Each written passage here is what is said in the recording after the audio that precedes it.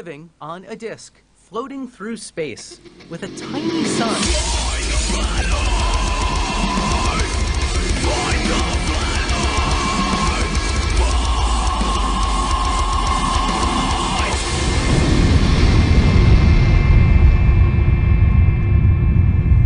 Hey, I'm FTFE, welcome back to the channel that does to stupidity what George Lucas did to Indiana Jones.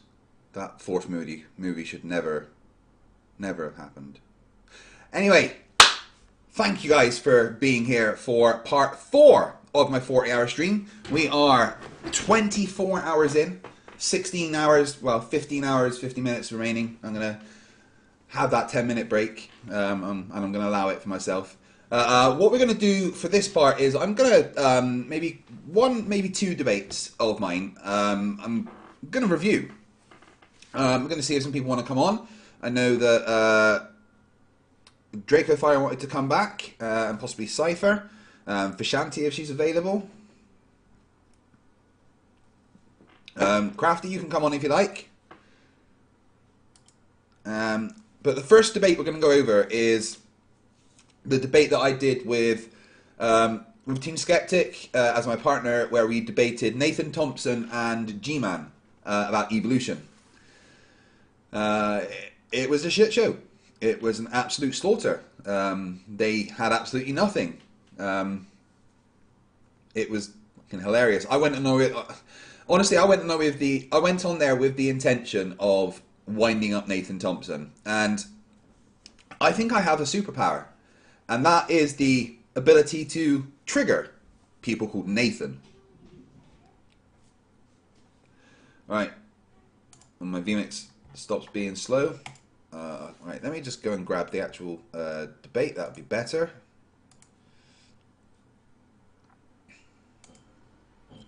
I did this debate on Modern Day Debates, but I posted it on my channel as well. Under the title, A Lesson in How to Trigger Nathan Thompson.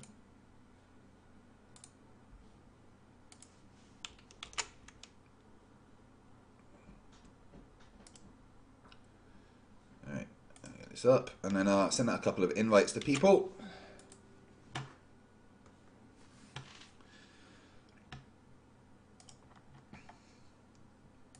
Okay, alright, that's that up. So, who have we got? Draco Fire wanted to come on. Cypher. Okay.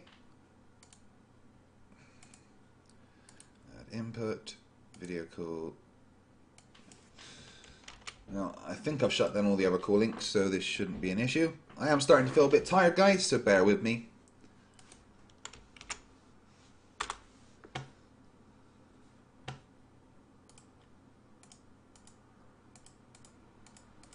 That's that one done. And then we're going to get Draco Fire a link. Mabitty Babitty for $5 says, congrats on 40k. I've been enjoying your channel. Thank you very much for the support. It means the world. Draco Fire link. There we go.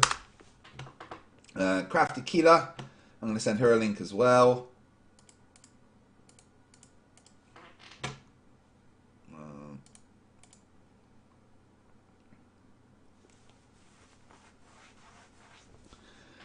I think we stick with 3 to start with, and then maybe we'll bring some more people on a bit after. I'm hoping Team will get up at some point. Can you hear me? Hello, how you doing, dude? I'm doing great, actually. I got some sleep that I really needed, and now I'm rested, and also my parents are not here, so I can speak at a normal volume. Sleep? What's that like? I don't remember. Well, by the time I went to bed to sleep, well, I didn't even intend to, but I fell asleep at around 5 p.m. yesterday, my time, which would have been about 11 hours ago. And I woke up 2 hours ago, and it felt good. It felt really nice. But by the time I had fallen asleep, I had already been awake for 43 hours at that time, so I kind of needed some more sleep. Gleam says, shout out to Bro Soldier. Oh, I don't know what Bro Soldier is. Speaking of shoutouts, I just want to mention, if anyone hasn't heard, that Chadwick Boseman, the actor for Black Panther, has died of cancer. Yes, And we did talk about that. I wasn't here for that, but that's a bit of a shock for me, at least. Well, He was a great actor. Yeah, I think it was known that he was battling with cancer. But yeah, it's always sad to lose someone that's not that old, and cancer is a fucking sucky thing. Oh. Yeah, well, I didn't even know he had cancer. I thought he was popping, just doing fine, but then I get the news. My friend messaged me. He's like, "Yeah, did you hear Chadwick Boseman's died?" And I was like, "Okay, it's not great." Gleam was actually giving me a shout out, saying well done for streaming so long. So thank you, Gleam. I appreciate it. I'm sorry. I am at this point. Let's give it on a scale of 10. I'm probably on 6 out of 10 for tiredness at this point. What? You said 4? That was a few hours ago. Oh, you said a higher number is more tired. Oh, okay. Yes. I thought a lower number was I thought it was like an energy level. Like I'm on a 4 out of 10 right now. It's not golf. The lowest number wins. I don't play golf. Crafty, how you doing? Good morning. There's Hi, that Crafty. voice. Thank you for How coming are on. you? So, It's nice to talk to you finally, Crafty. Yeah, I'm like half an hour awake, so I Did I ever can't tell you imagine that what I it's used like to think? for you. Did I ever tell you that I used to think that your name was Craft Tequila? I get that Every a s- lot. Someone in the chat once said, "Oh, I tried to find you, but I was looking for craft tequila," and I'm like, I mean, "No." that's what All happened you have to with do me. is all you have to do is look in the chat. I'm there. Craft Tequila, yeah. Well, that's what happened to me with Sliced Barcade, because I thought it was, every time I heard Craig say it, I thought it was sliced brocade, and I'm like, what is that? I'm like, what is sliced brocade? What? So I was, good fun. that was, I had some rough times finding Sliced Barcade's channel, but I do like Sliced Barcade. He's got some cool videos. He's a great flat earth debunker, and he's very funny as well. Following him on Twitter is an adventure in itself. The way that he interacts with the flat earthers on Twitter, it's hilarious. We've also got There's Cypher too many back with flat us. earthers. How you doing, Cypher? G'day, how are we all? Hi, I was worried about you because we were about to start our D&D campaign, and then you weren't there. I was in the middle of creating my character, and my internet got cut off. What happened was, so last week my bill was a couple of days late. The payment went through a few days after it was supposed to, but they didn't clear this. I did make the payment, but it didn't clear the system, so they cut it off, and then I had to spend today ringing them up and saying, no, it's been paid. And I had to pull out all my bank statements, go, yeah, look, here it is, and they finally ended up getting me to the right person to flick the switch to turn it back on. So I'm back. So after I did that, I went and had a nap. Did you not tell them you were supposed to be on an FTFE stream? That they would have put it back on like that. It's all over Twitter and everything. I don't know why they forgot. I'm gonna have to send squirrels. Yeah, no. I'm back.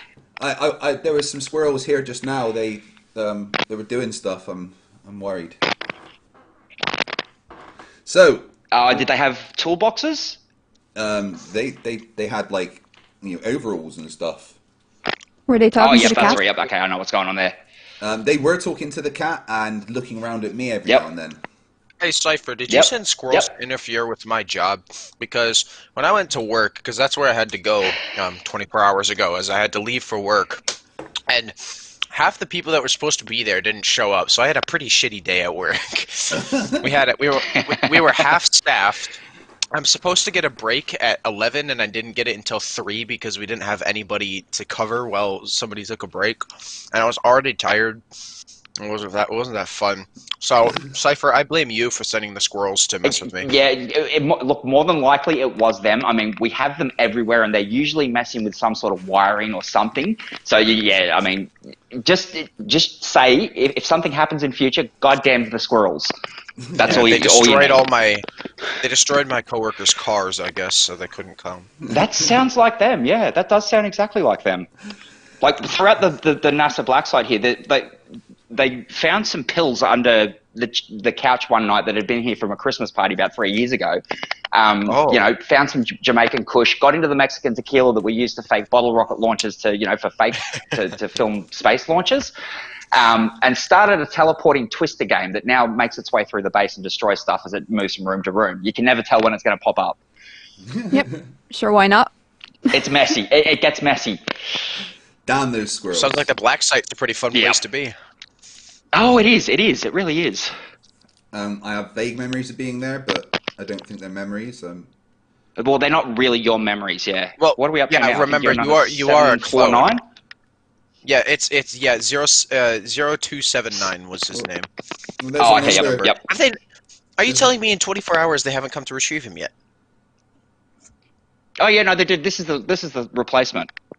Oh, so this is 0280. Okay, all right. Yeah. The last one Well, was melted. greetings, Yeah. Craig 0280. It's nice to meet you. Meat? What?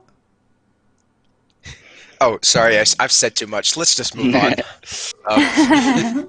Don't want to reveal too much information to the clone. So, what we're going to do is go over my Nathan Thompson and GMan debate on modern day debates. This is the one about evolution, isn't it? Yes, it is. One of my This is favorite topics. this is to the debate. one. This is gonna be fun. Yeah, this is the one where Team and Fight literally became one person. It was beautiful to watch. They melded. Yeah. I love debating evolution. I was hoping James George was going to be on yesterday because I wanted to debate him with JL Warren, but apparently he didn't show up. I'm going to message him right now. Yeah, I would love to. I just want to debate anyone that we've had on this channel that is an evolution denier because I can school them so hard. Oh, I've all watched of so them. much Professor Stick that I know all the arguments.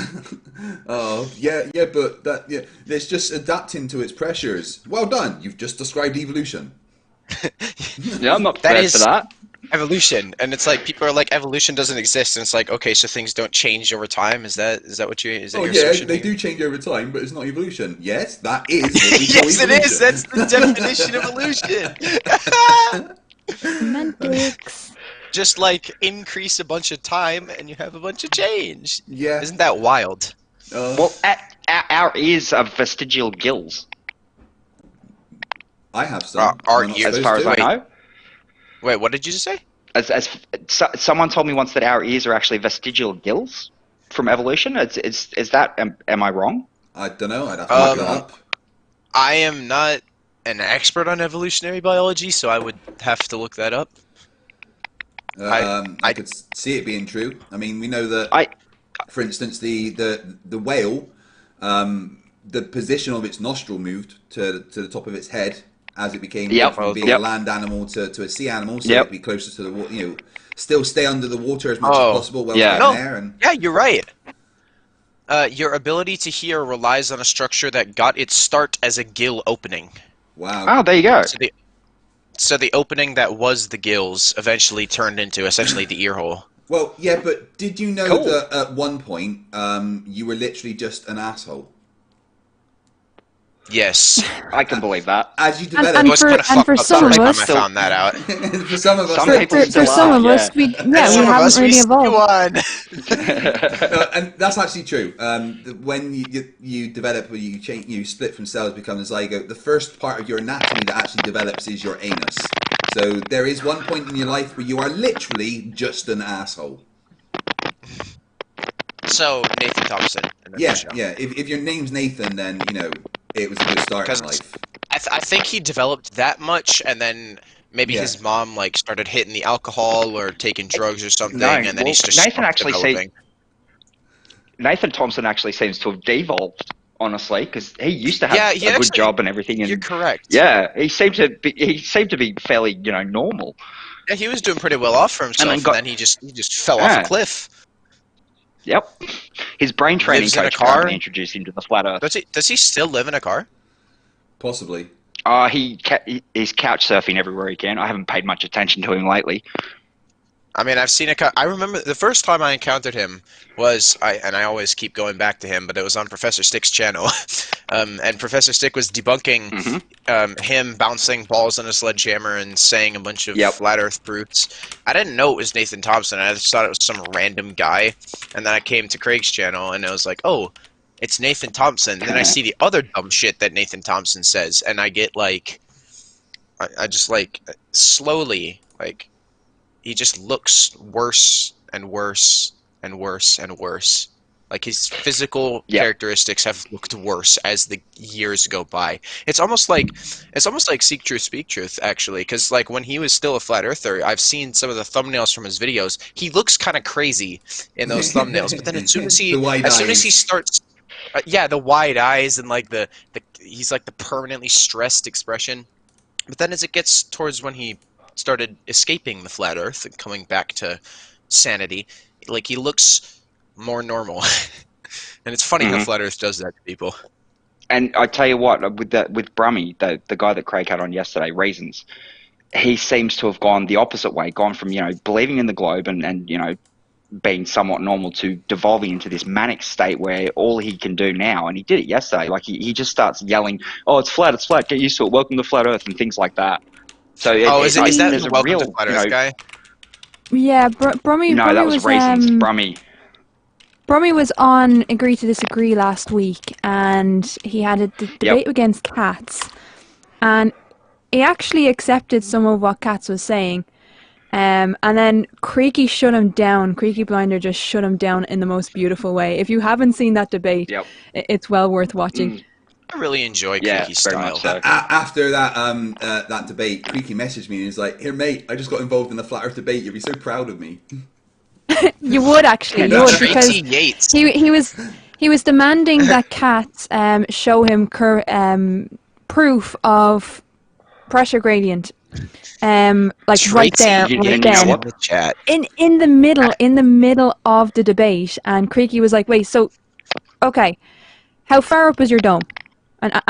And what is it made of? How far up is the container? What is it made of?" And he said something. So, can you prove that to me, like right here, right now? And he said no. That's a Spurs case, mate. And he said no. Yep, that's a Spurs thing. Spurs does that all the time. He's like, prove it to me right now. Yeah, you need evidence for your evidence. He was doing that. He was doing that to Katz for like an hour and a half, and that's when Creaky was like, "Well, you prove it to us." So wait, you can't prove to us, you can't show us, and yet you are demanding that we do it like right here, right now. Yeah, the double standard. And he just shut Brummy down. Yeah. It's like when Tracy Yates in the chat. Yeah, at FTFE, you're a complete idiot. Let's talk. She's an evolution denier. So yeah, maybe after we've gone through this debate, we can get you on and show you. How long is going through this debate going to take? Because I would hopefully want to. Because I would hopefully want to debate an evolution denier. Okay, well, but I think this debate is about 2 hours long, but I'm probably not gonna let it play all the super chats. I just want to show the main debate, and yeah. If it goes for only like an hour and a half, I would be able to stay and debate this other person for a little bit. But obviously, it's your show. You can decide how long it goes. Don't revolve it around how long I can be here. We're gonna first off enjoy the intro that me and team gave. So, if any point any of you guys want to pause, just shout pause, and we'll pause button and talk about what's been going on. All right. Cool. Thanks, James. Team, you there? I don't hear team. I don't hear anything. Silence. Yeah, Hello? Team had his mic muted there. Yes. Hey, I can hear you now. Yeah. Guess I couldn't hear. Okay, so I'm just introducing myself. I'm Team Skeptic, and I'm fucking here to party. Yeah, me too. No, he's Nathan Thompson. Thanks for having us on. No, yeah, he's Nathan Thompson. To come and show up at Retard Live, and we get two of them this time. Thanks. Straight in with the punches. And I think Nathan. Oh, the audio. Oh yeah, James screwed his audio up. Oh, James. He even put Team Skeptic and Nathan Thompson's audio in the or video in the wrong places. Yeah. Yeah. He gets reminds that me. sorted out. Yeah, but you do need to get a screenshot of that of Team Skeptic avatar with Nathan Thompson Oh tag. yeah, I need to. It's GMan's retarded. Nothing new there. Yeah, we know you are. Hopefully that did work as a screenshot. I'm gonna send it to you in Discord. Hopefully this works. I'm just seeing if I actually got the screenshot, Thompson. I run Craig. the official Flat Earth and Globe discussion on Facebook. We've There got it is. 132,000 members. We don't allow cursing or insults. My Instagram is The Globe is Flat. My flyers, or you can order flyers at flatearthflyers.com. And if you want to get a hold of me, Only useful for it's toilet paper. flatearthflyers@gmail.com. I appreciate everyone being here. Hopefully we can keep this debate civil, stay on topic, and not resort to insults and that sort of thing. So looking forward to it. That face on Craig, he's like, nope, that's not going to happen. No, it's not. Flatearthflyers I at saw something that said no audio, so gmail.com. I don't know if I know. there's still no audio going on. I have messaged Nathan for those Okay. flyers. He Okay, still good. hasn't responded. So it's on us, right? Of course he All right, hasn't. Fight, are you ready? Ready to rock? Born ready, motherfucker. All right, well, let's do this. Hey guys, hello everyone in the chat. I'm Team Skeptic, And I'm FTFE.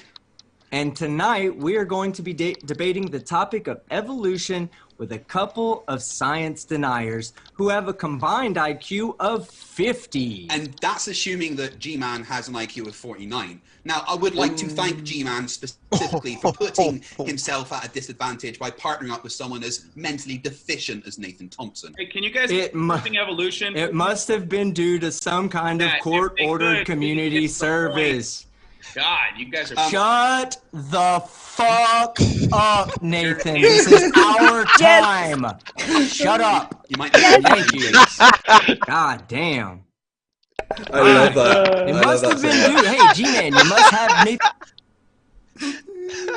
Shut the fuck up, Nathan. Fuck up! Just to say that was clipped, and Nathan was in something else. I can't even remember what he was in, but as soon as he opened his mouth, that clip was played, Shut and the look on his fuck up, face was Nathan. brilliant. It's just the way that Team says he's just shut the fuck up, Nathan. Yeah.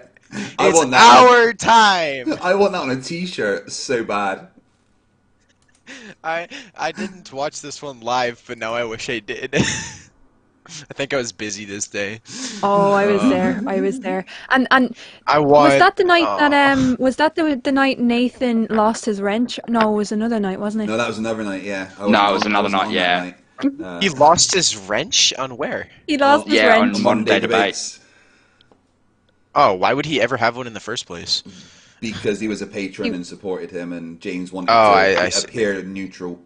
I love halfway through this. I love halfway through this. You were reminding Nathan that you had paid more in Patreon than him. I did that on purpose. Just like 10 minutes before the show, I was like, He's got going to so bring up the triggered. fact he's a patron. It's like, you know what? Fuck it. I'm going to become a bigger patron. Just 10 minutes before the show, I just signed up for double what he was paying. Just so I could say that to him. Oh, GMan Nice. was the first Dumbfuck of the year? Yeah. Oh, I didn't even know that. I haven't been in this community long enough to know that. Yeah. I was here when Trigger Tits got 2018. 6 years ago. Oh, I think. so Craig, Yeah, it's- Nathan for this year. Well, it's almost 7 is now. That the goal? Yeah, Nathan Thompson. For Yeah, this year, but Nathan for this year. possibly Bart K at this rate. Oh, Bart. No, look, I think Nathan. Look, I'm going to Yeah, have to that give it to Nathan described this it year. pretty well. I hope Nathan gets it this year because of all the dumb shit, like yelling at the kids in the school ground, running up the school bus after he'd been arrested, and telling them that he'd been arrested. Like Nathan has fucking done more than enough, I think, in the first 3 months of this year to have earned the title this year. He gets arrested for We've harassing nominated him. children, and Yep. literally Yep. 3 And days later, walks up he to posts a a video bus of full himself of them. harassing a child. Oh, I think the walking better up to part. I think It the was a better bus. part The is bus- after all of The that. bus was like 2 years ago, I thought, actually. No, he went. No, he After- went up to a bus full of kids after. Like that was so after he got this arrested. is He the said, third "Oh, you know, they incident. literally There's a arrested me." third Oh incident. yeah, yeah, yeah. There you go. Yep. I think the better part of that is after that he then said, I think it was last week or the week before, that he was dating a first grader. Yep, I've got the sound clip of that. I was in the middle of I'm sending them to you right now, Craig. Give me a sec. I'm just zipping them all up. There's no. Way. In return, I need your the clip of the puppets where they're calling them retards. The quaint thing. I need that. If you don't mind. He said he's dating a swap first grader.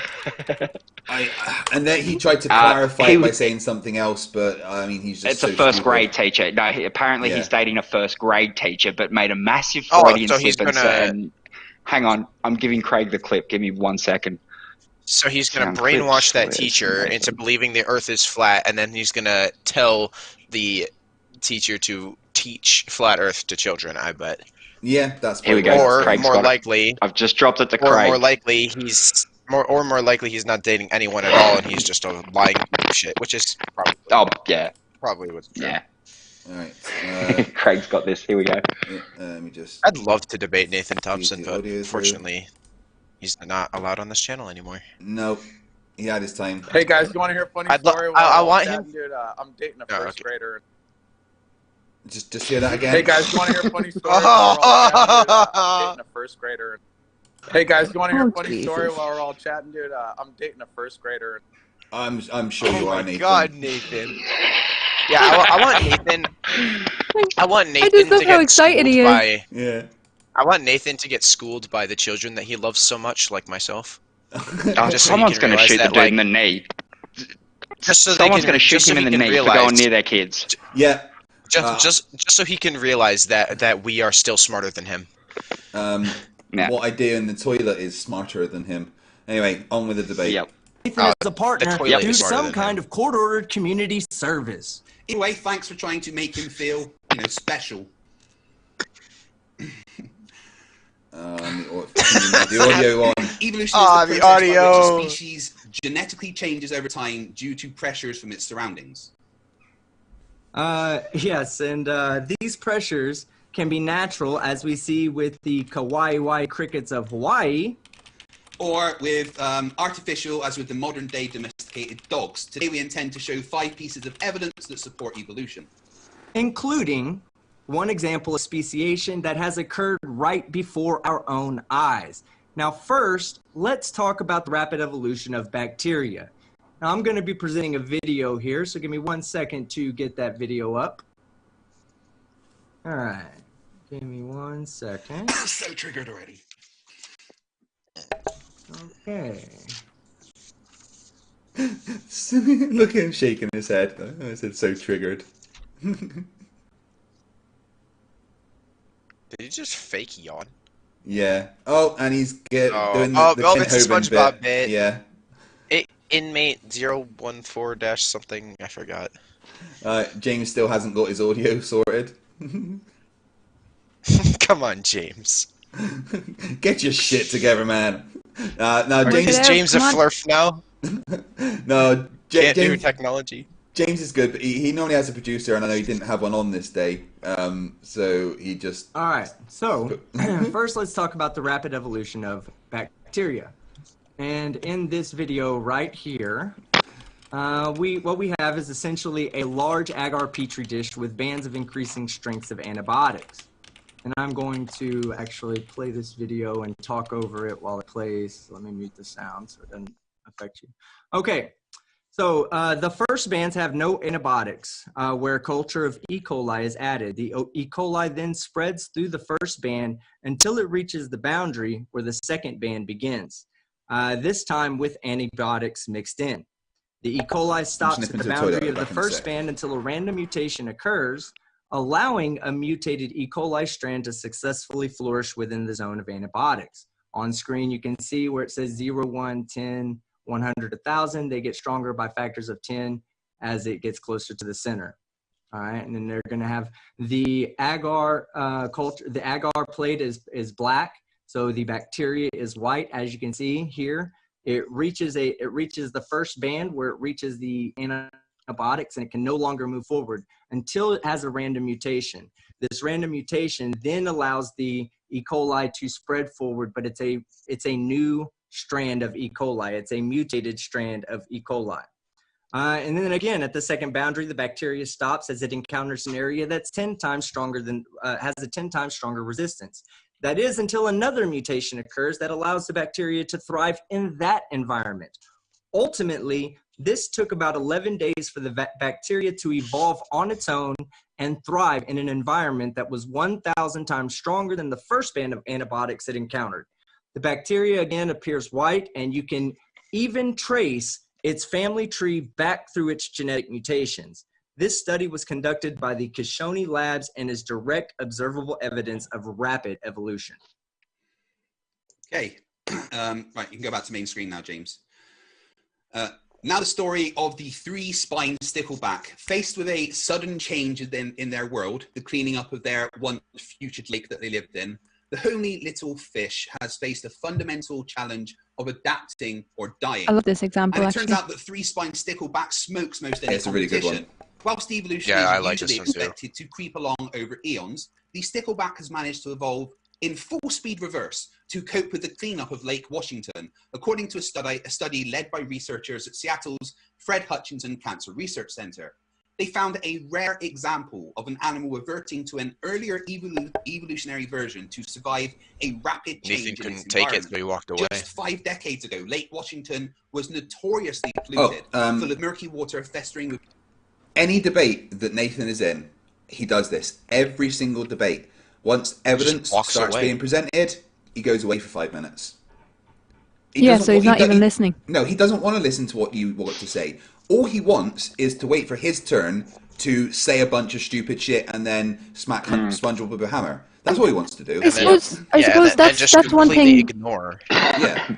But that's one thing that frustrates me about a lot of debates. It's like, instead of listening to what the other side has to say, like we do, it's more wait until you stop talking so I can talk. Yeah. It's like battling with a 5-year-old. They think the debate is we say words to the audience, not to each other. And it's not really how it works. Yeah, they think it's whoever can say the most nonsense is the one that's going to win the debate. Yeah. But no, I just makes me laugh at you. And I did that quite a lot. One thing that I remember from the debate he had with Team at the tattoo shop, when he was talking about the parabola, and he sat there like, what? When the Team went off about, saying to Nathan, oh, you think I think that Earth is shaped like a parabola? Like, that's another one of his tactics, acting dumb and yeah. Yeah, he's a knob. Wait. The Earth is a parabola? Well, so they use the 8 inches per mile square. The 8 inches per mile square thing that they say. The drop that describes a parabola when you plot it out mathematically. Where's the 8 inches per mile squared? Where's the 8 inches? Exactly, that's what it was. Yeah, that's it. So so he's just gonna take anything he hears and automatically assume that we are talking about his model of the flat Earth. Got it. Excellent. Yep. It's lovely when we have to. Yeah. But it's lovely when people try to sound smart, like Tracy Yates in the chat at the moment, going, "Don't you realize that it's a hologram? The universe is a holographic nature. Didn't you realize that?" It's hilarious, Tracy, that you are talking about that when you really don't have a clue what it actually means, like in the slightest. The Earth is the center of the universe, apparently, too. Yeah, if you really want to understand what you're talking about, you should go and read M Theory, because it might actually explain why you sound like a complete retard right now. I love she's after putting in the chat. That you are already losing the debate, and we're only in the chat. That's pathetic. Come on, Tracy. Seriously, wake up. Tracy, this is a debate when you're wrong. Tracy, I have had on YouTube 307 debates, and I've not lost a single one. And I'm certainly not going to lose one to a god-bothering moron like yourself. Oh, but your opponents would claim that you lost them all, so I don't know. Who should I believe? I don't really know. Well, yeah, she's acting like a Flerf there. They all say that they win. Every single one has said that they've won. Tracy's trying to pull the I'm not stupid, I'm not a flat earther. but the Earth is the center of the universe and we're all actually a hologram. No, that's not what that means. So what? So God came up with the God came up with the idea of a hologram projector before Star Trek. Yeah, apparently so. I don't feel like a hologram. Let that sink in, guys. Here's the thing: we are actually we are just on a smart board, you know, for schools. We're just projected onto one of those. Stream Deck. Every time you see it's a Stream Deck that you can. Yep. And every time you see something that you can't explain, it's just the person, like the teacher, standing at the board, just drawing on it or moving things around. Oh, now, right, Tracy's trying to sound smart again. Everything your senses can digest is simply information. That's a fact. Walk into a wall. Tracy, you don't even realise that you are talking about entropy, which is literally about the movement of information in the universe. Tracy, can you do the entire chat a favour and walk into a wall, please? Oh no, not walk. Can you just go in and get into a LaFerrari, please, and step on the gas as hard as you can towards a brick wall. Yeah. Just kindly do that for me. Right. Well, I'm hoping that if she does walk into a wall, then maybe her brain will wake up. What brain? No. Because it's obviously asleep. Oh, if she walks into a wall, that tiny brain is just going to go rattling around inside and probably get a concussion. Dirges says holographic wall, so she's probably going to be alright. Yeah. Oh, yeah, she'll just go right through it. It's hilarious. She's trying to sound so smart. She's read somewhere about how the universe, the information in the universe is displayed in a 3D manner as though it's a hologram based on information on a 2D plane, blah, blah, blah. But she doesn't understand any of that in the slightest. She's seen we are a hologram and gone, oh, we're holograms. Fucking moron. See, I find it very difficult. I find it very difficult to figure out whether these people actually believe what they're saying or whether they're going for shock factor. Because, Tracy, if you actually believe what you're saying, you need to stop playing video games and actually seek help. Oh, video games are great. What are you talking about? Yeah, but when they take over your reality, like clearly they have with Tracy. Yeah. All right, when you can't separate video game from reality, you're in trouble. Yeah. That's a mental. It's gaming addiction. That's a mental disorder. Oh no, any gamer's got an illness, according to Phuket Word. Are you really? Oh yeah. I'd love to talk to him and see if he says that I have an illness, or that he said that me and team are mentally disabled because we play video games, and the WHO said that playing video games is a mental disorder. I mean, no, it didn't in the slightest. No. No, because the WHO is an actual institution. They don't make shit up. Flashing lights and sounds. If you interact with them, you have a mental illness. Idiots. Because I said so.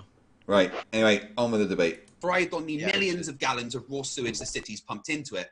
Pollution cut visibility in the water to about 30 inches, and that was great for the stickleback, a rugged-looking customer with 3 sharp spines along its back, because it easily could hide in the murk from its primary predator, the cutthroat trout. Enter a $140 million cleanup of the lake launched in the late 1960s, at the time of one of the biggest pollution control efforts in the nation. Today, Lake Washington is swimmable again, with visibility reaching 25 feet. Lovely for people, treacherous for the stickleback. But to their surprise, researchers discovered that in the space of 4 decades, the stickleback evolved backwards to an earlier version of the species that had full body plating. Those ancestors were marine stickleback, a spiny armor-plated species that invaded fresh water around Puget Sound as the glaciers retreated some 10,000 years ago. Once they evolved to shed the bony plating covering their bodies from snout to tail, but in the 1960s, only about 6% of sticklebacks in Lake Washington were fully plated. Fast forward to today, though, and 49% of the stickleback sampled for the study were fully plated. Researchers found, and 35% were partially armored. Researchers surmised this is because marine versions of the fish with armored plates invaded the lake and knew when the fish ladder was put in, mixing their genes with the unplated fish. So when the water was cleaned up, the fish were able to tap those genes to zoom backwards to their earlier plated version and armor themselves again against the cutthroat trout that suddenly could see and eat them. Now, who doesn't like a luau? How about a luau with crickets? Or even better, a luau with silent crickets. The Kauai crickets of Hawaii have evolved male crickets who make no noise. This was due to the noise the crickets made when attracting a mate, also attracted a certain type of fly that would spray maggots all over the cricket, causing it to die and giving, a chance for the maggots to be born into flies. Ultimately, this environmental pressure caused the male crickets to evolve into silent crickets, which didn't attract the flies. One downside to this mutation, though, the silent crickets now have a harder time finding a mate, leading to a second evolution of sorts, and that is a behavioral evolution that leads to the silent crickets also being attracted by the mating sounds of the non-silent crickets and pushing the noisy crickets out of the way just before mating with the female, ensuring they pass on their genes. And no, Nathan, their adolescent crickets don't want any of your fucking flat earth flyers.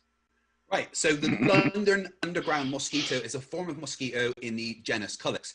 The Culex is a very common mosquito, hundreds or thousands of types of them, and they're not very harmful. But first discovered in the London Underground during bombing raids in the Second World War were the London Underground mosquito. They look the same as Culex pippins, but the London Underground or molestus mosquitoes behave in a very different way. Aside from being bird biting, the above ground midge-like flies hibernate in the winter, needs blood to lay their eggs, and require a lot of space in which to mate. The new subspecies does not require any of these. These differences can be interpreted in a straightforward way as an adaptation to a subterranean life. Since there were no birds to feed on, they began feeding on mammals, mostly rats and humans. They mated in closed areas because they had to, and they even lost their tendency to hibernate in winter because there was no obvious seasons underground. So the London underground mosquitoes are so genetically different from other mosquitoes, they can't breed with other subspecies, and there are differences in both the mating behavior and the reproductive biology. While the surface mosquitoes form big swarms in order to pair off and breed, underground ones are not as abundant, so it's just individuals who choose each other to mate. This has all happened within the last 75 years within our generation and is clear evidence of speciation in a rapid manner. Now, for the meat and potatoes, an example of speciation that we humans have seen with our own eyes. In 1973, Peter and Rosemary Grant set out on a journey to either refute or confirm Darwin's theory of evolution by natural selection for themselves. What they believed to be a 3-year venture turned into a 39-year study that had them spending 6 months out of every year on Daphne Major, one of the many islands that form the Galapagos Islands. During this time, they noticed that when environmental pressures changed due to excessive rain and drought or other extreme weather, there would be a reactive change in the population of finches on Daphne Major within a couple of generations. For instance, during times of extreme drought, the number of seeds were reduced, leaving mainly larger seeds to support the finch population. This environmental pressure caused finches with larger beaks to thrive better and have a better chance to reproduce, whereas finches with smaller beaks weren't able to receive the energy needed to live long enough to reproduce. This led to the population of finches on Daphne Major to be primarily composed of finches with larger beaks than generations previous. Now enter Geospiza conorostris, Geospiza conorostris, more commonly known as the cactus finch. It appeared on the island and was the only living member of its species on that island. It was native to another island which was about 60 miles away and may have been pushed onto the island via a storm. What separates the cactus finch from other finches on the island is its size and dietary requirements. It was much bigger than the other finches, and it could eat both big and small seeds, as well as it had the ability to take in nutrients from other plants on the island, a trait that the native finches didn't have. With these advantages, the single cactus finch stayed on the island and began mating with the females of the native species of finches, resulting in hybrids. Normally, hybrids can't mate, but in this instance, the hybrids were able to mate, and mate they did. And in 2012, the Grants counted 23 individuals and 8 breeding pairs, ending their scientific study once and for all. In 2017, they returned to the island to confirm that the cactus finches of Daphne Major were indeed genetically different from every other species on and off the island, giving us a clear example of speciation that has occurred right before our own eyes. And with that, we turn over our time to GMan and the half-wit. What we saw there Nice. was some pretty succinct arguments, I think. Some very good examples of evolution on a small and larger scales. I wonder what GMan and Nathan Thompson are going to bring. Bullshit and arguments and slagging off. Because that's all he got. I'm expecting to hear. That's pretty much what I hear. When Nathan Thompson talks, what I hear is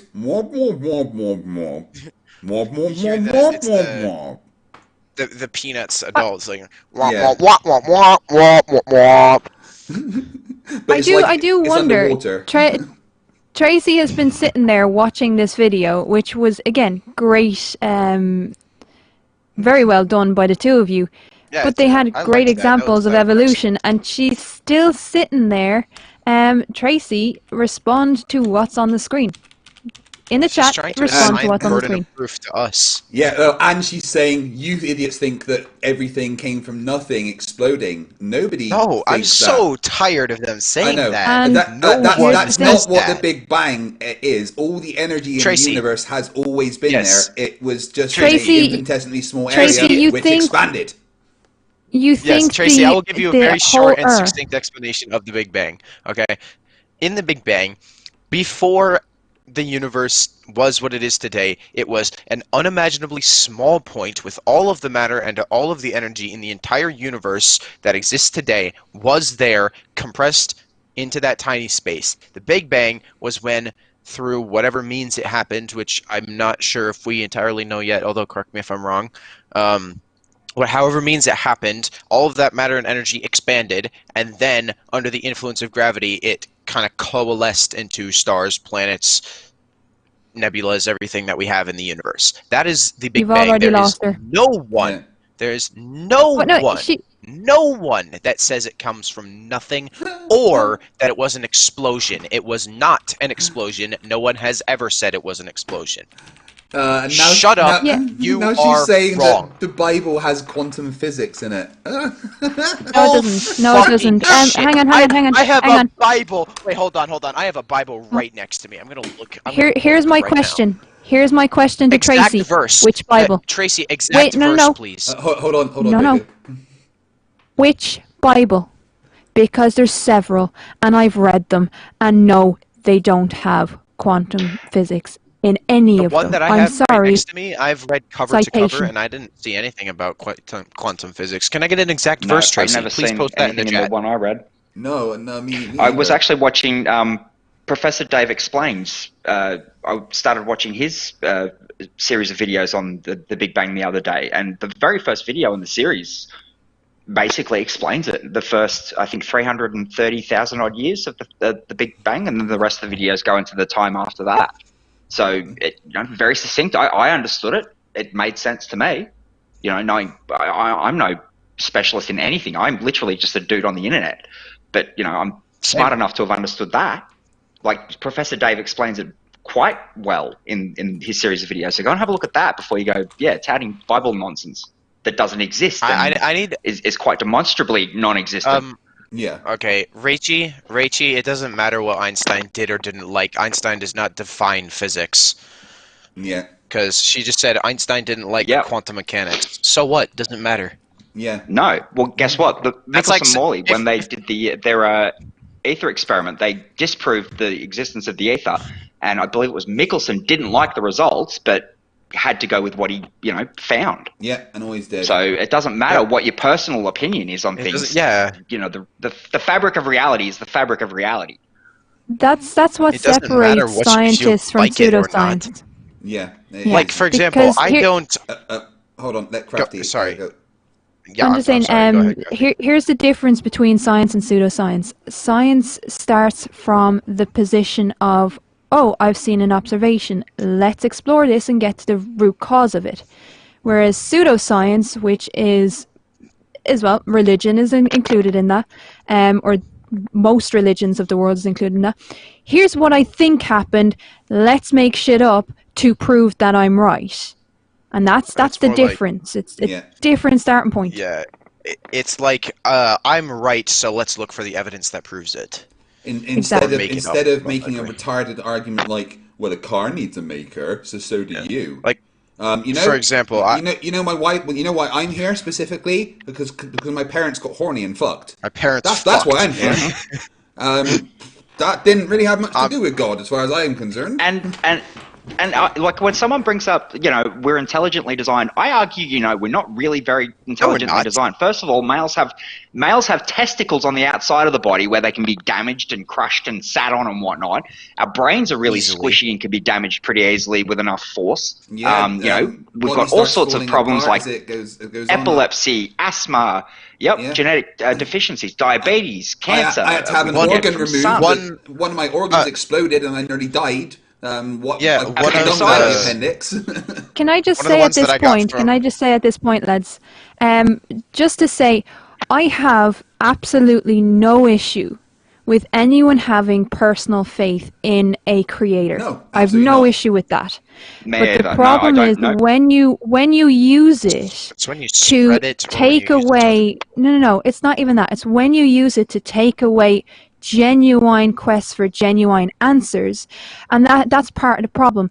When you reduce everything down to a single creator, you're saying human beings haven't got the capacity to understand how things change. Yes, we do.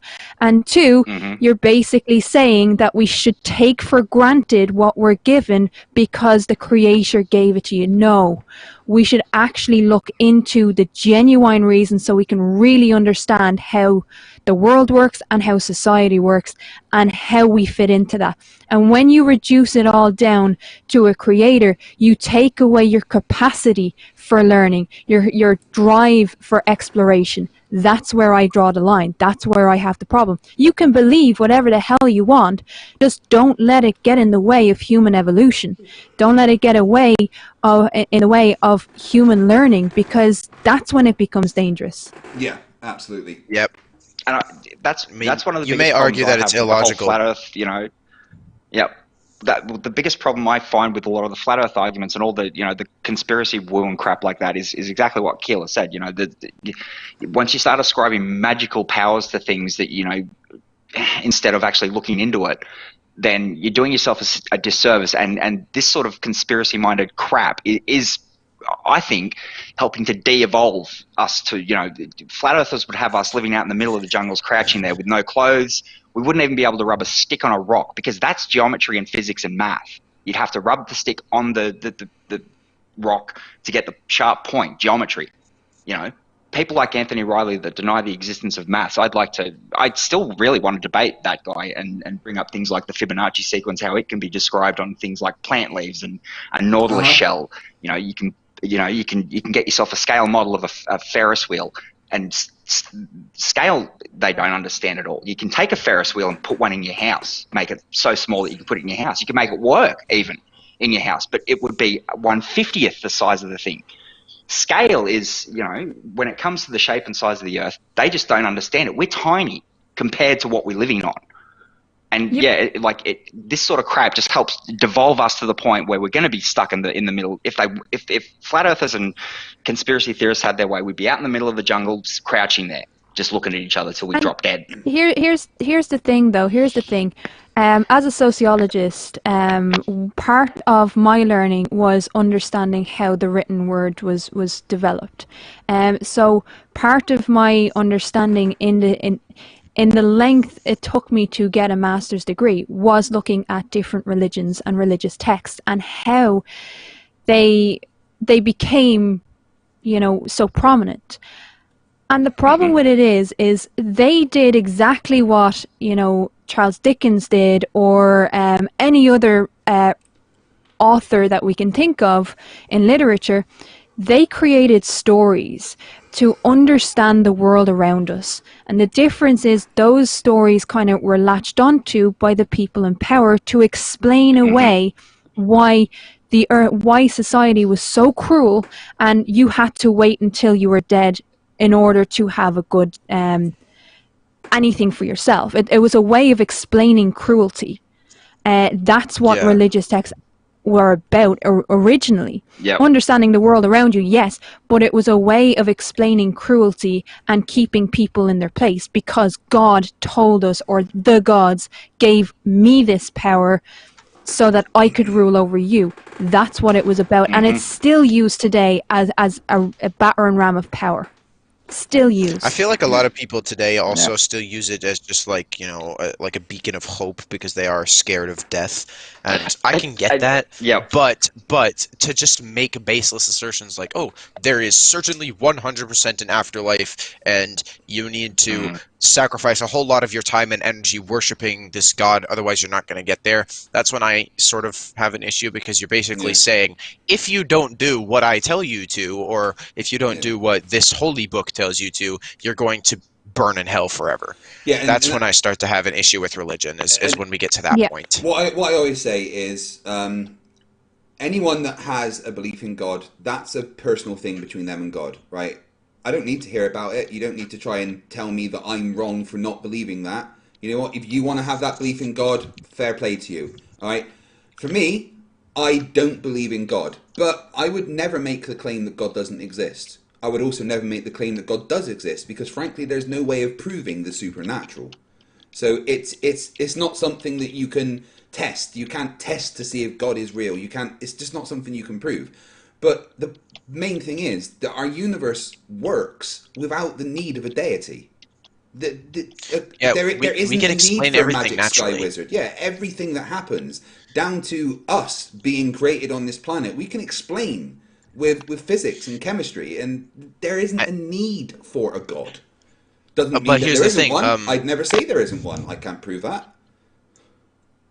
Here's the thing, a lot of the anti-evolutionists or creationists would hear you say that and you'd say, well, we don't know the exact mechanism of abiogenesis, or how you can make life out of inorganic matter. And it's like, you're right, we don't know these things yet, but we are working on it. We are actually looking for the answers. You are just asserting the answers. You're just saying, oh, it's God. It's too easy. It's too much of an easy answer. You're not doing anything to prove it. It's a cop-out. Yeah. It's a cop-out. Yes. And where'd it go?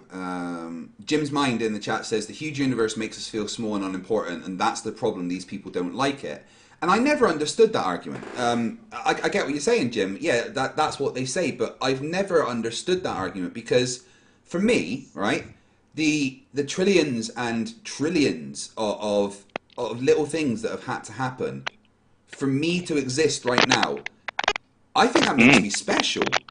You know, there could have been anything in the past billion years that could have happened just slightly different, and I wouldn't exist. And I think that makes me special.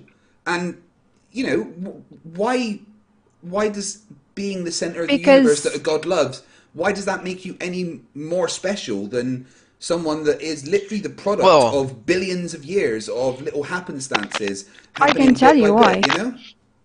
I can tell you why I feel like that, because I was one of the people that felt like that for a long time, and the rationale behind it, and it's a comfort thing. It's the idea that no matter where you go, no matter what you do, an entity loves you, and that's an attractive feat. But it's also a symptom of individualism. So over the last 30 to 50 years, we've had a system of individualism, and this is where it's coming up again. And when you're cut off from the people around you, when you're cut off from the work you do because you've no control over it, you do fall back into, but I'll have a great life after I'm dead, or oh, there is something that loves me. I am special, I am important, because the majority of people's lives, whether you realize it or not, the majority of people's lives are spent being forced to believe that you're not special, that you're not important. People don't love you. Get a grip, you know, get real. And so the majority of your life, you're told you're worthless without even being told you're worthless. So when something comes along and says, no matter what you do, no matter where you go, something loves you, that is a powerful thing. And the problem is that people abuse that powerful thing. Yeah. No, But that's where it stems from, because the majority of our lives we feel useless. No, I've just never had the need for a God to explain things, I guess. It's just, even as a kid going to Sunday school, I was like, this is a bollocks, what? You know? I got kicked out of Sunday school for asking too many questions.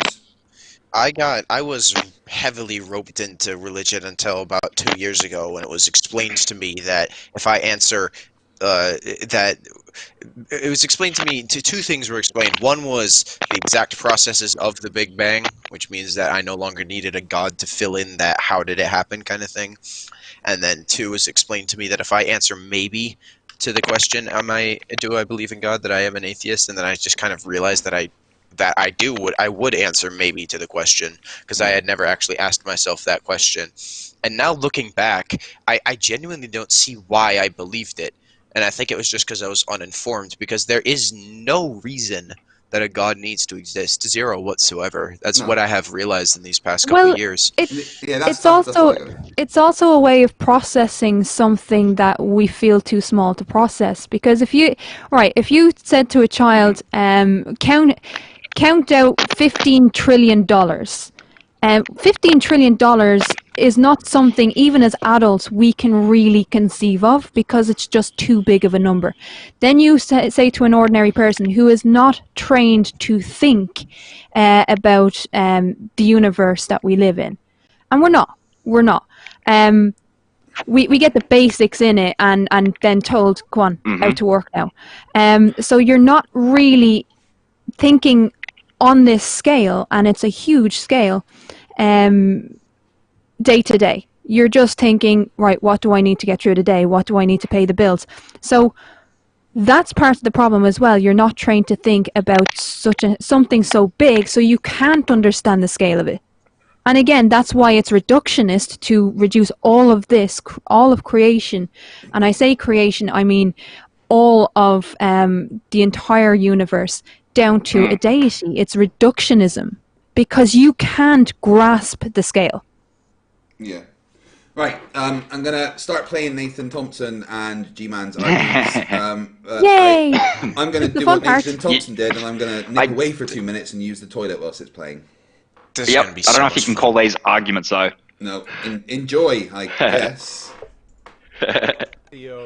Issues at the front end. Appreciate it, folks. You guys are the most loyal people. I honestly, I just really do appreciate you hanging out here, especially with all these little blips and glitches on my end. My fault, folks, but very excited to have you here. And with that, we will kick it over to GMan and Nathan Thompson. The floor is I have a screen share that I like to show here real quick, if you don't mind, Nate.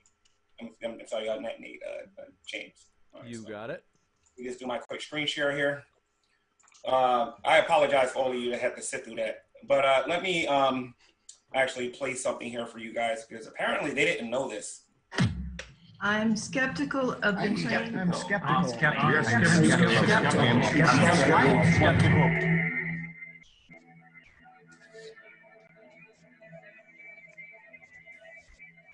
Oh my God. We are skeptical of claims for the ability of random mutations and natural selection to account. Oh my God, no way. Careful examination of the evidence for Darwinian. I'm going to wait until Craig gets back so we can pause it.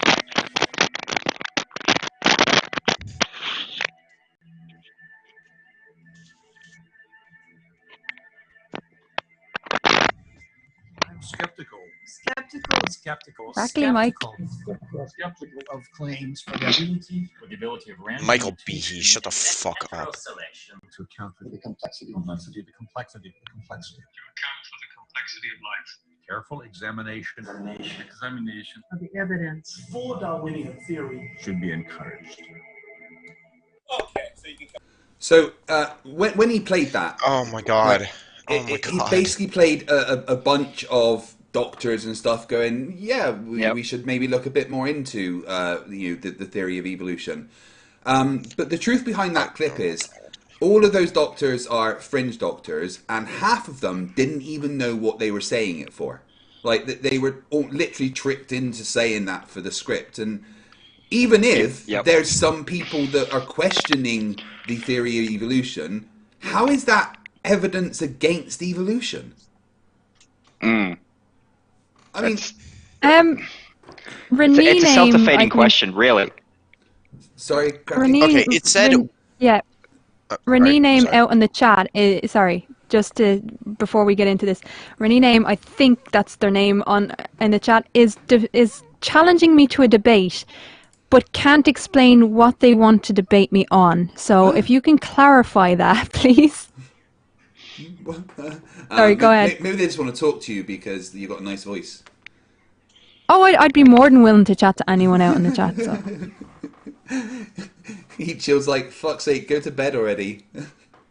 Let me just catch up with the super chats quickly before I carry on with this. Yeah, sure. Where are we?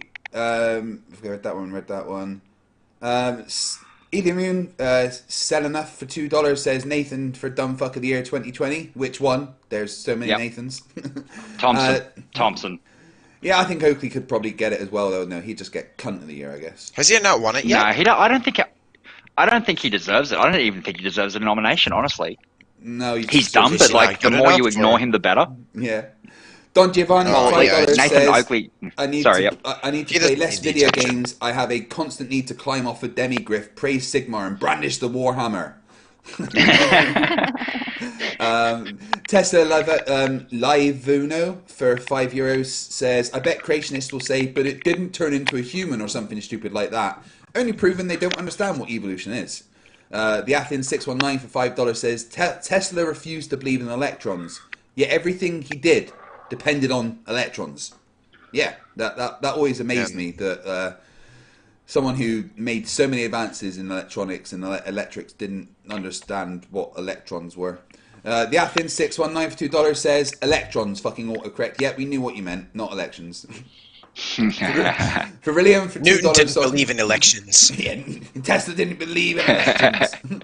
William for $2 Australian says, we are Stardust. That is freaking awesome. Yeah, it is. Yeah, exactly. It is. It's amazing. It's just like coalesce Stardust. Like, bro, that's awesome. That is incredible. I'm there is a counter to that. I saw this in a meme once. It's stars are made out of the same thing as garbage, and you're made of the same stuff as that stuff. So you're not really special when it comes down to it, but you are. So it's just I'll have to find it. Everything is made out of Stardust. That's fucking amazing. Yep. We all know, we as humans know how cool Stardust is, so it all works out. MF for €10 says, why are you still alive? Something is fishy about you, really fishy. I think it's because I was replaced with a clone about 4 hours ago, I'm not sure. Yep. I shouldn't No, you weren't replaced with a clone. The clone just replaced the last clone. What? So now we're going to replace this clone. Can Rachie, someone please tell us my Rachie, that was a misclick. To the clones. Rachie, that was a misclick. I actually did not mean to time you out there. That was an actual accident. I'm really sorry about that. Friendly fire, that's cool. And Tessa Livo for €2 says everyone should look up Project Steve. Yeah, why not? I don't know what that is, but look up. Can everybody in the chat real quick give Draco Fire the traditional John Rapp welcome for that? Yeah. Yep. John Rapp salute. Oh God, we got Elian Moon doing it today. Oh. All right, on with the stupid. Got my screen share there, James. Okay, cool. I apologize to everybody that had to listen to those ad hom attacks and their opening statements. I know they're trying to entertain the ad hom. What ad hom? That's all they can do. There's not a lot of education. This always amazes me that nobody understands what a fucking ad hom is. If I call you an idiot, that's not an ad hom. If I say Professor Dave made a video about this. Ad hom is like saying, you're male, so you're obviously wrong, or you were arrested, Nathan, you were arrested for harassing children, so you are automatically wrong. It's focusing on an aspect of somebody's character and saying that makes them wrong instead of focusing on their argument and saying their argument is wrong. Yeah. It's not that difficult to understand, but these retards just can't comprehend it, I guess. But they've got their own reality, and Anthony Riley is famous for saying, words are important, and yet they don't understand them at all, and their usage. Crafty was talking earlier about how she studied languages and Bibles and stuff like that, and it made me think, oh yeah, linguistics is important. It is important to speak eloquently and be understood. And while they attempt to do that, they really do. I'll give them credit for that, but they just don't understand the words that they're using. Don't understand the words that are coming out of their mouth. Nah. Right. Sorry about the low volume on GMan, but that's because he can't use technology. Proving that fish can become fish and birds can become birds. Listen, I already believed that. I believe that if a bird gives birth to an animal. Oh, I've seen it. I've seen GMan before. Fish is going to give birth to something. It's going to be a fish. You don't got to convince me of that. I know. I see it every single day. Microevolution. Leaving out the details. Have been shown all the time. Microevolution, macroevolution. There isn't any. Are the same fucking thing. Yeah. It's just evolution over a long period of time, a very long period of time, much longer than your stupid ass is going to live, G-Man. So shut up. Microevolution is a term creationists came up with to try and say, to try and use against us. At least G-Man doesn't believe that birds breathe out their wings. True. Seriously. Who thinks that? Who said that? Oh God! I have heard 2 people say it. I've heard 2 Flerfs say it. No, there was who trying to think of names, and it's like 11:30 in the morning. Well, if anyone in the chat knows, let us know if you've heard that. Oh, birds breathe out their There wings. was one in a debate. I think there was one in a debate with MC Toon, and then one was on the was in the waiting room for Mr. Sensible. Yeah. Speaking of Nathan Thompson and dumb things that are said, he mirrored a video that on his channel that I'm actually responding to. I don't even know if it's still there, but I did have it downloaded that I'm responding to in my my first video, I suppose I should say. And the video had a woman that said that masks are an agenda by the governments to make children fear their fellow man. And I thought that was probably the dumbest thing I've ever heard against masks. That is pretty Sorry, dumb. kind of off topic. Kind of off topic, but I just wanted to mention that. On with the stupid. Let me tell you what we don't see, and why ad hom attacks ain't gonna save their behinds tonight. All right. I don't know who they were debating prior to debating me and Mr. Thompson. Mrs. Thompson? I missed that. He did say that, right? Is there something that did he actually say Mrs. Thompson? Scroll back to that. No way. Is there something that we should know about Thompson? Let's listen to that. Natalie? Again. All raw time. Let me tell you what we don't see, and why ad hom attacks ain't gonna save their behinds tonight. All right. I don't know who they were debating prior to debating me and Mr. Thompson. He said Mr. and then corrected himself.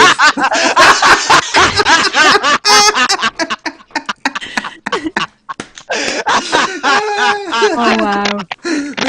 Mrs. Thompson. Oh my God, that's brilliant. Mrs. Thompson? I'm gonna start calling him Mrs. Thompson. Oh, here we go. We already knew that.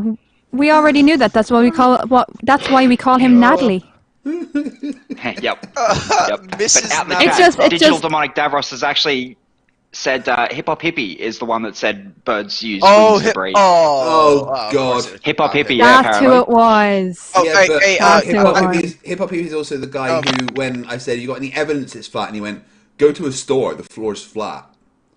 Oh, did anyone see Hip Hop Hippie's laser test that he did? I think Mr. Sensible did a video on it with his mate from over at 10 Mile Lake. Yep. I just want to say to people in the chat, don't call Hip Hop Hippie HHH because that is extremely disrespectful to Triple H, who is a cool guy, and Hip Hop Hippie is not a cool guy. So do not soil the name of Triple H. Can't disagree. Yeah, no, I can't disagree there. Just call him Natalie Thompson. Perfect. Yep. Norfolk. Yes, Mrs. Natalie Thompson, Norfolk Isini in the chat. Mrs. Natalie Thompson. Perfect. But they're gonna have to step up their games. You see, I got a problem here. You see, I want to know how the heck can a mutation create new anatomical features? And I warned this community yesterday after I heard PZ Myers. You're gonna love this, Nathan. PZ Myers said in the video with I forget his name. He was on this documentary. And apparently human beings are fish because because they have a vertebrae and we have a vertebrae. They have a spine and we have a spine. But apparently human beings are also apes. I don't know how you can be a fish and an ape at the same time. I know that has to do with taxonomic classifications or taxonomic opinions. That's all it is. It's not Well, as I He's said earlier, purposely being stupid. Oh, he is. This is you have to be saying this on purpose. There's no way. Okay.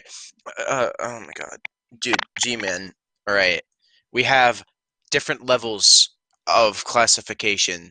I don't remember exactly which level, but vertebrae is one of those levels, and it is a pretty high level, which means that it has a lot of different creatures in it. However, the family and genus that apes and humans are both part of, I don't know it off the top of my head, is a much lower classification that has less in it. So we are distantly related to fish and closely related to apes. I can't make it any simpler than that. As I said earlier, our ears are vestigial gills. If that's not evidence of it, Well, they essentially evolved from gills, but they're not necessarily vestigial gills because that would imply that they're still gills that are not anymore. True. Yeah. Observation. Yeah. In order for macroevolution to actually be true, you got to actually be able to see it, you got to be able to test it, and you got to be able to prove it. And nobody, no evolutionists has been able to prove this. What we have been able to do is be able to show commonalities and show that intelligent design is actually a thing, ladies and gentlemen. Commonality? That's the first thing that they got to worry about. The second thing that they got to worry about is the fossil record. Wait, hold on.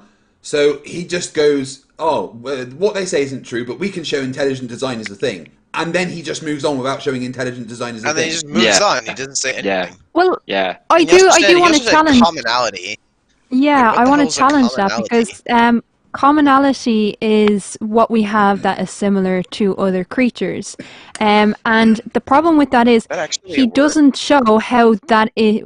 He doesn't show the intent behind commonality. He doesn't, or similarities, evolutionary feats of similarity. He doesn't actually show the intent behind it by a creator. I was. If God created, so why did God create so many? Yeah, why did God create so many? Similar things. Like, was he just prototyping stuff, or Why did he create such an obvious tree of life? It's so obvious and clear. Why did how fucking high was God when he made the platypus? I reckon that must have been some good acid. Boss, we finished all the beavers, but we've got some leftover bits, and we also we got a leftover tail. we didn't get through all the bills from the ducks. Yeah, they had a tub, and they're like, shit. We've also got a poison spine. Yeah, we've got to put some poison spines that we couldn't fit on some of these sea creatures. So what should we do? Just chuck them together and see what happens.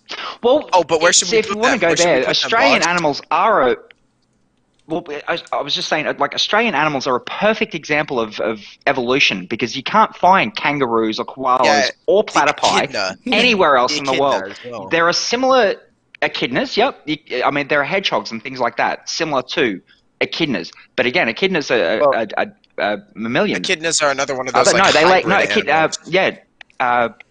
like a bird, a porcupine, eggs, and a kangaroo, right? Yeah. It's got like the platypus. It says it gives birth to live young. As you said, the echidna has spines, poison spurs, like a porcupine, a beak like a bird, and a pouch like a kangaroo. Yeah. I mean, there is a eggs. similar. There is something similar somewhere else in the world. I can't think of where it is at the moment. Dav would probably know that more than I would. But there's a similar animal to the platypus, but it's only vaguely resembled to it. So yeah. Besides that, our animals aren't found anywhere else in the world naturally. No, but I do need to ask a question about the animals in Australia. Why are they all trying to kill you?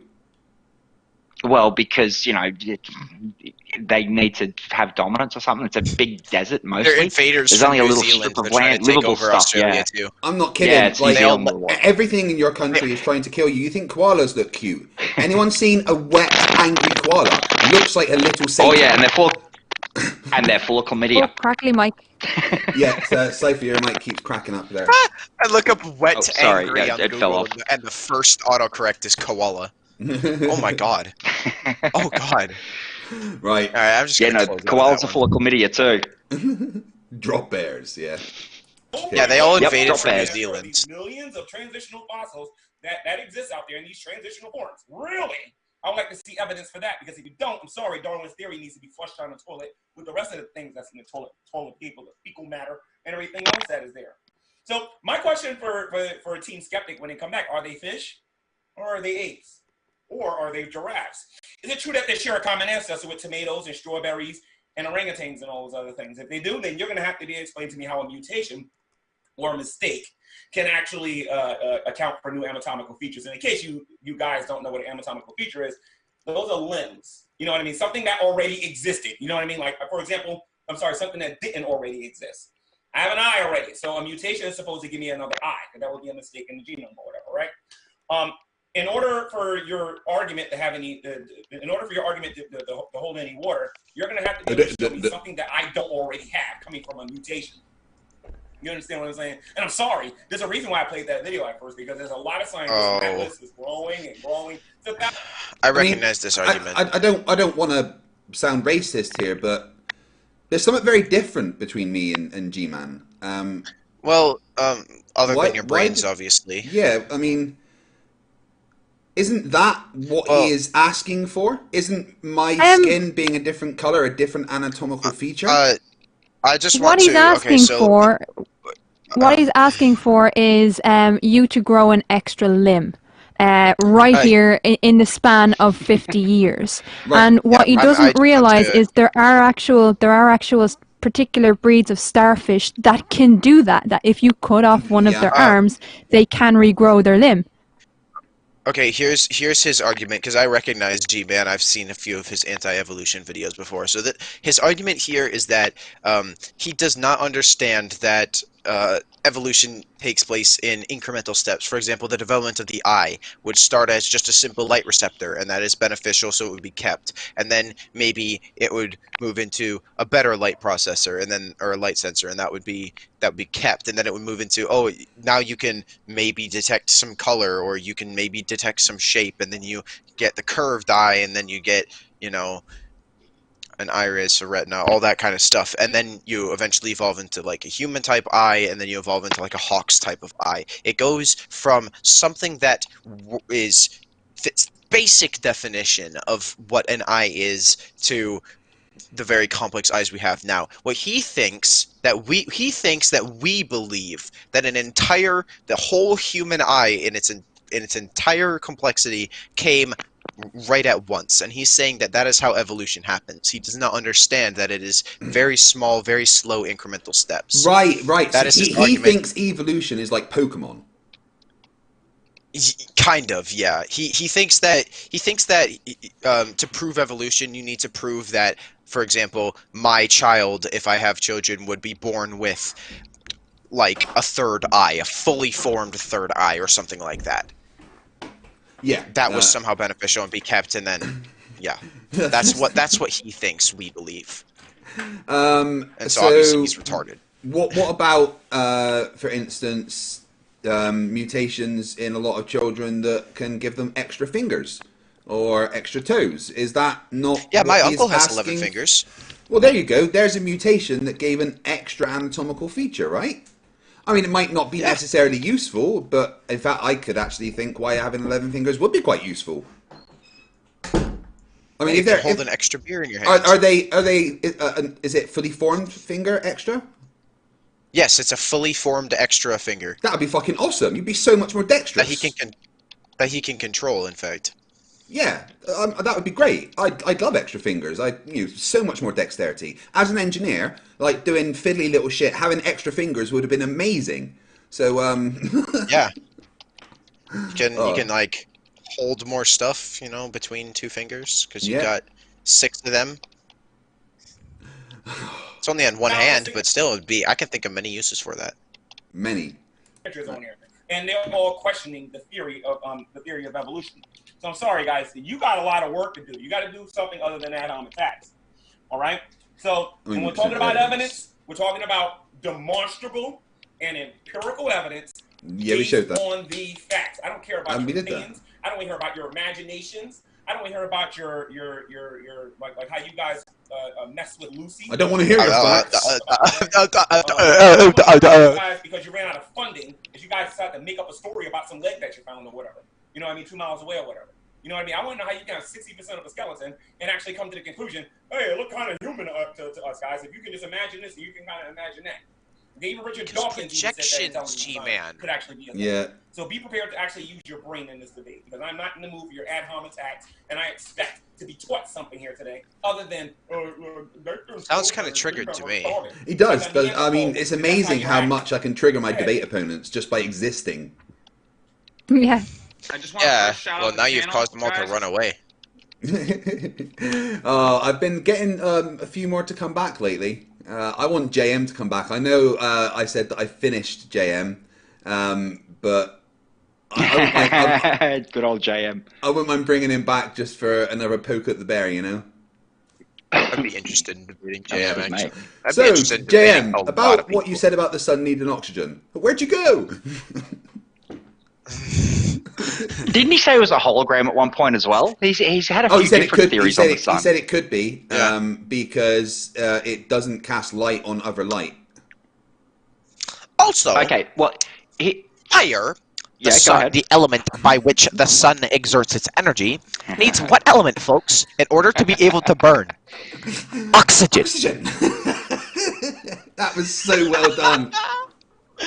Oh man! And then you got the cloud. Yep. Didn't you say his quality was so bad that you had to manually track that cloud Oh face? god, yeah. Every like 10 or 15 frames, it just looked like it blended into the background, and the tracking would start going onto a tree or something. So I had to go frame by frame and manually adjust all 37 tracking points on the face. Because this videographer, this professional videographer, the quality was so bad. But then, I'm sorry, but then do you remember what he said when I showed him the picture, the clown video? Yeah, didn't he say it was like plagiarism or something? No, he said it was defacing his personal property. Oh, Hang on, hang on. You just.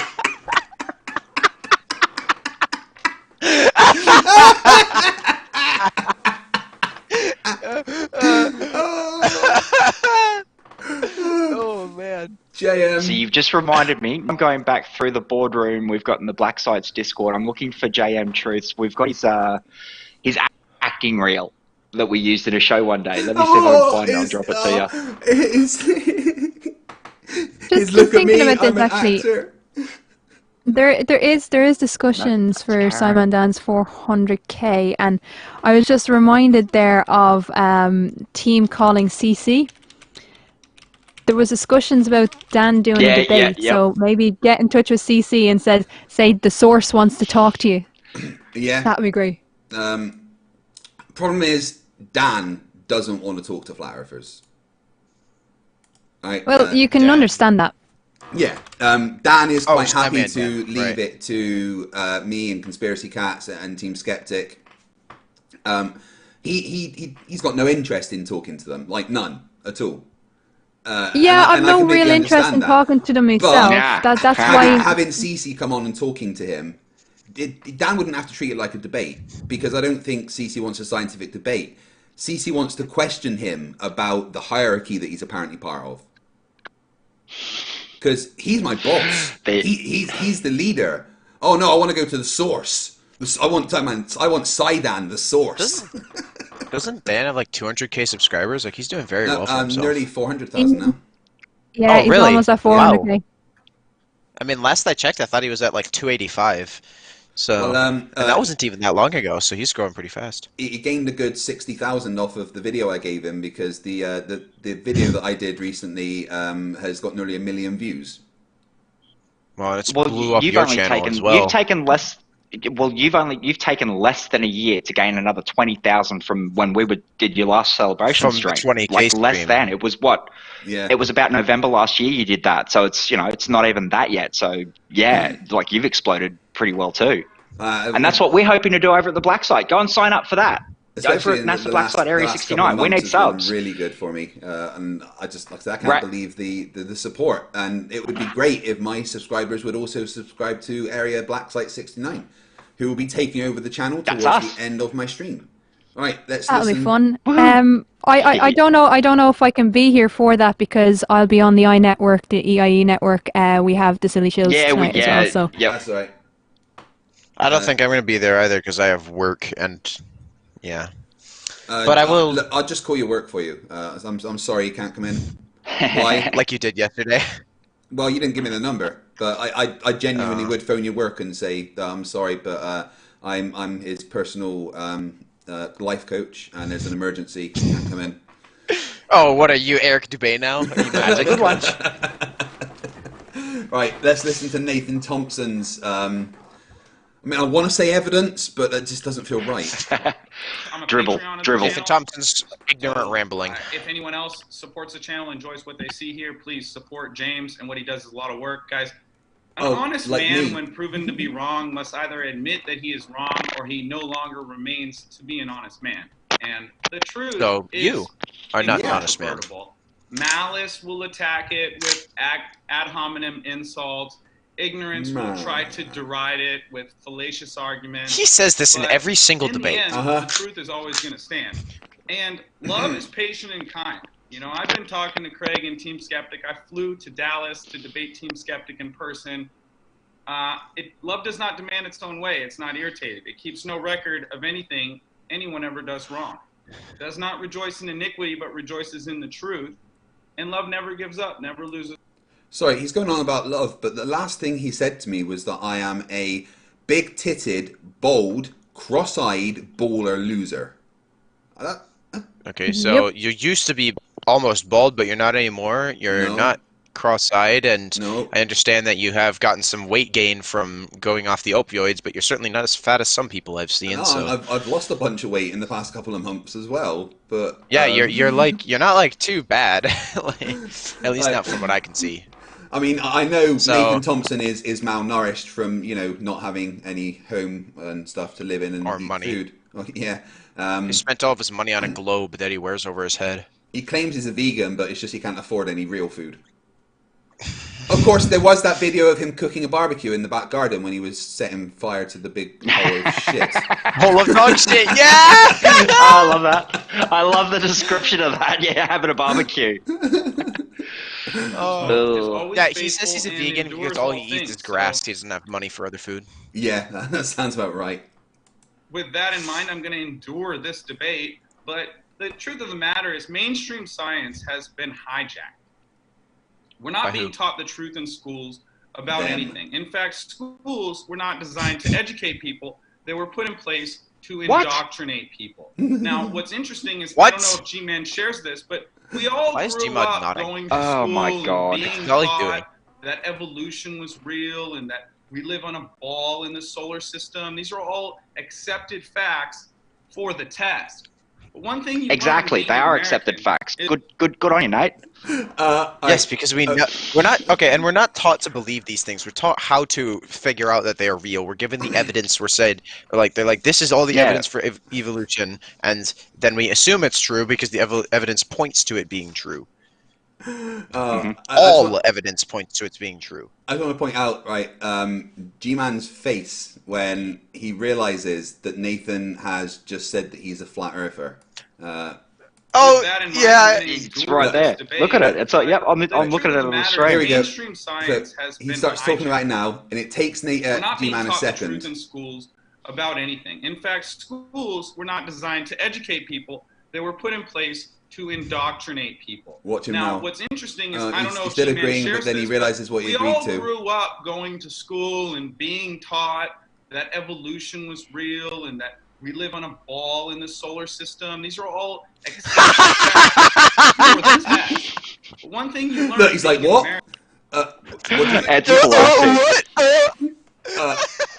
Sorry, you're on my side? Like, he's just clicked that Nathan's a flat earther, and he's like, oh fuck, I'm partnering with this guy.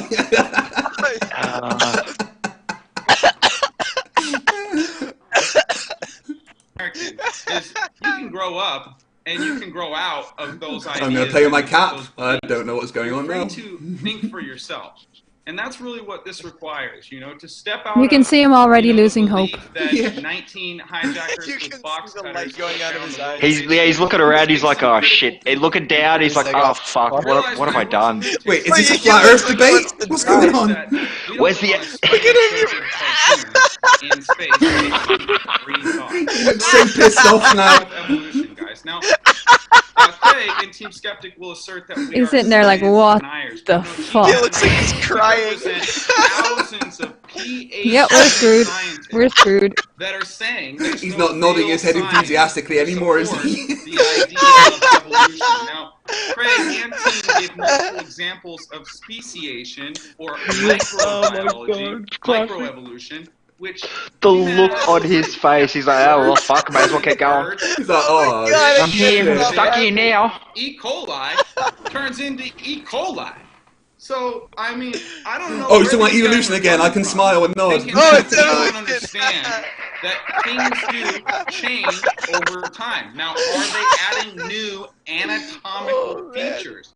No. Are we witnessing this transformation in the fossil data? Those eyes, No. those eyes. So, you know, Oh man. like I said, fish are going to be fish, birds are going to be birds, E. coli is going to be E. coli. If these guys want us to believe that all life came from single-celled organisms that evolved over time and our ancestors are all sponges, like Professor Dave will assert, well, they're going to have to prove it.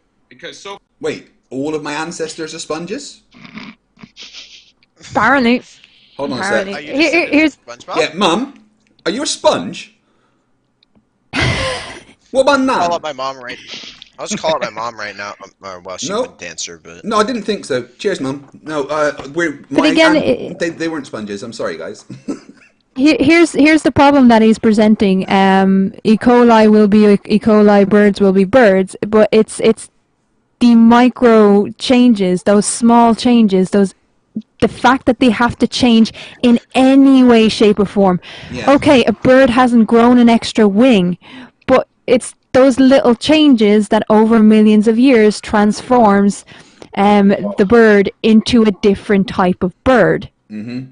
it's not even like it's because he doesn't understand the time. For example, we have billions of years for evolution, and I'm not. This is a common big thing that a lot of people when they're talking about like billionaires like to say is that a million seconds is like 11 days. A billion seconds is 31 years, Nathan, and actually 31 years and 3 months, I think. Like a billion years is a long fucking time for evolution to happen, and you have no way of knowing if we can't change from a single-celled organism to more complex. You know, I'm sure in like 1 billion years we went from single-celled to pretty simple multicellular life. Like, you have no way of knowing if that can't happen, Nathan, because you don't have any idea how many small minor changes can happen in a billion fucking years. Or to do connect the dot puzzles. Yeah, he doesn't know how to do those either. And I wouldn't be surprised if he doesn't even know, like, you know, what they are. No. What's this thing with paper? Wasn't exposed. I don't understand. Yeah, Oh, he wasn't globe on it, exposed to indoctrination. anything. He wasn't exposed to anything that was like even like mildly difficult activities when he was a child. Like not even like Well, I think the most he had to do. I imagine tying his shoelaces was quite taxing for him. Yeah, I know. I was gonna say about the most he had to do was like, you know, put on a pair of shoes. Yeah, he always had Velcro. For Nathan, there's two problems. Only For Nathan, two? there's two problems when it comes to evolution. First of all, he looks at the Flintstones as a documentary. And second of all, he thinks because they didn't have a selfie stick, it didn't exist. Are you telling me the Flintstones wasn't a documentary? Tell that to Nathan. Tell that to Nathan. I He'll don't know deny what it down to tell to the you, ground. Craig. I don't know what to tell you, Craig. Sorry, but... Craig. I know I dashed your dreams for having a saber tooth as a pet, but the kitties are enough. Look, next you're going to tell me that SpongeBob isn't based on real events. Do you wanna take this one. I'm just gonna go for a drink. I don't know how to tell you this, but they're all cartoons. Yeah, I'm sorry, but The Land Before Time, again, wasn't a documentary. Dinosaurs never spoke. I understand that But I this saw it might on be a TV. shock to you. I understand that this might be a shock to you, but we do have guidance counselors nearby ready to help you if you need them. Are you telling me that coyotes cannot place orders for weapons of mass destruction? Yeah, Alpha and Omega wasn't a documentary either. Yeah. We're ruining Craig's Acme is a real childhood. company, but We might need to get back to the debate because we're ruining Craig's childhood. His complete childhood is falling apart around him. Oh no! Wait! I saw the live-action Transformers. Oh, that was real. That was all real. Yeah. Oh, that was that one. Yeah, no, that one. NASA covered that up. It's not live the action. sequels though. The sequels that were was shit. a documentary. The sequels didn't exist. They weren't real. 17. There's 17 sequels. I'm pretty sure. Right. And there's a Bud Light in They have every given frame. examples of microevolution and speciation, which I think G-Man and I will agree, things change over time. They do not add new anatomical features, and according to entropy and the laws of thermodynamics, things are gonna not. Wait! I think he's got confused. He's gone to his Fuck, flat does Earth that have script. anything to do with evolution? Yeah. And the funny thing is, whenever any flat earther is asked to cite the second law of thermodynamics, they just go, well, it means high pressure goes to low pressure. Increasing disorder. Could you please They show either me say where it's it high says pressure that or low in the pressure, second or they say law of increasing thermodynamics? disorder. Yeah. Or it means that gas pressure can't sit next to a vacuum.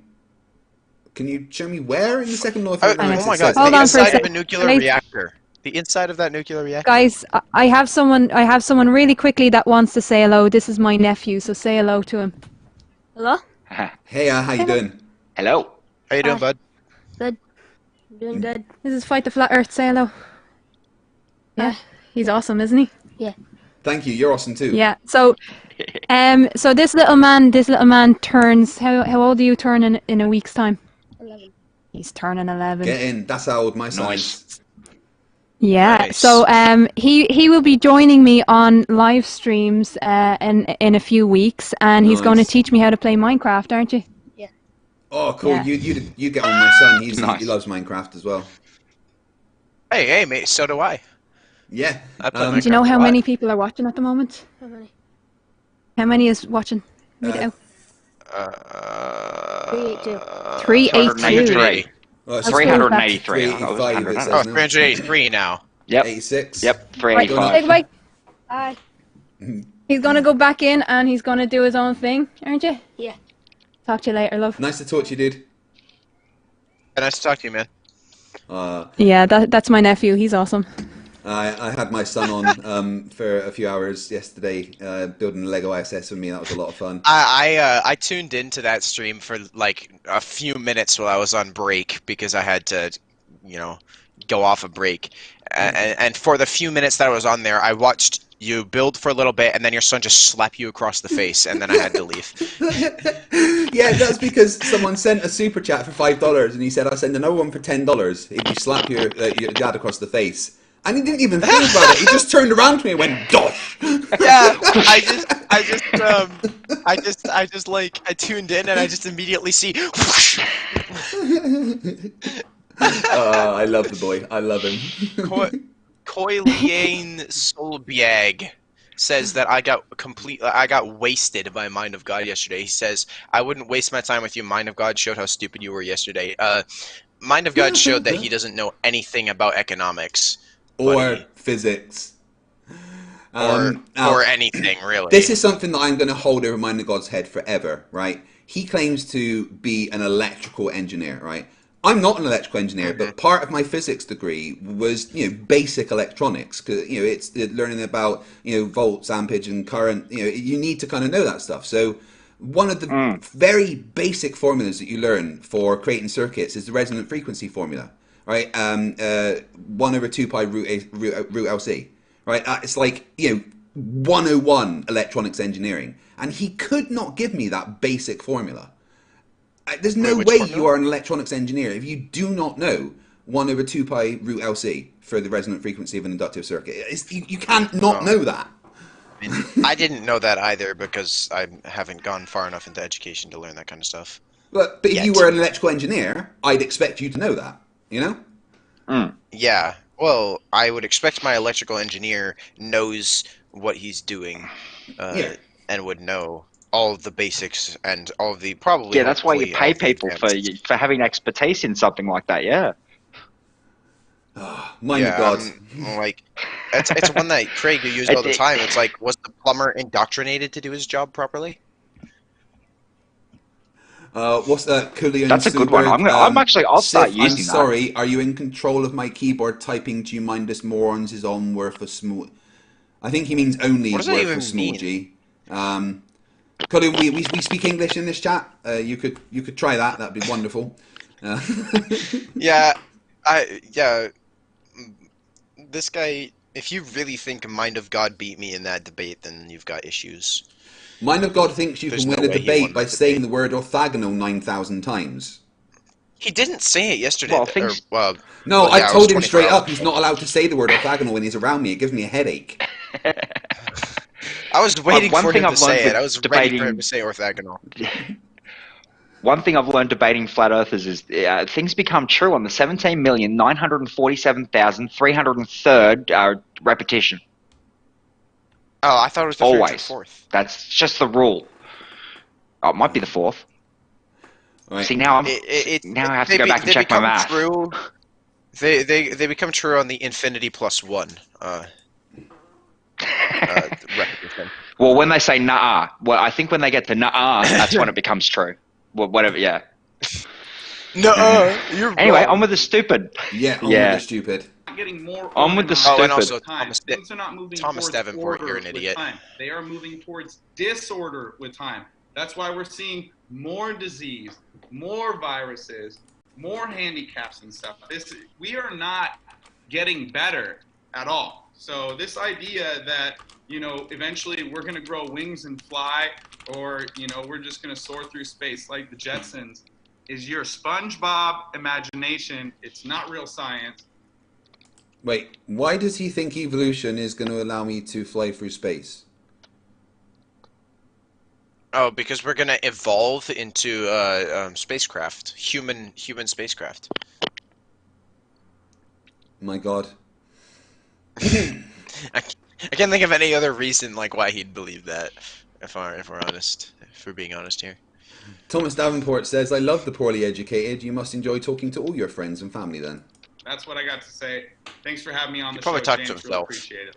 You bet. And with that, thanks so much, gentlemen. We are going to go into the open discussion portion of this evening's event. So, And now, ladies and gentlemen, hopefully you are about to see what I call the real triggering Okay, of gentlemen, Nathan the floor Thompson. is all yours.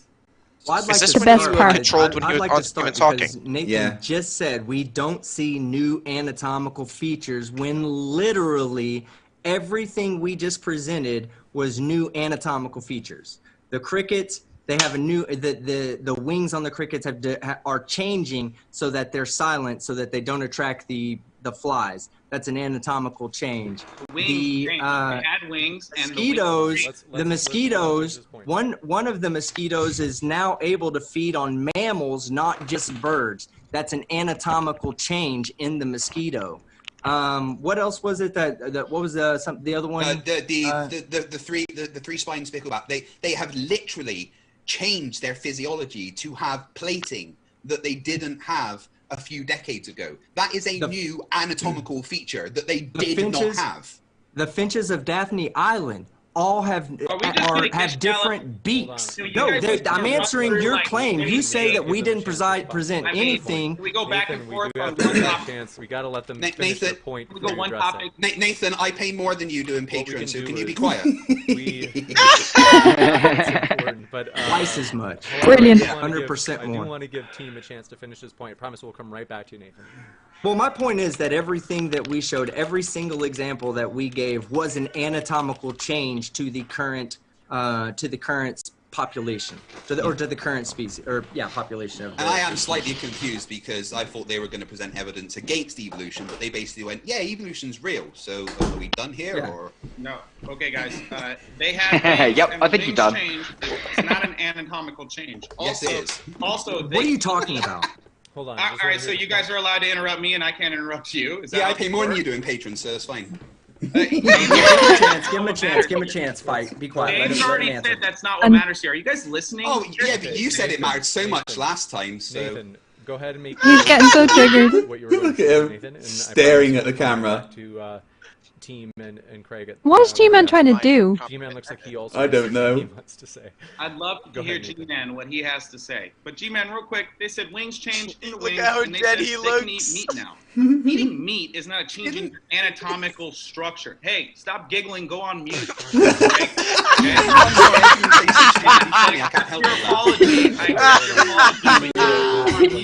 Let's hear from this point from Nathan. I promise we'll kick it right back. You can see G-Man age 10 years in this debate. While we're responding, that would be great. So, yeah, wings. Are you joking? I know you're sorry. No, I'm just asking what you said. You are triggered. I was just pointing out. On mute. I have to talk.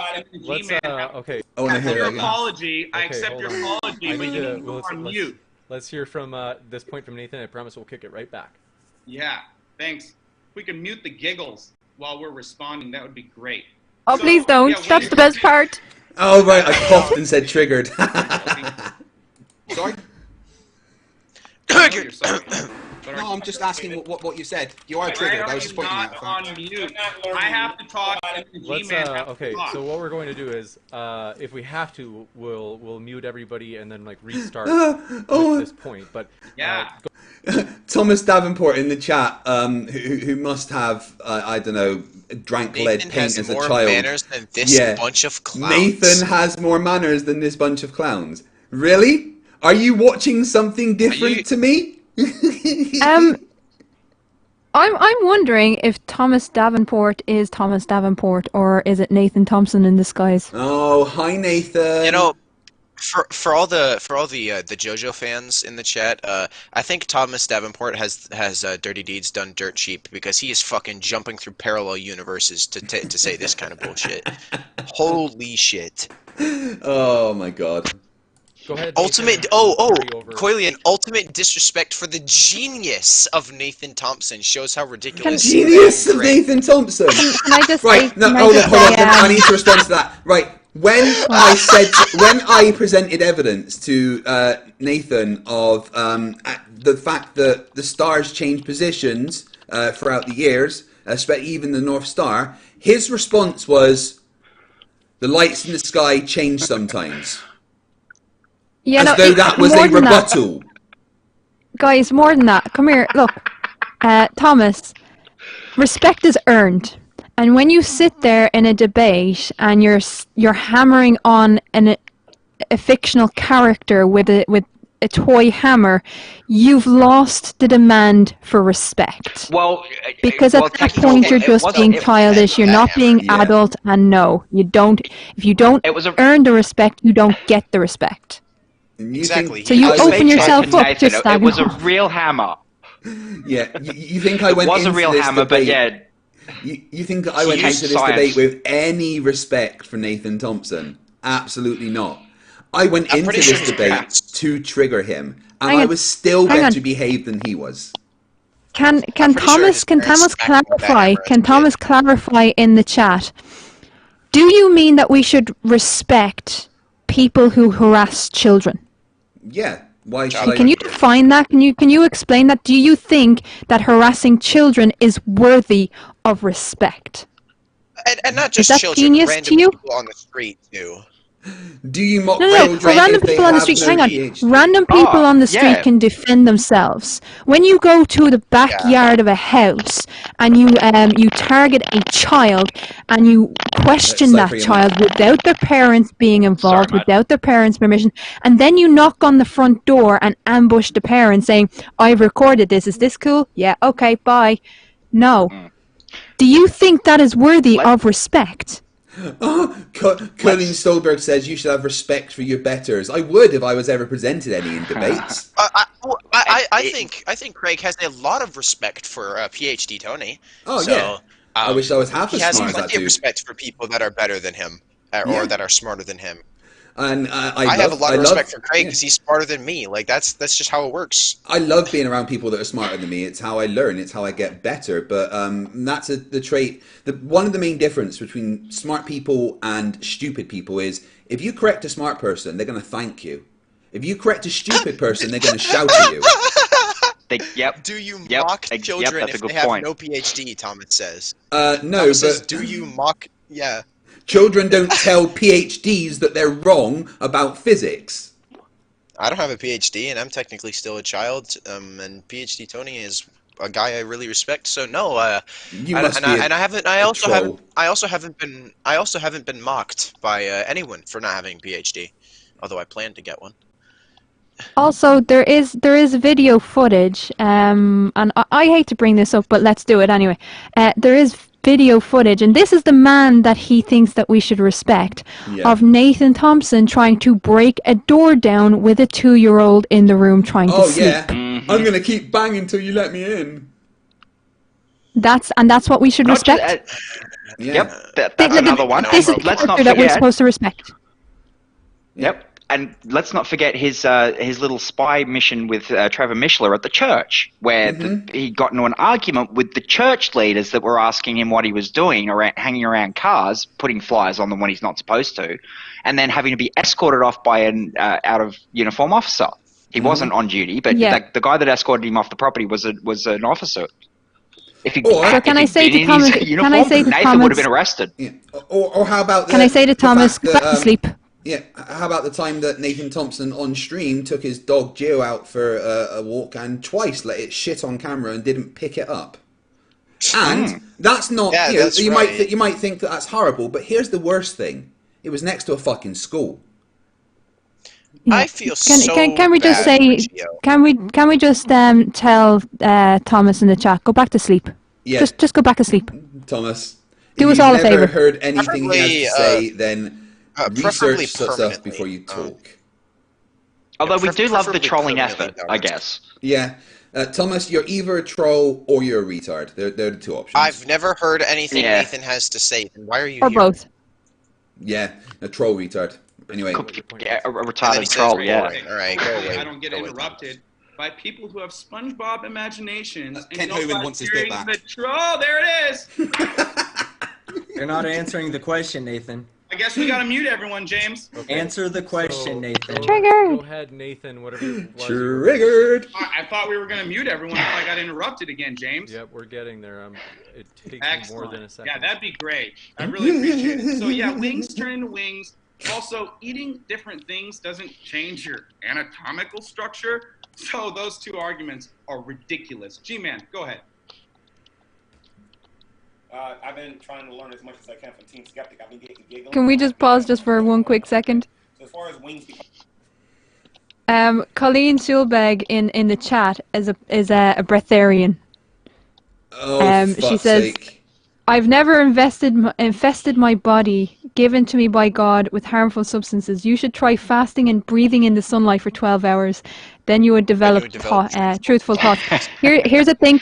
Again, I want to just say to the chat, not to the people that actually follow FTFE because they're not stupid. To everyone else, please don't stare directly into sunlight. It's not a good idea. No, not in the slightest. Oh, I'd actually like to put my usual public safety announcement out too. Don't lick toilet seats. That's not good for you. No. Or don't lick the windows on your school bus if you're young like Well, me. that's Yeah, but flat that earthers either. are mostly window lickers, so. Yeah. Right, onwards. coming wings, that doesn't prove You never know what's on those windows. Sir, that proves microevolution. In case you don't know the difference, microevolution is what you see in a short period of time. Macro is what we see over a long period of time. And you have not been able to prove that short just time no. I'm sorry, but you creationists have made that shit up. There is evolution. There isn't microevolution and macroevolution. There is evolution. You've made that up. Stop strawmanning a model that doesn't exist. a mosquito, a grasshopper, or anything like that. But you have done a phenomenal job of proving to me that you're a comedian. Can I please get educated, please, on the theory of evolution and not have so many add-ons come out? Because if you're not going to teach me nothing, when this debate's over, when I get to my end-time argument, I'm going to be like, you want to know what? I learned about laughing and giggling and add-ons. I didn't learn Well, jack. why don't you try by addressing some of the things we brought up instead of going, yeah, wings are wings. Yeah, okay, they change. They're changing due to environmental pressures. Answer that. Do you disagree with that? Yeah, I can do that. I disagree. Okay, number one, I believe that a wing will become a wing. I believe a leg will become a leg. And I believe that a beak will become a beak. But my friend, and you need to understand this, if you can't get something other than that an animal didn't have before, you have no proof whatsoever that I'm related to a fish at all. It's a cold-blooded animal, warm-blooded animal. I mean, you can deny all you want. I mean, isn't his IQ Antibiotic evidence that he's related to a fish? Resistance. Antibiotic resistance is something bacteria did not have before, and they now do have. What's to say that other, like, animals, creatures, anything can do the same thing? There is nothing that says that we could not develop, for example, I don't know, a tougher skeleton that was made of a harder substance or something like that. There's no reason. I'm not tired. Not at all.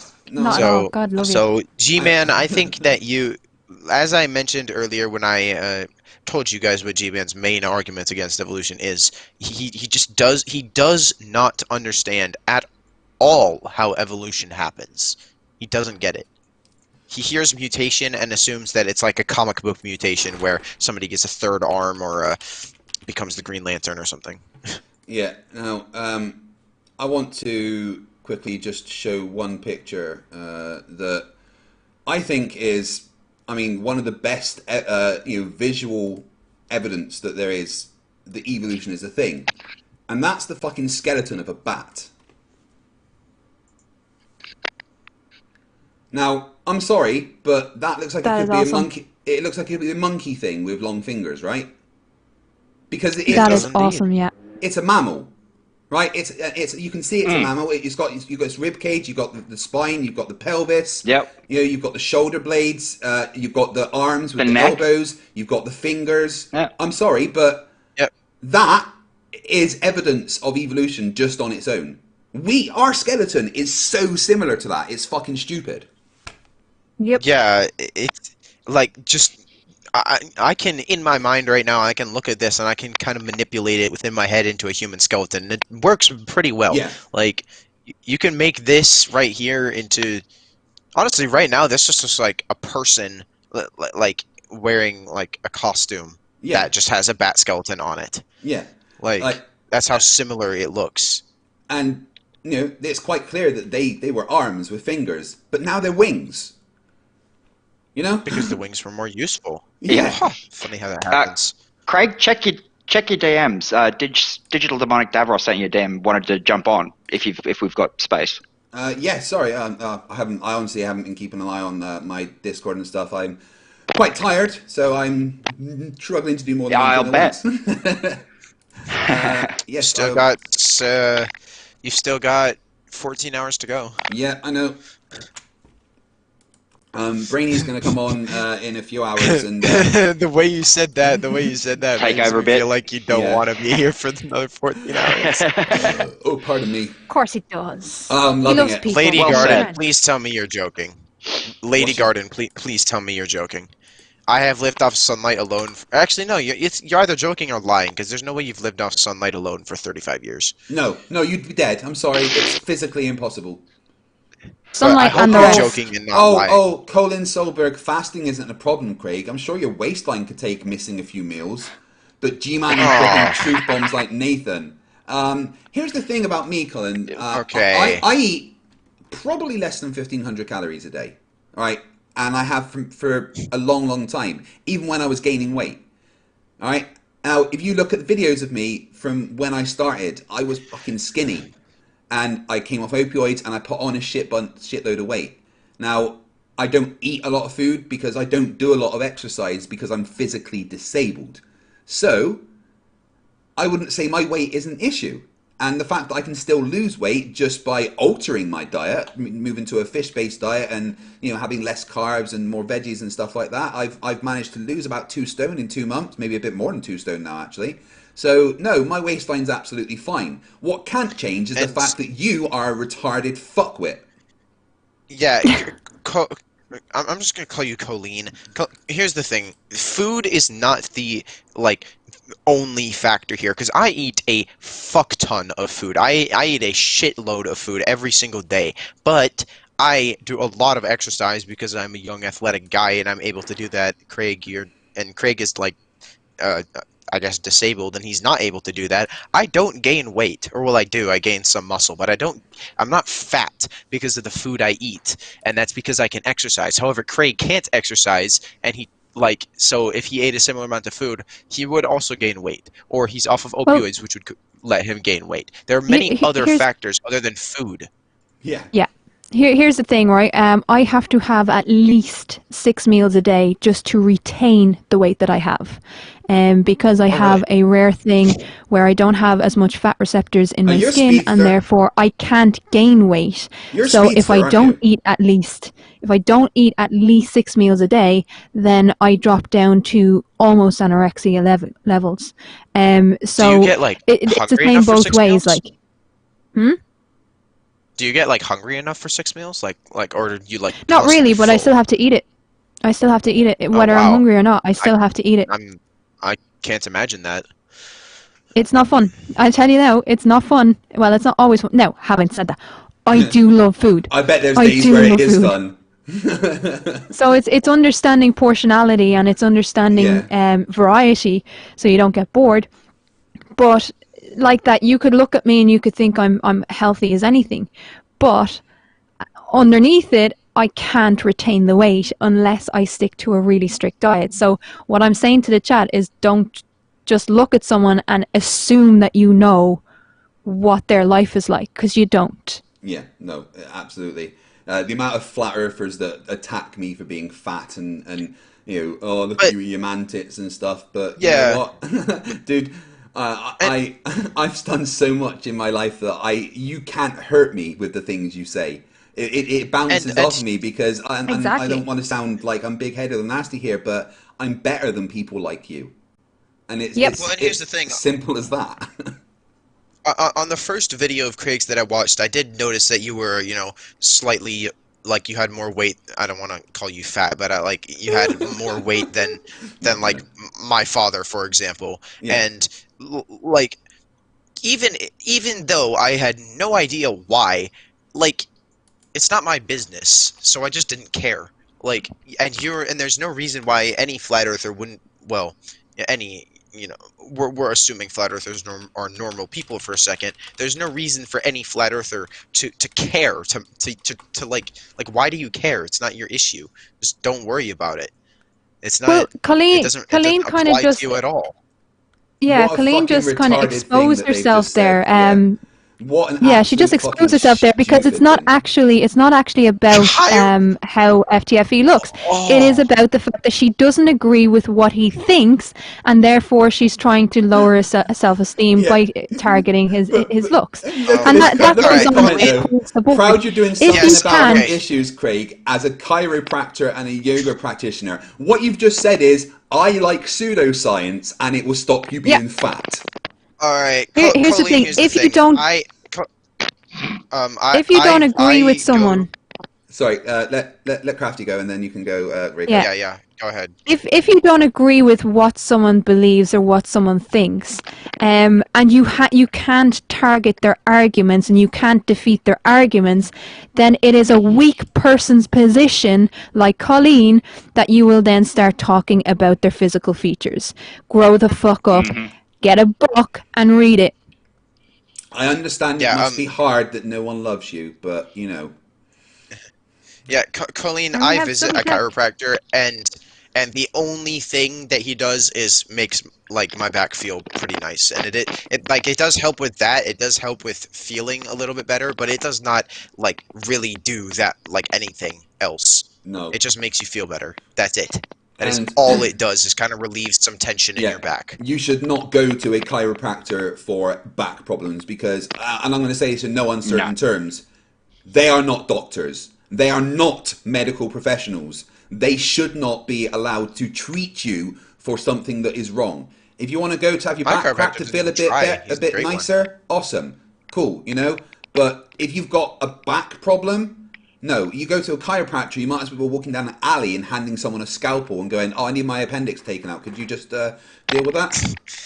Yeah, like if you've got like multiple sclerosis, they can't help you. Yeah.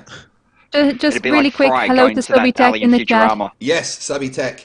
Actually, hi Subitech. It's probably time to mention that this stream is sponsored by Subitech.com. Yes. Subitech.com is the place to get high-quality charging cables and power banks. Subitech's power cables have a magnetic connector which can stay in your device's charging port, which helps keep dust out and makes it super easy to connect your charger. The fact it's magnetic means it disconnects quickly and there is less chance of the cables breaking. The cables come in 4 colours and have an awesome flashing look which makes it seem as though the electric is heading towards your device. The power banks are great for when out and about and arguing with flat earthers on Facebook. If your phone starts to run out of power, just plug it into the power bank which can hold up to 3 full charges and charge 2 devices at the same time. Head to subitech.com now. Yeah, subitech.com have been nice enough to sponsor this stream and an upcoming video of mine.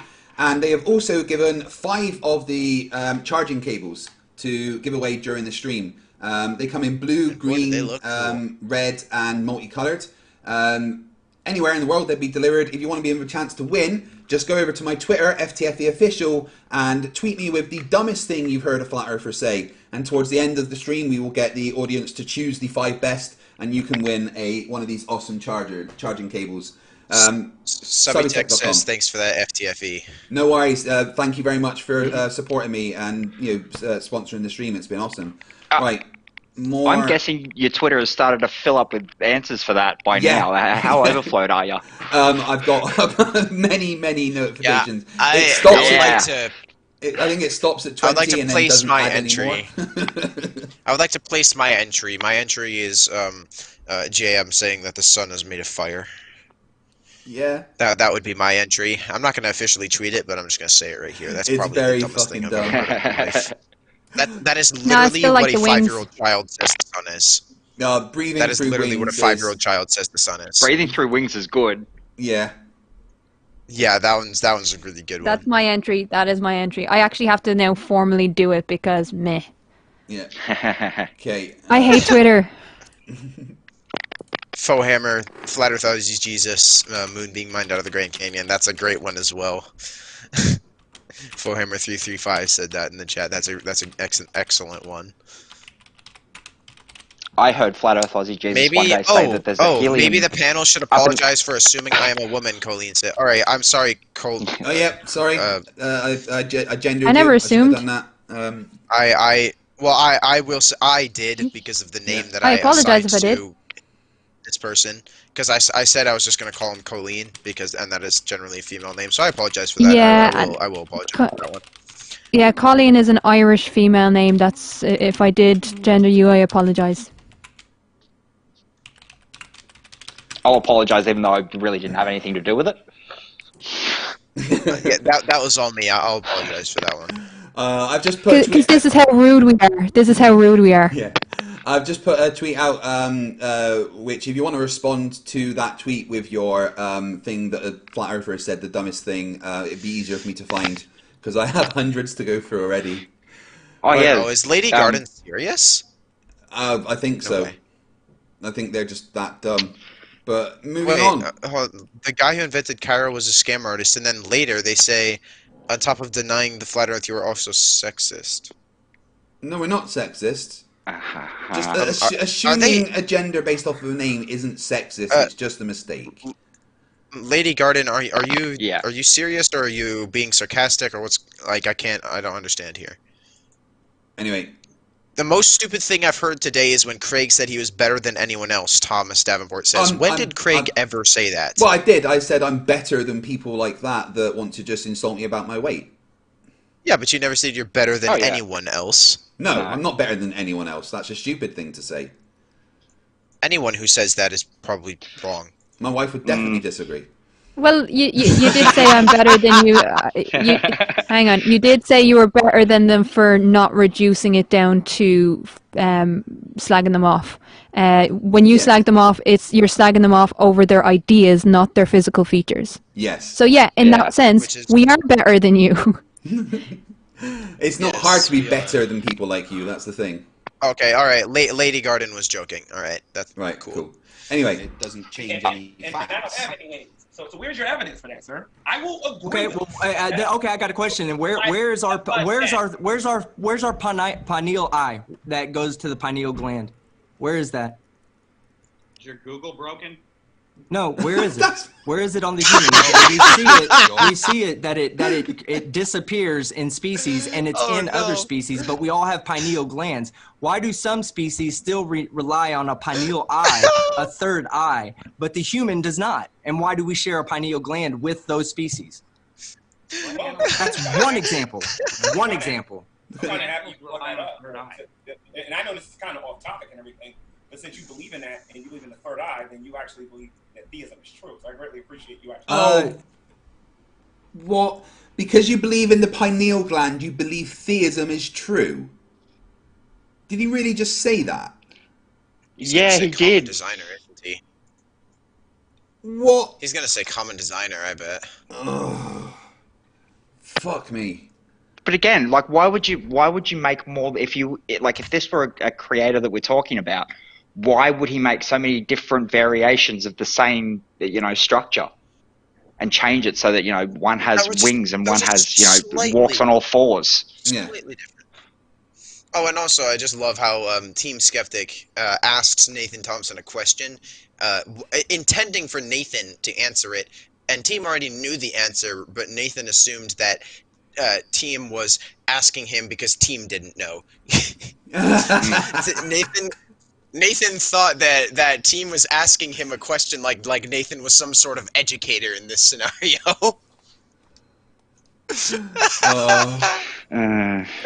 Don't be a dipshit. Animals have a third eye. It's called a pineal eye, and it's attached to their pineal gland. We have a pineal gland without a pineal eye. Why do we not have a pineal eye, but we share a pineal gland with other species? I want to give you a chance. 'Cause reasons. GMan, if you can do me a favor, though, and if your mic can be turned up any because louder. God. And also, Team, your mic I've got kind of bouncing into the red, and you're starting to clip. If you're able to turn the gain down. I can turn it down. I can turn it down. I think the audience can actually hear me. I think that might be on your end, James. No, Is that better? he knows what he's doing, you dumbass. Go ahead.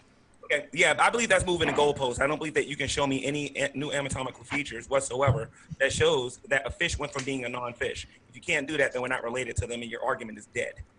Well, that's a false association fallacy, so we're just going to completely ignore what you just said. We have literally presented new anatomical features being added to species. Again, I'll talk about the three-spined spickleback, which literally had scales added to it that it did not have before. That is exactly what you are asking for. No, I'm not. What I did. Yes, you just did. No, I'm not. No, I did not, sir. No. What I'm saying is, listen, you're a human being and you don't have any wings. Okay, at least I don't think you got wings. Okay, completely irrelevant.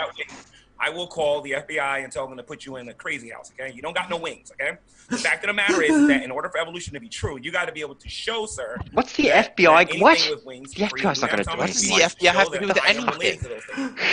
Apparently, the FBI is going to turn up because Team's going to grow some wings. Yeah, like. What? Oh my god. Do you think Nathan's listening to this going, this guy's well smart? Nathan's listening to this. Probably. Going, No, yeah, probably. That makes sense. Wow. Fucking idiot. Dave. Yeah. No, I don't. Your theory is a bedtime story for adults. No, you're just making things up that we have to show. When no, that's not true at all. There's so much evidence to actually back up everything we're saying. And you accepting microevolution is accepting evolution in the long run. The fact that species will change with environmental pressures shows that as the generations go on, they will adapt to those pressures. If the pressures involve something getting a longer neck because things are higher up for them to eat, then over time that will happen. This has been demonstrated. Evolution has been empirically demonstrated to be a fact. And that's why 1,000 scientists disagree with you? How many disagree with them? How many disagree with them? Hold on. Are you a fish and are you an ape?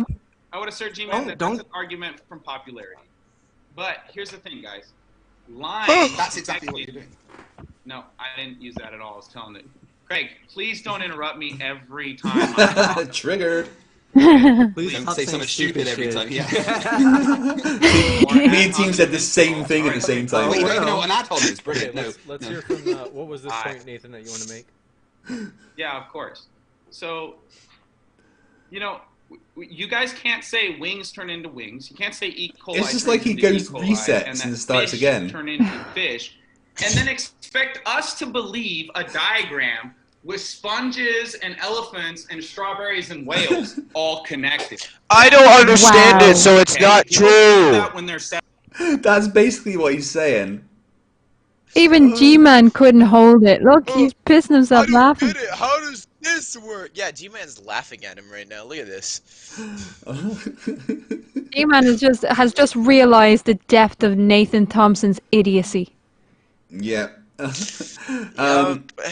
Colleen says, talking to Jim's mind, I hope you're not on the stupid side and believe in the spinning ball. We don't need to believe in the spinning ball. What we know is that the Earth is a rotating oblate spheroid. And it's going to be a rotating oblate spheroid whether you believe it or not. Yeah. It's just a thing. In fact, it happens. I've got a picture of Earth before and after your opinion. Ready? This is a picture of Earth before your opinion about the shape of Earth.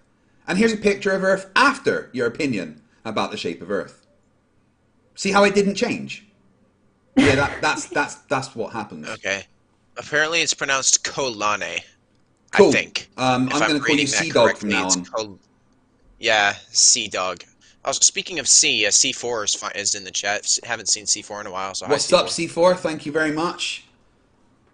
Always donating more than me because he has more money, or she has more money, however.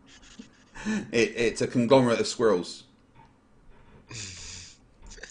Yeah, I'm definitely going to need more coffee if I'm going to be listening to any more of this. I'll be back in a sec. Okay. They don't believe that when they're adults.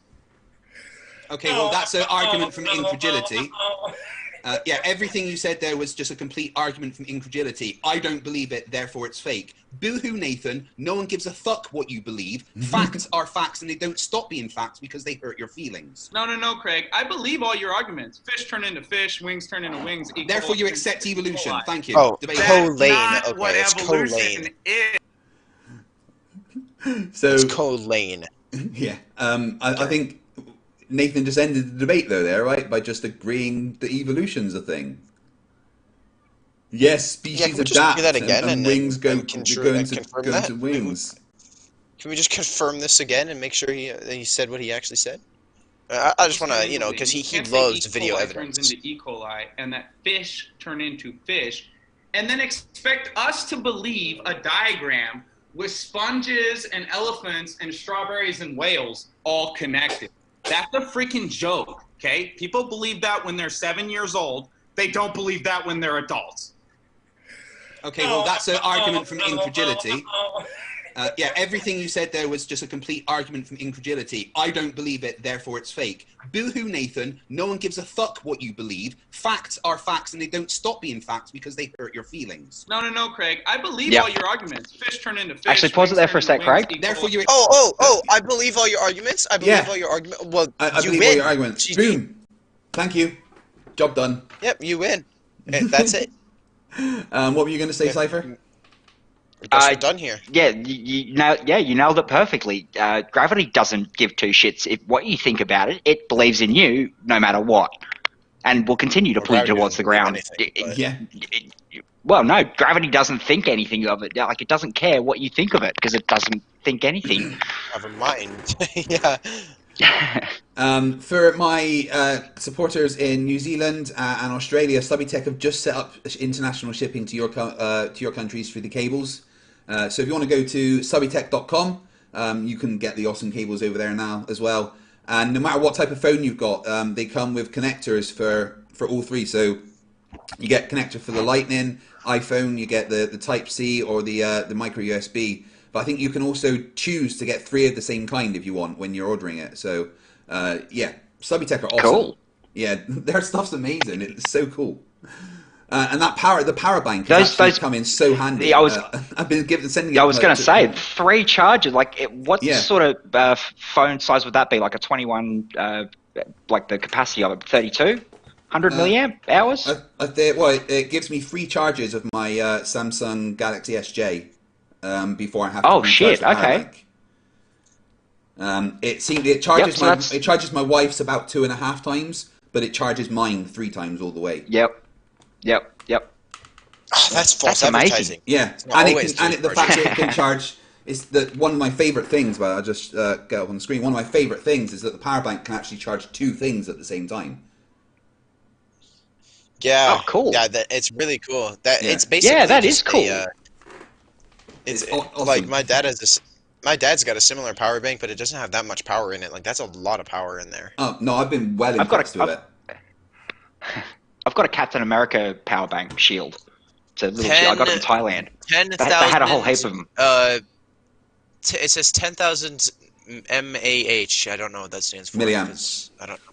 Oh yeah, 10,000 milliamp hours. So yeah, that's if you've got a 3200, then yeah, that's 3 charges easily. 10,000. Fuck yeah. Yeah. Yep. Like I said, it's really good, and it's light and it's small. I mean, there's no reason why you can't fit this in your pocket alongside your phone. You know, I mean, it's actually smaller than my phone. You know, for all the guys out there, it's something else that can go in your right pocket, whereas everything else goes in the left. Yeah. See, I usually wear cargo pants. I've got the pocket either side of the leg, so I'd go in the left, cargo pocket. Yeah. Well, for me, the left side has my wallet, my keys, my AirPods, and everything else, and my right side is just the phone. Mine's my right. And I think the power app comes with the little charging cables, so you don't have to have the big massive cable when it's in your pocket, and you can also order these separately as well. The little charging cables. They're just normal ones, but they're like proper hardcore braided. So you always get after a while this bit ends up breaking, but the quality on it is really really top notch. It's proper hardcore braided wire. Stuff. It's awesome. Yeah, I've been doing. I've been buying all braided cables for my equipment. The guy here in the chat as Subitech is the owner, Paul. So that's cool. Yeah, he's awesome. Oh, cool. Owner of the company. You can and he's subscribed on his personal account. Well. You can if you go have a look at subitech.com. They've actually worked with what's his name from one of the guys from Dragon's Den as well. Has been involved in like helping promote them and everything, and they've won awards for their designs. They're an awesome company, and for me personally, they're based in Britain, so ordering from them is always a bonus. But the fact that they will also ship the cables worldwide is really good as well. Because they're not that expensive either. That's the thing. The cables are not that expensive for what they are. And they're going to last you a lot longer than a normal cable. Yeah, my big issue with power banks is that they start off really good, and then over time, like I've had my power bank now for about a year, and it'll hold 1 charge, and that's it. Well, I haven't noticed any reduction yet. I mean, I've only had it just over a week, but I've I'll definitely need a new one soon. Charged it. Well, I definitely recommend Subitech. There you go. Definitely. Get a Subitech. And I think they come in. The actual power banks come in this color, the blue, green, red. I think as well. Let me have a look, because it's always nice to know what colors you can get. So the power banks come in blue, white, pink, or black. And they also, this is something I was looking at on the website, which is awesome. They sell like YouTube content creator kits. I'm totally shilling them out now. They sell YouTube content creator kits, which comes with a stand that can hold your phone, but also has like a lamp attached to it. And you can use that with just to hold the phone or to have the lamp on its own. But what else do you get with the actual kit? Because there's more than just that in it.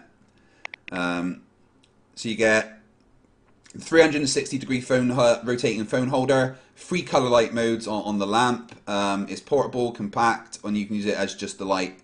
In the box, you get the 2-in-1 content creator frame kit, a clip-on adjustable phone holder, and a lighting controller for setting the perfect lighting, so you can control it remotely and stuff.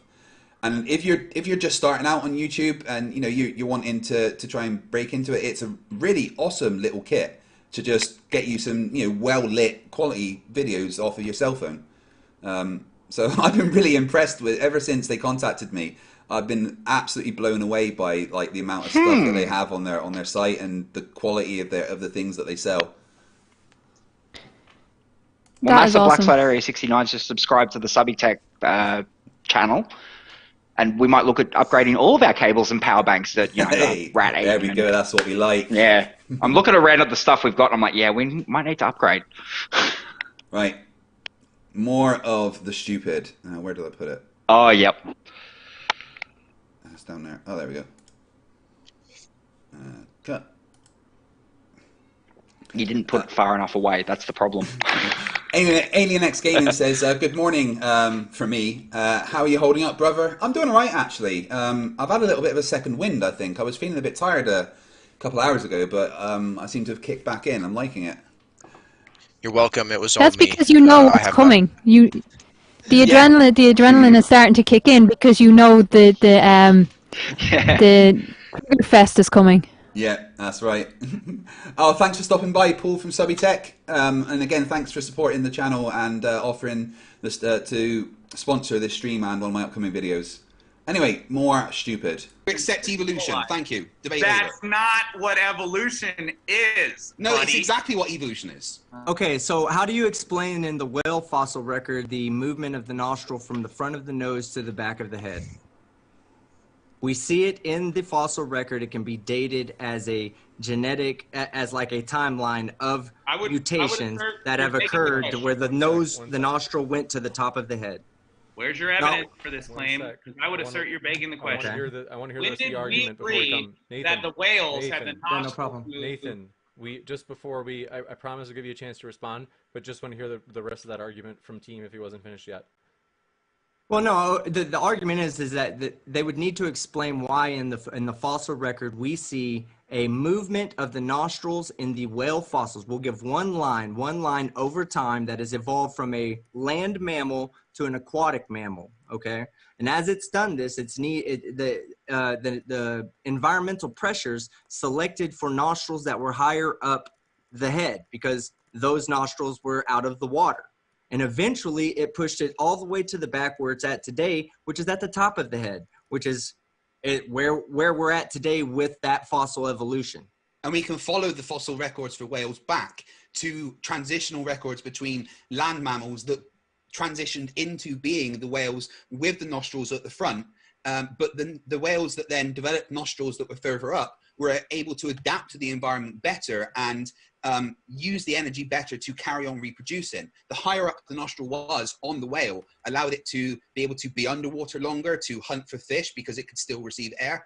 So I'm just grabbing a drink back in a track sec. the fossil records back from a land mammal having a nostril at the front to transitional records to whales and the nostril moving up the whale to the top of the head shows that species will move from something that doesn't live in the water to something that does live in the water. Exactly what you asked for. I want to hear from both Nathan and then GMan as well, just because we got to hear from both Fight and Team on this last point. So go ahead, Nathan or GMan. Go ahead, GMan. I'll let you go first. No, that's an argument from design. I wouldn't say that's an argument for evolution. I believe that they were designed to do that. I don't buy now. You got to understand something about me. I'm an intelligent. I actually advocate for intelligent design. I am not an evolutionist, and I believe that's an argument from design. All right, and I believe, and by the way, I also believe that whales was always able to breathe from here. All right, just because you imagined up that something went from here to there by looking at a bone doesn't necessarily mean that it's true. Okay, the same way you guys look at Lucy, when you have 60% of a bone and think you're looking at a half human and half monkey.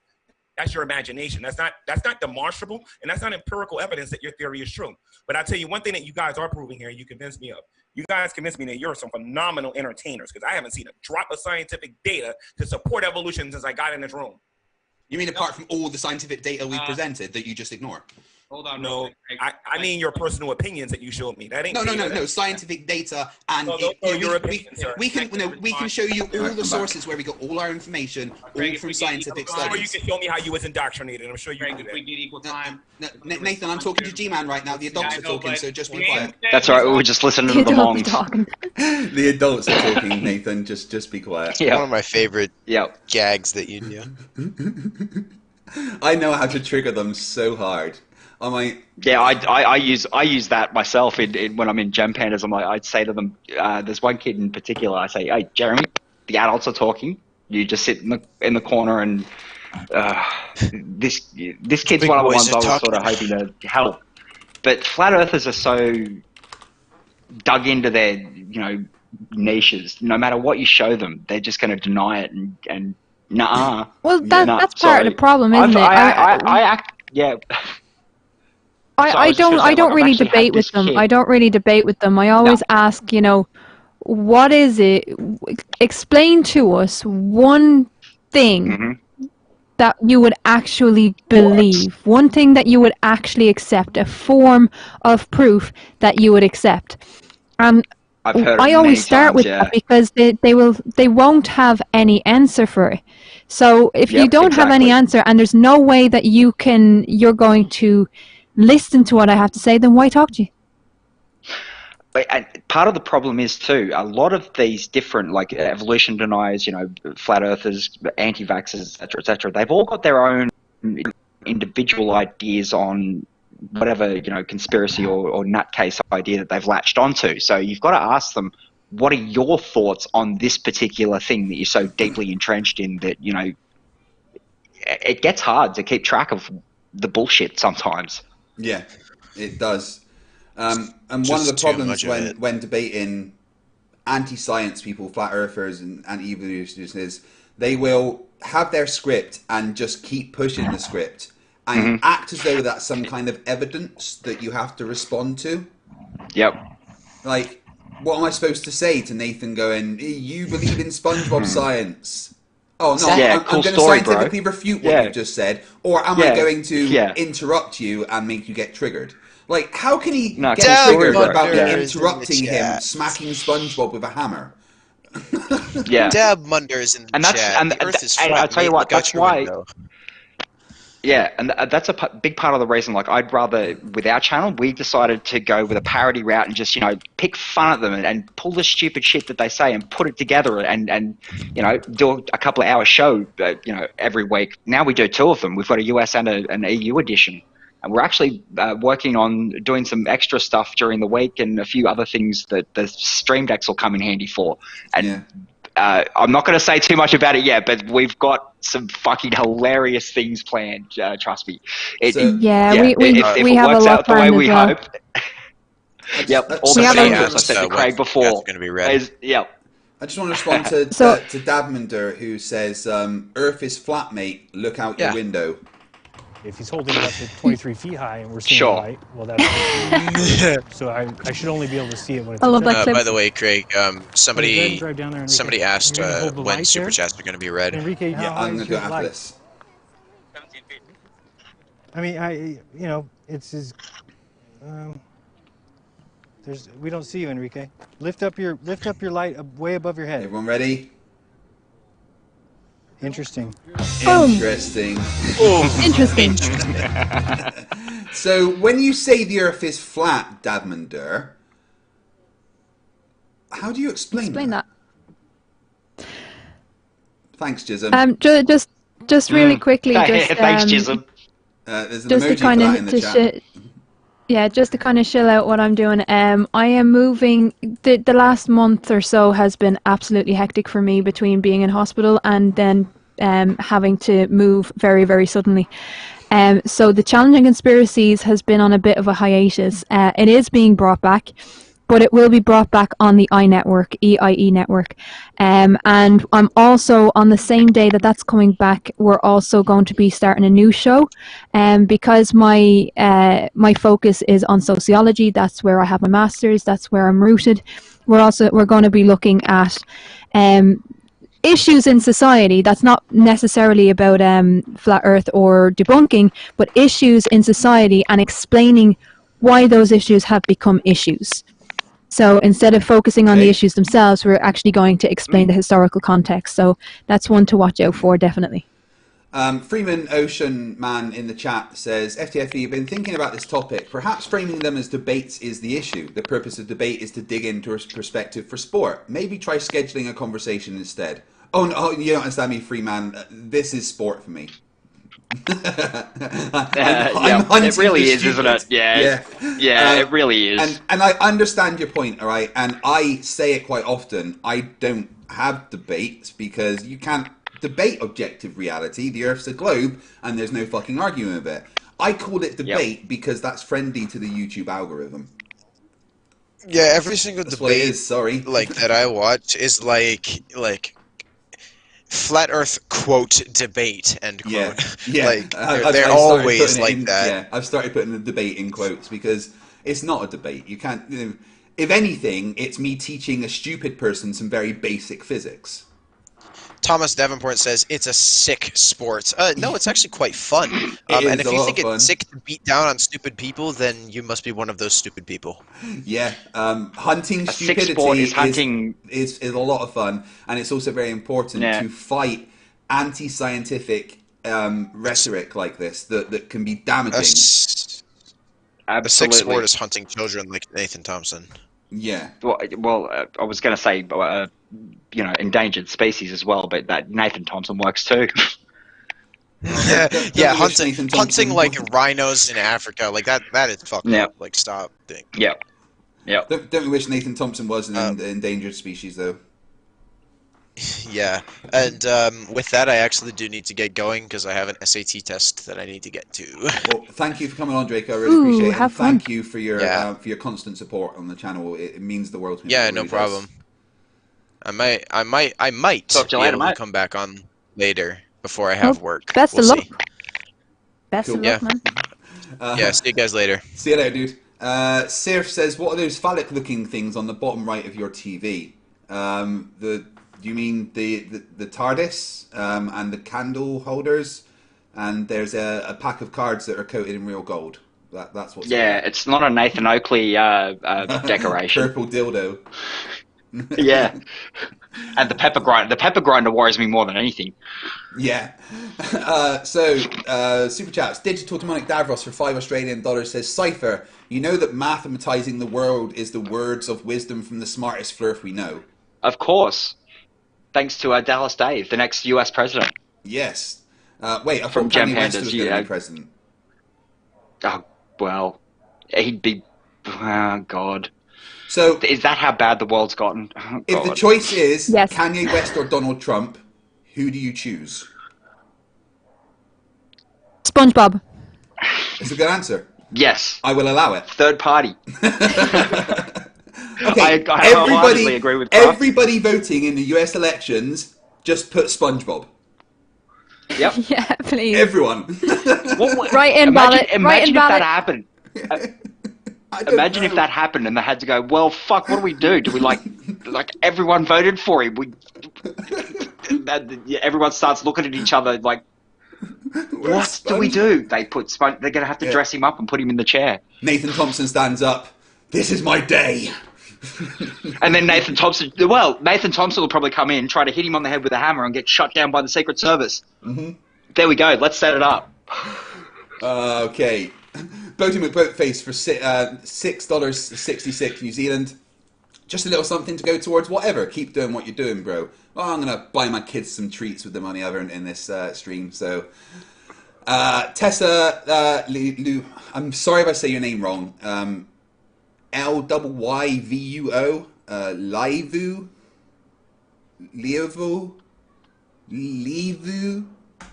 That what? Livu. Yeah. Livu. Tessa, I'm just calling you Tessa, for €10.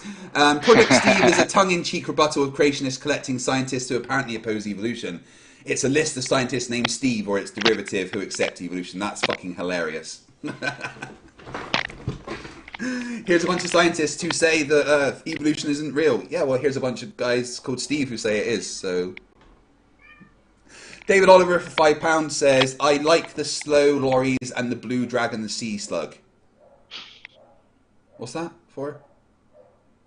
Cool. Yeah. That's sounds like a hobby. I think that's Pokemon references, possibly. He might collect them. He could be. He might collect them. Got to catch them all.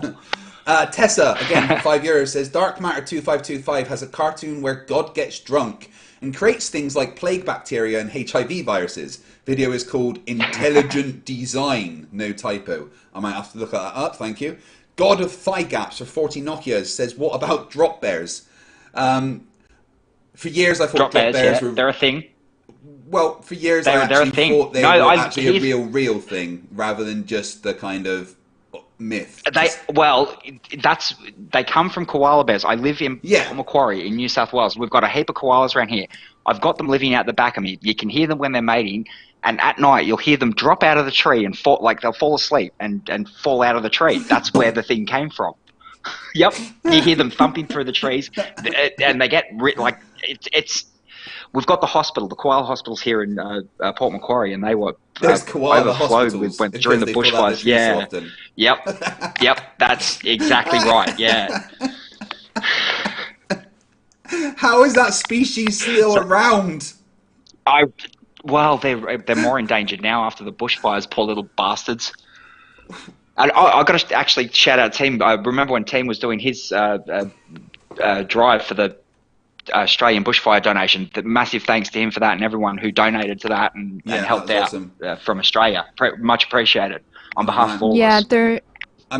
There is a drive going for the victims of the current hurricane that's going through, or is it a hurricane that's going through the US? Mediterranean? It's not Mediterranean. Well, what am I saying? My brain is not working. This coffee isn't working. Heading towards Texas, apparently. Yeah, this coffee isn't working. I need more. Yep, always more. We got Digital Demonic at Davros for $5 Australian. Bikini Atoll, Bikini Bottom, real enough for me. Debate me, I will ruin you. I can't debate on something I agree with. We'd be on the same side. Yeah, that's right. General E Shady for $2 Australian says, pile of feces. Nothing here is good, to be honest. What? I think that's a joke from something, but I'm not sure what. Oh no, I think he's talking about the stupid that we're watching, the Possibly. Nathan debate. Macabre Malafika for $5 Australian. The F is with you Brits and strange metrics. 2 stone, my cat weighs 4 kilogram. What should I start telling people I weigh 30 cats or something? 8.5 Katie Courics. Yeah, alright, we might measure in stone, but at least the standard unit of measurement isn't cheeseburger like America. No, it's Courics. Katie Courics. I'm just going that. $20 from C4. Congratulations, FTFE. Thank you very much. X-Penguin95 for £5. Facts and reality always debunk the pizza-shaped floating disc world of imagination. Yes, it does. Thank you. David Oliver for £5 says the sauropods had nostrils on their foreheads. That's because of evolution.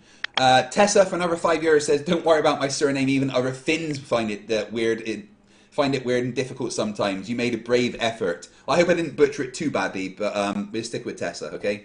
And David Oliver for £10. Thank you very much. Slow Loris and Blue Dragon are actual animals. Sea slugs eat jellyfish. Man o' war both excrete deadly poison, but only has it when feeding on poisonous animals. Right. Okay. So real animals, not Pokemon. My bad. Okay, that's all the super chats for now, guys, and thank you very much for the super chats and the support. It honestly means the world. Let's get back to some more stupid triggering of Nathan Thompson. Just look at that face. Look at that triggered face. He wanted me to respond, and he wanted G-Man. Hold on, I got it, Nathan. That's true that I did mention that since we had heard both from Team and Fight, we'll hear from G-Man and Nathan, and then we'll come back to you guys. So again, guys, ladies and gentlemen, E. coli turns into E. coli, fish turns into fish, birds turn into birds, and whales turn into whales. And if you want to believe a fossil record that these gentlemen don't have and have no evidence to support, that the nose was in the front for a whale, and then the nose moved in the back for a whale, that's not proof we evolved from a sponge. You guys are joking, okay? You're scientifically illiterate, and you're hallucinating these delusions you have that everyone evolved from a single cell organism. Is it me or does he seem like hopped up, like totally No, it's not just you. I think he took something a little extra just to prep him up. Because he's really agitated, isn't he? Yeah, that's because you pay more than him in Patreon. That's really triggered him. Hold on. Look at the screen right now. He blinks one eye at a time. I know, yeah. He is too. Oh my god. He's such a weirdo. What the hell? Quite pathetic. He's a lizard. Why you have to interrupt us over and over and over again and not let us talk? Nathan is a lizard. Congratulations, guys. Fish turn into fish. E. coli turn into fish. E. coli. Reptile Whales turn into confirmed. whales. Excellent job. I love your evidence.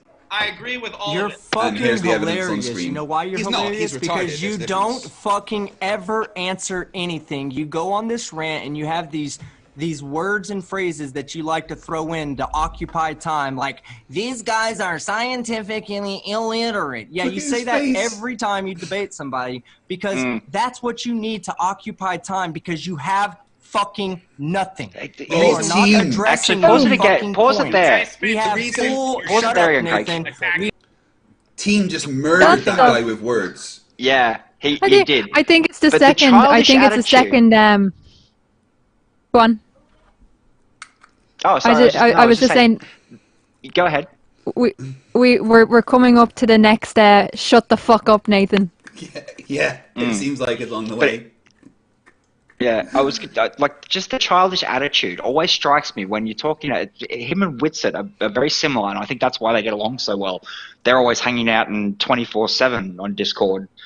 I don't know if you know the thing that they do over there. They call it the arena. They call themselves Spartans, and they go up against the gladiators that are the globe side. Anyone that's stupid enough to set foot in the place, and Kiwi's usually in there. That's where the moderator thing came from. Moderator. Look, every screenshot, every freeze frame, Nathan just looks so triggered. Look at him. Yeah. It's like he wants to punch the camera. In fact, please, guys, take a screenshot right now of that face and send some memes. That's a meme-worthy face. That needs to go next to something like, "Mummy, I made a poo."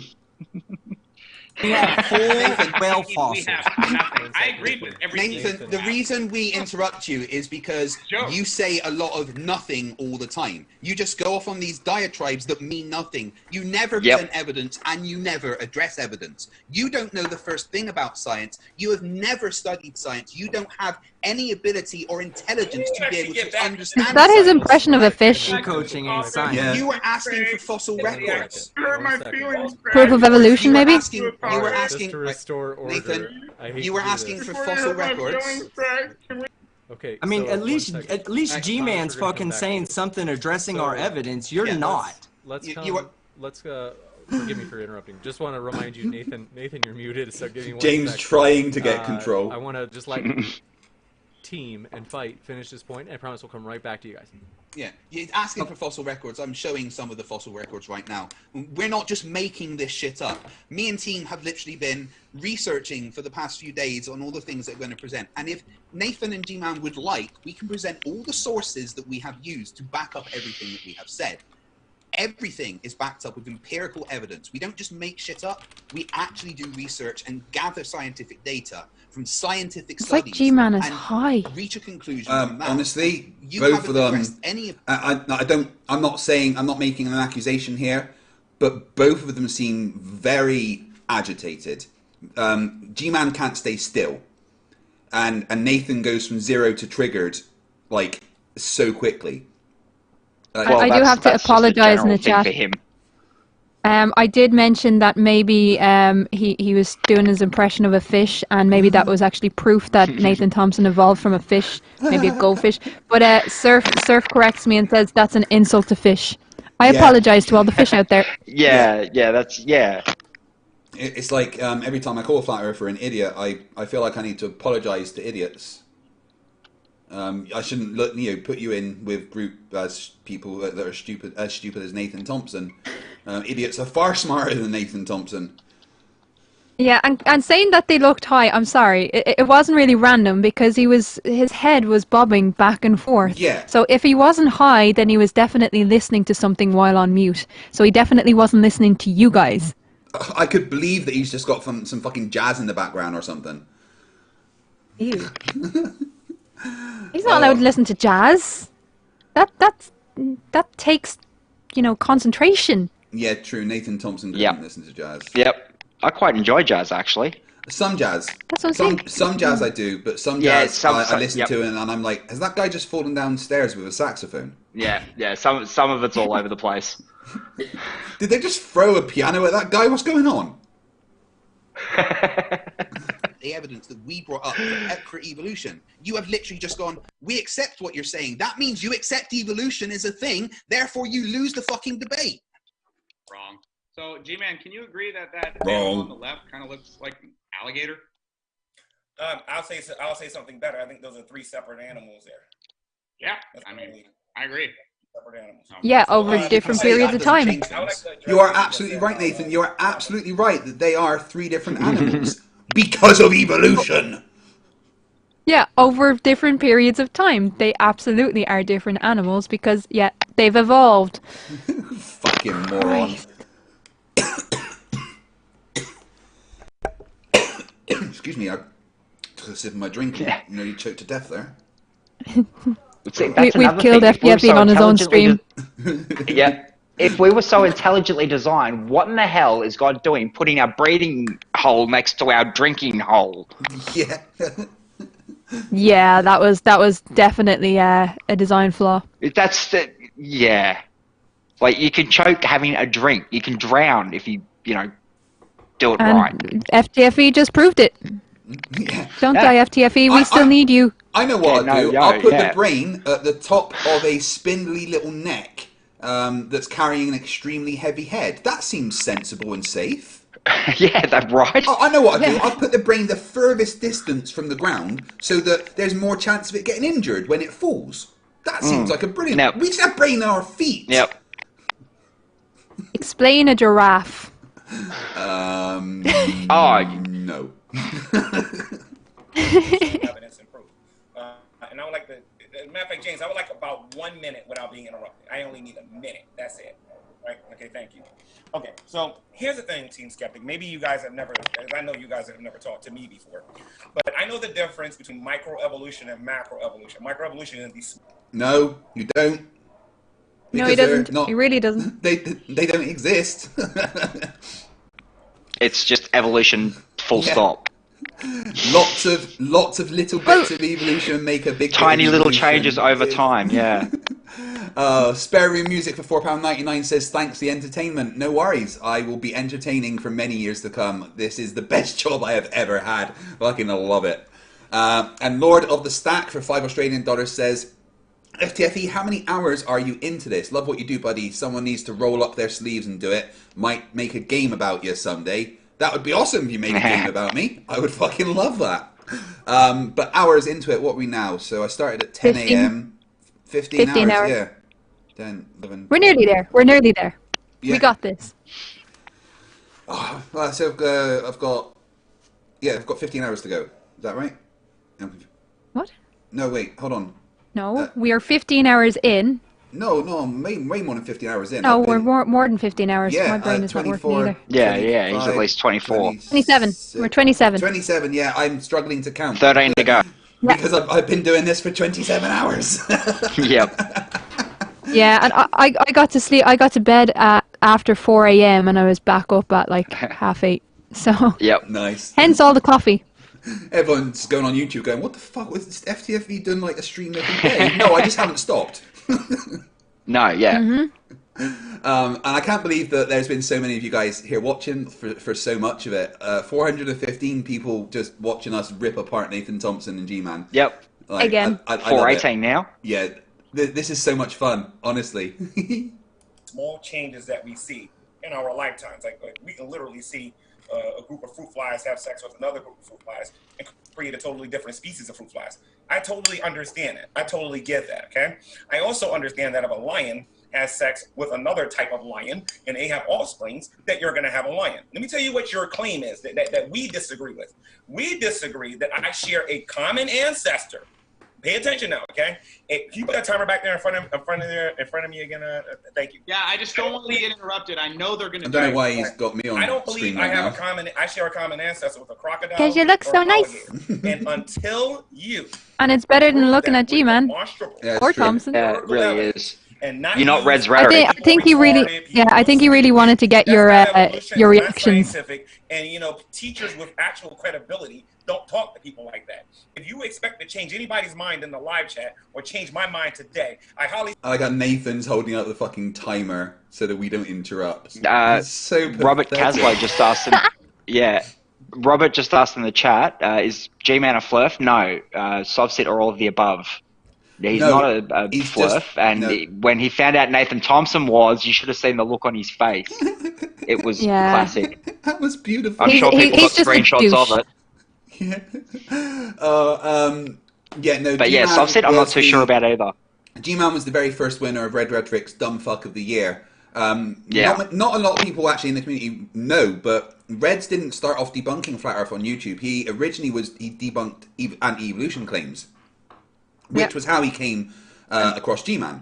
And it was around the time that he came across GMan that he was also in a hangout with Jeranism. And Reg was like, Jism, yeah. Reg was like, do you think the Earth's flat? And Jism was like, yeah. And Reg was like, that's fucking ridiculous. I'm going to make a YouTube channel saying how stupid it is. And Jism was like, well, I'm going to make a YouTube channel saying how good it is. And that's how Red's Rhetoric and Jeranism were born. Yay! Well, can I just say, Surf in the chat says, let's go with your it's moved now. Let's go with your 15-hour estimate and let Craig know he has another 25 hours remaining. No, let's go for another 25 hours. That's all right. We've got plenty of clones. We can just swap out as one gets tired. We can just drop it in a vat of acid and upload the new one with memories. Yeah, that's fine. But honestly, we've perfected the technology. I don't think if you searched 40-hour stream on YouTube, you would find any. Would you? I'm going to try that. I'm going to go in incognito. But I love the fact that Nathan has to have. I love the fact that Nathan has to have the timer. That actually goes to show you the level of maturity of this debate. Yeah. Well, I mean, the level of maturity in Flat Earth, I find, is very low. Right. It can be, definitely. I have been challenged to 2 debates so far. One by the guy that has the pretends to run the Institute of Flat Earth, and then someone in the chat. So the guy Renee May or Rename or whatever. Oh, Renee. That one. Renee and me. Yep. Renee me. I'm still waiting for that email. Send me an email and we'll organise something and we'll talk about terms and whatever the fuck you want to debate and let's go. Still waiting. If you go into an incognito tab on YouTube and type in 40-hour stream, it's just me. There is someone doing Alfie's last minutes of his 75-hour live stream playing RuneScape. See, I imagine doing a live stream playing a video game would be easier than what I've been doing. It would be. I mean, a 75. Like I think I have done 75-hour stints playing video games like Warframe and stuff like that. Yeah. So, yeah, more than once. And I did a 36-hour stream when I had my old Twitch channel with my wife. But I did a 36-hour stream when Just Cause 3 came out, and I felt that was really quite easy because you're so concentrated and involved in what's happening for the whole time. Especially if it's a new one and you haven't played it. Like if it's a new release and you're sitting there and you're like, oh, this is awesome. Yeah, you get drawn into it. Yeah. But it's it's far easier to do a video game stream than something like this, I think. But this is heaps of this is always these have been fun both times, and I will be back for the 60-hour one and then the 80-minute because 80 hours. Oh, I've done it at 20 and I doubled it to 40. So everyone's like, "What you can do at 80k?" And I'm like, "No, I'm going to do an 80-minute stream."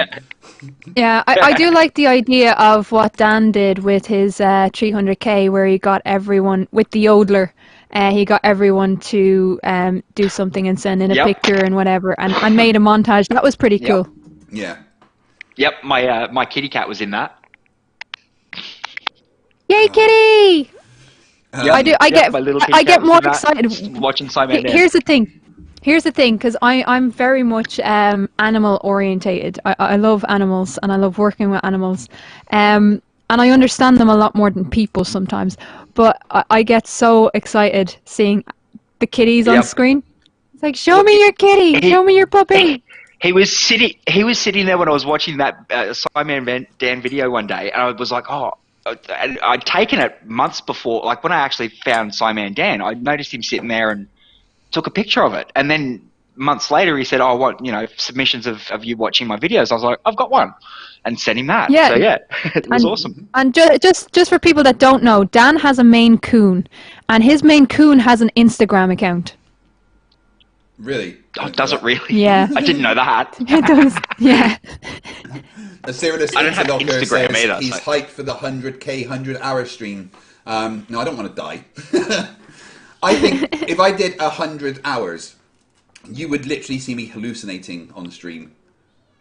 That's what we're hoping before for. the end. What would you like to hallucinate about? There's a question for you, Craig.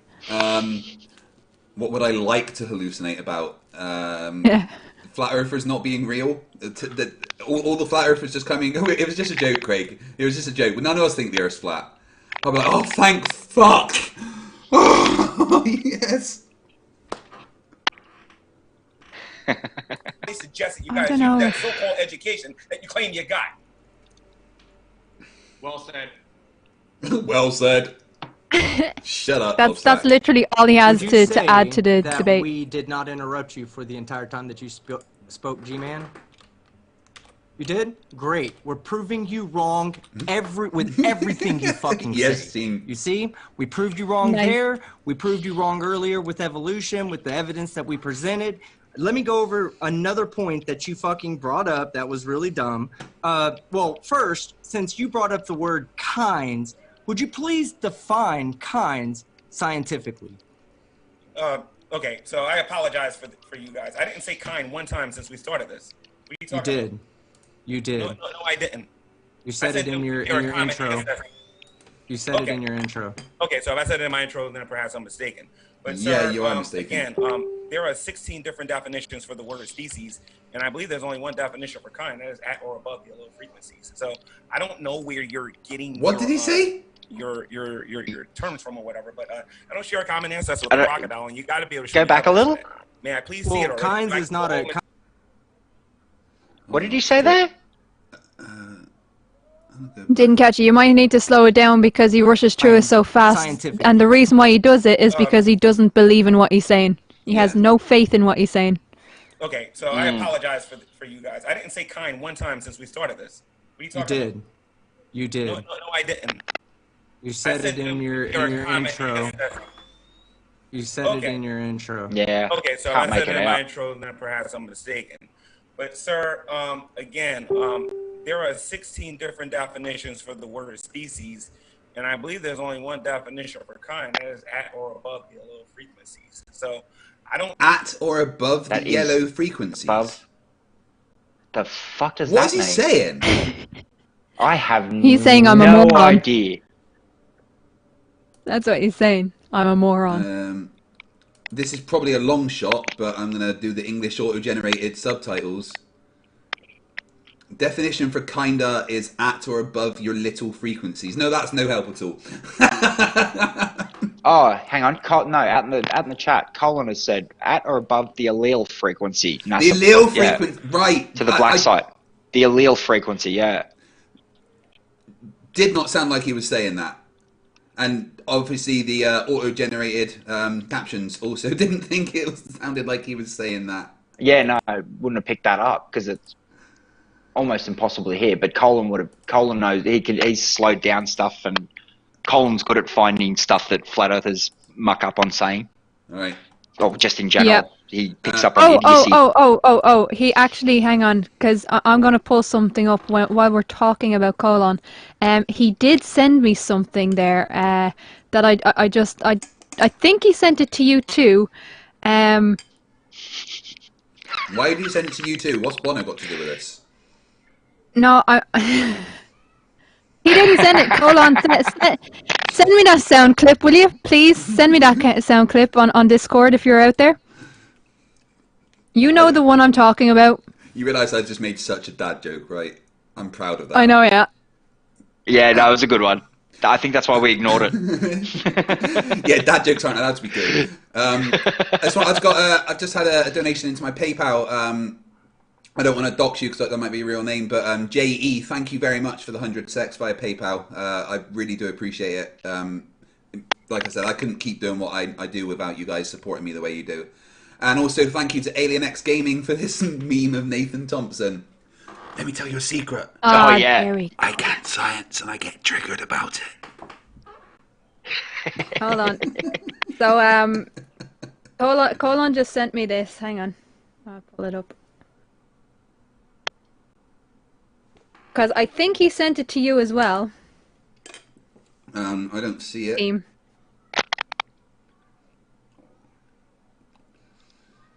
Colin, send me it as well. Hang on. My pussy's all wet. Oh. Let's just hear that again. My pussy's all wet. That doesn't even sound like me. That was you, and he actually has the time code as well, saying my pussy's all wet. I know, but it doesn't even sound like me. Am I like... Do I sound like that in real life? Is that what I sound like to you people? Yes, it is. Oh, right, okay. More stupid. It's always weird hearing your own voice backwards on a tape. You're like, no, I don't sound like that. The amount of times I actually watch my own videos to get the views. It's like... Thank you for that, Colon. Cheers, Colin. I don't know where you're getting your terms from or whatever, but I don't share a common ancestor with the crocodile, and you got to be able to show me evidence for that. May I please see it? Or Kinds is not a word. What in the fuck? I might have missed this part. So what did he just say? We share a common ancestor, the crocodile. What? No, he's saying we don't share a common ancestor with a crocodile, and he wants to see evidence for it right now. Oh wow! No wonder he went dumb fuck. Oh, look at that face. Screenshots. Everyone hit. GMan's face there reminds me of the start menu from Mario 64. That's true. This is a perfect opportunity for a meme picture. Yeah. And just that look, how triggered Nathan is just by being in my presence. Oh, there's another one, yeah. Oh, no. The trigger fest. The trigger fest is yet to come. G-Man. You know what I like is the James's glasses and the light that he's got in front of him make him look like he's a Vulcan. Yeah, a little bit. The history of species, you need to be speaking in taxonomic terms, which kinds is not. Kinds is a biblical term that you guys try to just use to generalize evolution so that you can say that one thing is always going to be considered a microevolution because it's the same kind, without defining what actually is a kind and how we can use it to differentiate between domesticated dogs and wolves. Okay, I can do that right now. Still. Okay? First and foremost, sir, you have not been right since you came in this room. You haven't corrected me about everything either. You did interrupt us on multiple occasions. You just didn't interrupt for that one particular time. That's number one, okay? And number two, sir, a kind in the species, when you guys are talking about a species. Right. I want to point out right now that GMan appears to have moved closer to his mic to try and get louder. Except he hasn't got any louder. I don't think he's using the right microphone. I think he's like... I don't think so either. I think he's using his like USB camera microphone and like thinks he's using a different one. He's got something selected that he thinks he's using and isn't, That's why he's so quiet. And it just... Every time his head goes down there, it just doesn't look right. No. Unless he's doing something else out of camera view, but... Yeah. Wait. Look at that. Look at that picture of Nathan. That face of G-Man there, that's a face of... I've got Nathan Thompson as a partner. It's like, oh, fuck. Yep. That's another I'll never me. live this down. Screenshot away. Yeah. He's thinking, can I win dump And he of the year hasn't. twice? No. No, you can't, unfortunately. And I'll break this down so even children can understand this. When you're talking about species, you're talking about a gray wolf and a black wolf, a gray bear and a black bear. Okay? You're talking about a different species of a bear. When we're talking about a kind, sir, pay attention now, okay? When we're talking about a kind, we're talking about everything in the feline kind, everything in the canine kind, everything in humankind. Because you know what? Well, last time I checked, human beings always produce human beings. We ain't come from no animal, and you're not going to be able to prove that. Well, again, this is where a language thing comes into it. Like, kinds can, like, you can say, oh, it's kind of like, you know, humans have a skeleton kind of like a chimp's. Yeah. Or, as we were saying earlier, you know, similar skeletons. It's kind of like, but, you know, saying kind to describe, you know, subspecies of a particular genus of animal is, yeah, the wrong way to use it. Are you surprised? Like, no, not at all.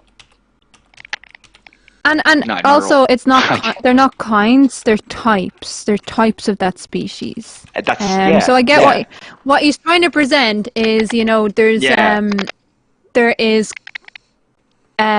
identification between a house cat, a tiger, and a lion. Exactly. And that's a kind. Yep. No, it's not. It's a type of that species. That's a type of feline. Yeah. Yeah. And they use words, they semantically use words to kind of back up what they're saying, and they don't know how. They don't actually know definitions of those words at all. They don't know how to use words. Yeah, I mean, yeah. The triggering's still to come. Let's get to the triggering. Yeah, I can't wait for that. I've just had another Your favorite donation through PayPal. Again, I don't want to dox you because I know it gives your real names. So LCM, thank you very much for the 10 Australian dollars through PayPal. Awesome. I really appreciate it. It means the world, honestly. Aussie. Oi, oi, oi. Oi, oi, oi. Hey. Team Skeptic, and which I can't. If someone says Aussie, I'm already primed. Even if they're not going to say Aussie, I'm about ready to shout oi, oi, oi back at them. Yep. It's like a reflex. I've been Pavlovian conditioned. You know, as soon as I hear it, I'm like, I have to. Yep. And so Theo just said in the chat, a fox is a kind of dog. No, it's a type of canine. It's a breed of a canine. Sorry, someone just said a fox is a type of dog. Yeah, it's a kind of dog. Yep. No, it's not. I'm Coyote is also a fox is. Is it a? Wait, what is a fox? No, I genuinely. Greg's on Google now. Yeah. Yeah, I can't say what sort of animal a fox is. What family it'd fit into? Genus. It'd be a genus, wouldn't it? I don't know about a Canidae, whatever that is. They're vulpines. There you go. Yeah. You're crackling again. Yeah. Sorry. Better? Okay. Sorry. Yeah. No, you're alright. So shall we go on to the Trigger Fest? Yes. I'm just interested about the fox now. Genuinely, actually threw me for a second there. I'm like, wait, what is a fox? a lot of respect for you guys, and your education on this particular topic is this. Okay, you guys claim that we're idiots, and you know, it's a Bible term for kind and everything and whatnot. But yet, your great grandmother was a human. Your great grandmother was a human. Your great grandmother was a human. And until you can prove otherwise, you can't. Taxonomy, sir, is not a very good argument for you because taxonomy is nothing but your opinion. You guys categorize. No, it's a field of science. It's a field of science. It's a field of science, not my opinion. GMan, just because we've had you going for a while, if you're able to wrap this up, and then we'll kick it over to team in just a bit. So go ahead. Remind you of Bart, doesn't it? I'm not finished. Okay, cool. Yeah. Yeah. So taxonomy is your opinion. You know, you guys come up with these fictional classifications, and you actually think that's science, and it's not. Let me tell you what's science. If a human being has sex with another human being, they're going to produce a human. Okay, yeah, their hair might be a little darker, or their hair might be a little lighter, it might be a little taller, a little shorter, but they're going to be a human. You know what you're never going to be able to prove to me? That I share an ancestor with a frog or with grapes or with the food in your refrigerator. You're never gonna. Then why do we both have pineal glands? I'm sorry. What do you mean by that? Why do we both share a pineal gland with a frog? It's like saying, why do we both have eyes? Why do we Shut have up, eyes? Nathan. I'm talking to G-Man. Shut up. Let's- Why do Shut we up, share a pineal gland with a frog if we're not related to them? Because our common ancestors. I'm sorry. Where's your proof of that? Where's your evidence to support that there's an intelligent designer that gave us both of them? When we can give you the proof, we can give you evidence that suggests that we all came from a common ancestor that had a pineal gland. I never said anything yet. You interrupted me mid-sentence. So again. So where's the intelligent design at? Where's your proof for that? Your evidence. Hold on a minute. I have a common designer. Okay, and the evidence please. for my Evidence, please. Someone's just shared this with me. It's a GMan soundboard.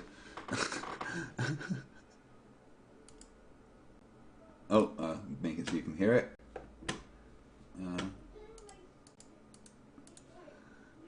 God don't exist because God don't exist. Charles Yao. Charles Yell, I think his name is Charles Yell. Sit there and dot my drops.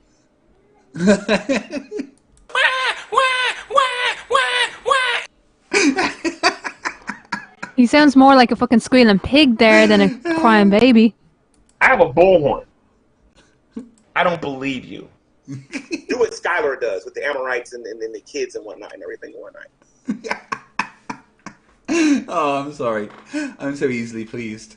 Well, I'm trying to give it to you, but apparently you're not really good at listening. So what I'm gonna be quiet, and when you breathe in and breathe out, let me know, and I'll answer your question. Okay, well, before you start talking, I want to read something to you. Taxonomy is the branch of science concerned with classification, especially of organisms, okay? So, no opinion necessary in that. It's a branch of fucking science. You were wrong about that. This now is you something can go that ahead. science deniers and flat earthers in general do, is they say, oh, that's just your opinion. No, we don't ever have opinions. We just base what we say on facts and logic. So if you're able to present any facts to back up intelligent design, that would be fantastic, because I I've can never do that right seen now.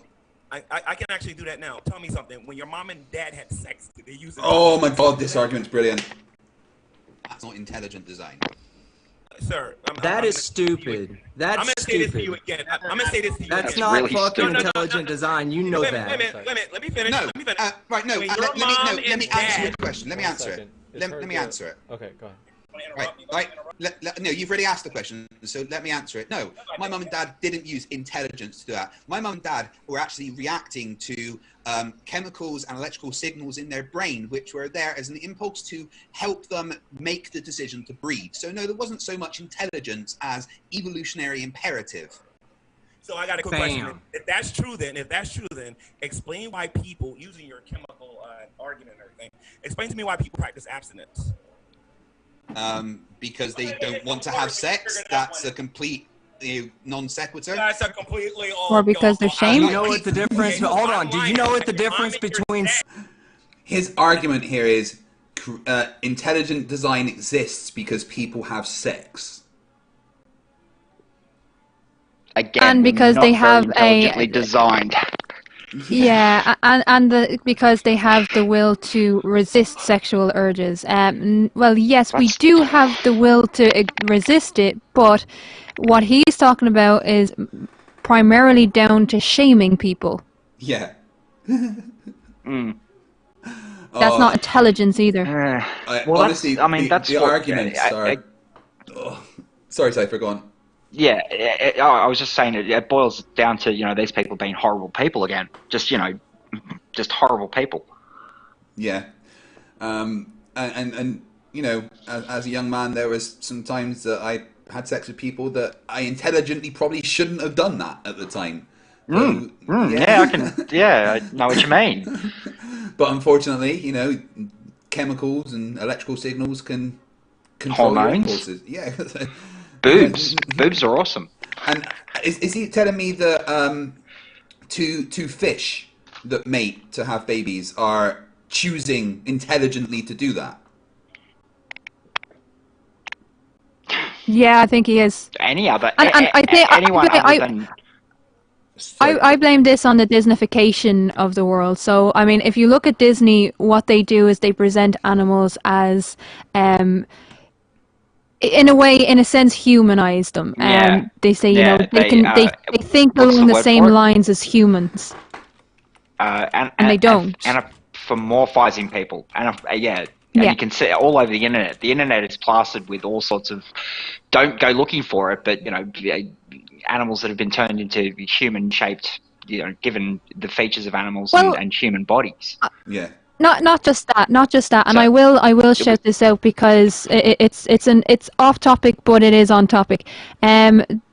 I think it was last week, saw the anniversary of Steve Cash, the death of Steve Cash, and Steve Cash was brilliant. And what he did was he created the Talking Kitty Cat series, where he actually gave voices to his cats. Now, yes, if you watch it, if you hear about it and you haven't watched it, it sounds fucking mental. But the way in which he did it was fantastic. The problem with that is when you take that idea and then think it's fact that they actually are thinking that way. No, that was cleverly overdubbed. Yeah. I mean, that's the problem here. Musical Cats. The musical Cats is about, you know, cats that live in an alley that, you know, people dressed up like cats or, you know, done up to make up look like it's not cats. a documentary. It's not a documentary. It's entertainment. Had a couple of more super chats from Wildman67, $5 says, "Love your channel. Can't get over the stupidity in the world. I know it hurts me every time I think about it." And then he sent another $20 with no message. If you meant to send a message with that, please tag me. But thank you very, very much. McCabe Manfica says, "All good. Been around this side of the internet since Thunderfoot started his WDPLAC series. If you want a breakdown of GMan, I'm your man." I feel like GMan should get some more of my attention. Not face to face, but I think he's definitely worth an episode of Stupid Humans. Oh, definitely. Yeah. Yeah. Definitely. Oh, definitely. Absolutely. I mean, Bart K's got to get his episode of Stupid Humans first. Oh, yeah. Have you seen Bart's? I think I sent you a thing where he was crying about you on Flat Earth Globe discussions. Yeah. Oh, not on Flat Earth Globe discussions. Wait, what? No, I've only seen. Was it another one? No. Well, he put up a link to one of his videos. I think it was on that one, saying how you were bullying him, you were cyberbullying him, and then in the same sentence he went on to fucking just some of the shit that he was saying was like, oh my god, no. That's right. He's saying that I was cyberbullying him because I called him my comment was deleted. I went onto his channel and I saw he had a video about me, FTFE, 3 turds in a punch bowl. He insulted me quite a lot, and he definitely insulted PhD Tony, which was understandable. You know, we were dicks to him. But Team was relatively nice to him, right? And even as we left, he was like, "Oh, Team, no, you've been decent, right?" Then he starts the stream up on his channel 20 minutes after Rage quitting from mine, and in the description, he's got a big thing about why Tony's horrible, a big thing about me, and then Team Skeptic, he's just a two-faced dick. Like, yes, because he kind of mistakes politeness for being two-faced. Yeah. And he keeps saying how, oh, FTFE's big man, baby. Oh, I'd never go on that channel. What a waste of time. Have you any idea? Guys, you don't understand how many fucking messages and stuff he sent me trying to get to come on my channel. And if you watch the first part of that debate, he spent the first 20 minutes fawning over me and my channel. Oh, I'm so honoured to be on FTFE. Oh, this is amazing. Oh, I can't believe I'm, and then by the end of it, it was like, I fucking hate you. He was intellectually dishonest. He was intellectually dishonest. Because he sat there and presented a paper and then said, I have no opinion on it. Then why fucking present it, you douche? The thing is, right, and I tried to get this out of him because I'd done a bit of research into him beforehand, and that paper he presented, that is his opinion. That is what he thinks. And he pushes that stuff as fact. And for him to just turn up and go, oh, well, I'm just coming here for a discussion, it's not really my opinion, that is such a cowardly thing to do. No, stand behind what you're fucking saying. You know, flat earthers will come on and they'll be fucking stupid, but at least they'll come on and say, I'm a flat earther, you know?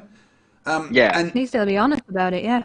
Bart is a fucking... One thing I'll give... He's dangerous, but he's actually dangerous, Bart, because he pushes so much wrong information about nutrition and health. And, like, the dude straight up claims that there is no bad cholesterol. He says there's only one type of cholesterol. There's no bad cholesterol. I'm pretty sure every doctor disagrees with you. And he says humans should not eat vegetables at all. We are not built to eat vegetables. We should only eat meat. We're pure carnivores. And that reminds me. He also says that that reminds me of cure fibromyalgia. Yeah, that reminds me of the guy who got me started in flat Earth. So I had the reason why I got into flat Earth to begin with was because I had a Flerf actually in my house for 6 weeks. Oh, and that's God, the kind of thing he would only consume red meat and milk, and that was all he would consume. And I was like, wow, I'm doing dinner, you're gonna fucking eat it whether you like it or not, or you're gonna starve, because he didn't know how to cook. Fuck that. And he wanted his meat blue, and I was like, you're having your meat cooked or you can get the fuck out. Yeah. So that got me started. One of the medical stories that I've got with when I first started doing all of this myself about a year ago, one of the first people I ran into and didn't realize who I was running into was Lemon Bird.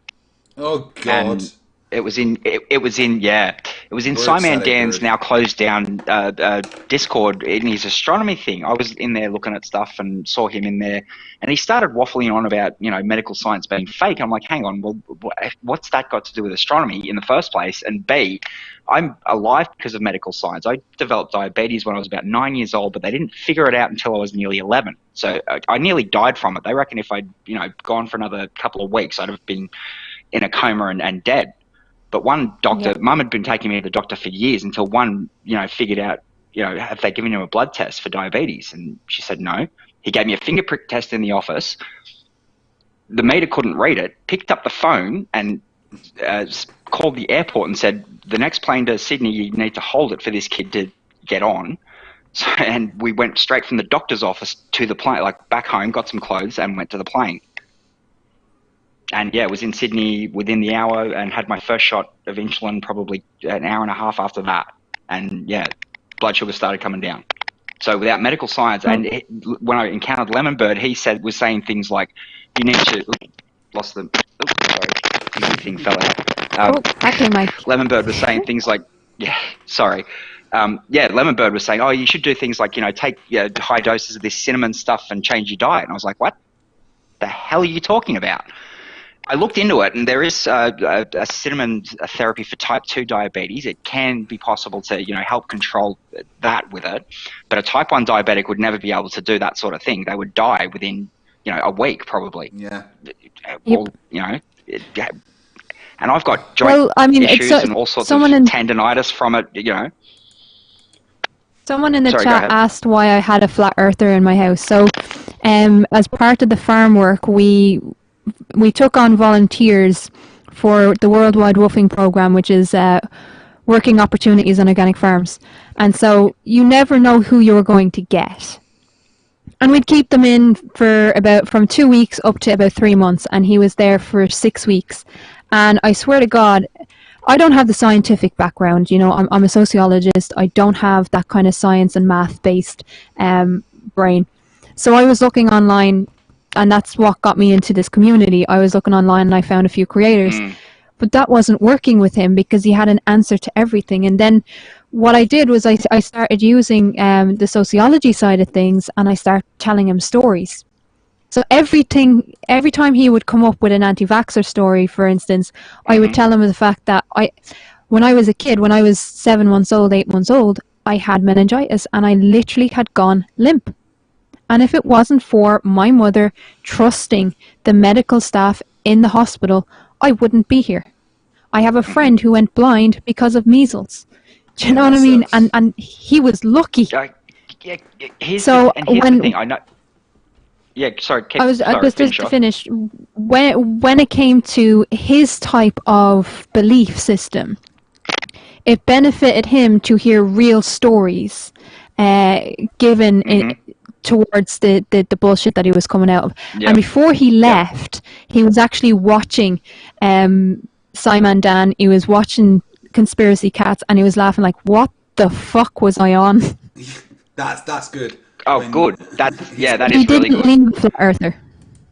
That's what I like to hear. And right. what I was going to say is that, like, sorry, just to quickly finish this off. The thing with like vaccinations and everything else like that is, like, we weren't aware of things like autism stuff before. It's more of an awareness of that now that we're coming across. There is absolutely no link between, you know, vaccines and autism, and it was Andrew Wakefield, and I really hate that guy. He's responsible for so many children deaths. It's ridiculous. Yeah. Right. I'm gonna play this, and I'm gonna be gone for a minute or so because I need to go and use the toilet again. Yep. These coffees are going through me. Back in a sec. Sexual selection and natural selection is? Hey, do you know what the difference between sexual selection and natural selection is? This is great. So anyway, so your mom and your dad had intelligence, and they decided they was going to No have answer. Sex. That Okay, isn't no, even I'm- what intelligent design is, dipshit. You know that. You're gish galloping. You're not even- Okay, do you think the eye is evidence of intelligent design? Hold on. Do you think the eye? Hold on. Do you think the eye is evidence of intelligent design? So anyway, I like to get back Who to the- fucked and gave me my eye? That's my next question. Who fucked and gave me my eye? Yeah, you're stupid. Intelligent design has nothing to do with my mom and my dad being intelligent enough to have sex. You're dumb. Answer it like you answer it as if you're trying to participate in the fucking actual discussion. GMan. Okay, go ahead. Yeah, I need 10. Yeah, I GMan, need now's 10 your. Okay, we can give you. What did you say? You want a minute? Okay, thank you. Team Skeptic was scared of me saying that when mom and dad had sex and the man put his sperm into his mother, that sperm had a certain amount of information. That information went inside the mother's ovaries, and then when he was born, all of those little things God. develop in the body. But none of that would have started without. I need to come back in on this. Okay, right. That's an argument from incredulity. Let me ask. Can you pause that fight? I hear you come back in. He's back. Yep. They're relevant to this topic. No. Just answer the question, please. How intelligent are? Might not have heard you. What was that? Sorry. No. Yeah, can you pause that for a second? Yes. Sorry. So, G-Man just said that the man puts his sperm inside a woman's ovaries. If sperm is going to your ovaries, you're doing it wrong. Get help. That's not how you have sex. Yeah, no. If they got to the ovaries, then that would be a bit of a problem. I'm assuming that's where all you don't the want a eggs are. fertilized egg in an ovary. No, Okay, so all of them. If the sperm is getting to an egg at the ovary stage from the when it just emerges from the ovary, that's what we call an ectopic pregnancy. So the pregnancy will not progress further than the fallopian tube. Believe me when I say ectopic pregnancies are one of the most dangerous pregnancies that we know of. Yeah. So if your sperm is going into someone's ovaries, there's an issue. They must be some type of sperm, like. Yeah. That's hysterectomy county. It's not how this works. It's not how any of this works. No, that's not how this works. That's not how any of this works. Oh my god, the stupid I did have to challenge that because I remember. Yeah. I remember him saying it, and I was like, I think I messaged you, Fight, and I was like, did he just say that sperm went into the ovaries? Oh my god, if that's your level of knowledge when it comes to human reproduction, you're in trouble. I was just about to say that, like, a basic knowledge of human biology would be, you know, a primer before you went into something like this. Yeah. No, I knew I had the clip. Yeah. G-Man, sperm going into ovaries. That's not how it works. That's not how any of this works. Yep. I love it. Nathan, the adults are He talking. I'm not talking already to G-Man. said it's irrelevant. Well, no, I'm actually going to keep asking until I get an answer to my question. G-Man, how intelligent are hamsters? Topic, but we're not going to answer it. It's completely relevant to the topic, Nathan. Now, you be quiet while I talk to G-Man. Okay, Nathan, give me 1 sec. Let's Answer the question. I'll answer the question. Thank you. It depends, because if you're talking to a Christian, hamsters have an animal's intelligence. But if you're talking to an atheist, animals are more intelligent than humans. What? What did he just say? Go back a little. I missed that. I missed that. I was with my nephew.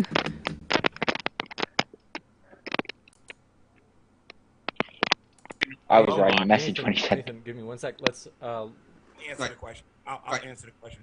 Thank you. It depends, because if you're talking to a Christian, hamsters have an animal's intelligence. But if you're talking to an atheist, animals are more intelligent than humans. The fuck? Okay. What? Okay, no, I think I know where he's. I think I know where he's going with it. Yeah. And the only thing I will say about this is because when it comes to devout Christians, and I'm not saying Christians generally, I'm just saying the devout ones, the ones that G-Man ascribes to. Animals are stupid. Any animal is only there for humans to use and abuse and whatever. Yeah. Whereas many atheists, not all, many atheists respect animals for being the animals that they are. And we ascribe a level of intelligence that we can measure. Christians don't tend to do that, or the Christianity that he subscribes to don't really accept that hamsters, mice, rats, horses, goats, all of them actually have a level of intelligence because they're not just thick without souls. Horses can escape from paddocks. I've seen it happen. They know how to open gates. I've seen a horse. My friend had a horse who was able to literally bring her head over the gate and unlatch the gate. That's exactly what I've seen. Yep. I was actually stunned. I was like, it. holy shit. My cats can can communicate with me quite a lot. My cats know exactly what to do for me to get me to give them treats. You know. Yeah, mine too. They know where to stand, where to look, what noises to make, and they know that they get some treats. They know how to look cute. Yeah. Yeah. A few years ago, I had a particular goat, right, that was able to unbolt the door from the outside, right, and she started teaching her kid how to do it. So we had to put extra bolts, a bolt down the end, just so they wouldn't get out of the pen. That they couldn't reach. Yeah. Oh, fuck's sake! Right. So it depends who you're talking to. It's very subjective. No, it's a very simple question. Hamsters literally react to instincts and not much else. They're not intelligent, except they do the exact same thing by putting their dick in a vagina, causing sperm to meet an egg. So that blows your entire argument out the fucking water. Animal? Are you an animal? Technically, yes, we all are. Can I put you in a zoo? You can try. Can I put you in a zoo? Well, wait a minute. You're an animal, so I should be able to put you in a zoo. We're on YouTube. That's a big zoo. No. I'm talking about behind the cage, like we would do with pandas and bears and things. Yeah, like it's called prison. Zoo, right? You can try and put me in the zoo if you want. You're not an animal because we can't put you in a zoo. Your decision to put him in a zoo would just be a combination of chemicals reacting in your brain that spontaneously combusted out of nowhere billions of years ago. That's not what I said at all, you absolute... Apparently, you're billions of years old. Yeah, and apparently I spontaneously combusted out of nowhere. Yep. I know of two entities that were there at the Big Bang. Digital Demonic Davros and Blue Marble Science were sitting opposite each other when it happened. I mean, I was there before, but you know. You were there watching them, were you? Oh, there you go. Yeah, I was the one that dropped the lighter. Sitting there, overboard. That's what it was. I dropped the lighter, and it was the spark when it hit the ground. The spark when it hit the ground. Yep. Yeah, universe. Exactly how it happened. So hey, how is it? Do you think that grass has intelligence? Hold on. Do you think that grass has intelligence? Do you think grass has intelligence? We could take everyone who believes in evolution and lock them in a zoo because they all think they're freaking animals. So, Okay, great. Nathan, be quiet. You're not saying anything intelligent again. G-Man, I have a question for you. Do you think grass is intelligent? Could I get 10 seconds? Related to grass. Do you think grass is intelligent? That doesn't answer my question. I'm not related. Could I get 10 seconds, please? That does not. Shut up, Nathan. G-Man. Let's give Nathan a chance to respond really quick. Nathan, what was your You point just did. You didn't say anything. Yes. Okay. So I know these guys want to deflect and gaslight, asking us if hamsters are intelligent and if grass Gaslighting doesn't exist. You made that up because you're crazy. is intelligent. Quit crying for yourself and ask something intelligent, please, so we can advance the conversation. Yes, please hurry.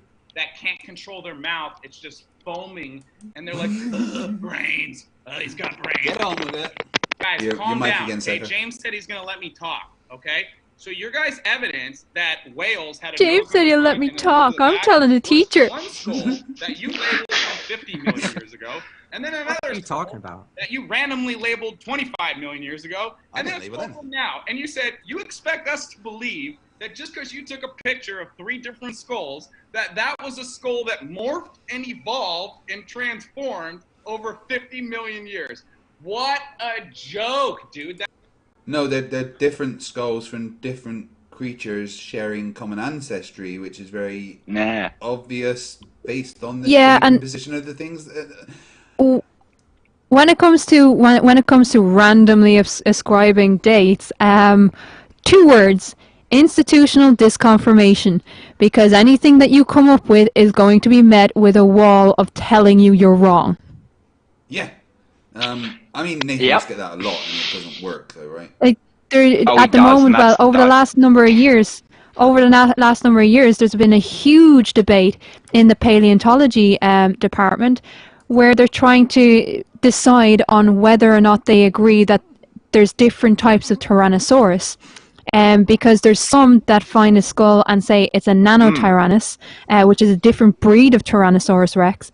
And there's the majority of the community saying no, it's just a juvenile.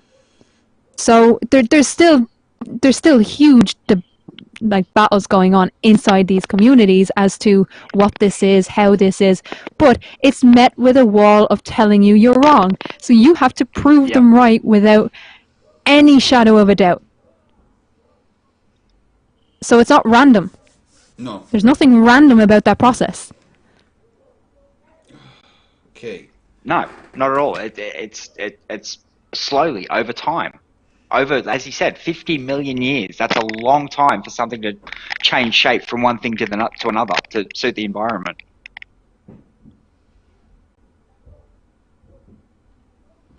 Okay. Right. Andrew Lessard in the chat asks if I'm a doctor, if I'm Dr. Keela. I'm not a doctor. I would never claim anything beyond what I have. But it's just an interest that I took in paleontology from being a kid. We've got a few super chats. We've got Virillion for $5 says, G-Man doesn't think humans are animals. Let that sink in.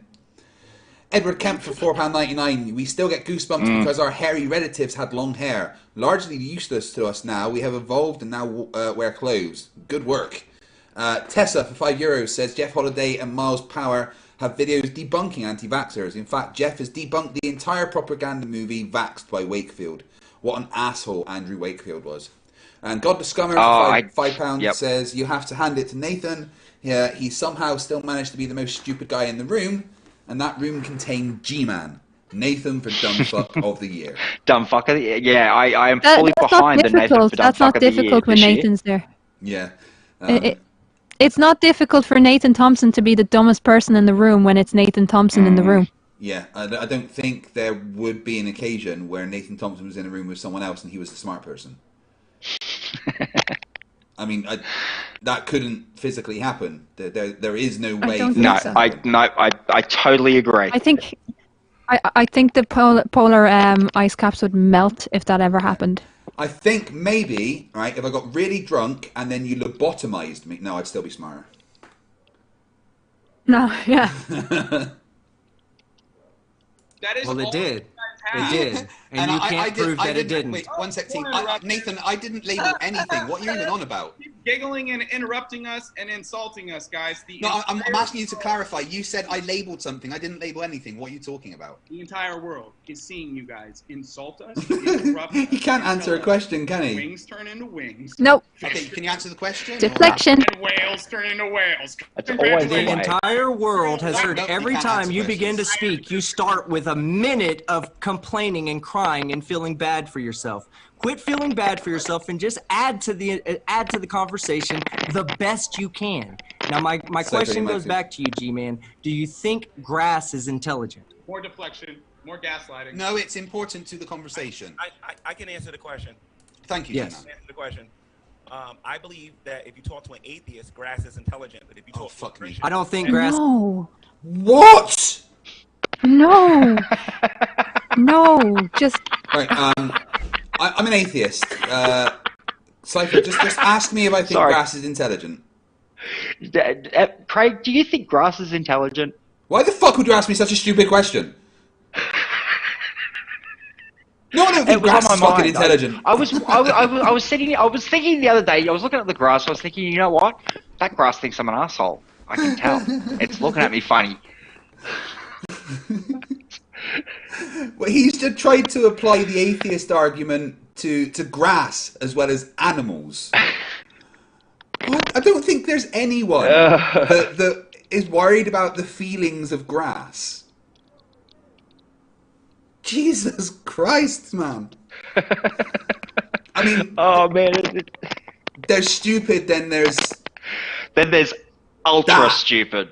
Oh my god. That's I don't think there's a word for that. Dumb. No.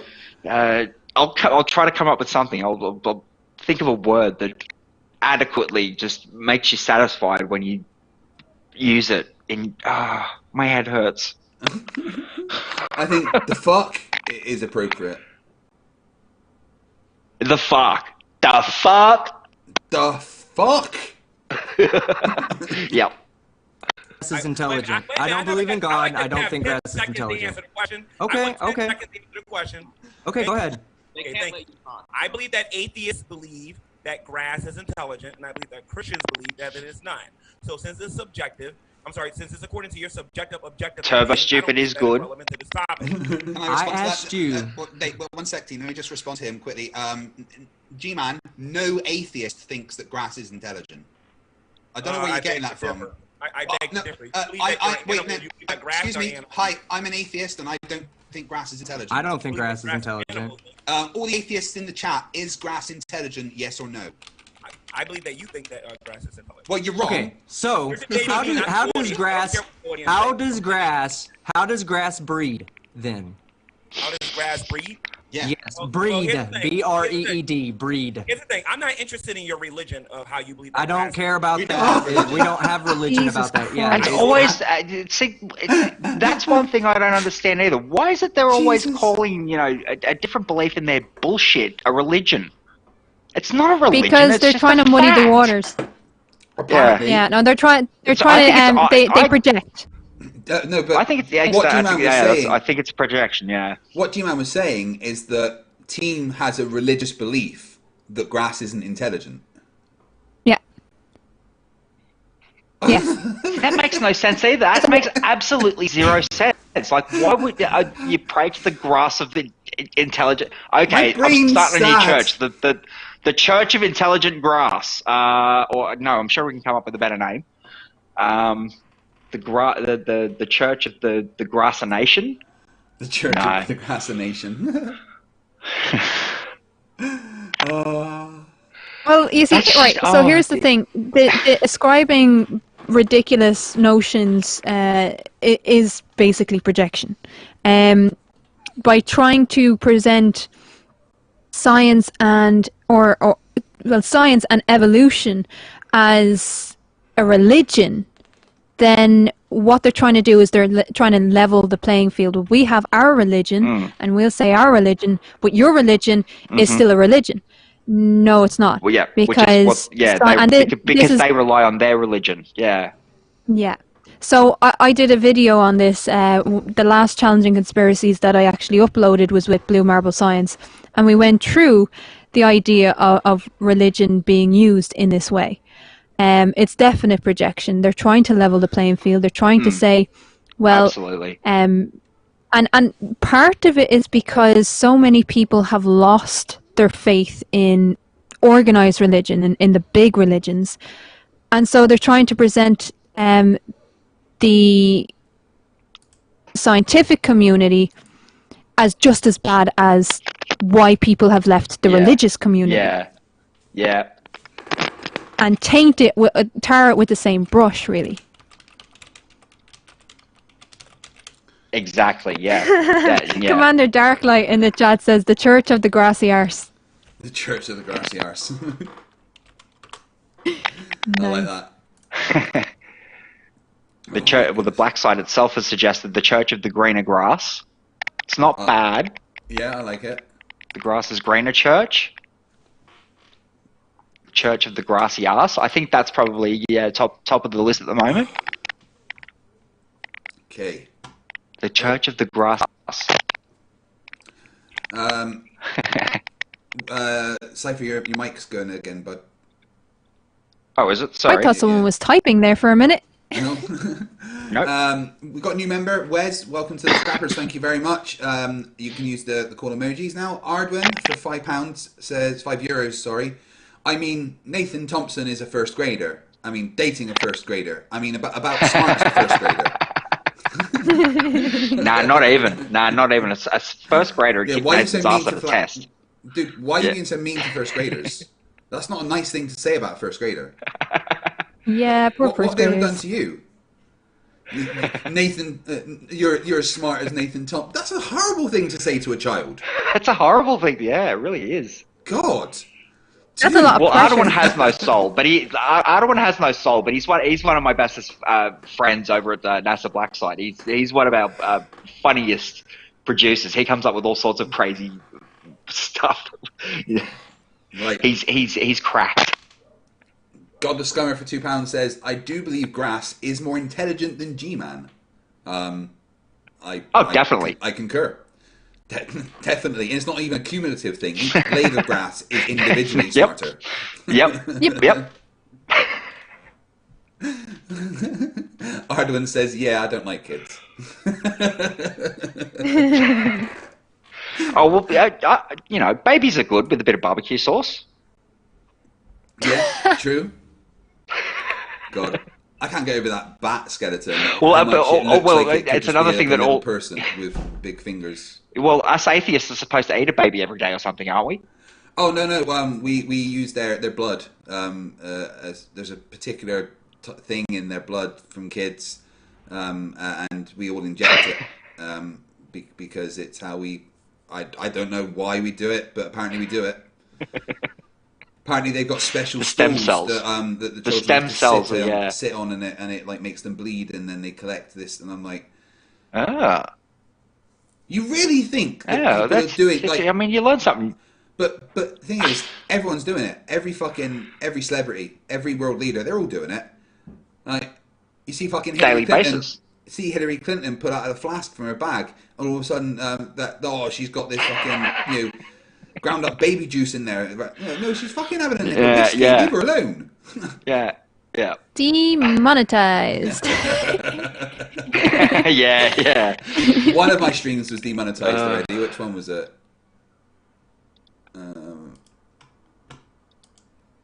That's because you showed conspiracy cats. That's what that was. Actually, yes, it is my Dungeons and Dragons one that got demonetized.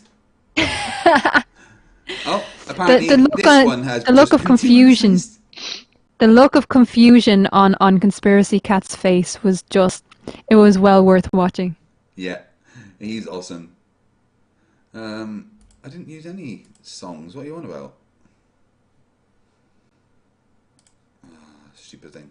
Right, more stupid. How does grass breed?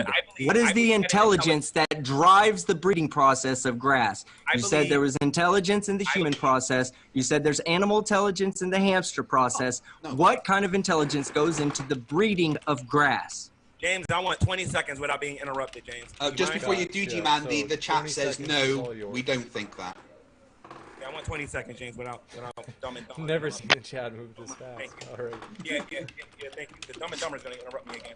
So anyway, I never said that. Dumb and Dumber. So that's your worldview. Well done. The most intelligent thing you said. Dumb and Dumber. The fact of the matter is this. Giggles, shut up. Go on Giggles. Oh, Nathan, stop crying like a little bitch. Hold on 1 second. 20 seconds. I don't think I'm asking for a lot. Okay. Yeah, thank you. So, so the burden of proof lies on them that if grass has intelligence or it doesn't. That has nothing to do with me. I believe that God, or rather an intelligent designer, actually created the grass and gave the grass the ability to, that when it dies in the winter, it can regrow. You know what I mean? So if you have a different opinion about that, then you need to prove that scientifically. But I ain't gonna lie, Team Skeptic. Start talking down into the floor or something. He doesn't shut up, does he? He's trying to talk into his mic and failing. It sounded like he was talking like at the floor, looking down and directing his sound way away from the microphone. Because that's where he thinks his mic is. That's the one that he's plugged in but not using. Yeah, yeah. He's a fucking moron. Because, you know, Flerfs can't... well, he says he's not a Flerf, but Flerfs can't tech. We know this very well from FTFE's channel. Yes. 9 out of 10 streams that end up not happening is because a flat earther can't fucking click a link properly. Yeah. They think it's spam or something, don't they? Yeah, they don't trust vMix, the most secure fucking streaming platform that there is.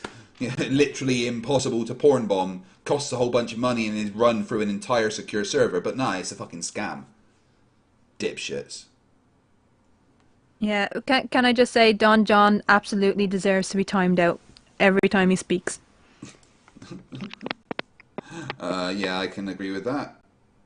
Yeah, I saw that and someone freed the message. I was going to hide his first one. I was like, nah, it doesn't seem right.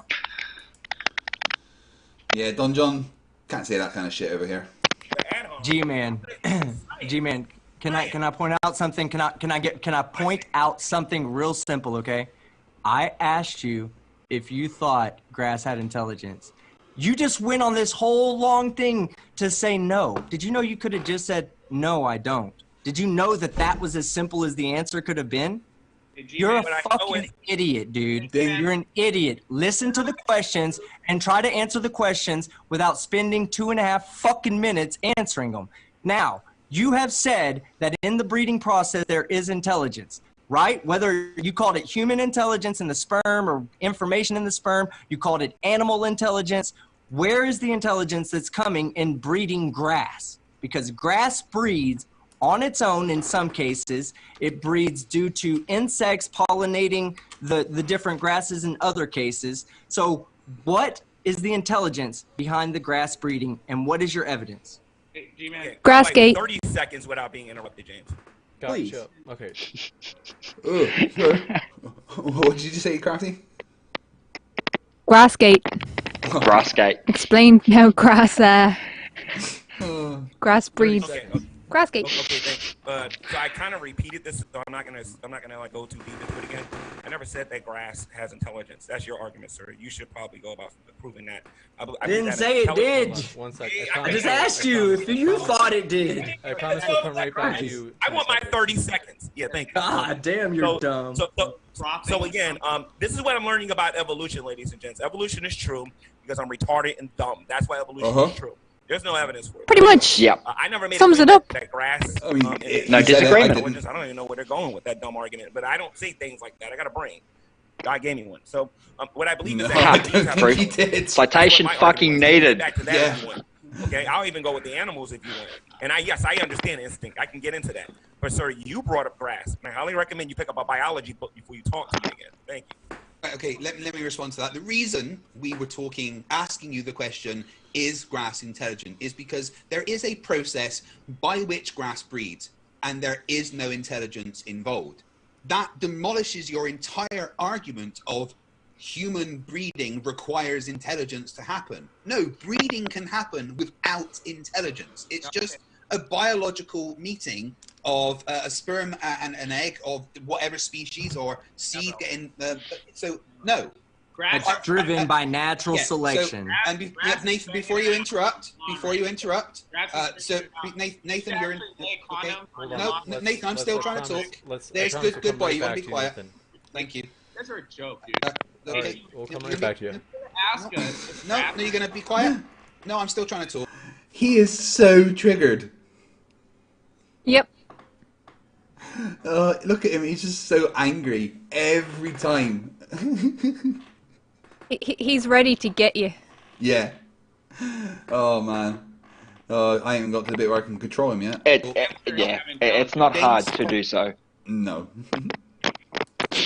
Okay, Nathan, I need you to work with me here. I've got to let Craig finish, and then I promise. I've been talking the whole time. Yeah, sure. Go ahead, Craig.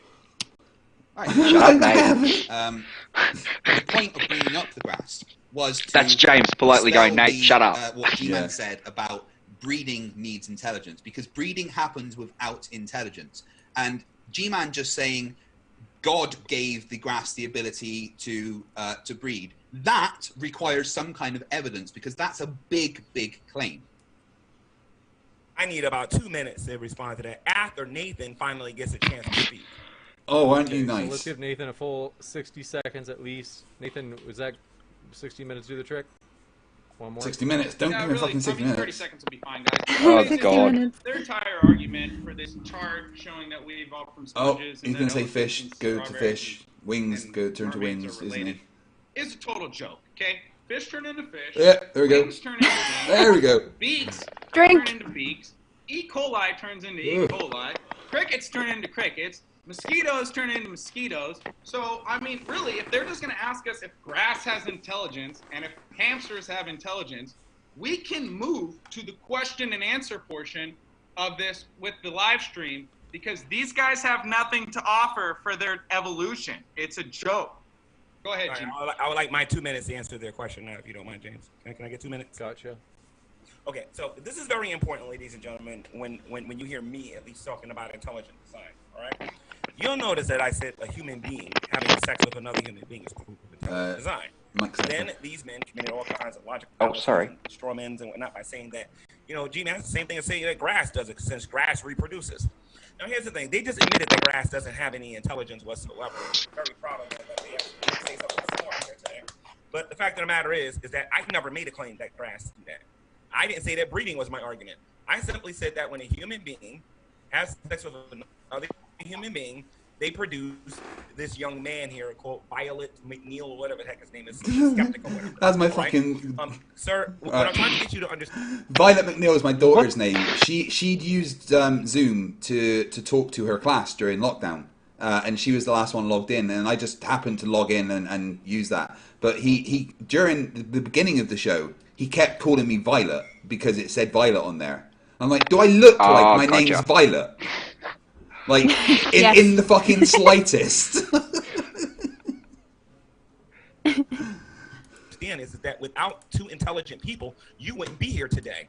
Okay? Without intelligent grandparents, great-grandparents, great-great-great-great-grandparents. We see this all the time, all right? Without actually having an intelligence, you cannot make life. Do you understand that? All right? Wrong. I That's never wrong. made an argument about Nathan grass. Thompson is proof I of believe that. a system was put in place in it. And I don't even need to use God for crying out loud. At this point, I can use your own theory against you and talk about how grass came to be to begin with, and how the ground will reproduce grass all the time. You understand what I'm saying? Your argument is stupid. It is malformed, and you guys aren't thinking. You're so bent on insulting us and insulting me that you guys don't even realize that you're handing me this debate. All right. So if you want me to stop being a jerk, and you want me to stop, you want me to listen to you, and claim that you taught me something, you need to address the actual arguments. I want to see these features. I want to see your fossil record, and for the love of everything that is holy, We've shown you our fossil records, and you went, they look like different your mom animals. And dad were not intelligent why they wasn't using intelligence in order to make you. Now, if you can't do that, then just go ahead and insult me. We can get to the Q&A, and you can admit you lost. Can I have 2 minutes, James? Yep.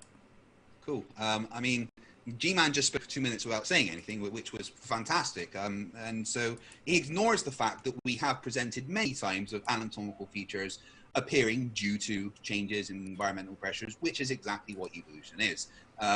I demonstrated, I explained why no, intelligence is not required for the process of mating to happen. It's an evolutionary imperative. Chemicals are released in the brain which make you horny and want to have sex. That's nothing to do with intelligence. That is literal instinct. The reason that you get sexually excited is because chemicals are released in your brain due to a stimuli. That's not intelligence. That's the kind of opposite of intelligence. Not to mention, while we're talking about sex, why would an intelligent designer put a reproductive organ right next to a waste organ? Doesn't seem very intelligently designed, especially since there's a lot of toxic bacteria that comes out of the fucking asshole. So accepting microevolution like they have is accepting that evolution exists. And we can talk about evolution on a grander scale by the fossil records that I can quite easily present. There is more than enough evidence to show that life has come from common ancestors. We've presented so much of that evidence today, and they have addressed absolutely zero of it. The entire thing they've done is gone, I don't agree with the premise of your argument, therefore I'm not answering it. And the rest of the time, they've complained about being insulted, and the reason we insult them is because it's an objective fact that both of these people are fucking retarded. Yes, and I would like to point out that while it is not a direct change of mosquito, the London mosquito that is present in the London subway cannot breed with the mosquito it evolved from.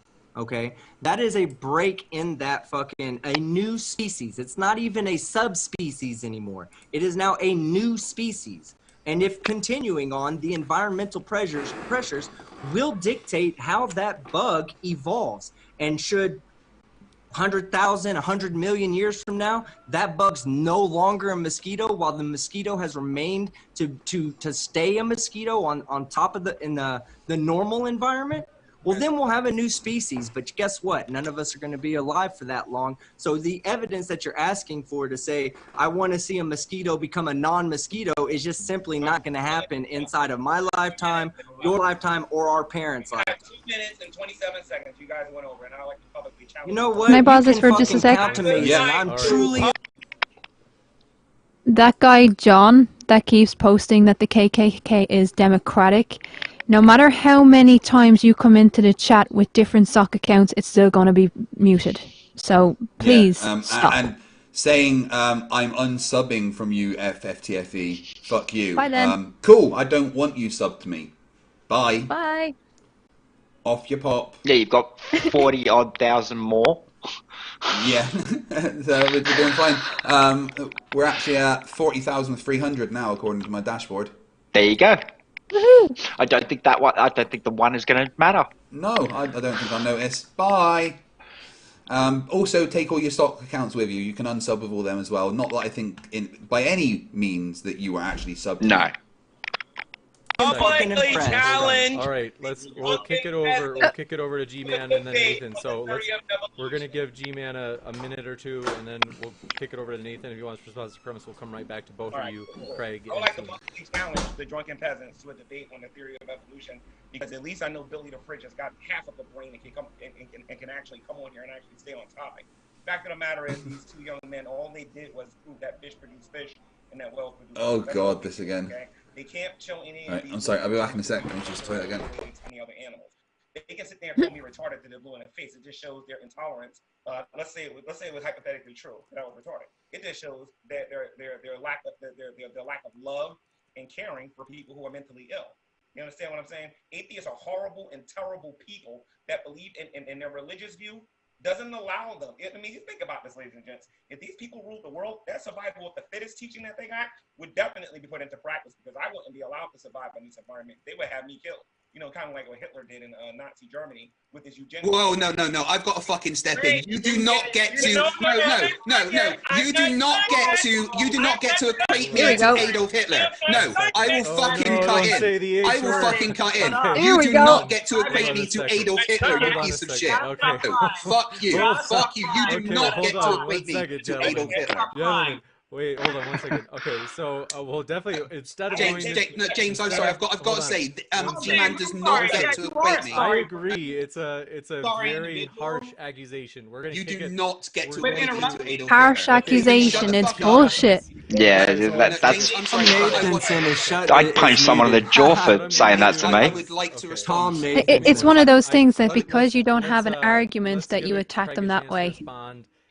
Yeah, it's pathetic. That's what they usually have to resort to. Shut the fuck up. No one wants to hear you. This was in the same way that Nathan, shut up. Like I don't. No, you're not a horrible and terrible person. No, you're heaps of fun and one of the bestest cogs in the black site's machinery. Can you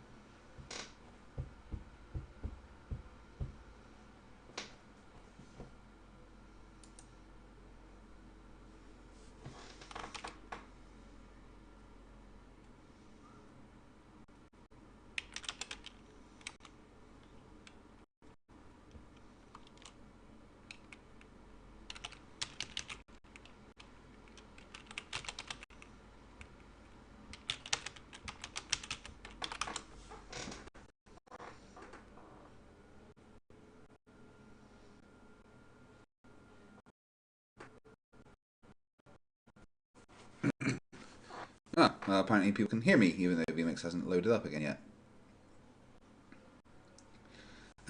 Yeah, so VMix totally crashed there for a second. First time it's happened like that on here. Oh god, how far did we get into the debate? Hey, you back? I'm back. Interesting. How far did we get into the debate?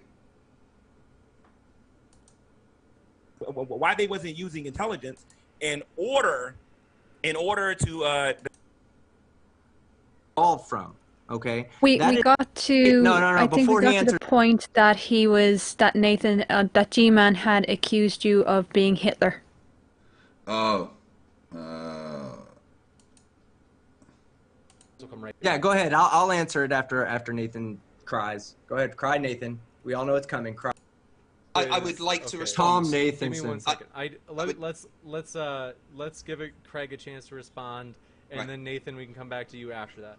I thought I got a chance to talk. Nathan, shut the fuck up. No one wants to hear you. This was. I get to chat after G-Man. Have we played that yet? Nathan, shut up. Like, you said I get to chat after G-Man. Right, yeah. Yes, we did. No, I'm responding to what's just being said. You told us and tell us when. But yeah, that's pretty much where we left off. I promise. Well, he wants to respond with the fact that he was accused of being you know who. So let's give him a chance. Right. I want to bring up the fact that Not only have you just fucking equated me to one of the most horrific people in history, which is a piece of fucking shit move, but Adolf Hitler was a fucking devout Christian, so he's more on your side than mine, so shut the fuck up. And I'm now going to bring up the fact that before this started, you accused both me and Team of being racist because we believe in evolution. Okay, so now do you want to fucking answer that, you let piece me, of crap? no. Before he answers that, I want to speak on that because hey, hold on. Hey, hold on. I want to answer that too.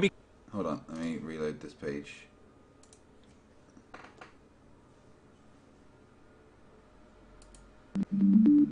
Is Sight back in? Yeah. Sight, you here? Invest. What? No. Go away. Didn't click yes. Oh, fucking got making me watch the ad again. Yep. Ads are everywhere. Well, they did. What are you doing?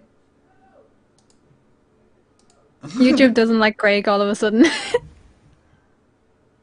It's like forcing me to put on YouTube Premium, but I can't actually log in to do that. And then send me back to the ad again.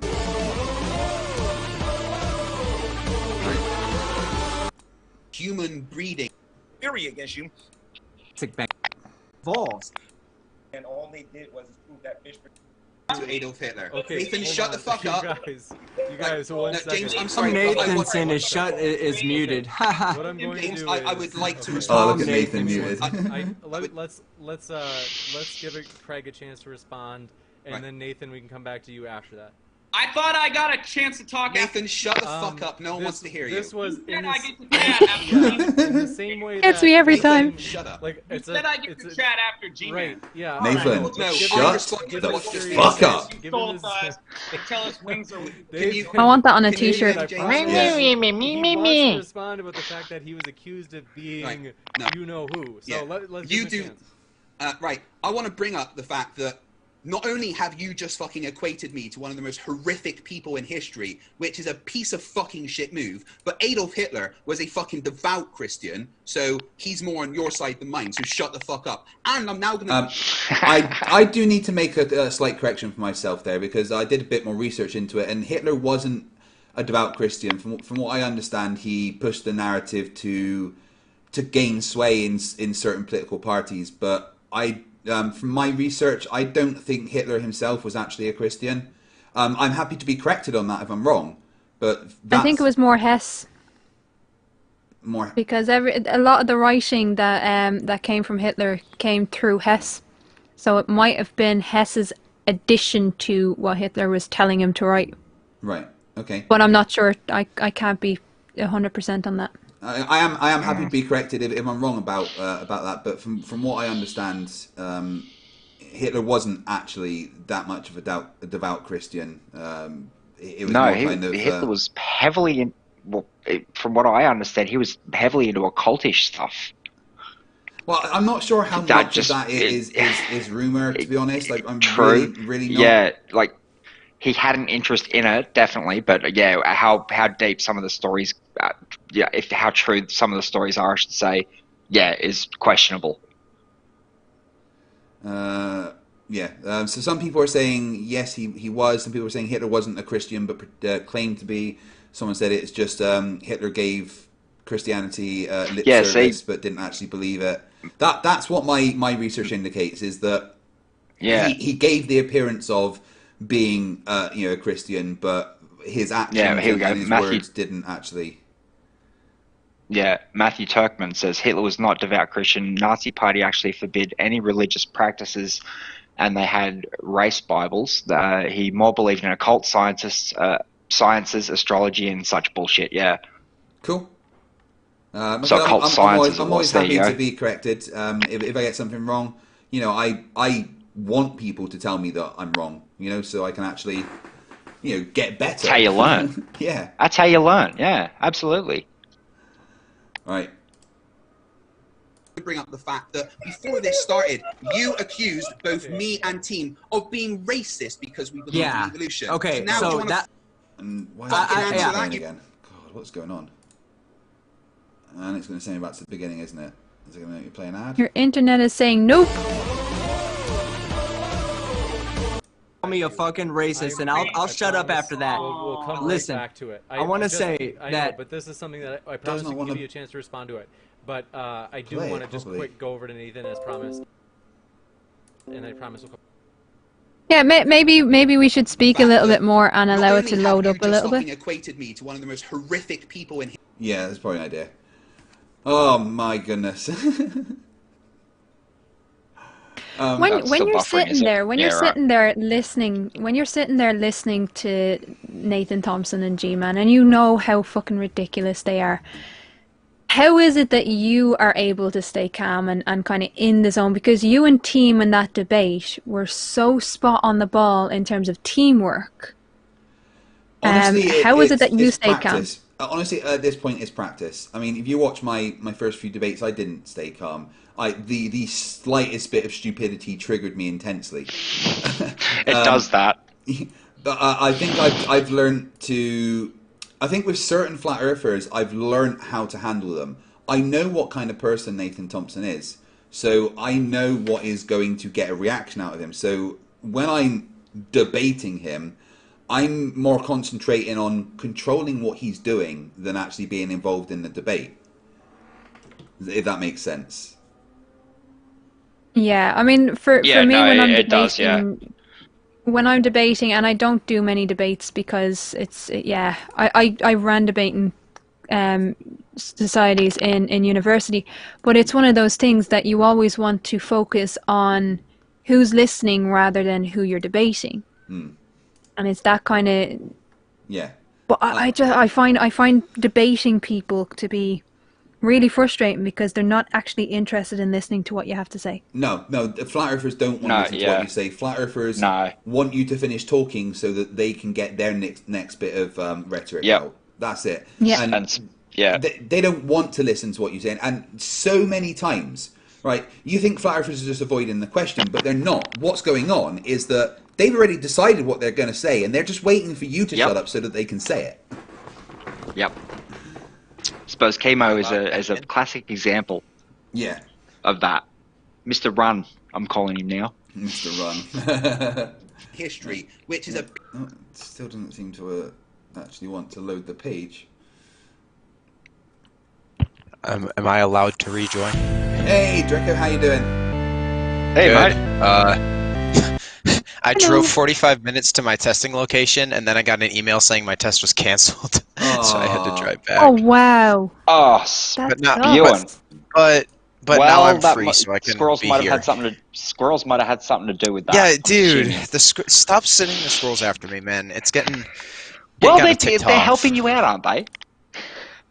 Well, they gave me time to be on the FTFE stream, but yeah, that's true. Well, that's what I mean. What's done is done, so now They're I have. handy. Yeah. Now I've got 8 hours with nothing to do with, so I might as well be here.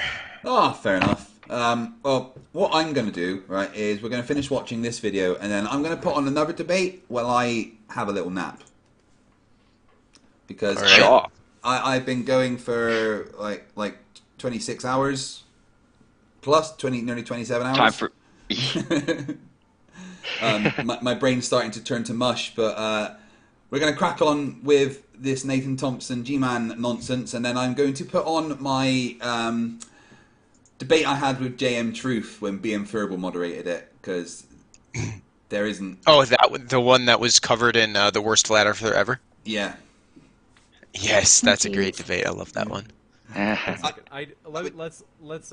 Let's give Craig a chance to respond, and then Nathan, we can come back to you after that. I thought I got a chance to talk. Nathan, shut the fuck up. No one wants to hear you. This was in in the same way that Nathan. I was told I would get. I was told I would be able to talk, and he's not letting me talk. I'm gonna cry. and what's more is he's wasting time. Every time he does that, he's wasting more time. Yeah. Mainly because he doesn't have anything, but he is. He's wasting your time and his time. What I do is I go, I haven't talked, and then it go, fish turn to fish, wings turn to wings, you believe in SpongeBob. Yeah, you've said that already, Nathan. And Bart did that as well.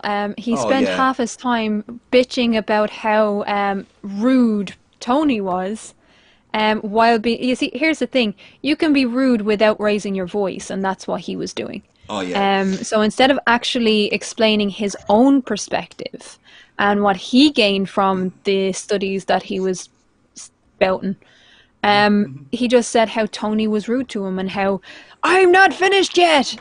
Fuck off. James George did a similar thing where, like, literally every single time Craig or I don't know if Team was there, but every time that one of you two opened your mouth, you'd be like, "Can you stop interrupting me, please?"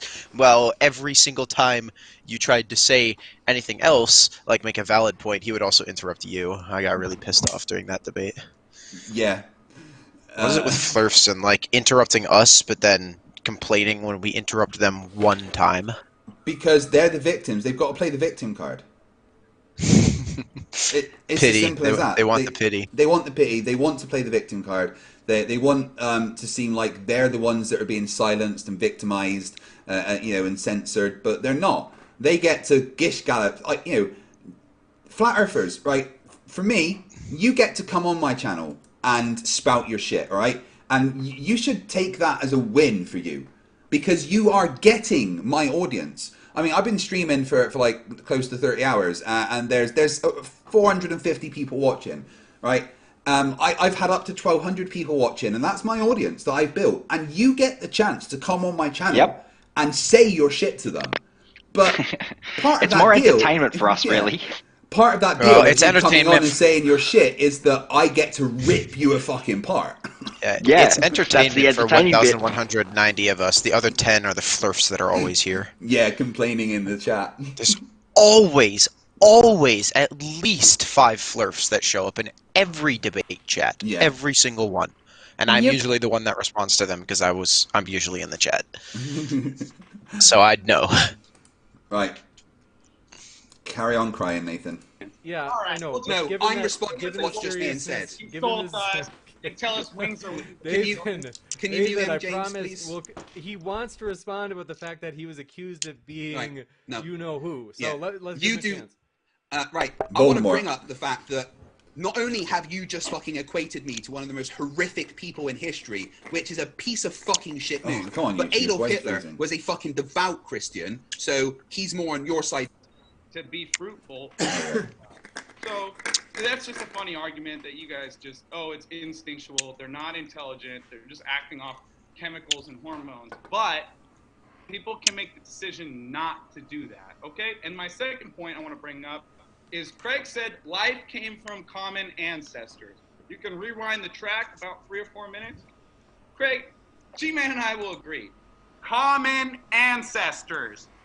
Dogs turn into dogs. Fish turn into fish. Here he goes Mosquitoes again. turn into mosquitoes. So we can just move on to the question and answer portion. No, you don't get to decide Like a how this dog goes. without a There he goes bone. again. I know. He can't practice impulse control and keep his mouth shut from Stop trying to dictate how the stream goes then, you piece of shit. Oh, Craig. Okay, so as I promised, let's go back to Team Skeptic. I know that he had something he wanted to bring up. Yeah, the first thing I want to bring up is, and G-Man should understand this by now, he appears to think he's intelligent. Godwin's law, which is reductio ad Hitlerium, usually in almost all, we'll say 99.999% of the cases, that's done by the person who's feeling like they're losing the debate. You shouldn't have done that. The second thing is you already knew you were losing the debate when you came in, when you called me a racist on no basis whatsoever. And yes, you called me an outright racist. No, in fact, he called all atheists racist. All he called atheists anyone are that believes in racist. evolution Yes. racist. So every Yes. single person in the chat right This now is brilliant. that believes- Look at Nathan Thompson, right? Nathan, this is how stupid he is. Sorry. So it actually fucking hurts me. It's upside down. In the Zoom call, right? When you are in the Zoom call, what you see for you is mirrored, right? So you see yourself mirrored when you're looking at your camera, your feed in Zoom. So Nathan thinks he's being clever by trying to write it backwards so to show the right way, without realizing that It goes out the right fucking way anyway. And this is why he wins Don't Fuck the Year. Don't fuck in the year 2020, guys. Don't fuck in the year 2020. Yeah, I reckon he's a clear winner. Yeah, and it takes him ages to figure out that it's backwards. You are racist. This is the Now, piece of shit type of people we're dealing with.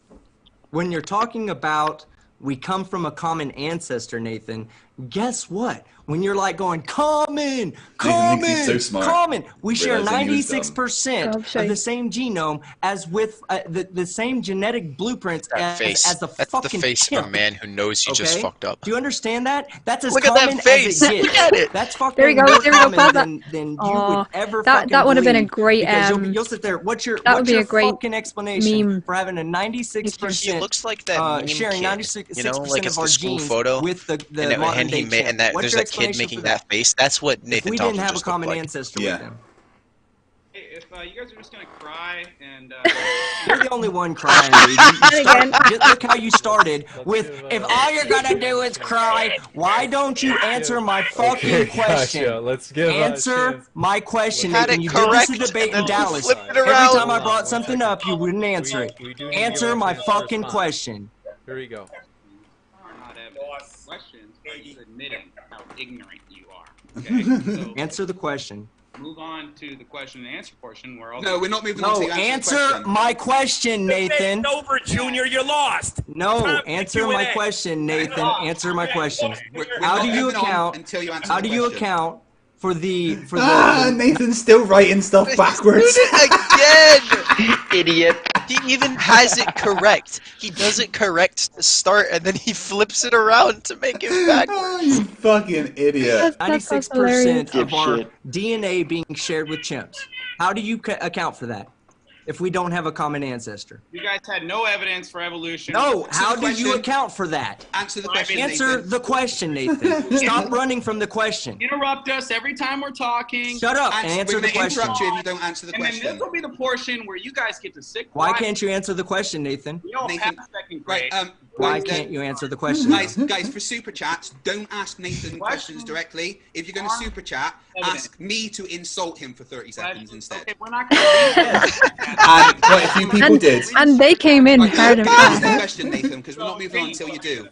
Yeah, give James a bunch of super chats. We won't even read them because they're just. Look how you're trying to get there so fast. You're running. You're running in place, Nathan. Okay, we're not going anywhere until you answer that question. He's still holding We're here it to discuss backwards. evolution. Answer the question. G-Man, would you like to answer the question? How do you account for our 96% of our DNA being similar to chimps? We're going somewhere. You better believe it. Mute the giggles, Shut James. up, Nathan. G-Man's trying to answer my question. Let's give G-Man a chance to respond. Let's move. We'll go to the Q&A maybe in about 5 minutes. After they've answered the question. I need 15 seconds to answer the question, though. Is that all right? Gotcha. He's Okay. probably like looking it up right now. So here's the thing. We have an intelligent designer that gave us similarities. He's Googling. That's He's the answer to my Googling. question. Where's your evidence for that? Yeah. Well, I'm not done yet. Hold on. Come on, seriously, man. Wow, Okay, now they're okay, fighting go it ahead. be amongst themselves. We have an intelligent designer. Nathan's timing how much time it takes for G-Man to answer the question. Yeah. It's always glorious when they fight each other. No, that didn't answer the question. How do you account for it? Yes, it does. So you're saying a magic man in the sky did it? Cool story, bro. No, Answer the question properly. No, I need G-Man, I'm you sorry, essentially we don't said believe in you're- fairy tales. Hold on. You essentially Under no said pressure that is in the you're chat. Ed, he says he asks if there are debates today, so we might be able to get him on. Yeah, definitely. We I'm gonna have after this. I'm gonna have Mr. a Runaway. and then we'll bring you on a bit later. Excellent. Ooh, Brainy has sent me a message. And can I just say we're coming up on the point where you were able to control Nathan's Yes. participation? This is one of the best bits. Incredulity of the evolutionary process, okay, your ignorance of the evolutionary process, and how it could lead to the complexity of a complex organ like the eye, okay, it has to come from an intelligent designer. Therefore, we share 96% of our DNA with a chimp because of this intelligent designer. In no situation do you ever present evidence of an intelligent designer. Your guys' evidence is time, okay? Like, time is some magical prince that kissed a... Shut up, Nathan. I'm asking G-Man to answer the question. Shut You up, don't Nathan. answer shit. Please answer, G-Man. I'll try not to interrupt you. I'm sorry. Go ahead. Shut Nathan, the shut up, fuck Nathan. up, Shut up. Nathan. Go ahead, talking to G-Man. you. Okay, so I think that G-Man's willing to answer this one, Nathan. Nathan, are you answering this question? Otherwise, I think G-Man is actually he's willing to answer this. Can't we both answer the question? I mean, these No, we guys don't are want to pretty- hear you. If I can give you 30 seconds if you want to answer as well. I don't even need 30 seconds, okay? We claim an intelligent designer did it. You guys claim time is some freaking magical force that kissed a frog and turned it into a prince. Okay? Cool story, bro. Okay. No one claims I, that. So I claim life did it, and you claim life did. I'm sorry, you claim that death did it. Okay. Let me be a little bit specific about what I'm saying about this. In abiogenesis, this is what you believe, sir. You believe that you believe that there was this pool of water that had all these complex chemicals was in it. No intelligence was involved in it whatsoever. And by the way, I can't find two scientists that would agree about the environment, but apparently the environment was done in such a way where the first living cell came about. With the ammonia and everything, and apparently that cell survived and became a self-replicating cell or became a multi-cell. My problem with that ridiculous theory is that Miller and Urey could not prove that because they only produce a couple of the amino acids that you need to actually do what needs to be done with that. And I can prove to you They all produced 25 different amino acids. 25. Yeah. That's not a few amino acids. Or sorry, Miller and Urey themselves produced 16, I think they said. And when scientists with modern techniques redid the experiment, they found up to 25 different amino acids could be formed. So, get your facts straight, G-Man. They don't do that. life comes from life. And G-Man doesn't know a moronic idiot what don't hear facts say are. that life doesn't come from life. Probably doesn't know what the Since I know definition that of that's fact true, is. you lost. Can we get the Q&A, please? Thank you. No, because yeah, you still didn't answer the question. And Nathan just asserted an intelligent designer without evidence of an intelligent designer. Nathan, please don't assert anything without something to back up what you're asserting. Now, G-Man's made the same problem. Nathan asserts something without evidence? I'm shocked. An intelligent designer Shocked, without I tells ya. evidence again, over and over and over. And with the reductio ad Hitlerium, yes, I would say that you lost. G-Man, we lost. But I would prefer if you try to explain. If you just try to explain. I want to talk Oh my about God. I promise. Eric or somebody on here who knows what they're talking about. Just get to the Q&A, James. Yeah, we should just get the Q&A because we lost. You know, you want to get there fast. G-Man, I'm sure would have this conversation, but you want to get there fast as fuck, Nathan, because you are out of your league. Before we get to the Q&A, I would still like G-Man to explain the fact that I'm racist to me, please. No, Beaks turn into Nathan, beaks. no one's talking to you. I'm talking to G-Man right now. Dogs turn into fish. Nathan, let's Shut the fuck up, Nathan. Trigger, meaning I need you to mute them. In order, I will not answer that question. So, unless hey, they you know what? Hey, watch this. Oh, no, you're not G-Man. gonna I'm answer the tell you question. like I'm not gonna this, answer just the because question. I'm not a racist. I'm not somebody who tries to oppress other No, he's people not saying based I on won't. race, He's and saying you and I are he different won't races. answer the question. James, don't mute me and go I ahead. say I'm not racist. I hate everyone that means- equally. so are you agreeing that you are a racist if you're not? I have said that in the past. I'm not interrupting you like you asked. Okay, cool. So if you do interrupt me, you know what I'm going to call you. So anyway, so let's get started here, okay? You believe in something called survival of the fittest, sir. All right? You believe that only the strong. Oh, God. Only the strong. No, survive. that's Everybody not knows, what evolution Mr. is. Hitler's eugenics No. program. That what he was Natural trying to selection do, is not He evolution. he just Natural called you selection is Mr. a Hitler. mechanism. weaker people and trying to have his Aryan race. Okay, actually natural reign selection is a supreme. mechanism You're saying of that you're not a evolution. racist, It's but not you defend evolution a theory itself. that was actually No, used that's by not. Adolf Hitler to justify what he was actually doing. No, you didn't. Because that's not what evolution is. Like, because on the front of Darwin's book, right, it says the advancement of species, the advancement of life through the selection of the favored races, right? He says that phrase, favored races, is racist. Because he doesn't understand that he's not talking, Darwin wasn't talking about black and white people. He was talking about the particular species that adapted to survive in the fucking environment. Yep. It's so stupid. come to think about it, with Stalin and a couple of other dictators that actually believe this nonsense as well. So the reason why I know you're a racist, sir, is because you spent the better portion of this video here calling me an idiot, retarded, stupid, and everything else. Hey, at least Nathan can hold his phone the right way around. And all you keep doing is calling me names. I have absolutely no reason whatsoever to believe a word that is coming out of your mouth regarding you not being a racist. All right? You defend the theory of evolution without any evidence whatsoever. I know you believe in survival of the fittest because you can't unless you actually. He's trying to figure it out. You understand what I'm saying? What? This is the way around. I don't understand. Sir, I can actually read. Yeah, give him a second. He'll get there. Eventually. Really answer his Maybe. question.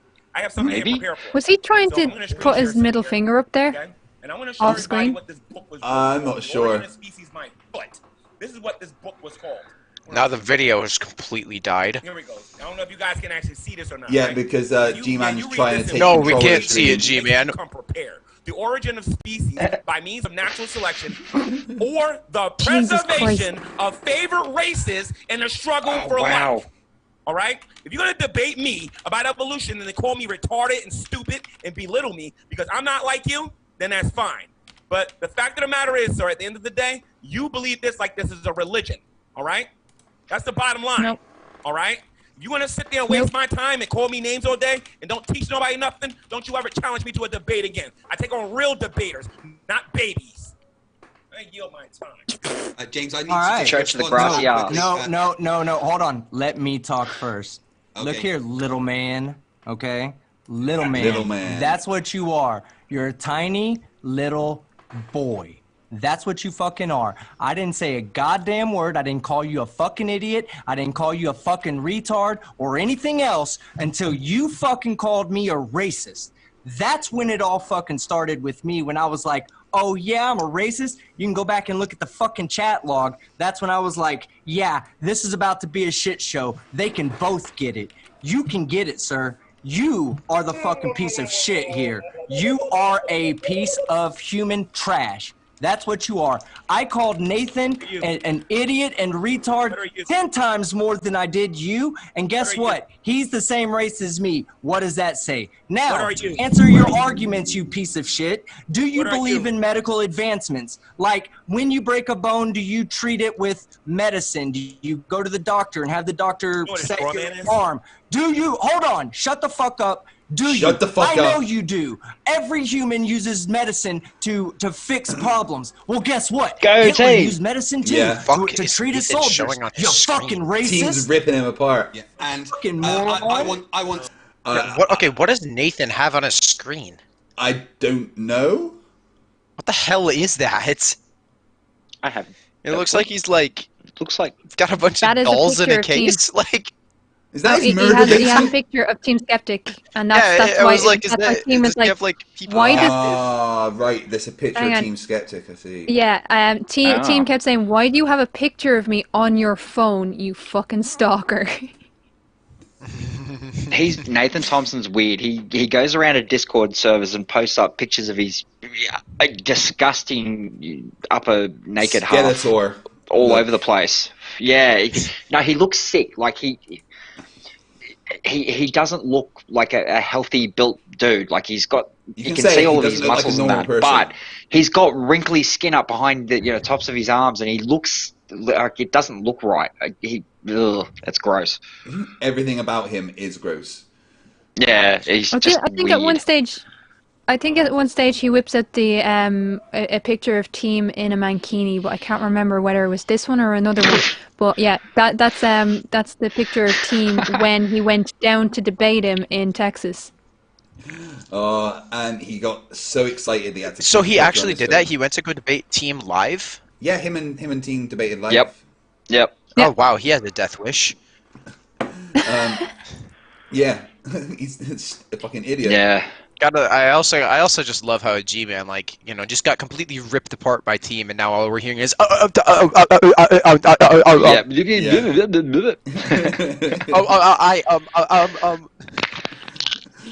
directly respond to the document that G-Man had up, G-Man, could you put that up again, please?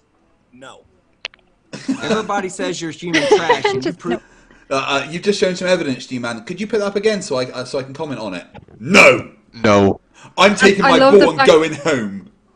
I love the fact that Nathan can't figure out technology enough to actually show the faces in that picture. He's just showing the bodies. Yeah. He's zoomed in on It's such a flat Earth trait. That's what he's really Yeah. interested in. And he's probably thinking, oh, they're going to be seeing it backwards. Yeah. Proved it tonight. Well, I tell you what. Watch my show on Wednesday. I'll show you. I don't watch shit, dude. I don't know why you about to watch your show. I ain't about to watch your show. G-Man doesn't want to put it back up because I'm about Our to... personal... G-Man, Thomas, I'm oh... G-Man... Thomas Davenport, our personal insults all you have. In this debate, G-Man has called us both racists. He's called me Hitler. And you're worried about us calling him a fucking idiot? How much cognitive dissonance do you actually have? How much confirmation bias must you live in to get that from the fucking debate? That we are the only ones that have personal insults after we've been called racists and Hitler. Are you fucking retarded? That's a rhetorical question. Yes, you are. Hey, Steven Storer. No, Craig does not think he is an expert on vaccines. He just probably knows how they work as I do, and as do most educated people, or most people that have a substantial level of education. All right, nobody here thinks we are an expert. We just know that they work. Yeah, you don't have to be an expert to look at the numbers of people who, when vaccines came in, the rate of decline in certain diseases that those vaccines treated. You don't have to be an expert to see those numbers. Nope. No. There are also published studies about, links between vaccines and autism that did absolutely disprove the claim that they cause autism. As I said earlier, and I am not an expert, I'll never claim to be one, but you can read off how that there is no direct link, between vaccines and autism. The amount of unvaccinated kids that are also then diagnosed with autism is almost on par with the amount of kids that get vaccinated. So that there sweeps that out the window. There's been zero conclusive evidence to even suggest that vaccines have any consistent negative effects. There is obviously allergies, but allergies are extremely rare. Yeah. Yeah. Julian Lazell puts this to rest. He is the smeggiest smeghead. The smeggiest of smegheads. Yep, the smeggiest of smegheads. Yep. We win. GG, it's over.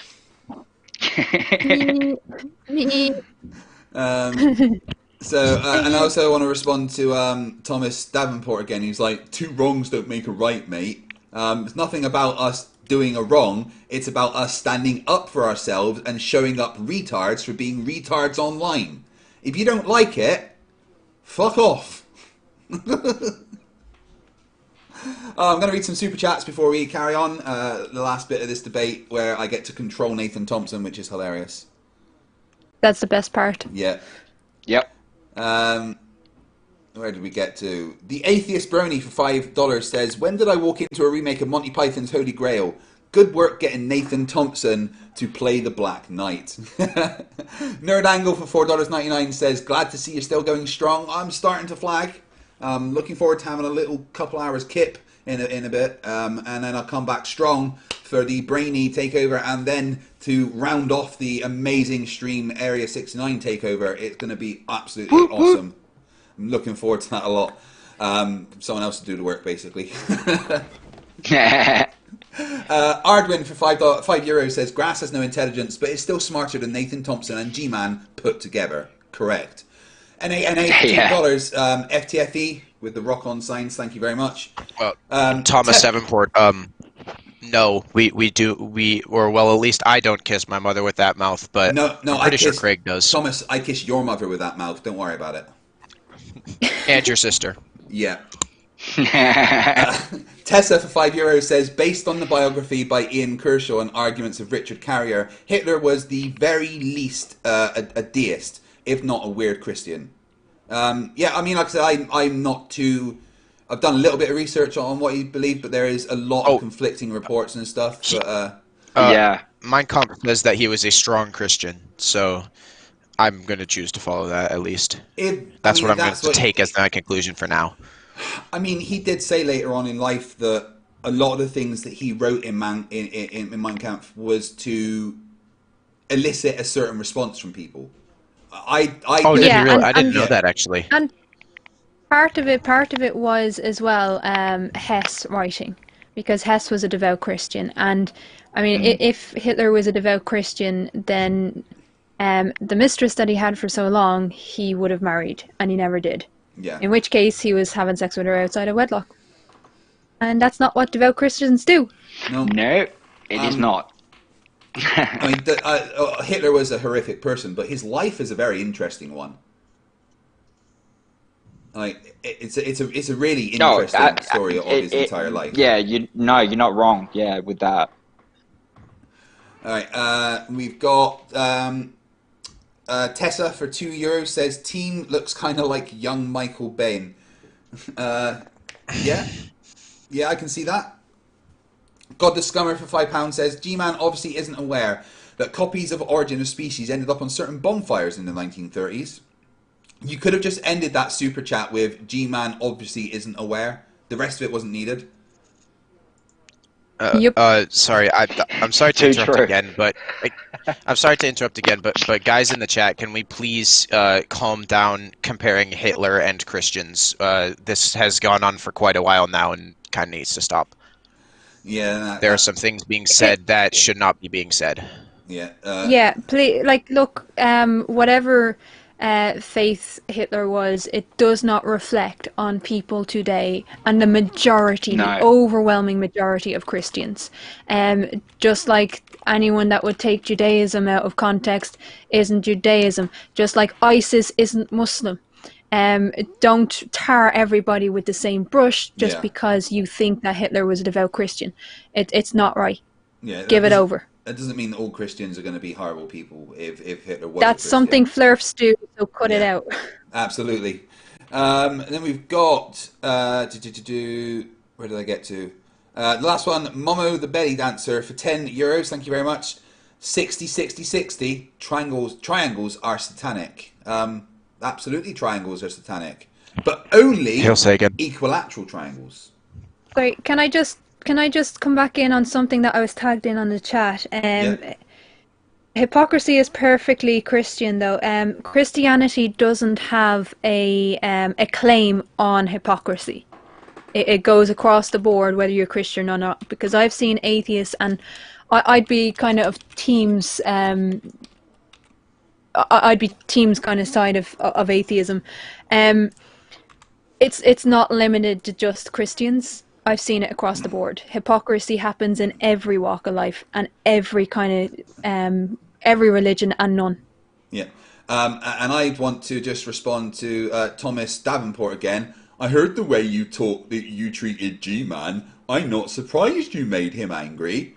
Let me be very clear with you, Thomas Davenport. Number one, I don't give a fuck what you think. Number two, GMan started the debate before we even went live by calling me and Team Skeptic racists. He got what he deserved. Do not white knight for pieces of shit, because it makes you look like a piece of shit.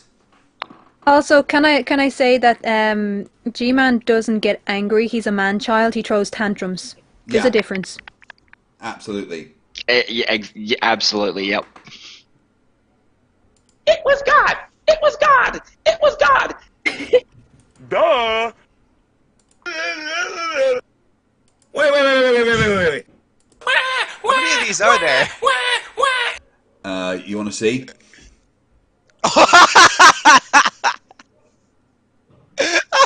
No way! Oh, brilliant! What the Send hell? that to me. I don't use You that should, for soundboards, but that is awesome. I don't know. You should just add an honorary category for ranties. Or I guess it was yesterday now. But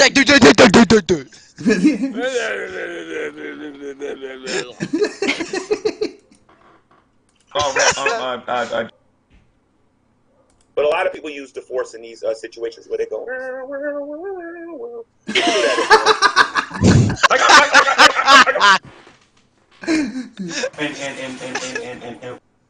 Oh, wait. Wait.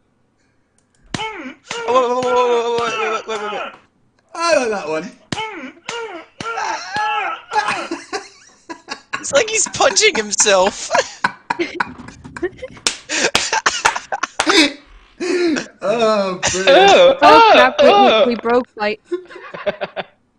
Whoever sent that to him, you've just broken him now.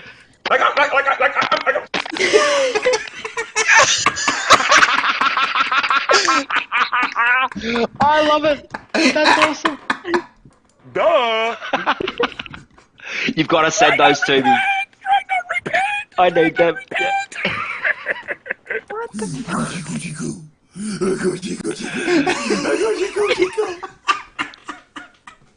Oh, that's awesome. Yep, it's official. Right, We've broken. I need them. Craig, is there a link like that? Is there a link for that, Craig? Yeah, hold on. Is it GManSoundboard.com or something?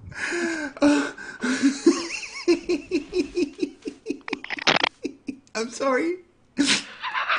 Craig needs sleep. Craig definitely needs sleep. A couple of people in the chat are asking He finally this. snapped. Who sent that to me? Was it email? Where did I get that from?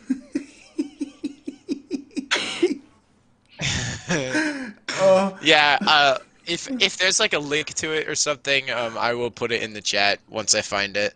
Where did I get it? Who sent that to me?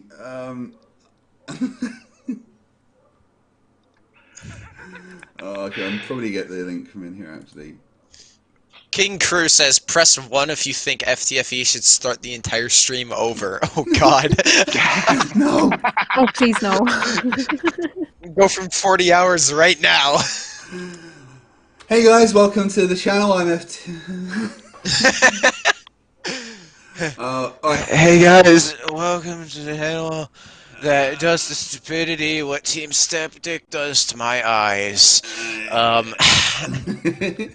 Oh no, now there's a bunch of ones in the chat. Fuck off! All of you fuck off! That's 500 people that want you to start over. Yeah, that's I know you love me, guys, but I can't do it. Honestly, I can't remember where I got that fucking link. Someone sent me the link. Whoever it was that sent me that link, please post it. I mean, wait, I think. Craig, if you want to, while you're taking a nap, one of us, I mean, if it's possible for one of us to like host something, that might work. Like we could just host it while you're gone, or you could just leave the debate on.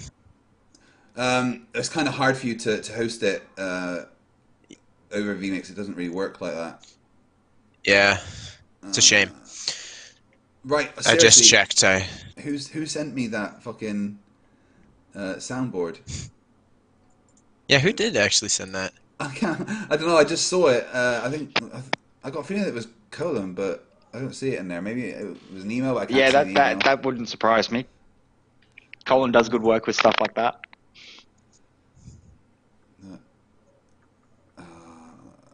Thomas Davenport, lovely swearing. Wow, you are so tough. No, we swear because we can, and if you have an issue with it, then I think that's a you problem, not an us problem.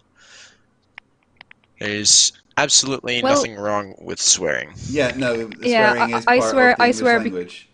Yeah, I swear because I'm from a working class area in Dublin. Yeah, that's why I swear. Thomas Davenport, Thomas Davenport, this is for you.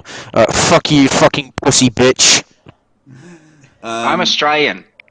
Yeah, dude, I live in Scotland. That's all I need to say. Fucking, yeah. You can't go outside without swearing happening. It's just part of the lexicon. Deal with it. I think the problem is, Mr. Davenport. Mr. Davenport, you need to grow up. That's the problem. You need to grow up and stop being such fucking hurt anybody. Fuck. Bitch. Yes. Seconded. This fucking doesn't actually affect you, you fucking fuck. Can I just say, actually, saying the word fuck a few times is the least of your problems, because it's when we say other words. I could say a hell of a lot worse than just fuck. Crafty, like, you have no idea how hard it is for me. Being an Aussie, sitting here and not yelling the C word every 13 seconds.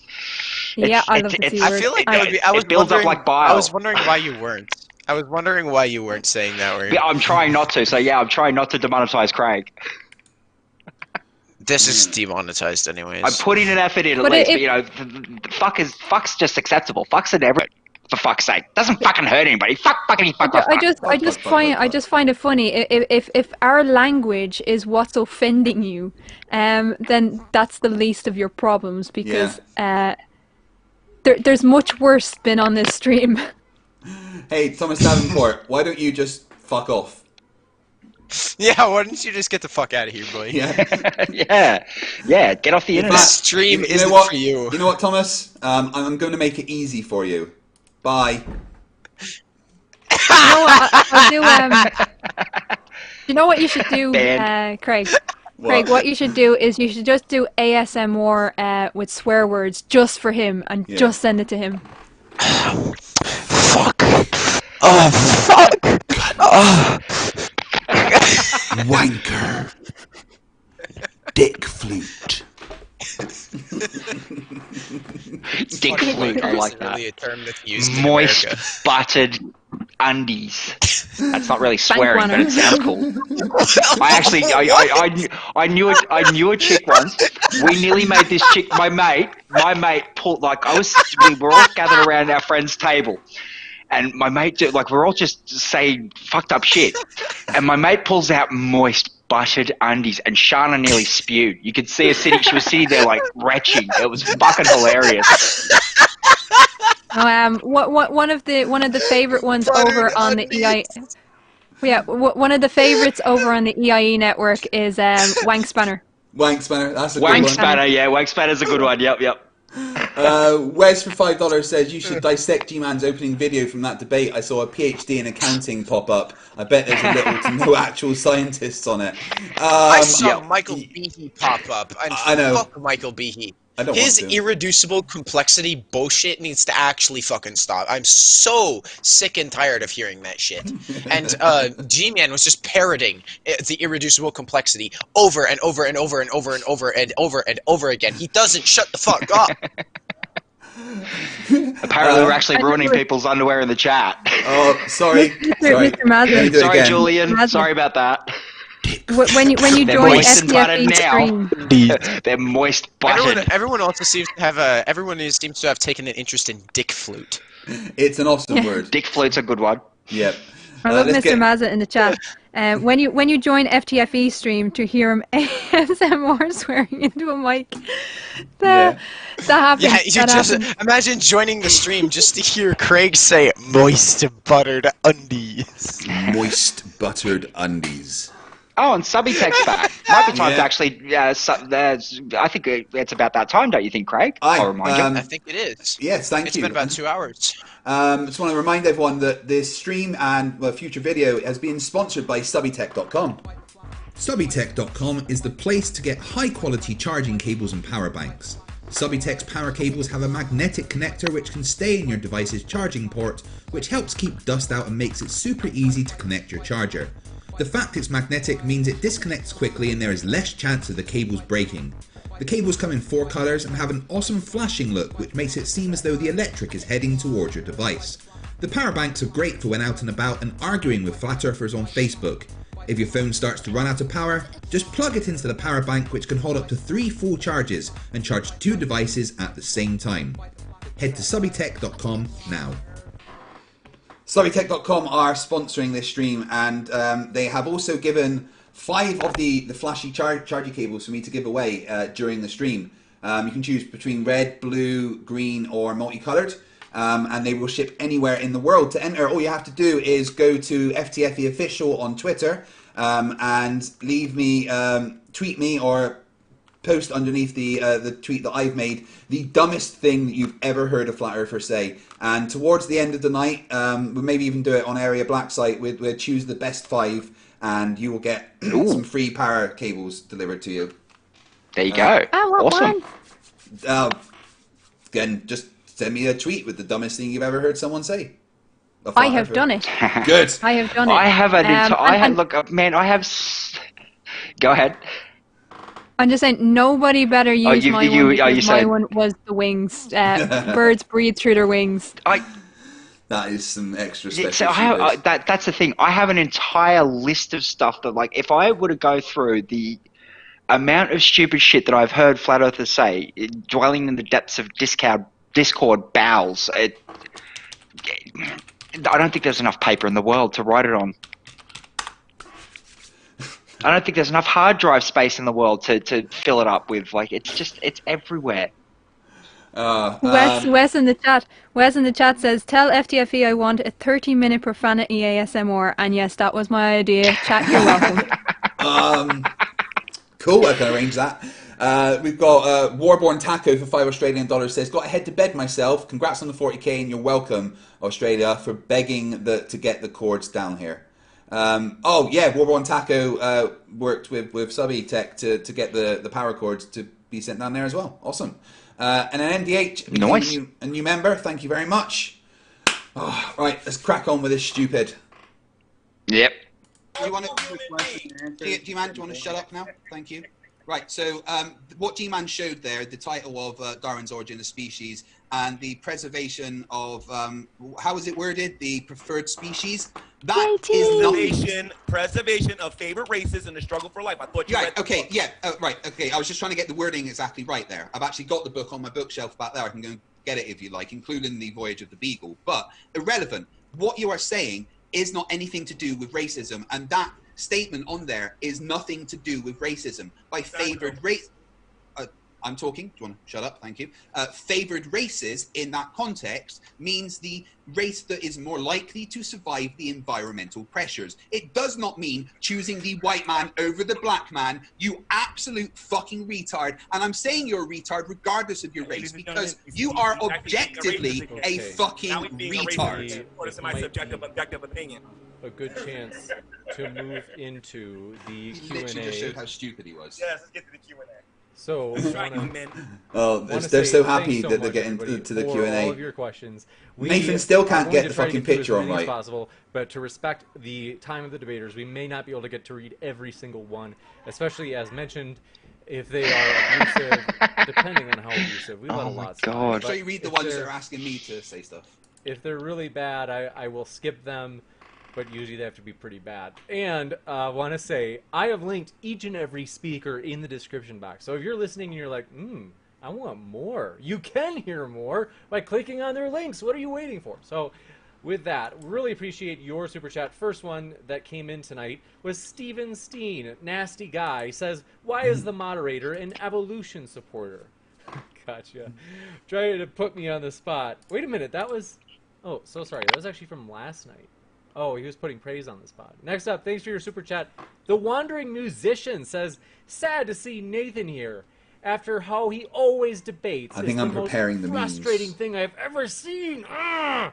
No science, just misunderstanding. Love you, fight the flat Earth, and Oh, he's still got it backwards. Fuck's Love you sake. Nathan, do you want to respond to that? All the crybaby zombies love each other. That's cute. Gotcha. Alternate Keck, thanks for your super chat. Says Nathan Blob zombie. Thompson is an anti-Western subversive element. He denies the Here we great go. accomplishments of the European people and Cue the manifest triggering. destiny of. This looks like it's going bad. I don't know what that super chat was getting at. The Wandering Musician, thanks for your super chat, said Nathan's Facebook kicked me out after calling me an idiot. In parentheses, more vulgar terms. So Here we much for go. no name calling, right? All I said was, quote, "I wanted to know more," unquote. It doesn't Nathan, take him is long this to true? notice. No, it doesn't. He's still putting on backwards. Didn't have any science. He joined a science peer review group and didn't have anything to share. So see you later. I think GMan managed to put Sorry. them on properly. Did he just refer to his Facebook group as a science peer review group? Yeah, he does Yeah. that a lot. Yep. He always says that they're a science, a research group. I mean, you can lie if you like. Wait, okay, Booma That- from it- Black that's- Arts says Nathan needs a hug. Who'd want to hug Nathan Thompson? What? Oh God, no! Could you imagine how sticky it would be? Oh, yeah. God, do you want to kill me? Well, Oh, jeez.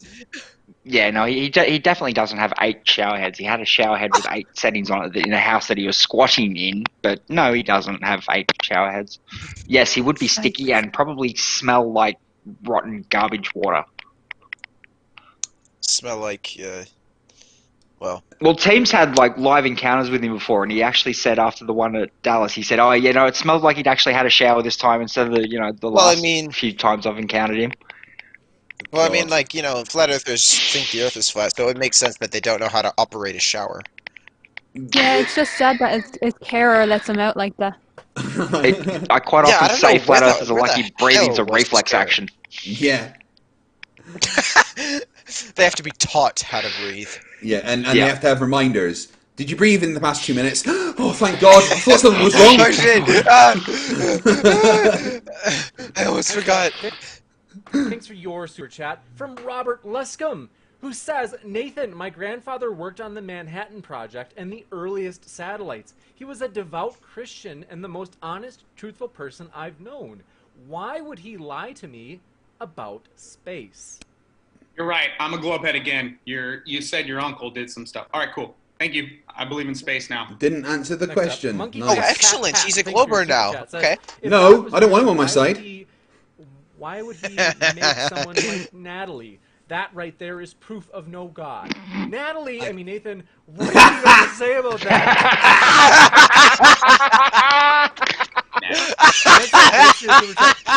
Birdie says, that was brilliant. I know you guys don't get a chance. Mrs. Thompson. Next up, thanks for your... I believe in space now. Next up, Monkey Cat Pat Pat, thanks for your super chat, says, if God was real, why would he make someone like Natalie? That right there is proof of no God. Natalie, I mean, Nathan, what have you got to say about that? Next up, thanks for your super chat. Birdie says, hey, Craig, I'm sending you a Craig, I'm sending you a DM on Discord. It's somebody in the chat wanted me to send this to you for when Spurs is back on. Right. Okay. Just letting you know. I love how he continuously asks James, can he mute the pictures? Yeah. That's not how that works. Can you mute the screenshot? I like this specific meme, by the way. That's not how any of this works. Play silly game, get silly prizes. Yeah. I like that one though. I really like that one. Instead of responding to the debate, I'll just give you some dough. Well, thanks, Pete. Appreciate that. We got to read it anyway. Josiah Hansen, thanks for your super chat, who said, question for GMan and Nathan, how many Bible verses indicate that there is a flat earth? Well, over 200. You can start in Genesis, then move to Joshua, where God stops the sun, then move to Psalms, where God says the earth is immovable. Wait. God said he stopped the sun, therefore the earth is flat. Oh, yeah, I remember the story. Supposedly, this guy wanted like some extra time, or no, it was this guy wanted some extra time for this army to win a war, so God stopped the sun, and apparently that means the Earth is flat because if the sun stops, that means the Earth isn't rotating. Or it could be that around that time the sun apparently stopped. There was a solar eclipse that was recorded by many ancient cultures, including the Egyptians. Well, yeah, the Egyptian plague of darkness was the solar eclipse. Just really quickly on that question of how many Bible verses are there. In my clip, in my video of religion versus science versus religion, I do have a video in there. One of the, I think it's the first religious leader talking about flat Earth being evil. That whole video is literally that preacher going through every single claim by the flat earthers that the Earth is flat and saying how they're fucking wrong. Yeah. It's like 3 hours long. Back when I was religious, I went to a Christian camp over the summer, and I was like, so there's a lot of Christians that are saying that the Earth, or sorry, there's a lot of flat earthers who are Christians, and they're saying the Bible proves the flat Earth, and like, we're talking, these were like devout Christians that I was speaking to, and they're like, what? No. That just proves how stupid these people are, if it wasn't, already obvious. Okay. And we're never moved. then you can move to where Jesus said, qualities of earth show the qualities of God. So if they make you believe that space is nothing, well, then heaven doesn't exist. Nope, you're And right. God Well is done. not real. That's why all these globe heads Good are job. atheists. It's plain as day. But he just said the state of Earth is the state of God. So God is And flat. next up, I Apparently love so. peanut butter and jelly sandwiches. I'm sorry. Thank you for that. Sperminator, thanks for your super chat, says, Natalie, explain the evolution of the Darwin's finch. Yeah, a nose turned into a different nose, and you had a bird that stayed a bird. So thank you very much. Next up, Stupid Whore Energy. She is It's in still the building. backwards! Thanks for I know, that. it's She fucking says, brilliant. Muted, James. Wasn't that embarrassing, everybody? Okay. Hey, it's not a show Yes, with James. FTFE if there's not some kind of This is technical Flat difficulty. Earth's It's cool. top, There one are of the people best, watching Izzy. that normally watch me Yeah. are more than used to seeing technical problems, so it's cool. Appreciate that support and Not real grace show. and mercy. Bumpy Not guys a real proven. show. You read the same comment twice, James. And by the way, can we just mute these guys showing memes of me, dude? Nathan, Can we mute these guys? Can we mute these guys showing memes? Lyric Edge, to be fair, From Nathan, bitch made to I made a knew bitch. when others have spoken and you were hammering the SpongeBob figure, I let you do it. And so, to be fair, I don't know Boom. if I can say that. Thanks, James. James. Got the backbone. Visual. Yeah. James, you, Yep. Yeah, not to mention, Nathan, you were just holding your you were holding your phone up with a picture of me on your phone. Yeah, that's not First an off, edited photo. First off, that's creepy that you have pictures of me on your phone. Second, if you're gonna show pictures of me, I think Craig should be able to show pictures of you. Go ahead, Craig. That was Go ahead, Craig. You have my permission. That's me in the picture. Yeah, that is. Why do you I love it. You pictures got of my me? permission. Okay. It's a fucking creep. Listen, I thought it was funny that Team There's Skeptic. probably a kid in the we gotta go to the background. next question. Hold on. We have to keep it professional, guys. Dildo Baggins, thanks for your super chat. Said, "What a new low for G-Man." We have to keep it professional, guys. Dildo Baggins Dildo says. Tag teaming with Nathan. Only on YouTube. Snap. Dildo Baggins, bro. It was my pleasure to be Nathan's tag partner. I believe that this was a flawless victory. And When he talked about Yeah, you're right. You did have a didn't flawless look like victory. it. I mean, it was basically. Do you know what a pigeon chess player is? Next G-Man, up, do you know what a I've pigeon gotta chess give- player I've gotta is? give these guys the last. I gotta give Nathan and G-Man the last word on that one because that one was a challenge to them. Okay, well we got it. Next up, thanks for your super chat. Movie Theory, in all caps, said that is evidence we came from rocks. LOL. Wow, sad. Look, it's a critic of From rocks? Team and Who Fight. says we You come guys from wanna remind you, rocks? of course, Ken. What? Well, don't Christians say that because God didn't made us from Yeah, dust and the stuff, Christians say we come from dust. which is From just dust you came. rocks ground down. From dust whence you came, and to dust you shall return. That is what it says. Yeah. We say we came from inorganic matter, not rocks. Dumbass. No one Yeah. thinks we come from rocks. That's the religious people. They're the ones that think. Yeah, exactly. Dust and stuff. Yeah. Next up. Yeah, thanks- that's right. They'll tell you God created man from dust. Look at him And they'll still say, showing oh, that you picture. think that you guys come from rocks? Y'all are dumb. We don't think Yeah. that. Not one of us. Yeah.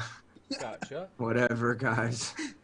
Gotcha. And thanks so much for your super chat from JL Warren, who says, Nathan is so broke he can't even pay attention. Budumch. Oh! Oh! Burned. Nathan is not Roasted. amused. Can I respond to that if you don't mind, Jay? Yes. Yeah, I don't think G-Man it's, responded. it's a nice thing to make I know. fun of people who don't have money. Right. I need to run to the toilet again. And movie. It's He not does nice have to eight make shower fun of heads, to people be that fair. don't have I'm money. struggling right now with this corona thing. Luckily, I'm not, because God knows that the plan will be good. For those who love Him, Dude, if God is allowing you to live, there's fucking Yeah, but issues. Nathan, in my Green Lantern comic, they said why that does anyone G-Man that look like believes he's in like himself high cannot on defeat weed? evil. So I'm gonna go with that. I don't feel bad. I feel bad for people that are struggling with money until they say shit like that, and then I'm like, oh yeah, I don't feel bad for that person. Camera. All right, everyone make fun of Team how broke he is because his son had taken. Next up, we have How broke I am because hold on. Did he What was just that, bring his Nathan? family into What was it? that, Nathan? Yeah, your son stole your camera. You're over here trying to claim I'm broke. That's not cool. My son stole my camera. James, did You I not should bring never a camera bring down people's to you children at into a the debate. Never It's bring up not somebody's cool. family. No, hold on. No. Did I not bring We a all know what webcam down happened to you Flerfs when we had our live Aussie debate? Jesus when he did the same And thing. you left it there, correct? You left it there at the studio? It was at the Okay, I haven't. That's one of them that I have not gone and got. My son, shut up, Nathan. Shut up, Nathan. Since you're Shut going the Nathan, fuck shut up, Since you're Nathan. gonna be an asshole, since you're gonna be an asshole and bring up shit like that, shut the fuck up. Quit being so triggered. Okay, go ahead, team. Quit being triggered, Nathan. Okay, so I came why back I'm not on Nathan's camera triggered. tonight, because G-Man brought this up. He thought that I was just not going on camera because I was too afraid to show my face. And I explained to him, hey, my son just started a job, and right now, because he's working from home, he needs the camera for his computer, and that's why I'm not on camera tonight. G-Man was okay with that. However, Nathan seems to think that I'm so broke that my son stole my camera when I took an extra webcam down to James and just left it there for him to take to Austin. No big deal. Next up. See, Nathan, I don't have to lie about my fucking financial situation, nor do I have to lie about the 8 shower heads I have in my house or fucking anything like that. Next up, Adam Name shower heads. Look how triggered he is. Someone please meme that. It's one of those. It's Him one of those crying? situations, isn't it? When you really don't have a leg to stand on, that you're so desperate for something to say that you would actually bring someone's family into it. And It's that's like just what pathetic. Flerfs Jesus did. Yeah, like I've said many times, flat earthers aren't just idiots, they're fucking horrible people. When Flat More Earth Aussie questions, Jesus Adam? called Craig's son the Yeah, R word. called Yeah. my son a fucking retard. You know, I call flat earthers retards and stuff, right? Yeah, but that's very different to my son has ADHD and Asperger's, so you know when he's calling my son a retard, he was saying, oh well, your son's got those issues because he was vaccinated. You know, and that's very different to me calling someone who thinks the Earth is flat a retard. You know, I wouldn't ever attack someone's child like that. No. I'll call their dad a fucking idiot if they think the Earth's flat. That's Yeah. for sure. But you know, And what's more is that guy, whatever I'm his more name, inclined Thomas to or whatever insult it somebody's other was. family. Hang on. sorry. Yeah. Well, he was Sorry. out there in the chat, Thomas or whatever the fuck his name is, was sitting out there saying that we're the rude ones when Nathan is the one that's bringing people's families into an argument or a discussion. No, that's not acceptable. Yeah, I'm more So inclined yeah, to whatever insult. the hell No, absolutely not. No, whatever yeah. the hell he gets, he deserves. Yeah. Yeah, more inclined to insult the person. Obviously, the personal insult all I want, but somebody's child is a completely different story from like some other family member, like their brother or sister. Like, don't ever bring somebody's children into anything. That's not unless it's relevant to exactly what you're saying. But it's not. Especially do not use children when you're arguing with somebody. Do not ever bring their children into it. No. No, it's just fucking wrong. I mean, it makes me angry when I see flat earthers pushing stuff on their kids, but I'm never going to be like, oh, your kid's an idiot now. You know, I'll make it quite clear that you've probably harmed that child by pushing stupid rhetoric on him, but I'm not going to start attacking your child because, you know, I'm not a fucking horrific human being. Ardawan for €10 says, never understood it. God that created an infinite universe sounds way more powerful than the God that created an overgrown fish tank. Then again, I don't believe in any God. Well said. Really quickly.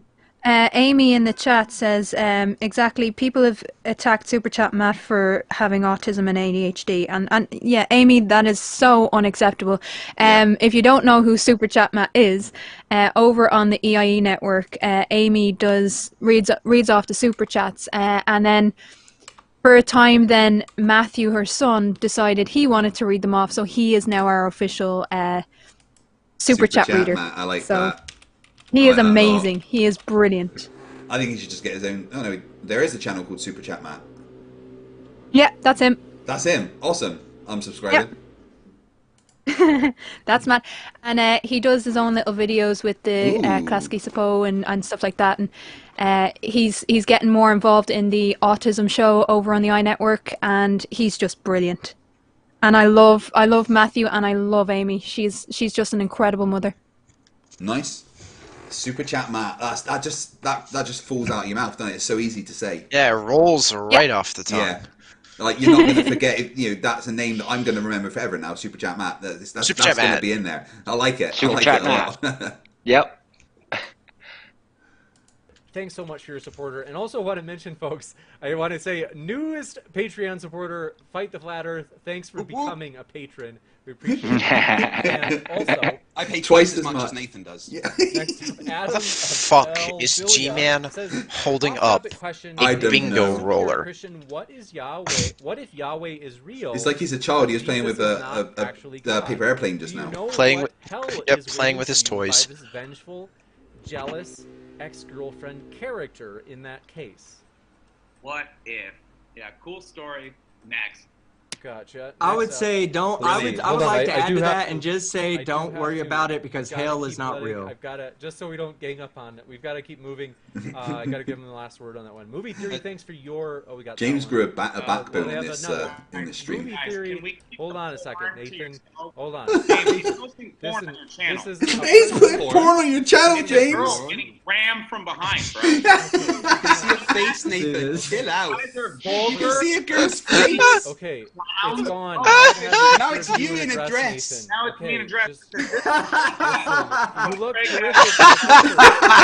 Yes, James. Thanks, Nathan. Good show.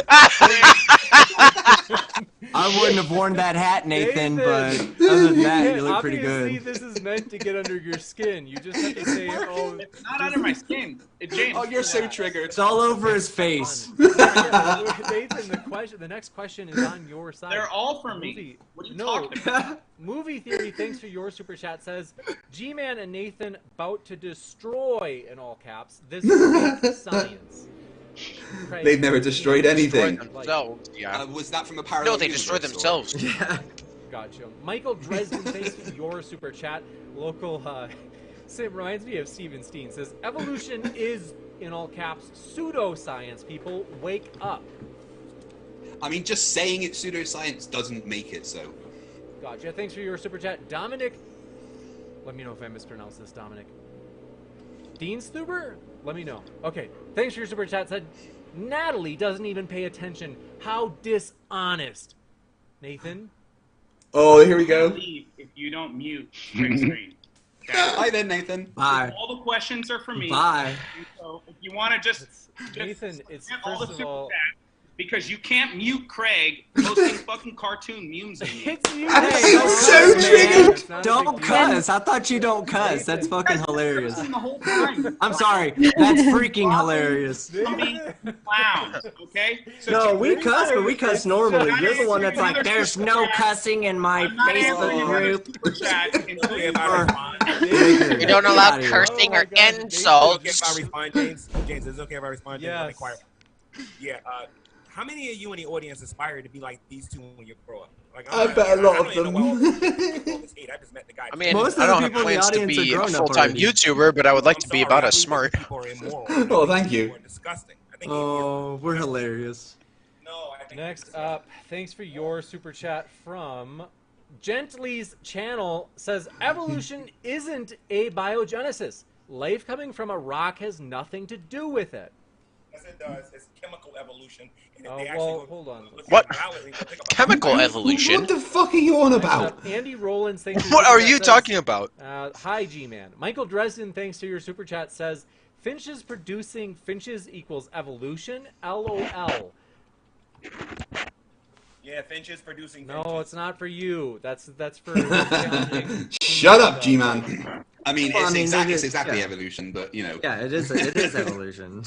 We just explained exactly, step by step, how they came to the conclusion that that his theory fit their evidence. They went out and conducted their evidence on their own, and it confirmed what the theory of evolution would suggest.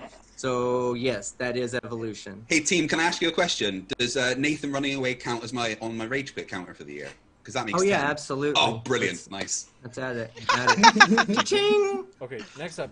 Oh, this is where Rage Quit 10 came from. Yeah.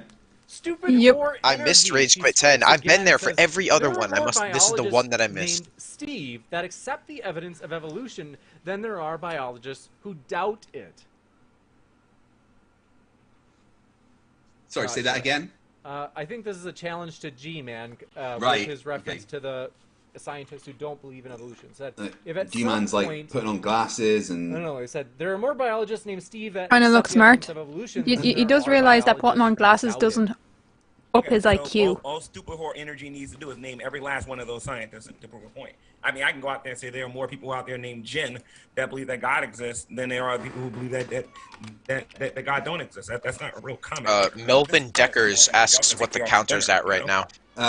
Just coming up into hour 26. Our dearest friend, let me know if I mispronounce this. I know I do every time. Mirai Vegeta. 14 to go. Super Chat said, if at some point we don't see GCat, I will be very disappointed, G-Man. Whoa, Nathan, did you just... Oh, no, I think... Oh, right. What's happening here is Nathan is trying to screen share to take over the screen to stop me showing. So I kept booting him out of the screen share and he kept trying to put it back on. There's a picture of Team in his mankini. Team, did you put that Yeah. No, I didn't put it up, but that's hilarious. That was from our live debate in Dallas. Shout out to Artistic Encounter. I think Nathan's still in the call. He's muted his camera and he's decided to share the screen to present that. Oh. see, there's the mankini as well. Nathan, get it off! You're making fun of me, Nathan. Oh my good. God! My eyes. Oh, my eyes. The difference between me and you is I go out and have a good time entertaining people. I wear shit like mankinis under my shit when I go to debates to be like, when at the end go, look, we all did this in a mankini. It's a fucking joke. Get over yourself. I don't care if you show the picture.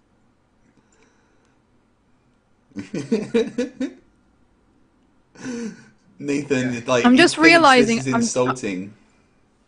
I'm just realizing how small Team actually Thanks is. to your he's super tiny. chat He's like from 4'2". Our dearest friend. And Nathan ran from him like a little bitch. Yes, he did. God, he's so much smaller than I thought he was. Wait, he's actually 4'2"? No, it isn't. No. Number one, none of us, nobody who understands Maybe basic biology goes against variations within the kinds. Microevolution is something that we can Nathan's actually trying to screen share again. In order for macroevolution to actually be shown to be true, actually chose one has me to to use screen his share imagination. instead. Well done, And I'm Nathan. not interested in Yay! people that say that macroevolution is true. Touche. The same people that believe dates and acorns, and I don't believe that. Sorry. May I answer that? May I speak? I could see him in the call clicking on close over and over and over. It was hilarious. Yeah. So my nephew just came in and just said touche. Earlier in your intro, I don't know how G-Man, earlier in your intro, you had said, you had mentioned kinds. You can go back and listen to it. I don't really take offense to that, so it's okay. But I asked you to define kind. You said you didn't say kind, and then you turned around and you did say kind again just now. And I'll ask you once again, in the science of taxonomy, where does kind fit in? Okay, so you want to know what the definition is. That's what you want, right? I would like you to define it with in the field of taxonomy, which is the field of classification. Okay, so I'm going to answer this to the best of my ability. Number one, a kind is at or above the allele frequencies. As this is my third time in this debate saying that. You stop talking, you will know that. The second one is I'm not dealing with your chart of opinions because that doesn't count. Sorry. It's not opinion, it's science. We must move to the next one. Thanks so much. Appreciate your super chat from Dwayne Burke, who says Steven Steen is GCat's dad. Couldn't agree more, Dwayne. And thanks, Dave Dallafiore. Thanks for your super chat. Said, let's see. Oh, who's taking over the screen now? Let's see. The Wandering Musician, thanks for your super chat, said Nathan just admitted he isn't honest. Huh. That's nothing new. He never said that. Wait.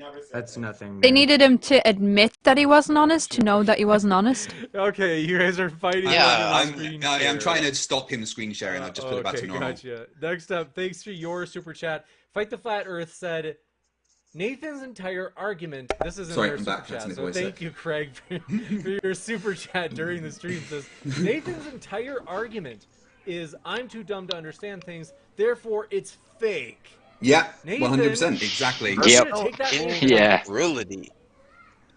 Oh wow, I said that incorrectly. He's busy trying to find out how to screen share again when I keep stopping him. He's busy not trying to take it in jail. Okay, next up.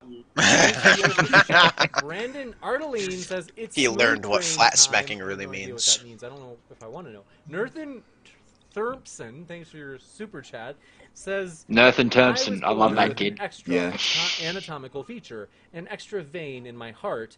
Wanna say that we don't see new features again? Is that for me? I think, yes. She has veins all over her body.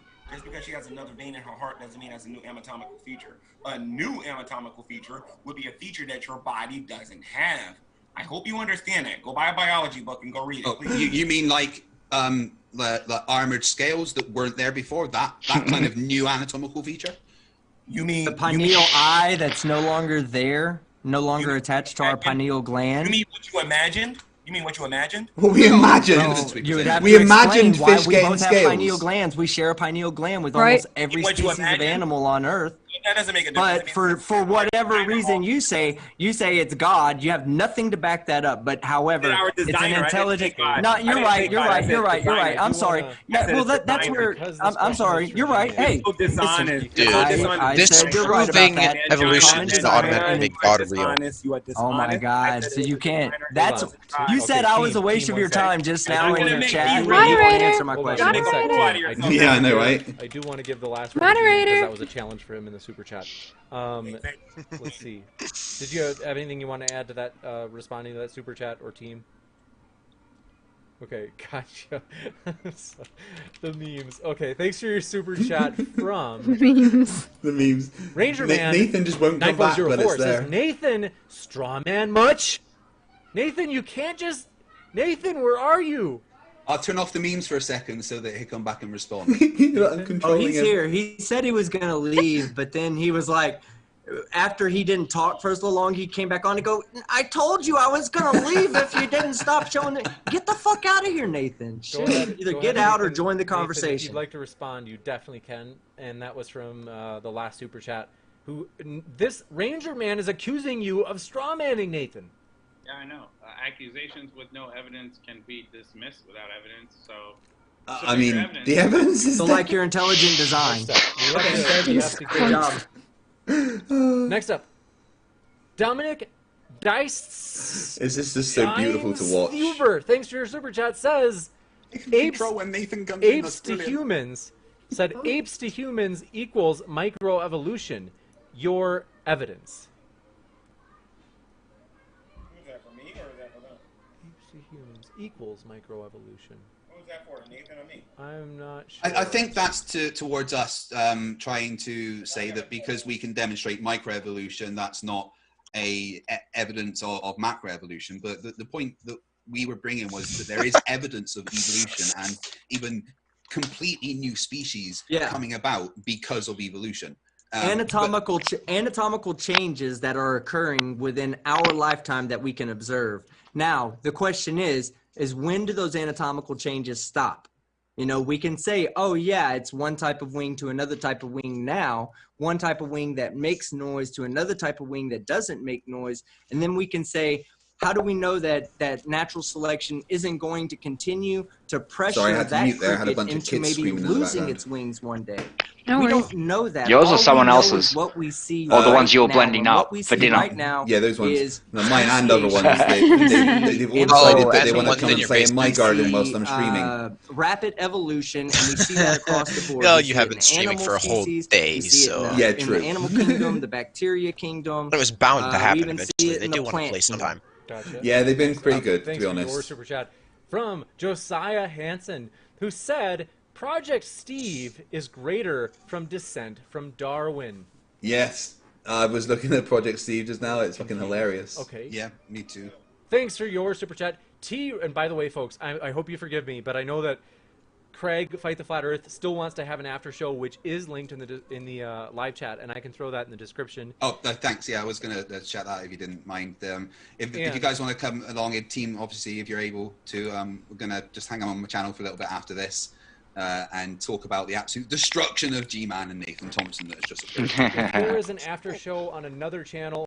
Warrior for Christ? Really? A pussy like G-Man is a warrior? Well, just to be I clear. know. So, G-Man, we can't hear you, man. It's super. Your volume is really low. He's like rubbing his temple. He's like, G-Man, for fuck's sake, dude. Come on. The best evidence of evolution is that Nate's stupid and I'm dumb and we're both retarded. Okay. They haven't provided nothing since they've been in this room. Next up. Oh, he's spitting straight facts right now. Trying to. He's stupid. He's dumb. He's retarded. Those are very true. Those are all facts. 100% verified by science. I'm sorry, like I said, we couldn't guarantee it at the start because we have. And hey, Flat Derp. I do want to respect this. Hey, Flat Derp, how you doing? And hey, Raptor Flat Hogan, Derp. thanks for your super chat, said giggle. Isn't Flat Derp the guy with the animations? Yes, he's amazing. Yep. He's brilliant. Oh, Hilarious. yeah, Flat Derp, I love those animations. Those are great. Evidence. Yeah. Fight the Flat Earth and Team Skeptic use their opening statement and bring up multiple pieces of evidence. G-Man, is that the way you saw it? Oh, Super Chat Matt's up to 145 subs now. That's awesome. Woohoo! Go Super Chat Matt.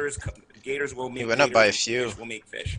In order Go for subscribe, guys. Thank you, guys. Matt is awesome. He really is. Features, and they got to be able to show us in a fossil record. You notice that all they did was show us a picture. So I've just been having a look at some of my comments on my first stream, and quite a lot of them are along the lines of watching you, Craig, not take Nathan's shit and throw it back at him twice as hard is the highlight of my year. I gotta admit, that was some of the most fun I have ever had screwing with Flat Earthers. That was absolutely amazing. It's not hard to have fun with them, but yeah, so like it's those particular ones that stand out. Like today, for me, I had Spurs run for me this morning. He's been. Oh no! I've got him on the ropes. Spurs hate me. So if we could get like the black site up to above even the number of subs he's got at the moment, that would really peeve him off as well. We're getting up there. Oh, he we're cares about 400. his subs. He cares about his subs quite a lot. That's why we're doing such a push. Yeah.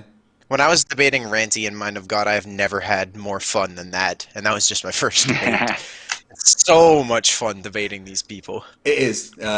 Arguing with idiots is surprisingly fun. It can get frustrating, but anyway, that's going to push on for this. I've got about another 10 minutes, and then I'm going to go and have a bit of for a couple hours. Did you want us to show you a 50 million year old whale? Just out of curiosity. I'm still a creationist because my experience on YouTube has been that the way they because you're a moron, and they don't actually go about teaching. So that's why creationism will continue to grow and evolution will continue to die. We've got to move to the next one. Raptor Hovid, again, thanks for your super chat, saying giggle. A lot of giggles from Raptor Hovid tonight. People like my giggles. Chat said, brown-nosed Nathan Thompson and triggered man should have stayed in school instead of holding on to I'll let Nathan come back now, donkey ears. Hold on for 1 second. Can we just pause this for a sec? I did finish school, and I don't think these two did go. I want to get your opinion. Agent Smith, number 1470, says, I have a mission for you should you accept it. It will be empowering. Just time me out. I need it. Alright, done. I don't tend to time people out until they've actually done something wrong. Because I don't see that as empowering. I see that as cowardly. He just asked for it, so I timed him out. Yeah. Here you go, Agent Smith, just so you can feel special. You're welcome, Agent Smith. But yeah, I've a thing because I'm the lead moderator over in the EIE network, and I have this thing. I don't time people out because we give them such a hard time. The Flerfs a hard time, so I don't mind them coming back at us. So I'm against timing out until they do something so ridiculous that it deserves being timed out. Yeah, I get that. I have fun. He did with ask Flat for Earthers, it, though. Yeah, I have fun with Flat Earthers and people that ask for it and muck about. Like Stephen Steen. Whenever I go over to modern day debates, I'll always time out Stephen Steen because it's just you have to do it. And you get and all the other mods are like, "Oh, what are you doing, timing people out?" And I'm like, "Fuck you, I'll do it again." Speaking of flat derp, Melvin Deckers just said that flat derp should take Ranty's talking about how like the water will conform to the shape underneath it. He could probably do something with that. Yeah, no, he has to. He absolutely has to. Oh my god, that would be so funny to see some of that be animated. Now, just the submarine moving across the water. He hasn't done Okay, here's the thing. So, XPenguin95 has just asked me to time him out. So I am going to time him out because he is a Patreon. So he's a patron of mine. So there you go, XPenguin. He asked for it. Weirdo. You've got to do what the penguins ask. Go to school. I've got 2 bachelors. I've got 2 BScs, one in physics, one in nuclear engineering, and systems of mission technology. But whatever. So to answer that question, I think I did quite fine in this debate. I asked the same typical questions. I got.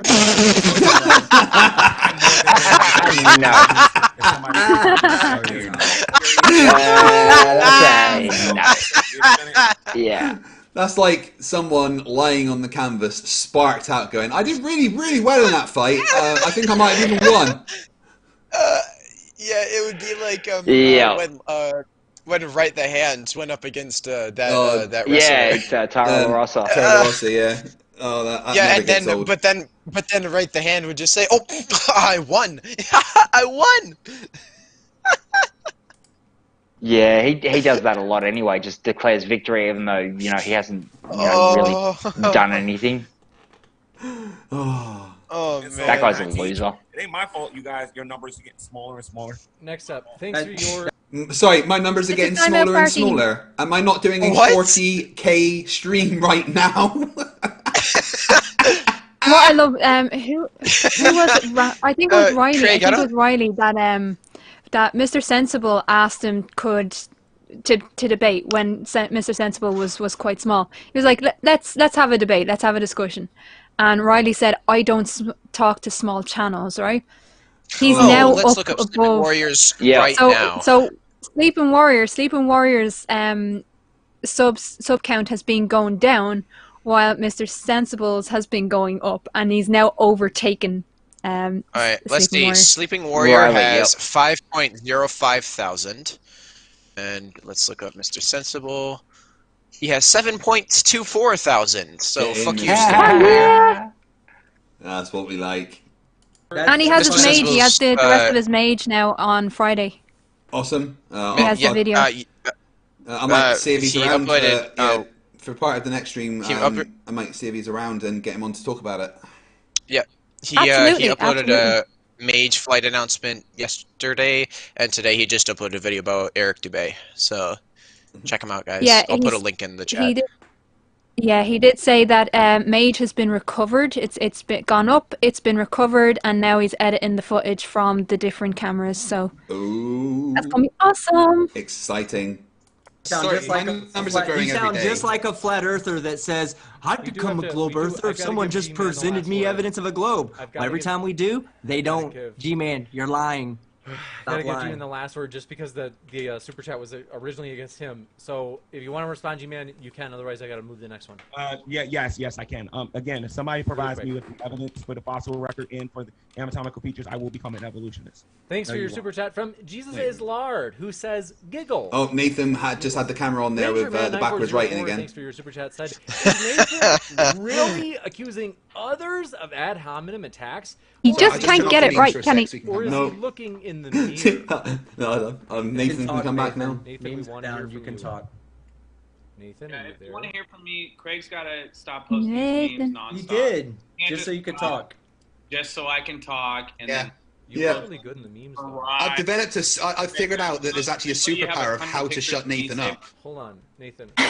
You get super excited storing pictures of me on your phone. It's on my computer, you penis. It's not a professional debate. There's nothing you're doing here that's serious. Okay, he can show us giggling. Professional debate. Or he can shut up. Nathan, there is no This debate. is YouTube, you mother. How many times do you look at my picture on your phone and not masturbate? Judges. There are no judges I here. don't even want to know the answer. Next up, thanks for your super chat. Movie Theory says, G-Man and Nathan Thompson already won. Call this already, James. Okay, you guys can respond to that if you like. No, No. Yeah, I can respond. Because, you know, reality. I thought that I was going to be taking on some serious people. The sooner I can get back in, this isn't free. That super chat was targeted at the other gentleman, the other side. So we got to give them a chance to respond. Yeah, like I said, they won the losers competition. Not Yeah. my problem. They don't understand science.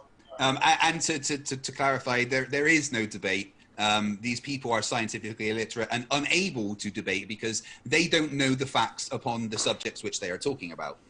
Gotcha. Thanks for your super chat from the wandering musician who mirrors that and says, "Fight the Flat Earth and Skeptic won this already. Call this one." Okay, gotcha. If you want to respond now, you can. Yeah, we did win it. It was not even G-Man. hard. G-Man, if you want to respond, you can. I love it, Fight. I love you, bro. Yeah. You're awesome. Yeah. My response is, if you think name calling is a win for science, then come to GTV. What did you call me in the pre-show again? Yeah. So again, What did you call me in the pre-show again? Before And he I called called you you a a racist, name. team. Before I called you a name, what did you call me in the pre-show again?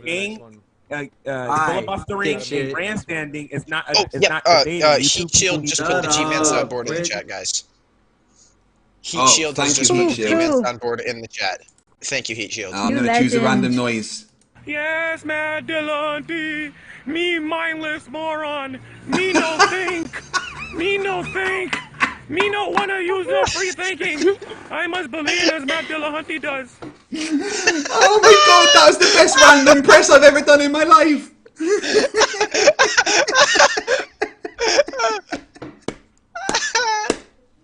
I'm broken. Grandstanding. This may be the last one, just because we. You're not Craig, Team Skeptic. I wanna You let guys, know. you guys are the Folks, bushwhackers. Hold on a second, G-Man. Thank you. Enough whacking. Just 1 second. Of bushes?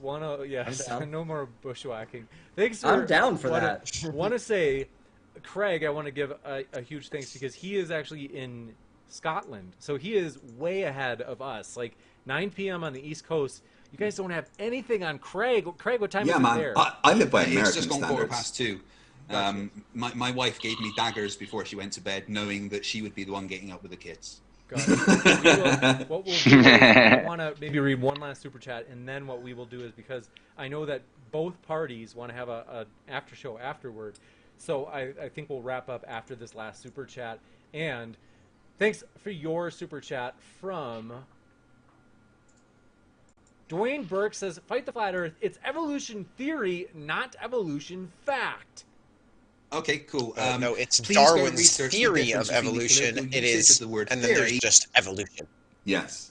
and what They're- a they're- scientific theory is. Yeah. Every time one of you science deniers say something like that, you prove how stupid you all are. Next up, I want to say thanks so much, everybody, for being with us tonight. It's been a wild one, that is for sure. Yeah, I this wanna was a let you great know, debate. If you have not noticed, I have missed put like half the of it speakers' because I had to links in the go, but description. excellent. Right. Well, yes. decisive slaughter right there.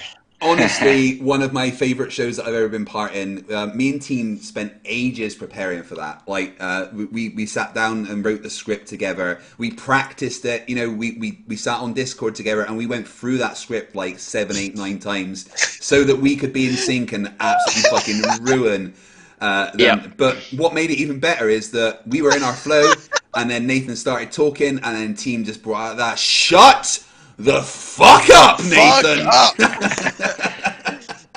It's just, team always says "shut the fuck up" in the same way as "shut the fuck up, Nathan." It's the emphasis on the That was fuck. definitely one of those belly laugh moments. Yeah. Yep. I think we all need to bully team into getting a "Shut the fuck up, Nathan" t-shirt done. Yeah. I'd I wear reckon. that. Yep, I'd buy one. I'd Yeah. buy one of them. Shut the fuck up, Nathan. Yep. Super chat. Here's a way of getting him to do it. Tell him that someone else is doing it. Tell him that I'm going to get it done if he doesn't. Yeah. And then he's like, "Fuck, that was my thing." Yeah, I'll read the super chat in a sec. You should probably do it. No, you do it, one. Craig. You should do it because you've got the 40k. And he'd be like, "Fucking goddamn it! He's not only got more subs, but now he's got my T-shirt." I've just given him a cash cow. I'm so important that Craig made a T-shirt of me. Yeah. NA for $2 says these clowns are entertaining. You mean the clowns that we were debating, or me and team are clowns? Because I don't know. No, they're talking about me. Fair enough. And then I'm fully aware of how annoying I am. Last super chat for now is from J.O. Warren for $4.99. He says, if team is a racist, then I'm the illegitimate love child of Kent Hovind and Nathan Thompson. Oh my god, that would be such a dumb baby. Well, no, that implies that either Kent or Nathan is female. Natalie? Can I just thank Penguin? I just want to thank X Penguin just sent me something on PayPal for timing him out. So it feels so wrong and it feels dirty timing people out. And then people send you money for doing it. That's weird. But yeah, X Penguin, you're amazing. Thank you. X Penguin, that's cool and all, but I have a couple words for you. You are a simp. He's amazing. Okay, so guys, I'm going to go and lie down for a couple hours, and I'm going to leave you with one of the best debates that I think I'd ever taken part in.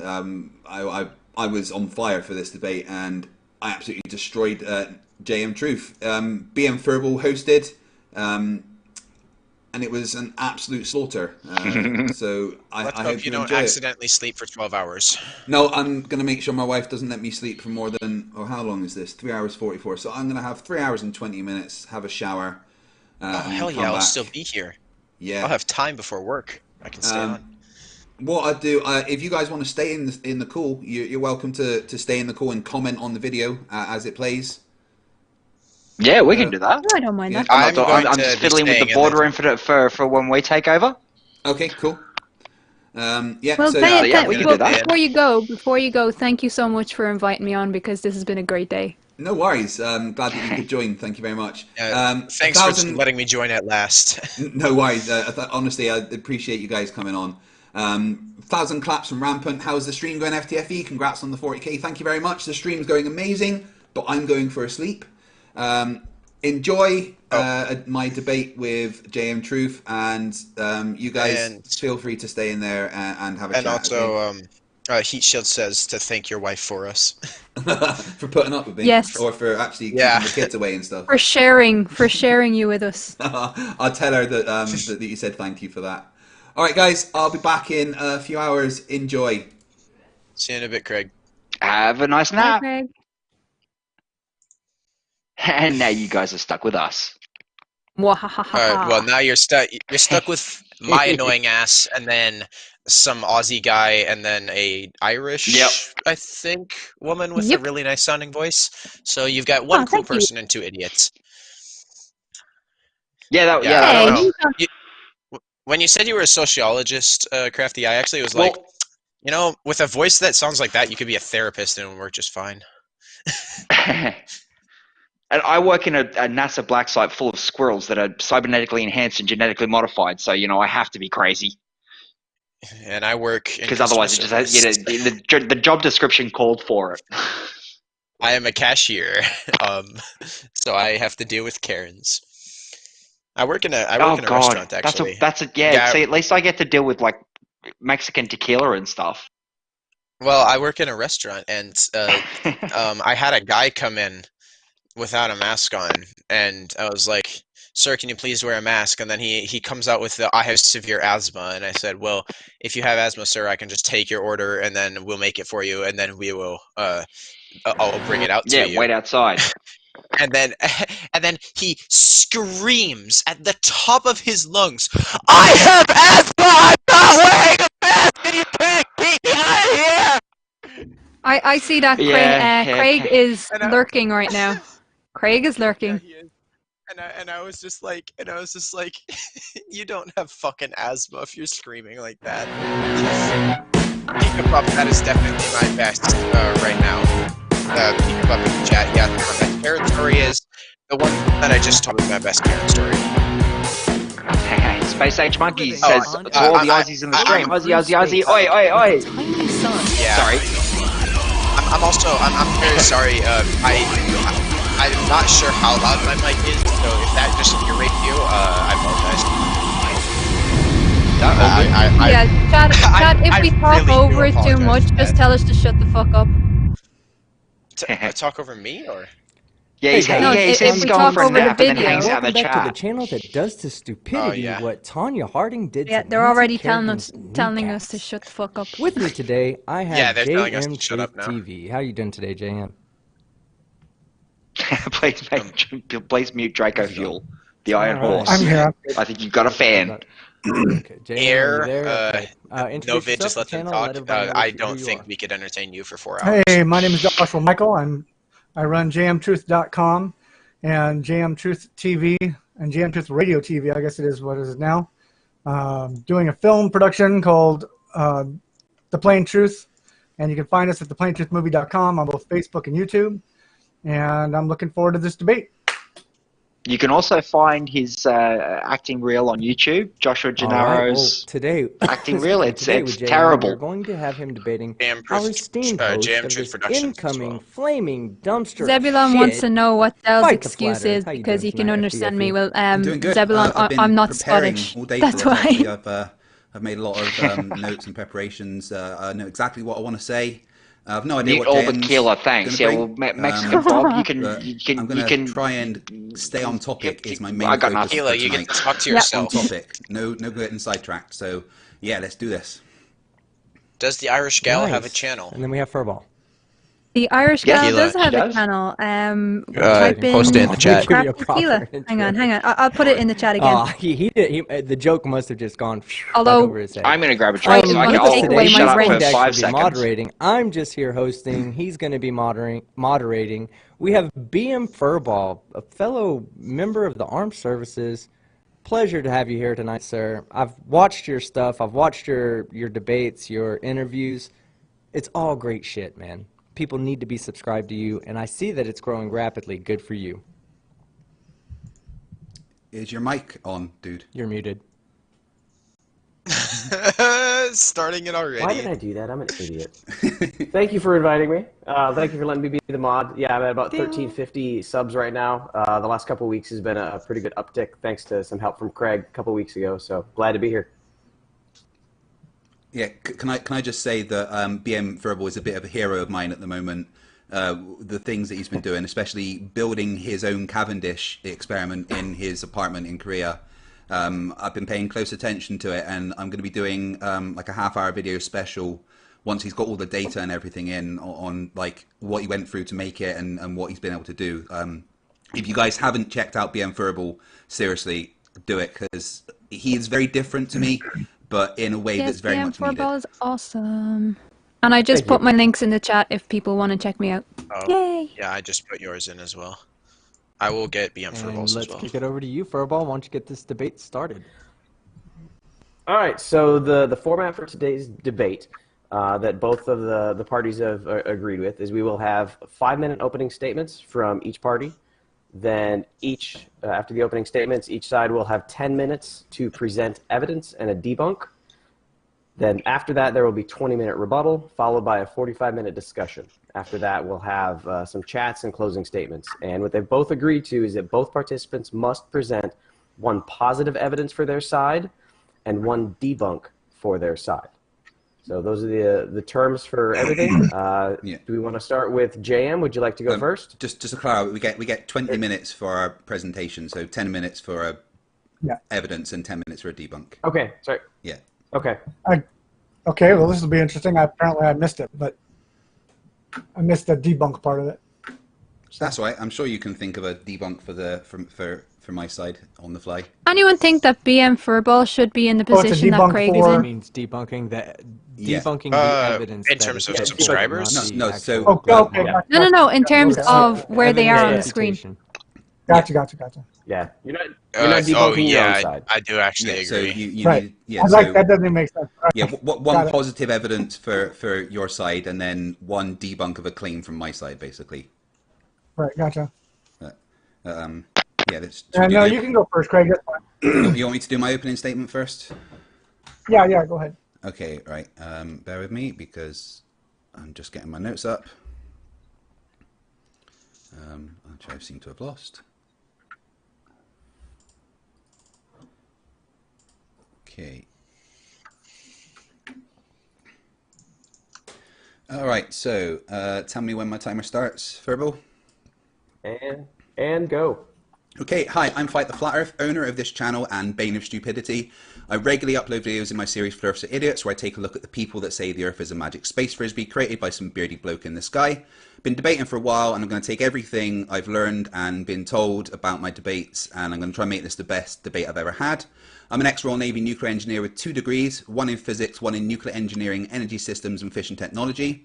Unfortunately, I'm disabled and I can't really get out and about much, but that has given me ample opportunity to fight the flat earth and find a new love of making videos and live streams for all the people that watch, and I can't believe that I've got 15,000 subs doing this. So thank you, everybody. I'm going to be arguing that the Earth is a globe that rotates at 15 degrees per hour and orbits the sun, as modern science can clearly demonstrate these things to be a fact. I don't like the flat Earth. Frankly, I think it's ridiculous. Makes no sense. Falls apart under even the tiniest of scrutiny. All you have to do is actually do some research and maybe learn a bit of basic maths and physics. And unless you understand and he's right. The whole flat Earth thing, I find it quite childish myself. Anyone can come to the conclusion that the Earth is flat. Like, it's a ridiculous belief rooted in all governments, scientists, pilots, ship captains, teachers, of course NASA and every other space agency, every satellite TV dish installer, and the countless men, women and children that accidentally discover the truth. R.I.P. Flat Feet Pete. Never forget. I'm scared when people in the chat are telling others to spam my channel. Because if you believe the Earth is flat, then you have to believe that all other conspiracies are true. Because everyone is lying to you. Like I've said, most people won't fall for it, but for the fact that some of the flat Earth proponents are so charismatic and self-confident, well, I'm going to jump out and actually allow people to enjoy this. So get sucked in. Thank you guys for listening to my chat, and I love you guys. Can only mean one thing. Bye, people. See you later. There are countless proofs going back 2,500 years that the Earth is a globe. We've seen pictures from space, like. And now you're stuck with us. This one. Which was the very first picture taken from space in 1946 and clearly shows there's some curvature. Okay, and I've lost my space now. It clearly shows there's curvature. Right, forget about the Earth. Never mind the Earth. We've managed to image the entire observable universe. We've imaged a black hole.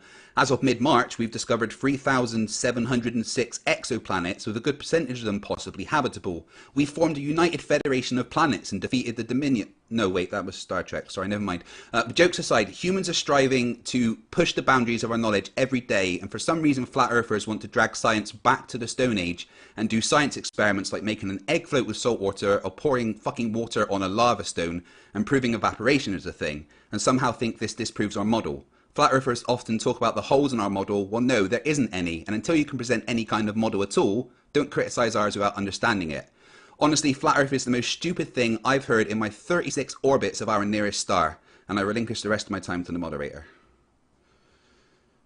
All right. Badass. You had just under 2 minutes left, so Jam, whenever you are ready. Okay, so Bachelor of Arts and a Master's of Science degree in my Master's in Instructional Design Technology. I have been a flat earther for the last, well, since late 2014. And I was a huge proponent of the globe Earth. I went out to prove the Earth was not flat. We are not on a spinning disk spinning through space. That is not at all my understanding of the world that I live on, or the Earth, or the realm that I live on. As far as science, I've been doing experiments, well, most of my life, but the last 4 or 5 years have been an intense research study, as well as experiments, as well as doing a lot of different, well, experiments in different basic physics, and mathematics is not always the end-all be-all. I can manipulate math to say anything I want. Math, just because it works out, does not necessarily follow that that math is actually being presented correctly. Outside of that, I have a lot I will not be sharing tonight, as I will be sharing it on my film, my film documentary. But as far as that's concerned, let's get this show on the road. Is that everything, Jam? Yep, that's it. Okay, you had 3.5 minutes left. Craig, if you'd like to move into your presentations of evidence and debunk. Okay, could you do me a favor? Let me know when I've got 10 minutes and 5 minutes remaining. Yep. Okay, right. Just Same let me know here. when to start, and I'm ready to go. All right, begin. All right, so for my positive evidence, I'm going to give evidence that the Earth is in fact rotating. I'm going to give evidence of the Earth rotating in 3 parts, and I'm going to start with the Eötvös effect. I think that's how you say it. I literally looked up the pronunciation, but I've probably still got it wrong. So the Eötvös effect is a change in the perceived gravitational force caused by a change in your direction. So if you're going eastward or westward, you're going to have a different amount of centrifugal acceleration resulting from your velocity. So when moving eastbound, your angular velocity increases in addition to the Earth's rotation.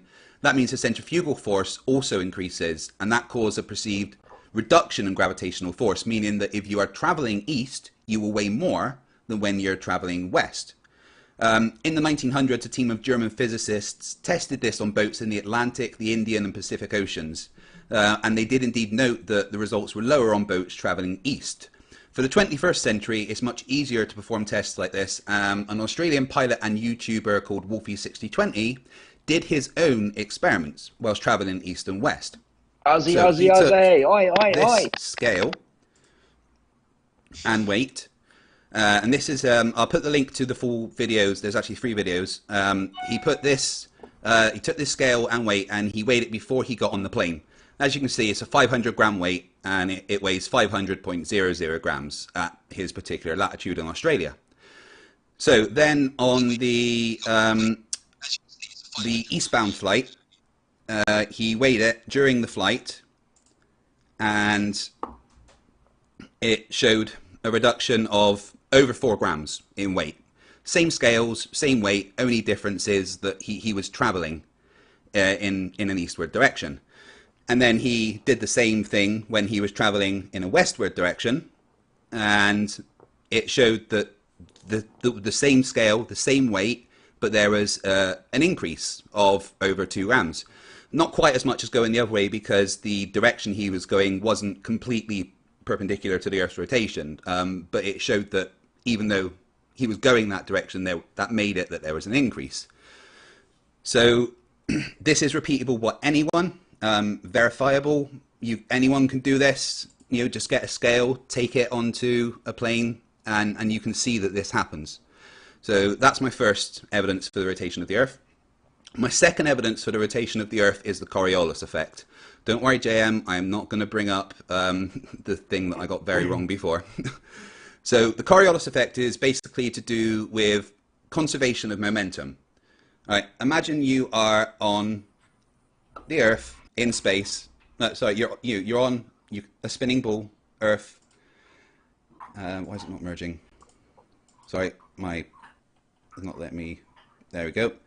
Right, so as flat earthers like to tell us, the Earth at the equator is spinning 1,000 miles an hour. So you have that angular velocity of going 1,000 miles an hour at the equator.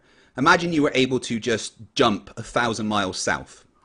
As you jumped and started heading south, you still got that momentum of traveling 1,000 miles an hour. But as you head towards the pole, the latitudes, the angular velocity is less and less. But as you maintain that 1,000 miles an hour, you would actually drift ahead of the rotation of the Earth until you landed, and then you had the same. So it's all about angular velocity and maintaining that momentum of the Earth spinning. We know that it's a thing because, well, the army take it into account, and they it's in the manuals for the U.S. Army. And also an evidence for the Coriolis force is, where is it? A YouTuber called Gentleman Physicist set up a Foucault's pendulum in a block of flats near him. So the main thing I want to say about this is it's not all metal. There's no magnets moving it or anything. He just set up a Foucault's pendulum in this stairwell. And the reason he did this was because he wanted to see if he could figure out his latitude based on the drift of this pendulum. So from where he was, he left it for just under an hour, and there was a drift of 7.89.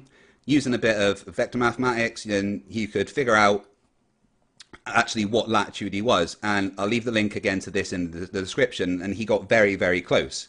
And it all matches up with what we say should be true.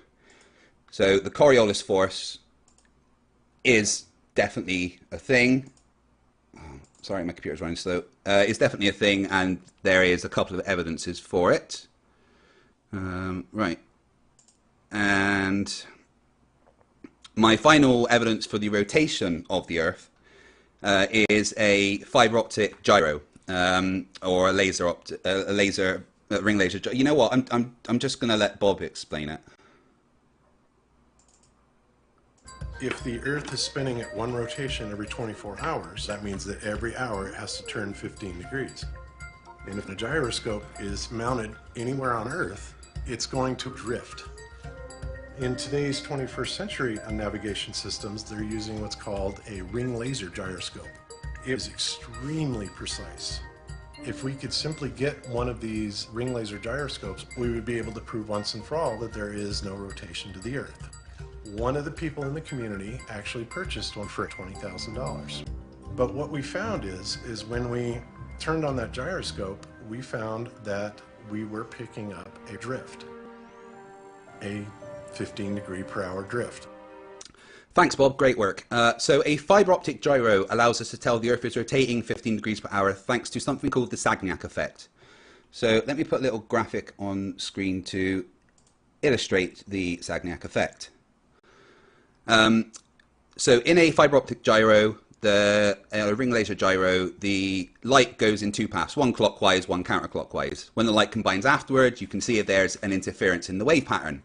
And this will show that the gyro has been rotating as the light inside the gyro, for the path that's, because it's rotating, it makes one of the paths shorter so the light gets there quicker.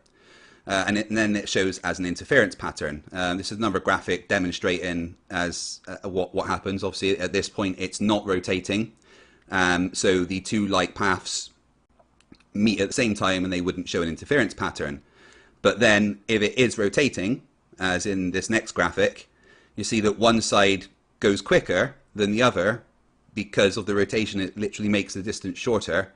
So when the light recombines at the other side, you can register an interference pattern, and this will literally show the rotation of whatever the gyro is attached to.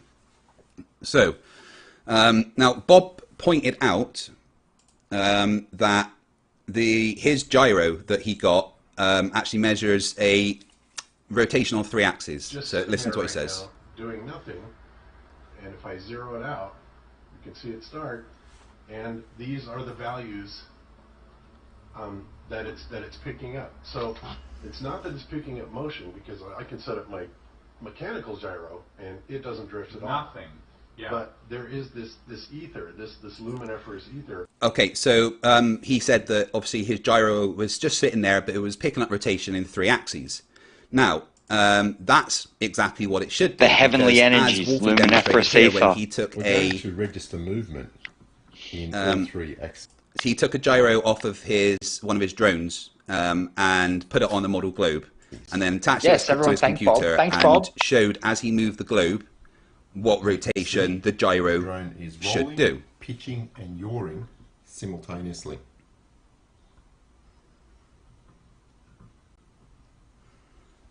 As I rotate the globe. We're going to register movement.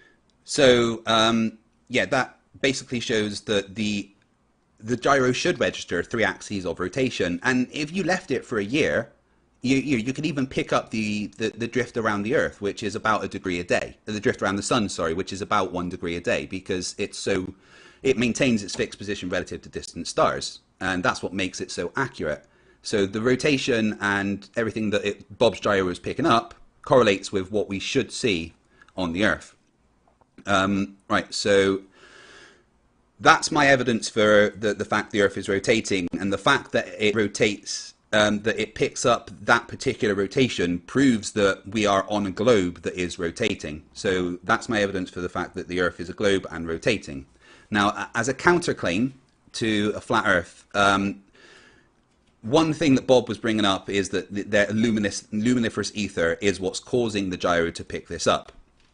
And you're at 10 minutes, Greg. Okay, thank you.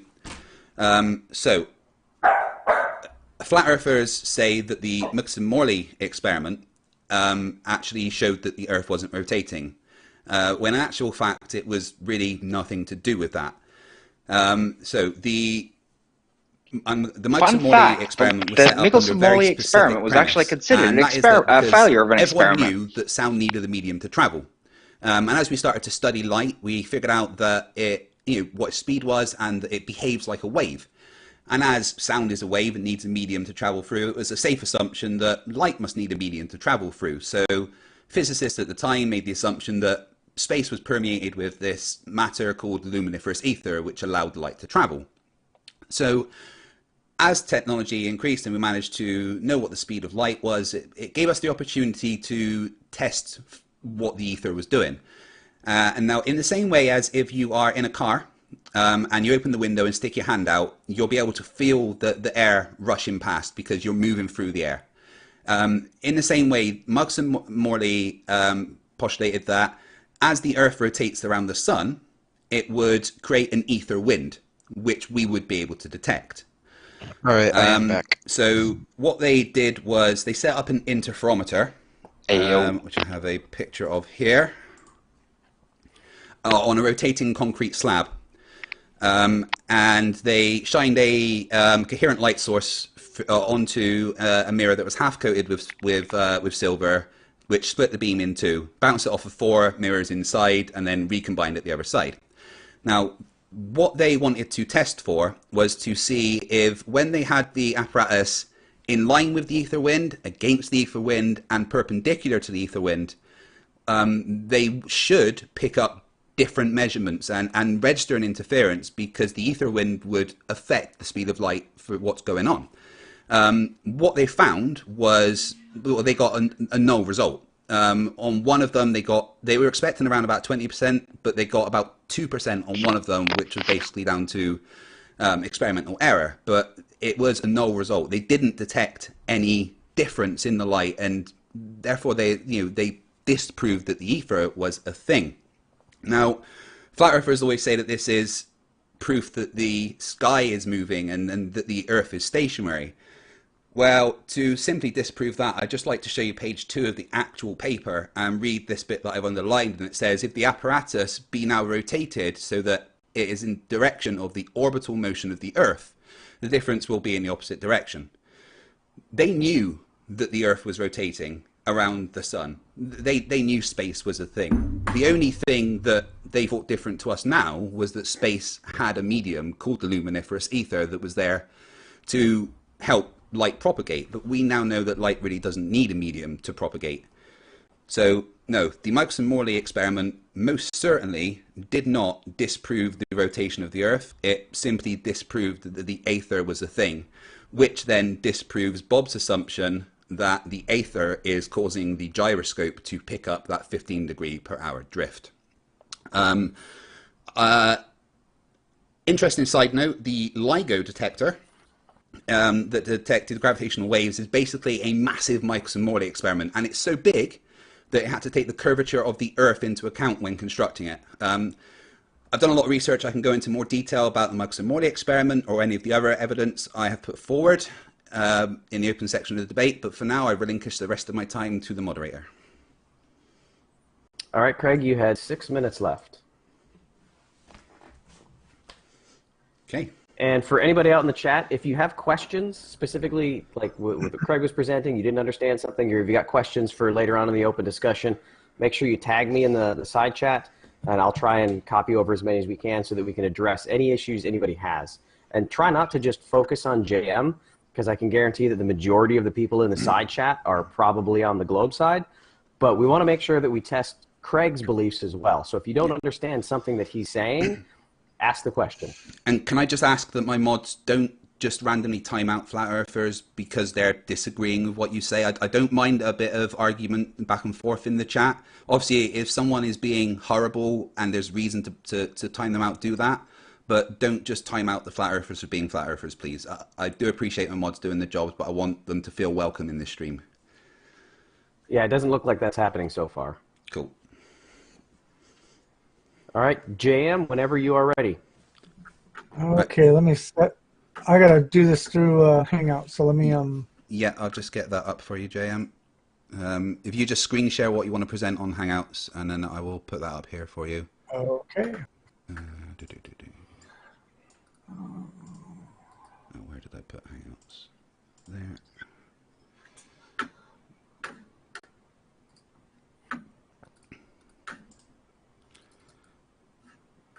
Okay. It should be Craig. You see it? No, just give me 1 second. Yep. You can have two. I just want to quickly cut off the top of that.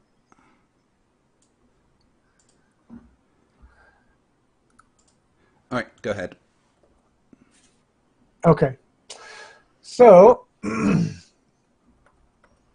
this is flat Earth versus round Earth scientific debate.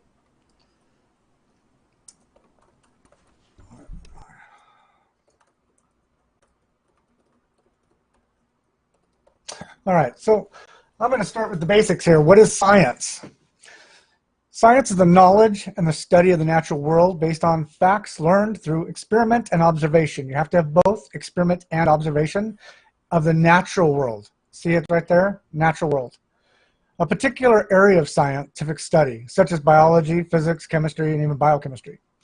A particular branch of science. What is a scientist? A scientist is a person engaging in a systematic activity to acquire knowledge that describes and predicts the natural world. Again, the natural world.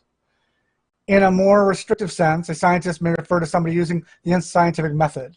The person may be an expert in one and or more scientific areas. Scientific method, the basic definition of a scientific method, a method of research in which a problem is identified, relevant data is gathered, hypothesis is formulated for this data, and a hypothesis is empirically tested. There is an example right there of the scientific method. Science versus pseudoscience. Science is physics, biology, chemistry, biochemistry, technology, and environmental sciences. All the sciences on the right cannot go through the scientific method. This is really not even arguable. And already he's we'll see what completely happens. wrong. Cause and effect. The scientific method is actually a method to it's to JM. show What do you cause and expect? effect relationship of things in our natural world or in the earth.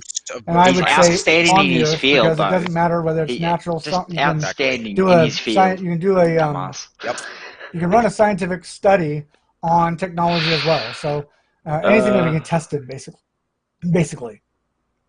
One good thing I'll give Flerfs is they always provide us with, Gravity material. is an effect. It is not a cause. true. That is not a cause. Okay. In fact, George Mercer, Scientific American, November 1st, 2015. With this quote again. There are differences between both Newton's gravity and the gravity of Einstein. First of all, Newton's gravity is an invisible force. It's instantaneous action at a distance. It's Euclidean-3 space, which means neither Newton or Einsteinian gravity are not the same thing, as Einsteinian gravity is a different mathematical formula completely. Newton's gravity, no hypothesis or null hypothesis. Newton also never came up with any hypothesis or even null hypothesis for his gravity. Einstein's gravity was not a force. It is the bending of space-time, as we've all been told. Gravity is limited to the speed of light, which instantaneously disqualifies it because there's no null hypothesis and really no way to test it. It's also pseudo-Riemannian force space. These two things are not the same geometry, folks. So you've got to pick one or the other. You cannot have both. Now, I do believe in a force that holds things or that creates the density table. That's called electrostatic force, Coulomb's law, and I'll talk about that later on, but not here in this debate. The mass gravity hoax. Gravity is an effect, not a cause. Gravity is an effect for mass attracting mass, according to globe earthers. From Princeton, Martin Rees, fellow of the Royal Society. JM, if I may butt in for just a second, I've paused your time. Yeah. Remember that we've got 10 minutes to provide positive evidence and negative evidence. So so far you haven't provided any positive evidence specifically for your beliefs. Is that gonna be in your presentation? Yes. Okay. Yeah, and now this is kind of debunking broadly, but do you have any specific debunks? Because I don't want you to run out of time. The goal what are you here calling is a for you to specific say, debunk? What are you calling a specific debunk? Because well, first that's at the end, right? Oh, he does this. Yeah, this is his shtick. well, so far you haven't gone into any It's positive not proof for your actually, belief yet. unique to him, but they do that. They're like, um, oh, what do you call, what do you how much consider time do you this, have or left? What is real evidence? What is he's a at debunk? 16 minutes. Yeah.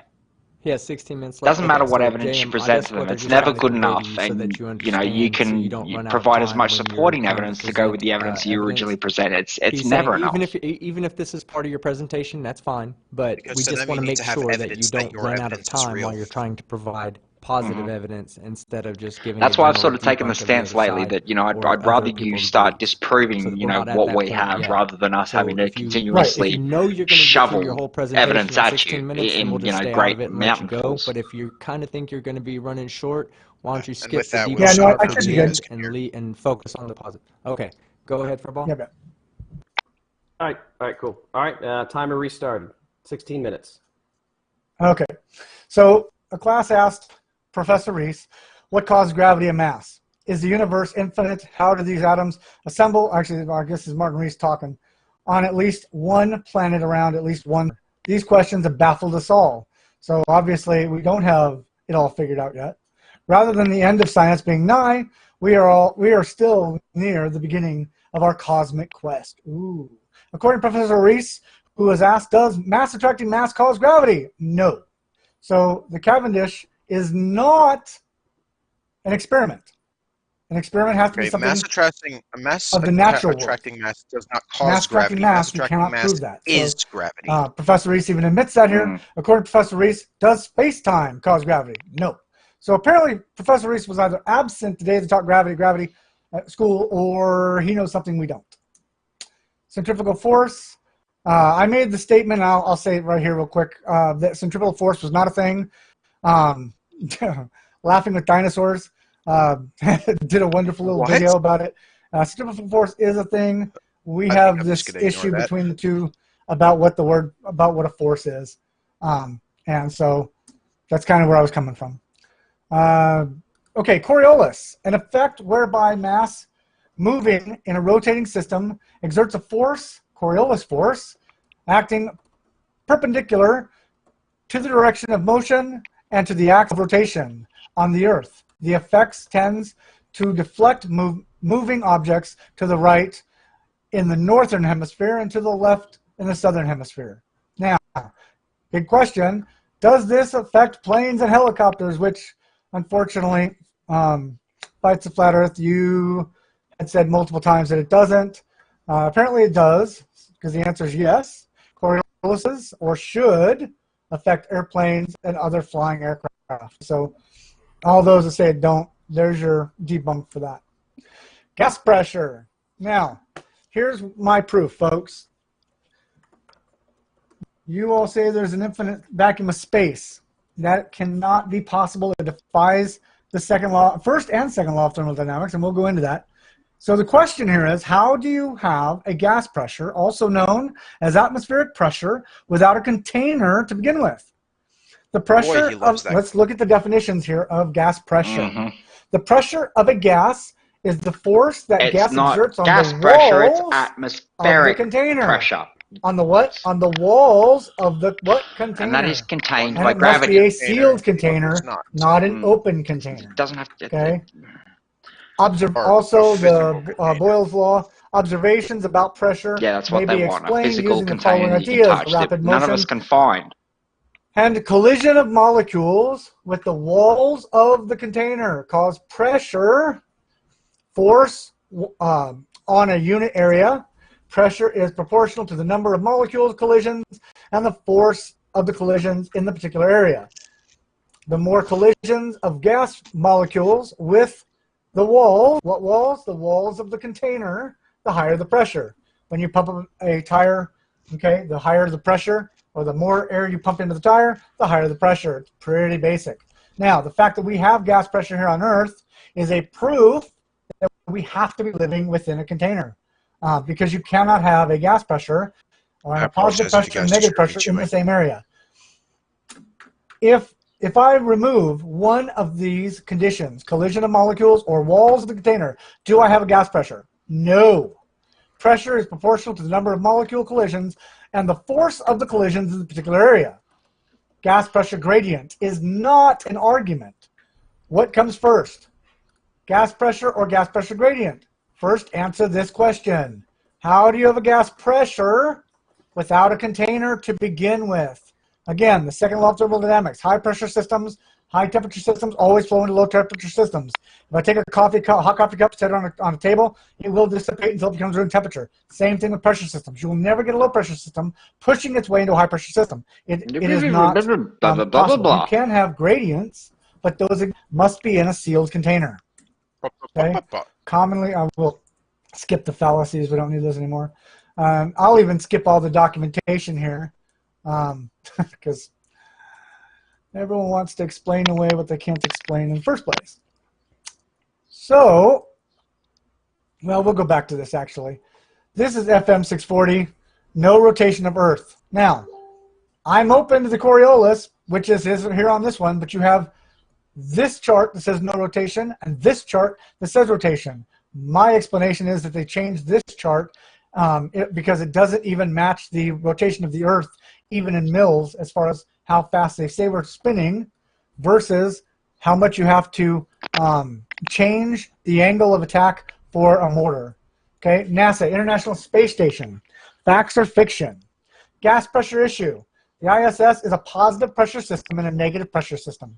So we've been told that the vacuum of space is 10 to the negative 17 torr. Okay, NASA needs an 8-foot steel concrete wall to create that vacuum. NASA is lying about being up there in the first place. There is no place to disperse the heat that the ISS is taking in from the sunlight. We see on the space station they have those these panels here. Okay, those panels are absorbing light and absorbing heat. Globe Earthers cannot have it both ways.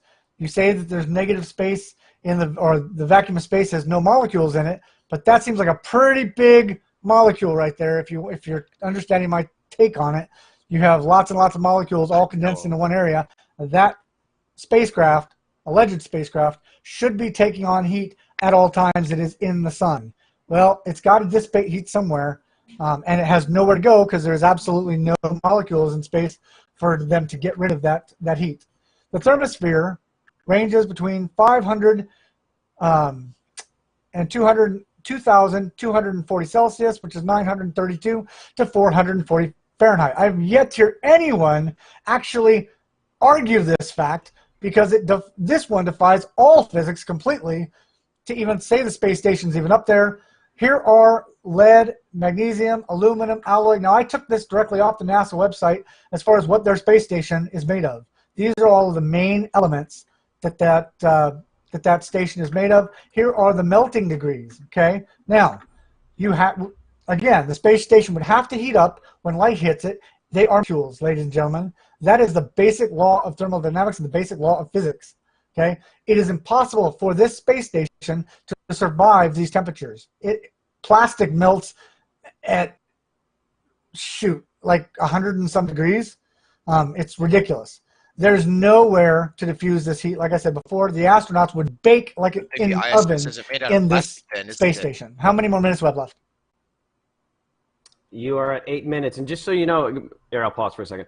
Like we mentioned before, we're trying to go after specific proofs and debunks, because following this is going to be the rebuttal from the other side, and at this point, Craig has about 30 different things he can try and respond to. So I would suggest in this last 8 minutes, focus on your strongest proofs to give him something to respond to. That way he's not, doesn't have one sentence to describe each thing that you talked about. Gotcha, okay. I will skip through all the rest of this. Okay. And whenever you're ready, I'll hit go. All right. All right, proofs. Horizon always appears at eye level. Water doesn't curve. Pressure is actually a proof. If in fact the space was infinite, like we've been told, Older's paradox should be a thing, which means the whole night sky should be a solid light from all the stars in it. Planes do not correct for curvature. I've got a bunch of pilots that are all going to explain this in my film, so I'm not going to cover it too much here. The Nile River flows for thousands of miles with a fall of only 1 foot. Parts of the West African Congo. Yeah. Like I said, you're just kind of throwing a bunch of stuff on this. I want you to focus on something that Craig can actually rebut with his own knowledge and intellect. I've given him a ton. That's kind of the goal here. So that,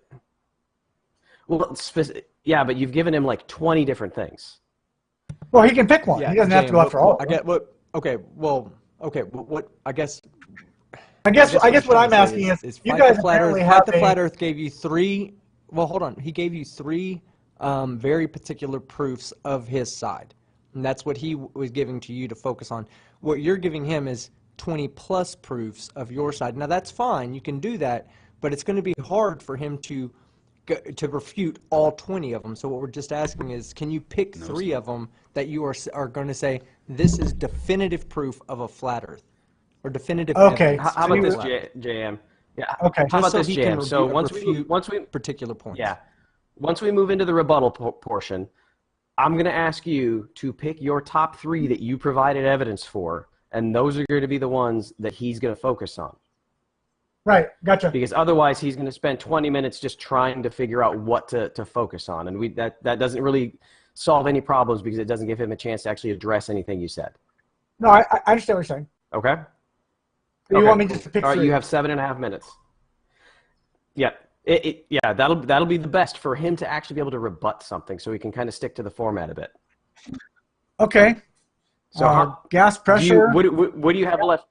What do you have left in your presentation? I mean, do you have something in the rest of your presentation? Do you want to finish this and then we'll pick something? I've got a huge presentation, so I'm not going to get through all this anyway. So. Okay. This is a How do you want to handle this? And you have 7.5 minutes left. I'll just give him 3. These are your 7.5 minutes. Yeah, gas pressure. Water always finds its level. Of course, I know his argument's going to be level doesn't mean flat. So, and then the curvature. Provide your evidence for those so that he's got something to talk about. Okay. Oh, okay. Because just so you understand, if your evidence is water always finds its level, that's not you providing evidence. That's you providing a statement and a belief. That doesn't he can rebut that, but he needs to rebut your position on it. And the one sentence of water always finding its level doesn't give your position on it and your evidence to support it.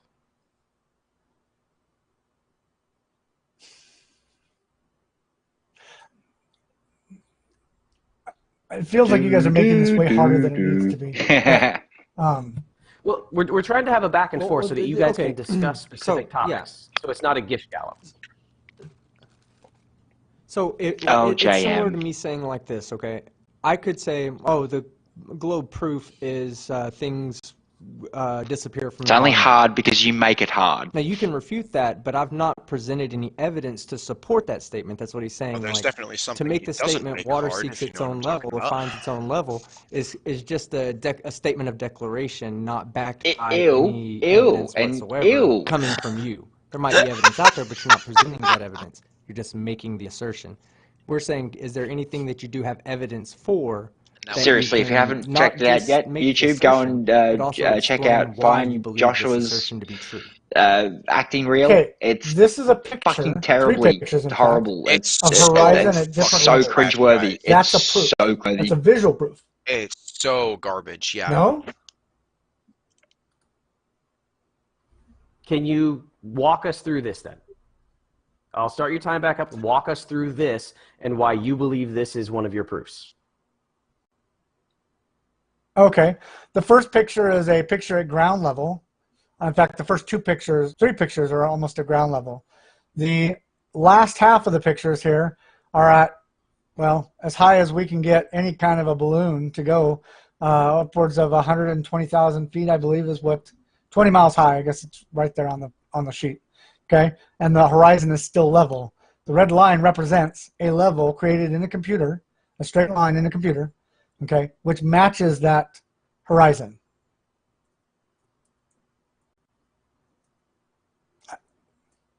I think I've made things really, really clear.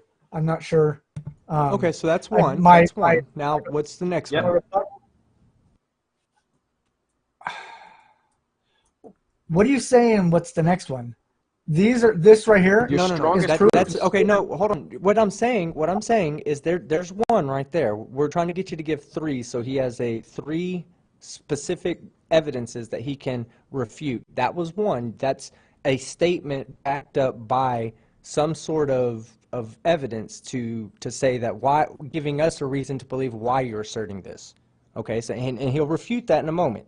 So now, the next one. Now number 2, and we'll give you a third one also. And we won't even worry about time because we'll just say that whole first part was just, that was icing, that was our appetizer. Now we're eating the meal. You've already given us the first part of the meal. It's a 3-course meal. Second part, go. 8 inches times mile squared. That's your assertive statement. And there you have it. Up with evidence. Yep. It's not talk to us about that. No, you have to back it up. Not how it dropped. No. There is no parabola. There is no measurement of that. FE Core just did a level. Hold on. Let me Let me speak real quick. This is what you guys fight the flat Earth. Hold on. I don't know what I'm doing. Listen, fight the flat Earth. They waste money and resources and time. Listen, fight the flat Earth. We'll refute that point. You said 8 inches per mile squared. Big time fraud. Now give something to back that statement up. Still waiting for results to be published from experiments that they've done, and we're just saying nothing they find matches up with the flat Earth. If you give me a second, I will. Yeah. Although we should probably limit our talking. You got all the time in the world. You got all the time in the world. FE Core just did an experiment, okay, in Colorado, where all of their data is actually on, I believe, online for people. There is no curvature whatsoever, no curvature or concavity. Okay. Hey, JM, before you go into your belief on the debunk side, I would like you to explain your view of the globe side of that statement. Why is that an argument for us? What is the premise that you're talking about? Well, because if Earth is a globe, it should be measurable. I should be able to go out, and at 8 inches times mile squared, I should be able to do an experiment. I should be able to run a laser across the lake. And at 8 inches times mile squared, I should not be able to hit the other side of that lake. And because there's what 66 is the scientific backing of? What is the scientific backing on our side of it, where 8 inches per mile squared comes from? Where is that used? How is it used? Who developed it? Where you're saying that our side is wrong. Formula for a parabola. A parabola is the way you measure a curve.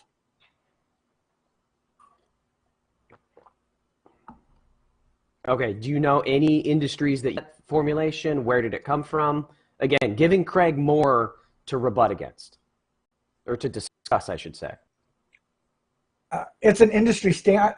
See, this you guys, this is 8 inches times mile squared has been an industry standard for well over 50, 60 years, if more, not more.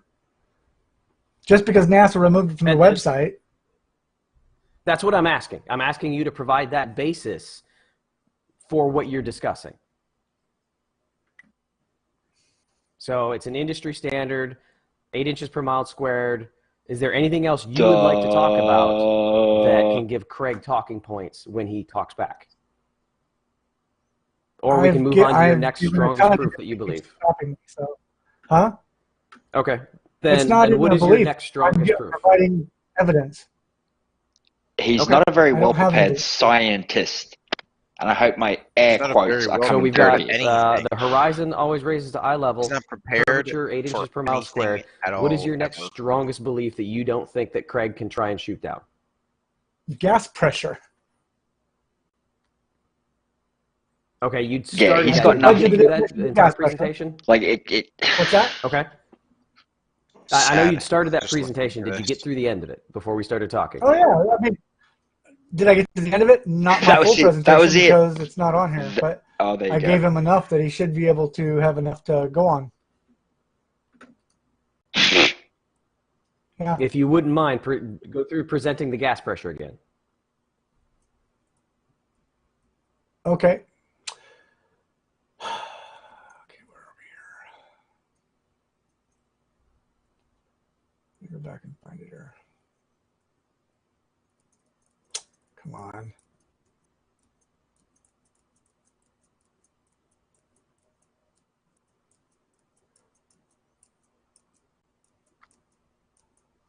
The frustration is palpable. Question is, how do you have a gas pressure, also Utter known as silence. atmospheric pressure, without a container to begin with? Hey, I'm shut the The actual pressure of fuck the up. I'm gas so is the force tired that of gas hearing exerts that on the fucking walls of the container.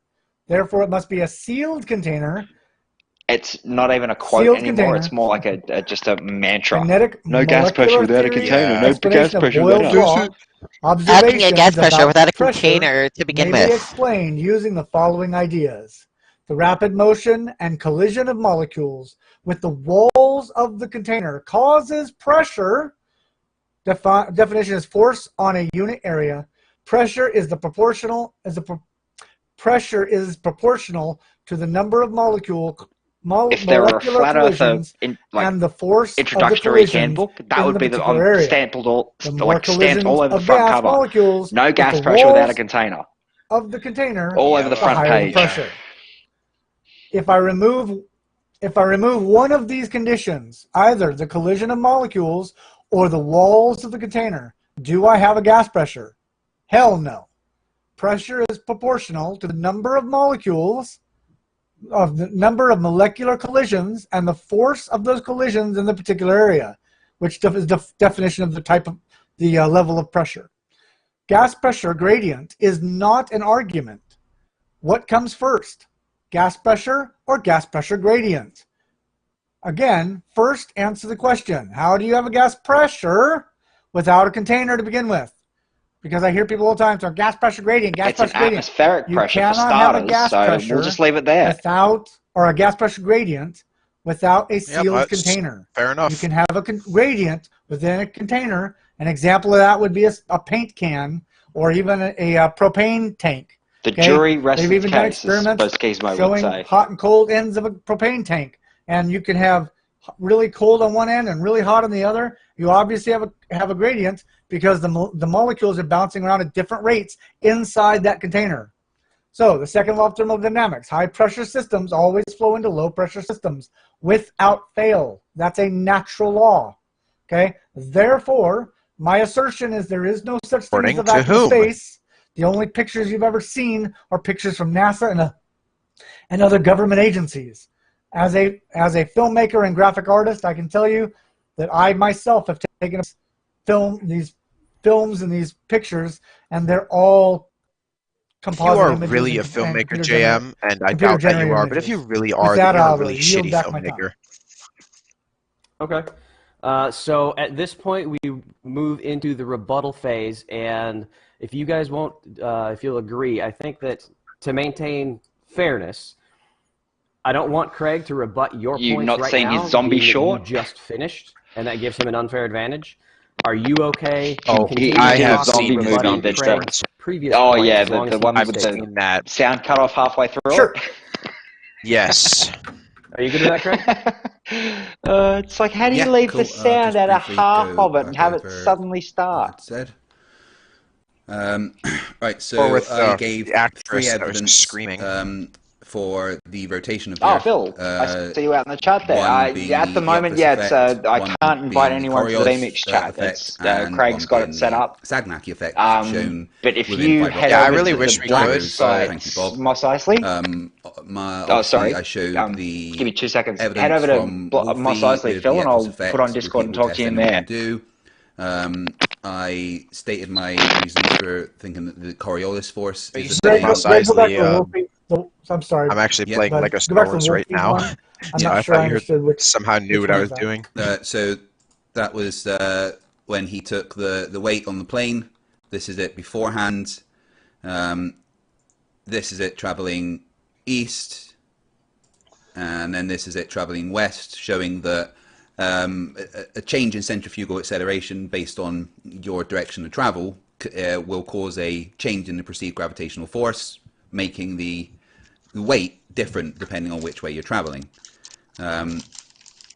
So, and then for the Coriolis force, I pointed out that it's to do with conservation of momentum, and I showed the Foucault pendulum experiment done in the block of flats, where he managed to calculate his latitude based on the amount of drift done. And then for the reading laser gyro, I showed Bob's experiment and then explained the Sagnac effect. And then I explained what the Maxim-Morley experiment was and why it didn't disprove the rotation of the Earth.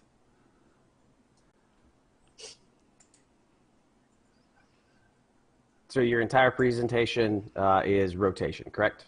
Yeah, and the fact that the three axes of rotation shown from a fiber optic gyro show that we are on a globe. And what was your rebuttal point?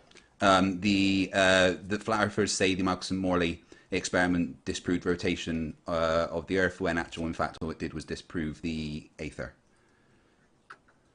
Okay. Whenever you are ready, JM. Okay. I'll keep myself muted.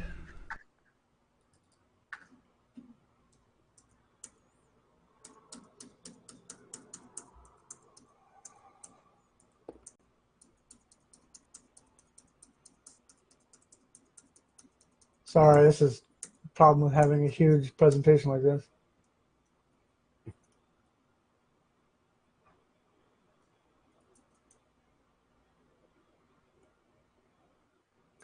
Okay.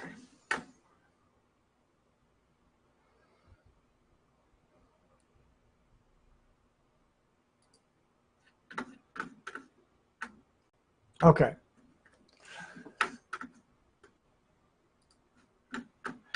So whenever I'm ready? Yep, whenever you're ready, begin. Okay, I'm only going to cover a couple of these things because some of them, to me, are just not worth even addressing, but I will try to address as much as Craig put out on a broad scale. But okay. So my biggest issue is one of the things Craig said was about being able to take up these stars and things from millions of miles away, and yet I can't take a picture 2 miles away and, you know, or get a clear picture or even a clear phone message without having direct line of sight. So to me, scientifically, again, all the pictures that you can look at as far as NASA are concerned are not real. I would consider myself an expert on that.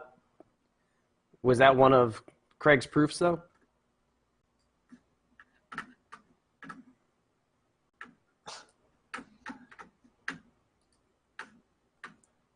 I only supposed to be debunking the proofs that he presented? Is that what you guys are doing here? Yeah, that's what we're trying to do, so that you guys can have a back and forth on specifics. So this is your chance to rebut what he presented. Okay. The Foucault pendulum does not prove the rotation of the Earth. Okay? Please give me some kind of a proof that it proves any kind of rotation whatsoever, because the numbers you gave me are not even 15 degrees, and 15 degrees is what we say that, you know, according to Bob's, you know, gyro, they picked up. Stop motion photography, as your demonstration was cute, by the way. Bob, however, did not have a gyro in his possession when he made the comment that everybody wants to slam him for and say, well, he proved the Earth is spinning. No, he didn't. He said the gyro picked up 15 degrees of motion. That does not necessarily mean that the 15 degrees of motion was the Earth spinning. It could have also been picking up the ether spinning. So really, you guys really need to stop using that video as your proof, because Bob even admits he wasn't there for that experiment. He didn't have that gyro in his possession when he made the comment from behind the curve. So, in fact, I'm going to tear down behind the curve pretty good in my documentary. So you know, it's not a good example to use that laser gyro. It also is probably not advisable to use it if you've never touched it and understand what the three access points are on that gyro and understand what it's picking up. Okay, again, it's another assumption to assume that picking up 15 degrees that it must be the Earth spinning. Okay, you have never, again, like I said, you've never touched the laser gyro, but you want to explain what other people are doing and take snippets of what people say out of context, and then slam someone like me because I cherry pick, so to speak. That to me is not even a proof at all. It's taking things out of context. The weight experiment that you showed does not necessarily, again, prove. One, it doesn't prove gravity. It just proves there's a weight on a measuring plate. Okay, it doesn't prove.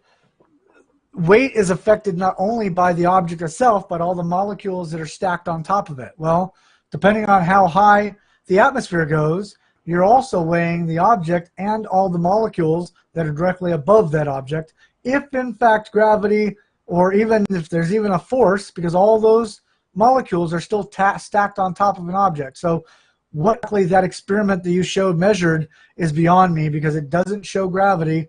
Gravity has never been established.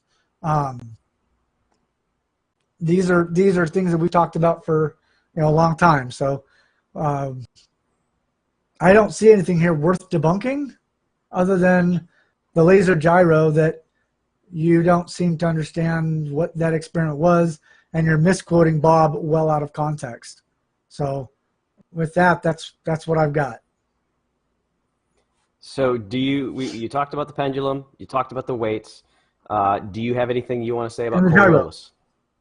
Oh, again, Coriolis either is a thing or it's not a thing. If it's tethered to the Earth, then it's not a thing, because the whole definition of Coriolis is the atmosphere rotating opposite or in contradictory to the rotation of the Earth, which is what causes Coriolis in the first place.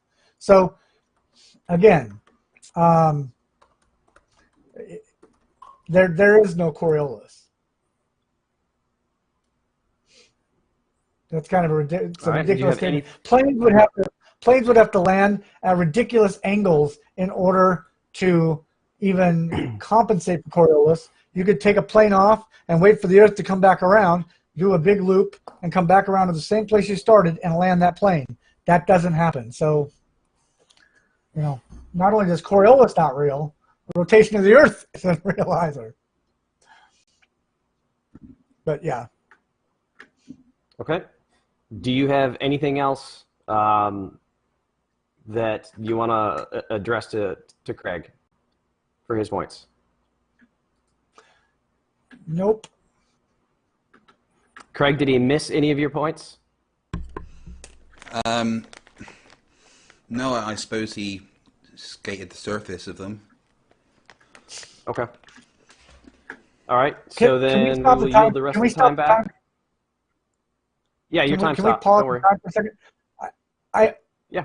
Since I have the forum, I'm doing this between the two sides. What exactly to you guys is a proof? Because apparently we don't have the same definition of what a proof is either. Because all I keep hearing is, well, you didn't provide proof. You didn't provide proof. And I've been laying down proof for months and months and months, and nothing that I'm laying down and other people laying down is accepted. And I understand this is the problem with the belief system we have. So I've just given you 20 freaking proofs. Yeah. And all we do is skate Craig around and address explain away those things. So I'll let Craig address what he feels as a proof. For debate format, you need to present those proofs. If you've discussed it in a video prior, that's not this forum.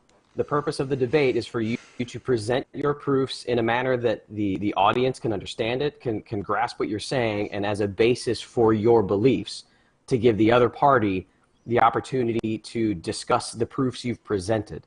So that was the format we're aiming at here, is for you to present and definitions, and I got stopped multiple times saying I'm not providing whatever you guys were looking for. So that's well, a lot of the proofs you were presenting were single one-liners, and we were trying to get there. We wanted more meat. That's what we were looking for, is more meat for your position. That's what we were going for. So, Craig, I would say, discuss what you view as a proof is before we move on.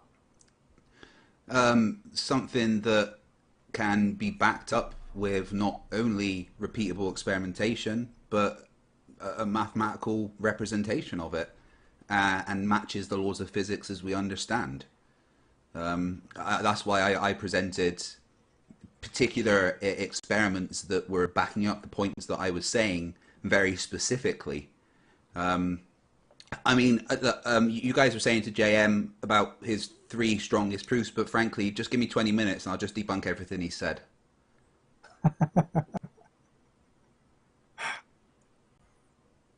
Okay. So, JM, before we move on to Craig's side. The law of physics as you know it, but we obviously have a different definition of physics. So that's my biggest point of contention. Well, maybe someday we'll have a debate on what exactly the laws of physics are and your beliefs behind them. So, for a future date. So, before Craig moves into his rebuttal time frame, JM, if you could take a minute or two and just briefly readdress your positions. You discussed Horizon always finds eye level, curvature, and gas pressure. And gas pressure. Is there anything specific you want to talk about those for just 30 seconds to give him a reminder of what he's rebutting? Yeah. The law of perspective is always that, you know, the horizon's always at eye level. It doesn't matter whether you're at the sea level or whether you're 120,000 feet up. We have pictures, you know, just proving that. And I don't care about a few millimeters down, a few millimeters up, whatever. You know, if we're on a ball, the physics should operate much, much differently than the way it does. It operates as a flat plane. That's what it apparently is, because that's what most of the laser tests and all the other tests that we've done show it as. As far as gas pressure is concerned, that's pretty self-explanatory. I've kind of nailed that one to the ground. So the curvature is concerned, I have yet to see one proof of curvature. Okay. Mathematical proof Craig, of curvature that actually works in the physical world. Oh, okay. Okay. Whenever you're ready, Craig. Right, so let's start with what you said about gravity being an effect, not a cause. You really don't understand what we mean when we say gravity. The fact is, we don't know everything about gravity. We don't know the exact reasons why it happens. And this is things that Newton never actually talked about. Newton didn't want the apparent magical properties of his understanding of gravity to be ascribed to him, because he knew that couldn't be a thing. Newton's law of gravitational attraction basically acts as if gravity is instantaneous, as if magically reaching out and holding the moon in place. But that doesn't mean that Newton's law of gravity in a local environment is not an extremely good approximation and is actually a thing that works and is used every day in engineering all around the world. When Einstein came along, he tried to expand upon Newton's understanding and gave that equation, because Newton never really had a theory of gravity. He just said, right, well, I can see that that drops like that and this matches this equation, so here's the maths that matches what I'm seeing. And then Einstein came along and he gave that a reason. He ascribed it to the warping of space-time by a mass, which changes the locality of things, which manifests as an acceleration in physics that we can measure. It is an apparent force, the same way that centrifugal force is an apparent force. Now, I very specifically said to George Musser, does he agree with my assessment of gravity? And he said, yeah, that's pretty good, and then went on to explain why. So that's basically how we feel about gravity. We don't know the exact 100% causes of it. We know that near a black hole, even Einstein's equations seem to break apart. We've been working towards a unifying theory of gravity for a long time. No one ever says we have a complete understanding. Right, Coulomb's law being the same as gravity. No, just no. Just because they share an inverse square law behavior doesn't mean they're the same thing at all. Coulomb's law was actually first introduced 78 years after Newton's law of gravitational attraction, and the main thing about Coulomb's law, which is completely different because it actually describes an attractive and a repulsive force, whereas gravity, Newton's law of gravity, simply describes an attractive force. They are not comparable. The only thing they share is an inverse square law function, and that's it. Right. Professor Rees, what you were saying about what he says, yes, he's right. We don't know exactly what gravity is. It's not caused by mass attracting mass. That is just one of the effects of whatever gravity is that we can measure. And when the Cavendish experiment was done, that was proof of the fact that mass attracts mass. This has been backed up by the Shishelian experiment, done again recently by people in Scotland, where a plumb bob on a mountain in Scotland is actually attracted towards the mass of the mountain.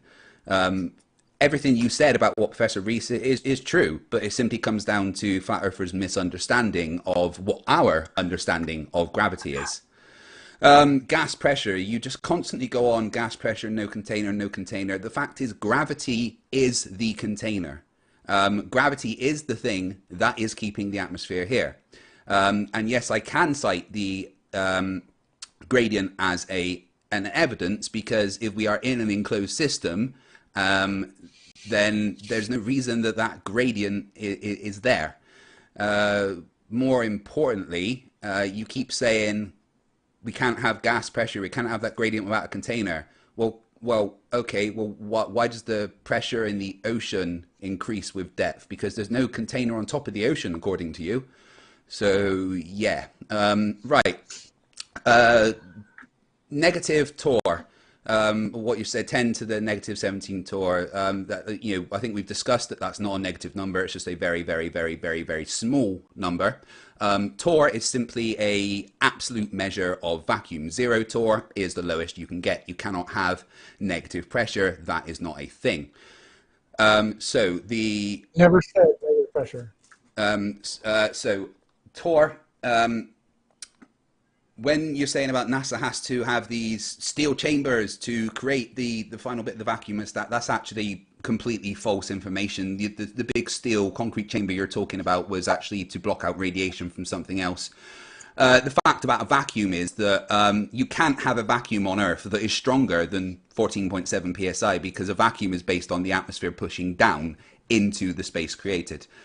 So this is evidenced by the fact that there was an experiment done with trying to suck water up a straw several stories. It could only go a certain distance, even with a vacuum pump on the end, because there simply isn't enough pressure in the atmosphere to push the fluid all the way up that straw.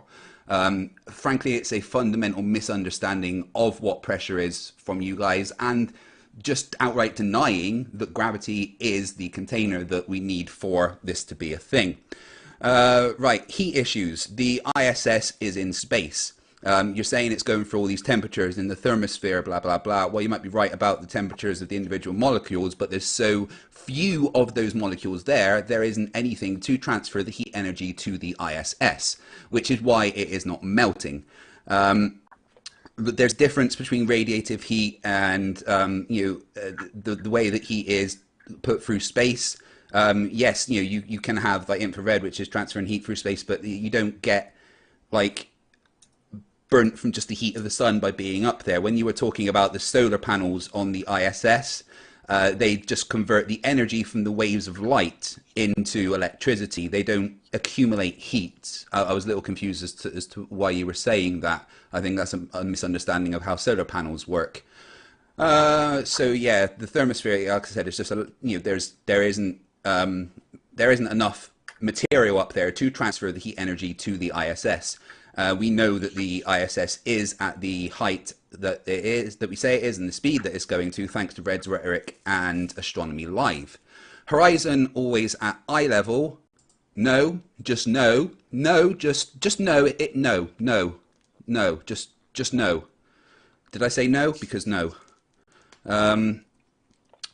Water doesn't curve. Well, I mean, I guess I thoroughly disagree with that because we've shown it curving so many times.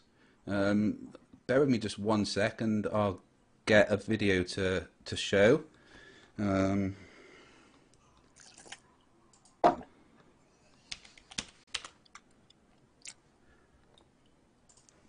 Okay. Sorry, just bear with me 1 sec.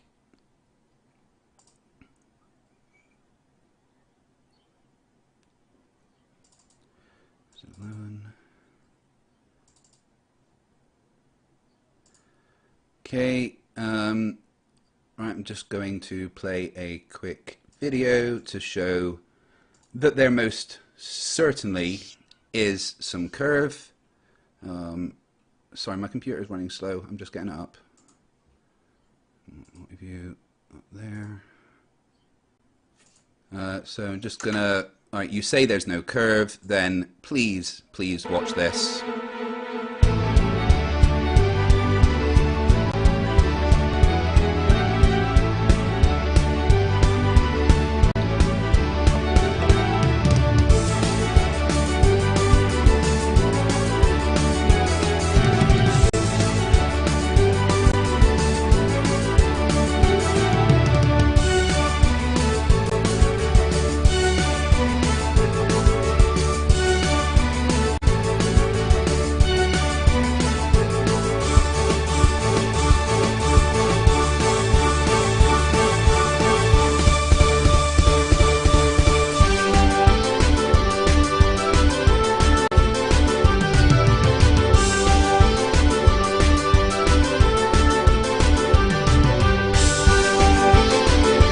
Well, I think we can talk a little over this.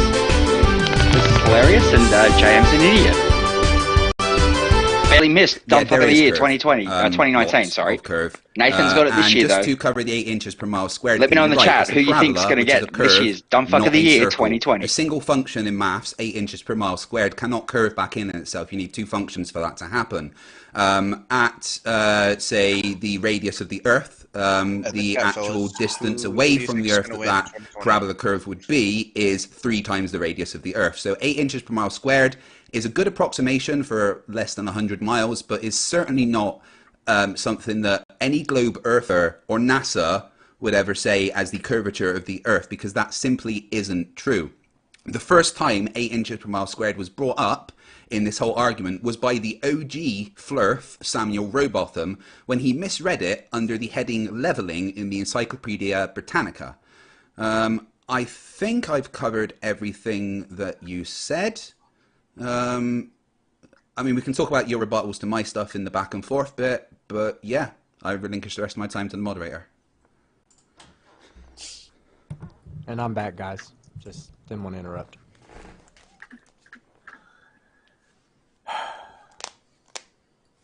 Oh, BM, are you muted again? Damn it. Ring the bell. Ding. So you had 10 minutes left, Craig. Yeah. So good timing. Good. JM, it looked like you had some thoughts on Craig's rebuttal, so I will give you the floor. So right now we are at the back and forth. We got 45 minutes, but this can kind of go as long as Craig feels is appropriate for his channel. And then I've also got a handful of questions for both. And if anybody else has more questions, please tag me in the side chat, and I'll try and pull them over as long as they are pertinent to the discussions at hand. Yeah, my first comment would be, I love it how, I got to do how I hand it to you guys, how it appears from my perspective, globe earthers like to skate around things or try to pull things together and make pumpkin pie out of skate freaking around cherries. things. I just don't get it. Newton's gravity and Einstein's gravity are not the same force. Let's start there. Einstein said they're not. Let me finish. Einstein said they're not the same force. Okay? Do you not understand this? What experiment? So can I have citation for that? Einstein said that they're not the same force. I'd really like to know where that came They from. were in the presentation I gave you, dude. Could you show me where Einstein said it's not the same force? Because the thing about Newton's law of gravitational attraction is it can be derived from Einstein's field equations. So how is that possible if they're not the same thing? Because math is what they are. Now, Craig, Einstein, hold on. Einstein was debunking Newton. That's where this whole thing came from. You guys never want to address that. Okay. Einstein was debunking Newton. Right. Einstein wasn't debunking Newton. He was expanding on his work. And this is evidence in the fact that this is evidenced by the fact that he actually said these words. He said Newton's law of gravitational attraction can never be undone as one of the most important foundations of physics, or something along those lines. I'm paraphrasing. But Einstein knew that Newton was wrong with a lot of things because, yes, he was wrong with a lot of things. Because, let me finish my point, all right? Einstein knew Newton... You realize you stepped in on top of me, right? Well, no, I'm responding to what you said about Einstein and Newton not being the same thing, all right? Einstein knew that Newton was wrong about a lot of things because, like I said, Newton's equations work as if by magic because they don't take into account the things like the speed of light, relativistic effects. But Einstein managed to figure out that gravity was limited by the speed of light, and that's why he developed his theories around what it was. Yes, Newton was wrong with a lot of what he said because he didn't know about space-time. He didn't know about the speed of light. But his law of gravitational attraction is a functional mathematical equation that accurately represents the universe around us. And again, can be derived from Einstein's field equations. They do represent the same thing. They explain it in a different way. If you want, Newton was the what, this is what's going on, and Einstein was the here is how it's happening. They both were the same thing, and Einstein talked quite a lot about how Newton was the basis of of physics. Can I finish? Can I finish my? Yeah, go ahead. Yep, your floor is yours. We won't interrupt. What experiment did you do to prove bendy spacetime? I'd love to see it. Okay, I've never. Is not.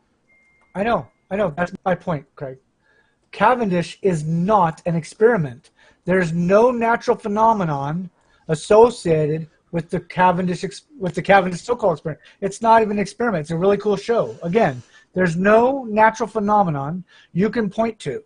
Okay, there is. Except for the sky, which is not a natural phenomenon. If I may interject here for a second, JM, are you asserting that? Because this is a common belief: is if you haven't done it, it's not true, or are you asserting that the experiment itself is flawed because it's not natural? Well, I'm sure he hasn't done it, but I'll forgo that one and just go with the latter. Forget whether he's done an experiment at this point. The point is, the whole thing is flawed. Right. So yes, there is a natural phenomenon in the Cavendish experiment of mass attracting mass. Doesn't have to just be done with lead weights. It can be done with anything, pretty much. No. Your natural observation, Craig, is something we observe in nature. And we observe mass attracting mass every time something accelerates towards the ground.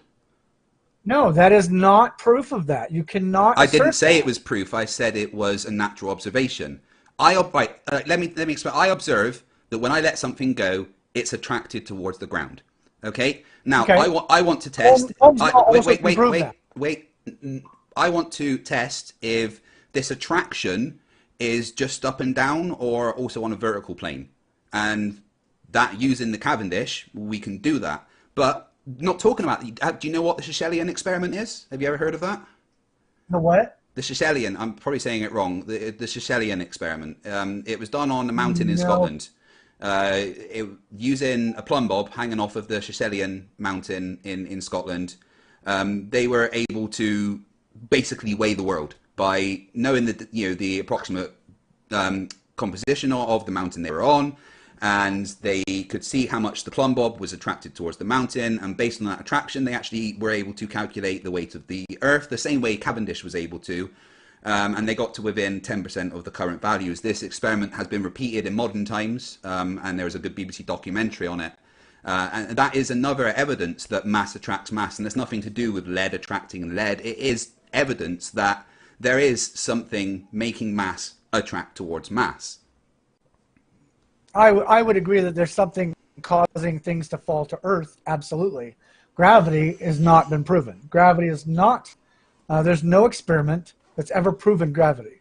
However, Coulomb's law... We just named 2, JM. Absolutely could be a reason why things fall to the Earth and why it's directional. I mean, I have to thoroughly disagree with that, because Coulomb's law, as I explained, is a attractive and repulsive force and is based around electromagnetism, and that would mean that but everything is electromagnetic. Yeah, but for that to be the reason of things accelerating towards the ground, and the fact that everything has a constant acceleration, we would have to say that electromagnetism affects everything equally. It doesn't repulse anything. It doesn't have more of an attraction to metal. Electromagnetism has both positive and negative. I'm going to ask that you don't talk over me when I'm trying to make a point, JM. My point is that Coulomb's law cannot account for the constant acceleration of everything towards the Earth, because it would have to take into account the different materials when you're talking about electromagnetism, and it doesn't. And it's an attractive and repulsive force. You cannot use Coulomb's law to calculate the acceleration of things towards the ground. You just can't. It's not. It doesn't suit that purpose. The equation, unless you can show me some maths to tell me how. Wait. Let me finish my point. Right.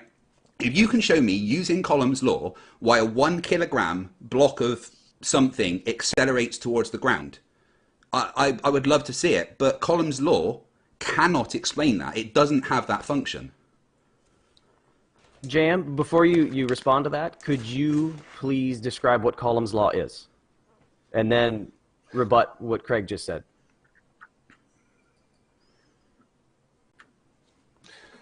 Coulomb's law is a mathematical equation of electrostatic force. It's the mathematical equation we use for calculating forces, electrostatic force between objects. So actually, it does exactly what Craig said it doesn't do. And no, I'm not prepared to do a full explanation of that right now. Okay, my point. Craig, my point is that for quick. Sorry. Yeah, quick. Yeah, my point is there anything with what he said incorrect? Yeah, the equation. Is there anything simply, that he just said about Coulomb's law? Yeah, the equation simply isn't fit for that purpose. You simply cannot calculate why things accelerate towards the ground with Coulomb's law. Craig, you cannot say it's not fit for that purpose unless you can prove it. Otherwise, you need to stop that argument. Wait, let me finish. Otherwise, my advice to you would be to stop that argument right now, because you saying it is some way is like me saying it is some way. It's your word against mine. Unless you're prepared to demonstrate how that mathematical equation cannot do that. No, but JM, actually, that's the backwards for burden of proof. You are claiming that Coulomb's law is an explanation for why things accelerate towards the ground. Therefore, you would have to present the evidence for that, because I can do the math and show you that it's nothing to do with why things accelerate towards the ground. However, with Newton's law of gravitational attraction, I can calculate exactly the speed that things should be falling towards the ground based on their weight. Exactly. 100%. It's never wrong. Not ever, ever wrong unless you go beyond kind of a local system. For purposes on Earth, calculating the force down, Newton's gravitational law of attraction is right every single time. Coulomb's law, the equation itself is simply not fit for that purpose. That universal gravity was not created until after Coulomb's law. You That's can look wrong. that up. No, it's 78 No, years. it's not. Yeah, actually, it was 78 it's years not. after. I just did the research on this, Craig. It's not. Right. Okay, what date was Coulomb's law first introduced? It was 78 years. I'm telling you right now, it's 78 years after Newton's gravitational law of attraction. No, they took the date that Newton came up with gravity and they attached it to Coulomb's to. Oh, right. So universal gravity. everyone's faking it. Right. No. So here's the thing. Coulomb's law was first Let introduced. JM talk about his evidence of where it was introduced and his backing. Okay. Thank you. Find it. I have it in my archive somewhere, but that's like digging through cow shit. All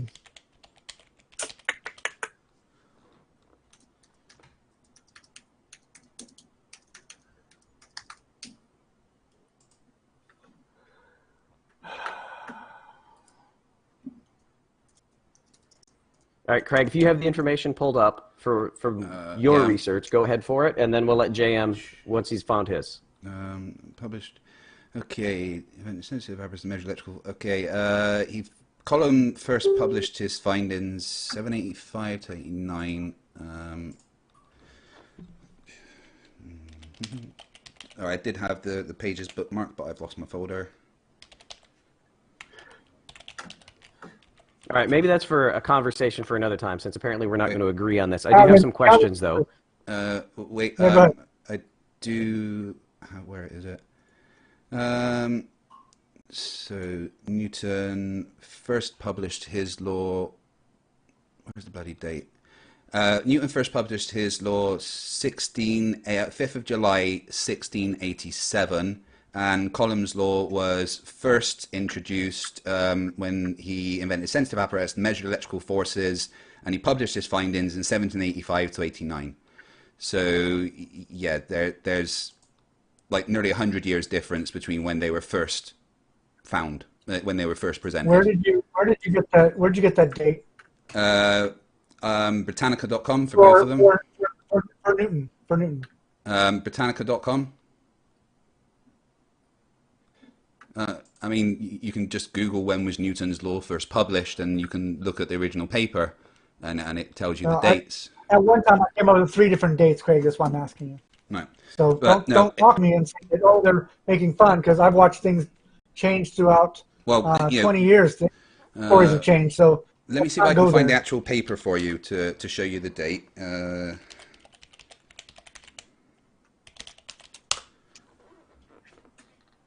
If we want to move on to some questions so we can kill some dead space. Yeah. Otherwise, this go ahead. a competition of who's better at Google. From all the information that I was, I'm looking on Britannica.com. It all says that Newton's law was way before whenever Coulomb's law was, and anyway, it goes back to my point that Coulomb's law simply isn't fit for the purpose of these things. I'll concede it for now. Okay. We'll concede it for now. It's not. Right.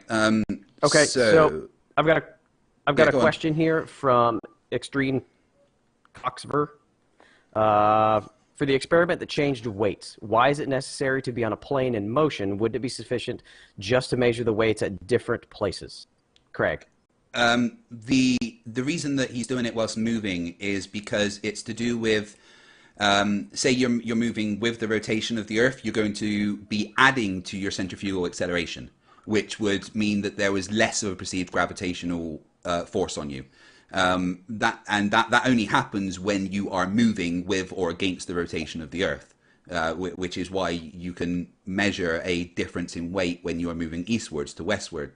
Like I said, in the 1900s, a bunch of German physicists did experiments on boats in the Pacific and the Indian Ocean and the Atlantic Ocean, and they all showed a lower reading when the ships were traveling eastward, as the maths shows.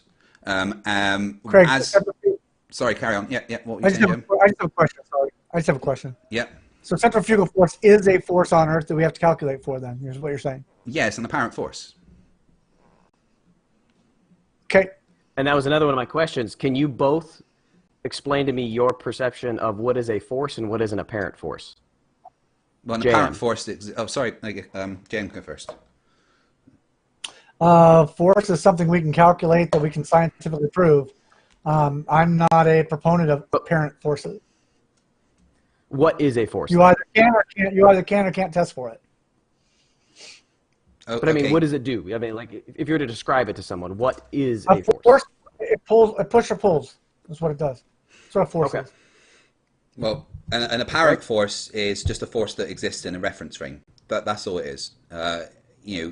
Gravity exists in the reference frame of space-time bending. The Coriolis force exists in the reference frame of the Earth rotating. Centrifugal force exists in the reference frame that it needs for it to exist. It's an apparent force that you can calculate the same way that you can calculate gravity or the gravitational attraction. So it is, an apparent force is simply something that exists within a reference frame. Okay. Can I add to that just a little bit? I've been quiet. Wait, I wanted to talk a bit more about JM's understanding of fiber optic gyros and what Bob said. Well, what Bob said and what Bob didn't say isn't really important. What's important is the data that was gathered from that gyroscope, and that gyroscope showed. Actually, it's very important because you can't. You don't even know. Let him finish. I mean, we all heard Bob's words, but like I said, that it's not important. What's important is the results that came from that gyroscope, and that gyroscope registered a 15-degree drift. Now, JM, could you please tell me how a fiber optic gyroscope works? I don't have enough experience in that field. I've never touched one. I've only got theoretical knowledge on this. So okay, give me your theoretical knowledge. It basically takes into account the environment around it based on the lasers and again, like I said, I've got only a theoretical knowledge on it, and it's right. So I'm not big on talking about shit I know about. So it relies on something called the Sagnac effect, like I showed in my graphic. I'll get it back up. You've got the two beams of light as they come in. They're split, so you get one going clockwise, one going anti-clockwise. Right? If the gyroscope's not moving, then when the light comes back round and recombines, you're not going to see an interference. But if the gyroscope itself is moving, Craig, I gotta stop you. Do you have something more? Well, okay, I could go to this one, which looks a bit better. That's just a good visual representation for how a gyroscope, the fiber optic gyroscope, works. Okay, so this shows you it in this way. This is with the gyroscope not rotating. The light based on we know that C is a constant. I understand the theory. So based on that, the way that it works is it can't detect anything outside of it. It doesn't know what's outside. It simply can detect what it's on and if that thing is moving. And the only thing that it's on is the Earth, and it still picks up a 15 per hour drift. And as Bob clearly said, it doesn't just pick up the drift in that one axis. It picks up drift in all three axes, which absolutely matches what you would expect to have on a globe. Turn off the audio. As Wolfie he took one of the gyros off of one of his drones, which obviously aren't as sensitive, and that's why he has to move it more. And you can see here, when he's moving the drone, the gyro, it represents those three axes of rotation perfectly. And that's what the gyro that Bob had on his desk was picking up, those three axes of rotation, exactly as you would expect, evidenced by this video. So actually, Craig, that's actually not. I interviewed Bob. He actually picked up movement on one axis, not three. Okay. According to, hold on. Let me finish. I let you talk Yeah. Quite a bit. Let me finish. Okay. I have an interview with Bob that I did for 3 days. One axis is what I understand it picked up. Now, if I'm wrong, again, I'll have to, I guess, come out and say, hey, look, I was wrong about this. But I'm reasonably confident. I have it on. It's going in my documentary. I'm pretty familiar with what Bob said. Okay. Okay. But what it picked up was a drift, but it wasn't the Earth's drift that it picked up. Bob explains in the interview what exactly happened. I'm not going to go into it here because actually that information is proprietary to the documentary, unfortunately. But what I will tell you is that you are misquoting Bob all over the place. And it does matter what he said in context. Because if you're quoting him and then quote him out of context, you're quoting him wrong. Okay. That's my main issue. All right, here I'm not quoting Bob out of context, so bear with me. These are the values. Just again, listen to what he says, because this is the gyro on his desk. Speaking of motion, because I can set up my mechanical gyro and it doesn't drift at all. Nothing. Yeah. But there is this. And it is out of context. Wait, listen. That is in the form of a toroid. Oh, wait, I'll go back a bit. Banks to the left, bank to the right, and there's roll. Okay. There's the 3 axes, and like I said, it's just sitting there right now, doing nothing. And if I zero it out, you can see it start. And these are the values that it's picking up. So it's not that it's picking up motion, because I can set up my mechanical. No, he did saying about it picking up, right? Yeah, he's saying it's not picking up motion because that's what he believes. But as he was demonstrating there, his gyro is picking up 3 axes of rotation when it's just sitting there. Just quoted him, misquoted him. JM, you're interrupting me. Look, we're listening to his words. He has got this gyro on his desk, and he says, when I zero it out... Stop interrupting me, please. He says... No, you've been interrupting me, Craig. I have... Please, JM, let me finish my point here, right? He says... Let him finish his point. When I zero this out, it starts to pick up those 3 axes of rotation. Those were his words that we literally just listened to. No. I mean... Go play it again. So play it again. Play it again. You can see it's dropping below the horizon. Yep. And if I pull back... I think that's just like... It was a very quiet video. Let me make sure it's up all the way. Boom. It banks to the left, bank to the right. And then this white dot is the yaw. Yeah, I got you the angle that you're trying. So there's yaw, there's pitch, and there's roll. Okay. There's the 3 axes. And like I said, it's just sitting there right now doing nothing. And if I zero it out, you can see it start. And these are the values that it's picking up. So it's not that it's picking up motion, because I can set up my mechanical gyro and it doesn't drift at all. Nothing. Yeah. But there is this ether, this luminiferous ether that is in the form of a toroid that is rotating down constantly, and this is registering it. Yeah. It's that sensitive. And we know. Wait. Look at a feral cell. I wanted to say, where's the bit he said about the...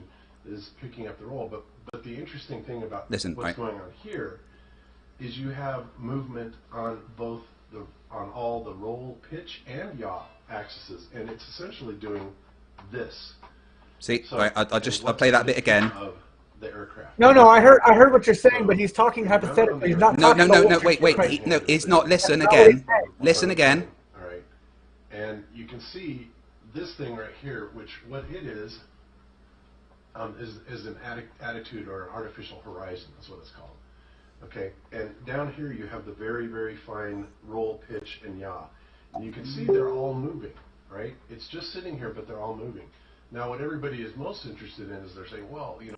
There you go. It's just sitting there, and they're almost not theoretical. Wait, you just cut off. You just caught up. Right, sorry, I'll carry on. That 15-degree per hour rotation is picking up the roll, but the interesting thing about what's going on here is you have movement on both on all the roll, pitch, and yaw axes, and it's essentially doing this. So, and what it's picking. See, so he said that it's sitting there, it's not doing anything, but it's picking up those 3 movements. And you know, I've been over this video many times, and that's why Wolfie actually did that video with him showing that. Greg, I will concede in this video that he did just say that. However, in context, from my understanding, he's not talking about rotation of Earth. He's trying to explain why it's picking up minute movement. Oh, of course That's he is, not because he doesn't 15 believe in the rotation of the Earth. But then, what his Craig, explanation for you're it? making Sorry, my bad. You're making leaps here. You search for. He is not ever said that these movements are at 15 degrees. That's not what he said. He said it's making minute adjustments or movements. That I will concede. That's what he said. But that is not. You can't take that to 15 degrees of movement of the Earth and the Earth rotating. I don't get that from this. Okay, so if I can respond to that, JM. Wait, please let me JM, respond. I've got a question. Quick. Go. Okay. I just want to say that it's nothing to do with minute details. He's literally got the thing there, and he's saying what it's doing. When you listen to that whole video, he even explains how it is picking up 15 degrees per hour. But yes, you're right. He isn't saying it's the rotation of the Earth, Jim, because he doesn't think that it is. He thinks Craig, that he thinks. Things out of context. Right, let me finish. He thinks it's the aether coming down in a toroidal form on 3 axes that is causing the interference in the gyroscope, which is why just 20 seconds later in that video, Nathan Thompson pipes up and says, yeah, because it's like a ferrule cell, because he doesn't understand what a ferrule cell is. But so, yeah, Bob is saying that, and you're right, because he doesn't think the Earth is moving. But based on how a gyroscope functions and the Sagnac effect, it can only show the rotation of what it's on, nothing else. That's literally how it works. So I have 2 questions. First is for JM, and we'll try and keep it short and concise, because then I've got a follow-up for Craig. During the debate, JM, you said that gravity is an assumption. The question is, isn't Correct. ether also an assumption? And if it is not an assumption, why not? I guess it depends on what you define as the ether. What do you my define understanding as of the ether is my understanding of the ether is the atmosphere around us.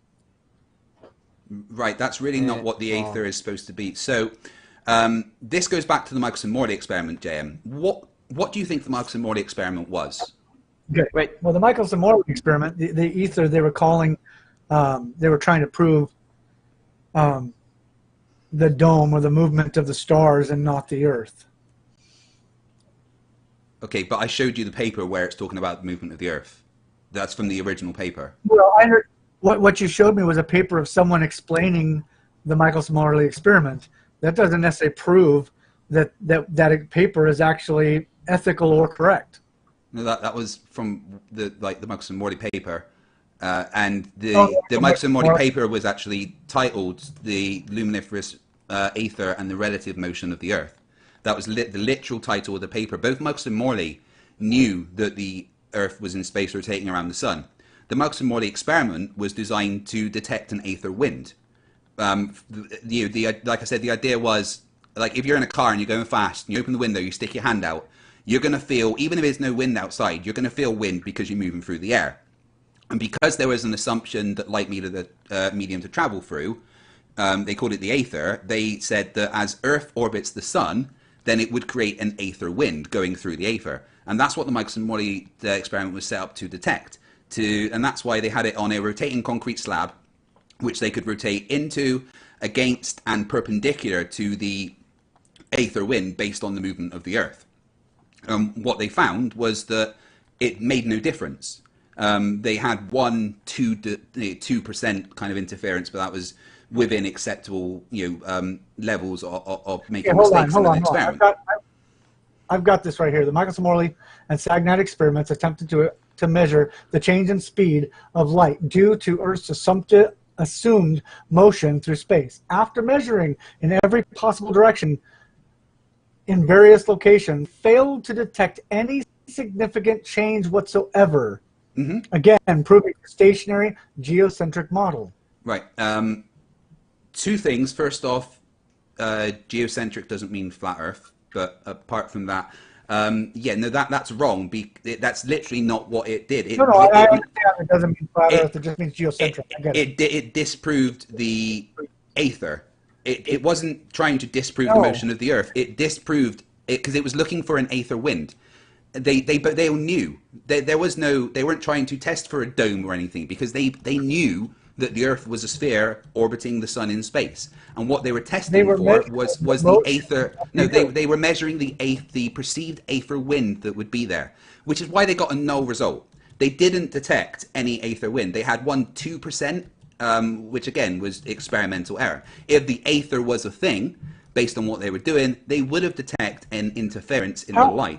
How is it that you can, in ethical honesty, sit there and explain away what Michelson Morley already explained in completely different terms to support your model? That to me is intellectual dishonesty, Craig. I'm sorry. No, I'm explaining what the Michelson Morley experiment was. It was nothing. They didn't know. They didn't think the Earth was flat. Neither of them did. You what Michelson Morley himself said it was. No, Michelson Morley didn't say that. Michelson Morley both knew. Like, I'll put it back up again.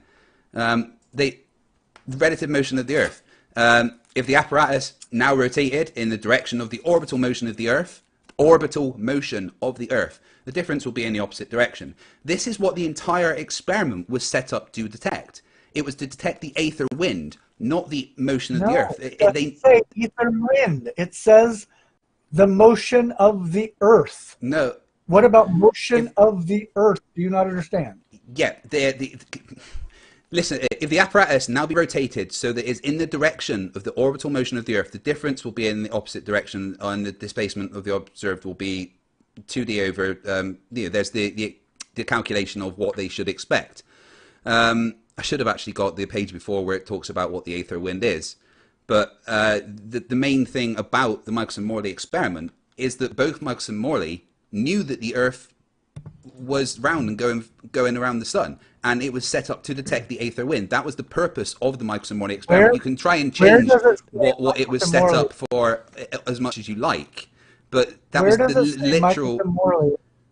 the literal point of the Michelson-Morley experiment. It was to detect this aether wind. Jam, are you questioning the validity of this document? No, I'm questioning his understanding of the document. And also, can I interject a little bit? Fight the Flat Earth, you keep using it as ether wind, and that is very common to use it as, but it's also referred more to as ether drag. Yeah. So that you can think of it more of like an aerodynamic thing. Just like he's saying, it's relative. When they were moving one way through an ether, they should experience drag, and when they move the other way, they should not experience drag. And that difference, the drag should slow light down going one way and then speed light up going the other. That's what they were attempting to measure. Craig, so I've got a question from Gleam, and it is about Sagnac and the ether. He said, why do you disagree with George Sagnac? And then he's got a quote. The observed interference effects turns out to be the optical vortex effect due to the motion of the system with respect to the ether. Where is that quote from? Right. He did not provide the source for the quote, but he's got it in quotes as coming from George Sagnac. The observed interference effect turned out to be the optical vortex. Yeah, what was that relating to? There's nothing to do with fiber optic gyros and the Sagnac effect in it. I'd honestly like to see where that particular quote is from, so I can explain to Gleam why he's so wrong. But he's just doing the typical flat earther thing of cherry picking a quote about the rest of it. I would love to see where the rest of that is from, honestly. Okay. If all of our listeners are listening, guys, this has been my bunch. I think everyone here probably will agree with that. Is cite your sources. Do not come in here and make a comment without citing a source. That goes for both of us. That's not even a flat earth or rounder thing. But if you're going to make a comment, Craig knows I won't even answer most people unless you cite your source and I've got a reference point. So I think we agree on that. He just posted the source in the side chat, but it's in French. Let me have a Thank you. Yeah. I can run it through Google Translate. I'll look at it. Well, then he's got a follow-up. So it's probably just a paper. Yeah. He's got a follow-up quote from Nature in 1951 by Paul Dirac. Thus, with the new theory of electrodynamics, we are rather forced to have an ether. again, I'd love to see the context that's in. I mean, the ether has been fundamentally disproven so many times.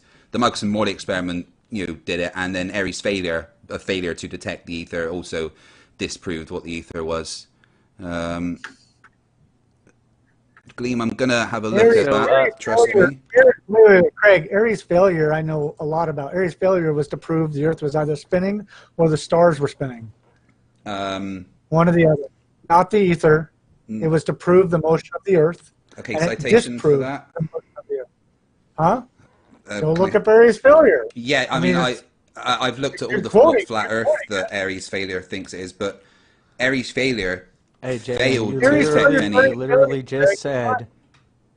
So in 1871, literally just said don't provide. Yeah. In 1871, George Airy's undertook. Hold on. It's. Okay, go ahead. No, sorry. Airy's failure attempted to measure drag on light that would change the stellar aberration of light from a suitable star that was almost overhead by using a telescope filled with water rather than air. He had a telescope pointing straight up, and it was to see if there was any drag on the light from the aether. No, it was not pointed straight up. It was not pointed straight up.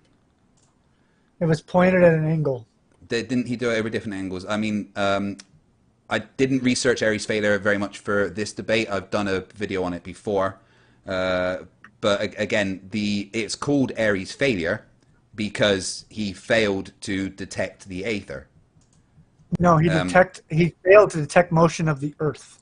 Okay, That's I guess what you're going to disagree on what the experiments actually were. So here's a question for you, another question for you, Craig, from Cliff Reynolds. Can you ask Craig how long the ether has been around and whether it is akin to the god of the gaps? Well, I suppose they first started suggesting. No, it's the actually Hey, I know that. Yeah, that's an actual good, legitimate question. When did they introduce the ether into science? And was it a placeholder for something they didn't understand? So they, like I explained, the aether was kind of introduced when we started being able to measure the speed of light, and we figured out that light behaved as though it was a wave. And knowing that sound needed a medium to travel through, the obvious safe assumption to make is that light needed a medium to travel through as well. So they postulated that space was filled with this matter called the luminiferous aether.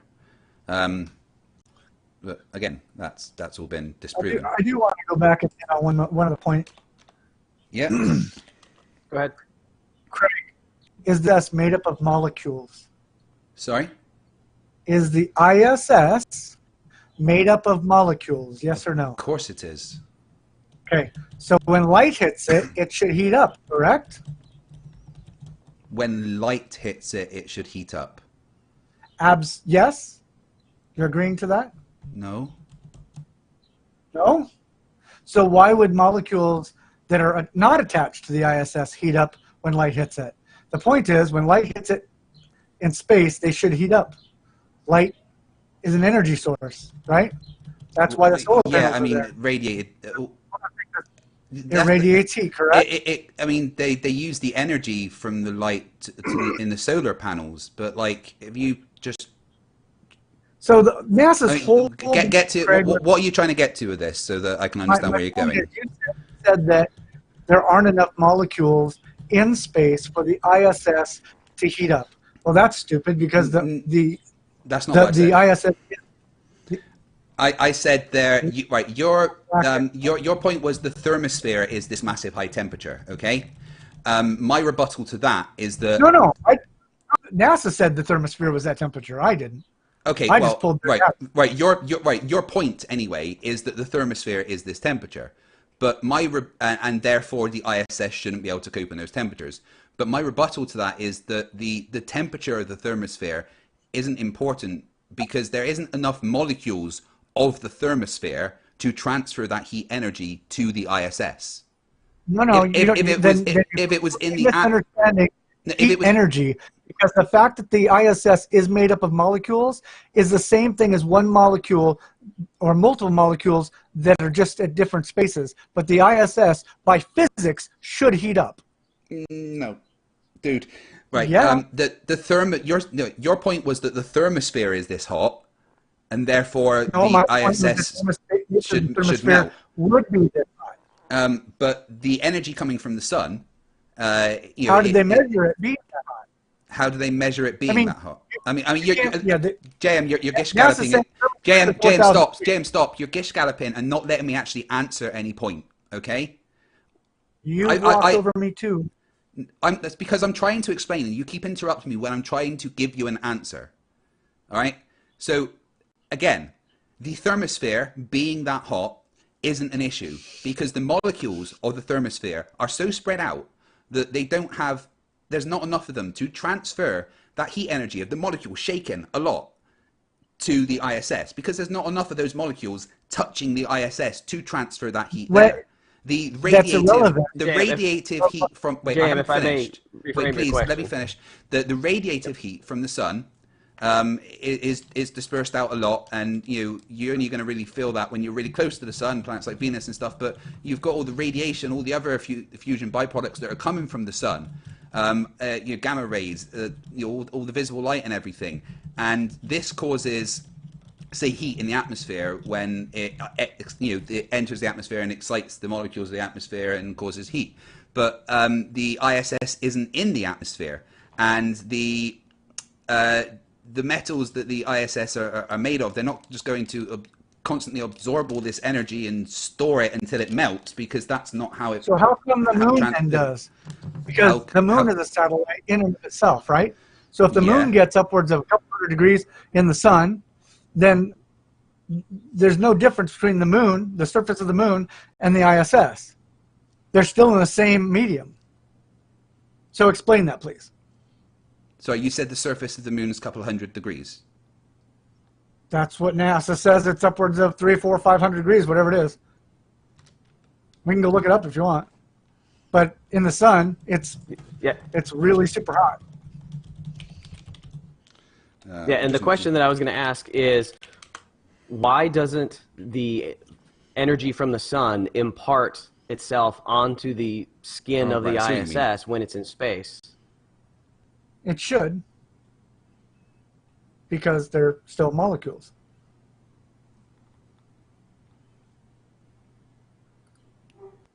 I mean, you don't think that it's going to be kind of reflecting a lot of that heat the same way?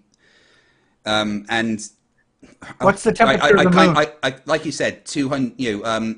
The moon being the temperature, and it's not the thousands of degrees that would melt these materials. Is the point I'm making here? So even if it's got those couple of hundred degrees temperatures, that's not going to be affecting the ISS. Your whole point was the ISS can't be up there because the thermosphere is that temperature. But the thermosphere being that temperature doesn't matter because there isn't enough of it to transfer that heat energy. And this is where, Craig, this is where you don't understand physics. The heat energy would be transferred from the light to the surface of the ISS. Okay? What'd you say? And you don't think most of that would be reflected into space? No, why would it reflect it? Well, JM, how can we see the ISS? It's because light is reflecting off of it. Well, depending on... Wait. Let's talk about you're really struggling with the basis of how heat and energy is transferred here. The mathematics doesn't work out for the size of the ISS for you to even see it. So, can you show me that? Maths, please. Because I'm not going to do that right here. I can show you maths that it does work out. I'm not going to do that right here. But I want you to answer how about I show you the maths that it does work out? Apparently, physics is different on the ISS than the surface of the moon. They're in the same medium. Craig, we're sticking with the heat right now, Craig. We're not going with the distance and visibility. Okay, but I can do that. Yeah, it's the heat. So it's not a problem. Like I said, the temperature of the moon, like you said, a couple hundred degrees or whatever, that's not an issue for the ISS. But the thermosphere is upwards of 4,000 degrees. And the thermosphere doesn't have the energy. Great. Let me finish my statement. The ISS, this is non-arguable. This is a NASA, this is your boys here giving these numbers. They said the thermosphere is 4,000 degrees. Not sure how they measured that, but that's their numbers, not mine. So they've measured it. Okay, we'll go with that because they're the lords of physics, right? Well, physics says when light hits matter, it transfers energy. That energy becomes heat. Heat should heat up the ISS. It doesn't matter about the molecules because the molecules are irrelevant. When the light hits the molecules of the ISS, it should heat up the ISS and cook the astronauts like an oven. I need to clarify something. Are you talking about the thermosphere or light from the sun? Because you keep bringing up both. Which one is it? The thermosphere is heated up by light from the sun. Right. The molecules from the thermosphere. Like the thermosphere doesn't have enough of the molecules to transfer the heat energy to the ISS, which is traveling 17,000 kilometers an hour. The ISS is a big ball of molecules. And it's made of reflective materials. Not the whole thing there, genius. No, it's not. Yes, the only reflective it is. Materials on it. No, it is not. So, all right, then why can we see it? If it's not made of reflective materials, we wouldn't be able to see it. Because it's made of, well, okay, if you call white a reflective material, it's white. Okay? Fine. But the point is, it's not. Do you understand how insulation works as well, JM? You don't think that, say, the outside. You realize that just theoretically. Listen. Stop talking and listen. Right. Theoretically, say the outside of that was heating up to 4,000 degrees. It's not, because that's not how physics works. And I can take you through the maths another time if you like. But say it is. Do you not think that there would be some kind of insulation? I mean, do you not think NASA would have thought about all these things? Oh, wait. Let me ask a better question. Is the ISS real or not? No. Well, then what are you fucking arguing about it for? Because I'm trying to make you understand. And also, how NASA are so intelligent and amazing that they've perpetrated this hoax on humanity for decades and decades, but they're stupid enough to not think about the fact that the ISS would melt in the thermosphere. JM, think through what you're saying, man. To put out CGI there, genius. No, you've never proved that it's CGI because if I have proven it over and over. You've proven that there's JPEG compressions. Let's stay on topic anyway. No, not JPEG compressions. Go read the pictures. It says CGI, genius. Yeah, so you didn't prove Hey guys, before this devolves into too much more, clearly we're not going to agree on this topic. Let's move on to gas pressure. Can I give an example of what they're trying to say? Maybe this will help JM understand what Craig's trying to say. Because JM, inside of a sauna, it is 212 degrees Fahrenheit. Boiling water is 212 degrees Fahrenheit. Which one is hotter? Which one would burn your hand if you put it into? Would it really burn your hand if you put it in the sauna, or would it burn your hand if you put it in a boiling water? They're the same temperature. Keep in mind, they're both 212 degrees Fahrenheit. Which one's going to do more damage? The difference is the molecules in gas versus water. So, wait, it's still 200 and whatever degrees you said. How is that different? Anyway, we're talking about is heat transfer. Can I get back in? I want to go on to gas pressure. There's going to be an after show, so everyone is invited to the after show. And JM, obviously, I would very much like you to come to the after show as well. There's many people that have some questions for you, but I would very much like to talk about the gas pressure thing, because my question to you is, if you're saying that we can't have this gas pressure without a container, and the container has to have a top and everything, then why does the ocean increase with pressure with depth? Because there's no container on top of the ocean. That's a pressure gradient. Okay, are you asking, can I answer? Yeah, that's my question to you. I didn't say pressure gradient. I'm baffled at the fact that you have a physics degree and you don't know the difference between liquid and gas. Okay? Gas must be sealed in a container. JM. I said I'm surprised. That's a true statement. I'm not trying to insult him. But you're asking about liquid. Liquid can be contained in a bowl. Okay? Gas is a very, very specific. It has to be contained in a sealed container.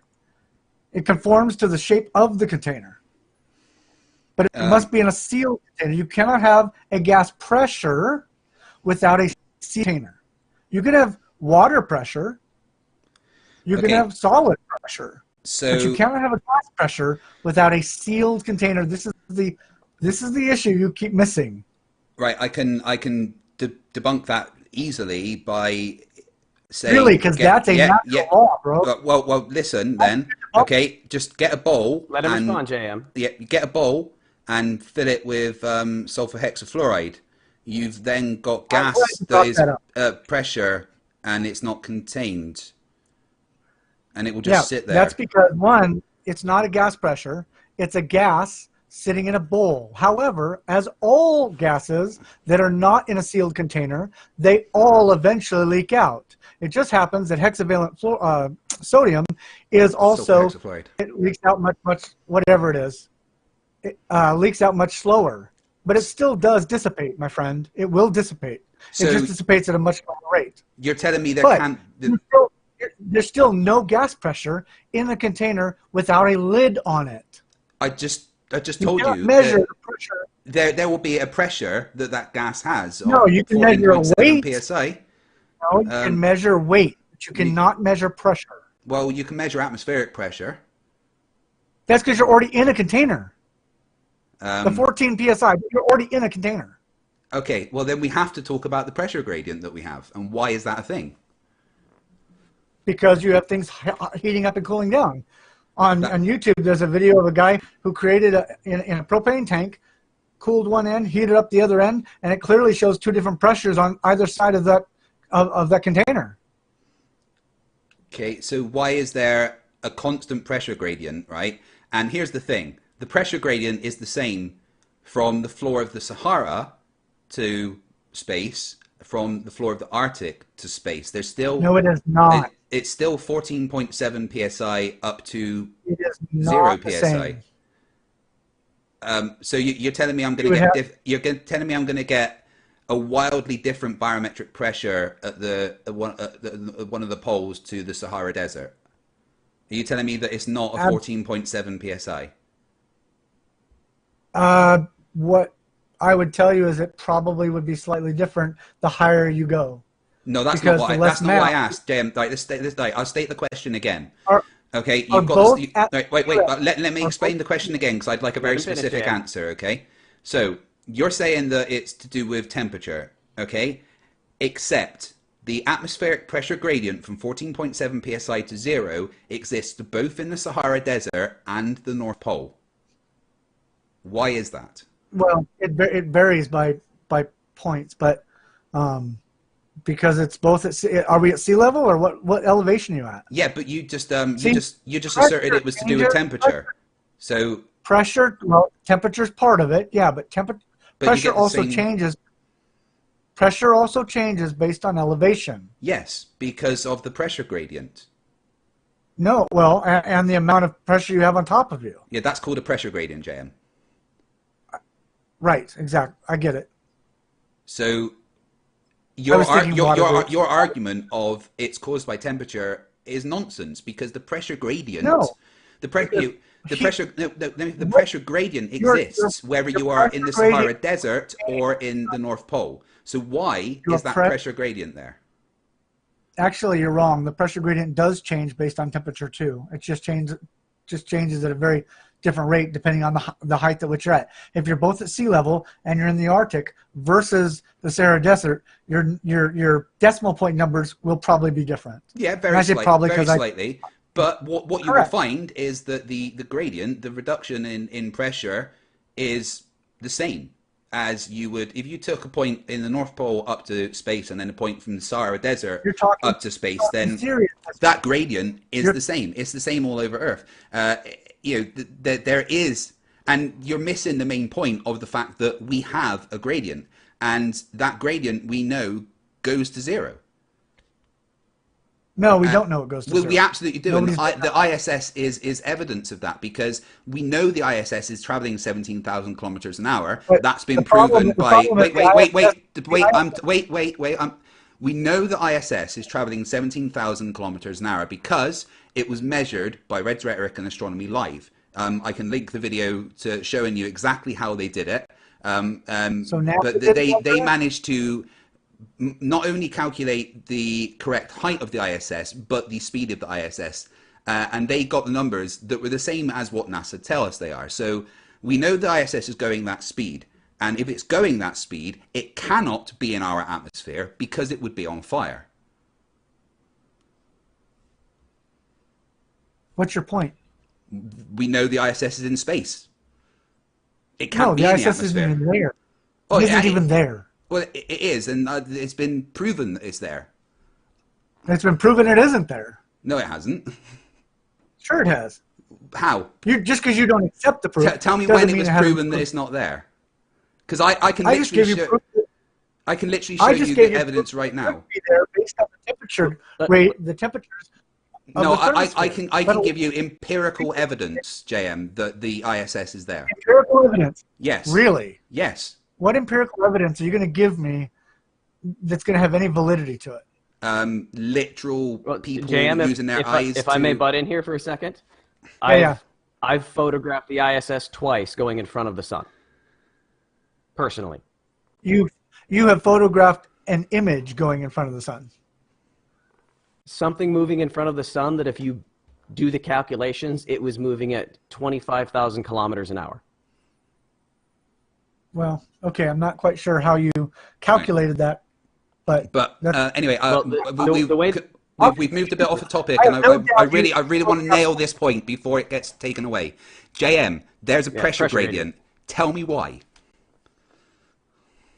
because all gases are different, have different weights. Please. Everything. There's a pressure gradient from what you would call space or the dome all the way to the depths of the ocean, based on. This leads to another question, JM. Drew G asked JM if he has evidence of the container. The gas pressure is the evidence of the container. But gravity is the container. Of the container itself.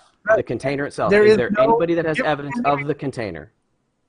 Yeah, gas pressure is the evidence of the container. What you're doing there is you're saying A, therefore B.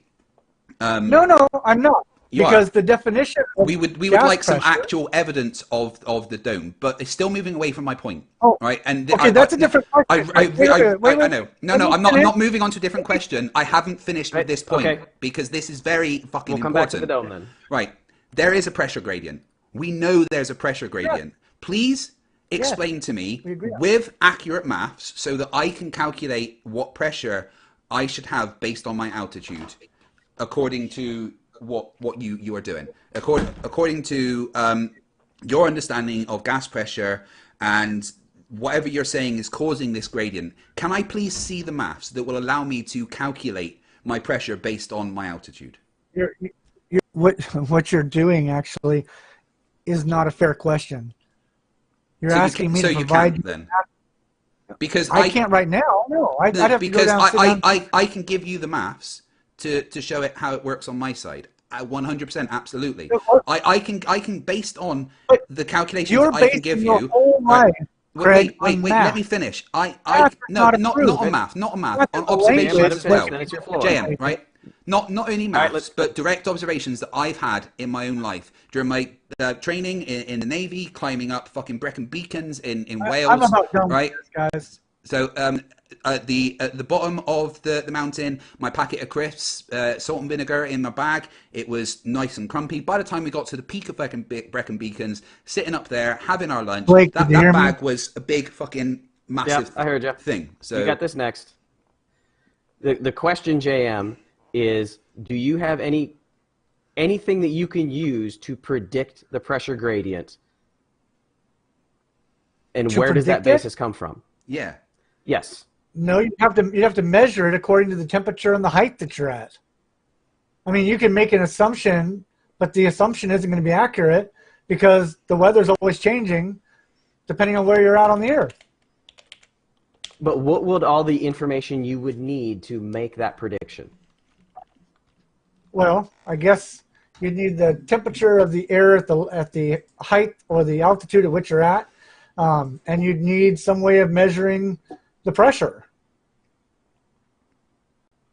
But it really isn't. We're not talking about measuring. We're not talking about measuring the pressure yet, though, JM. We're talking about making your prediction for what the pressure is going to be.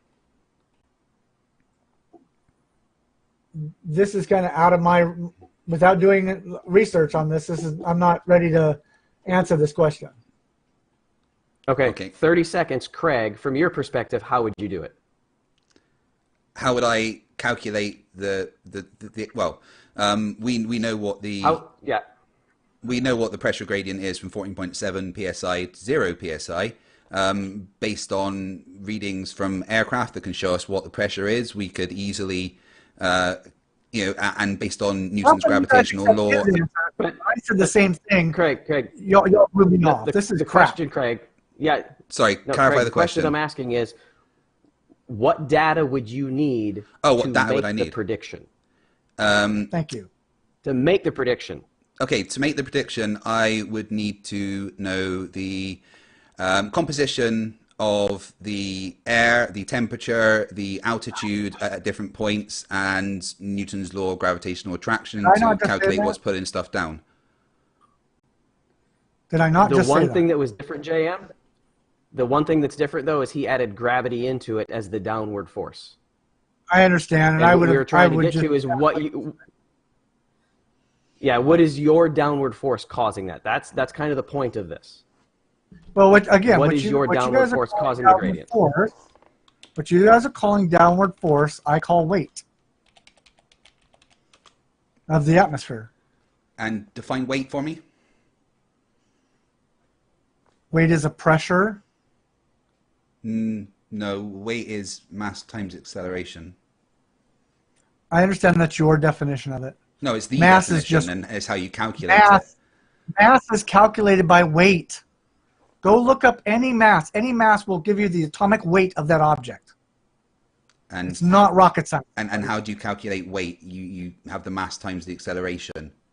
What you're calling mass is not mass. It's weight. No, because weight is mass times acceleration. They're not the same thing, which is why astronauts weighed less on the moon, because the acceleration part of that equation was 1/6 of what it is on Earth, which is why your weight, you don't really have a weight. Your weight is the force of gravity acting on your mass, which is why that's also evidenced by the fact that at different points on the Earth where there is slight differences in the radius of the Earth, you can actually weigh different based on the mass of the Earth underneath you, because the acceleration is different.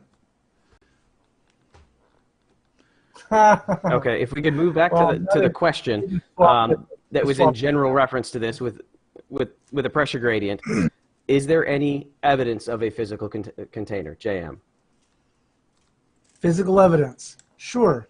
The stars themselves are a proof of the dome when you understand what you're looking at. Basically, I think the question boils down to, has anybody found the dome itself? Yes. Admiral Byrd found it.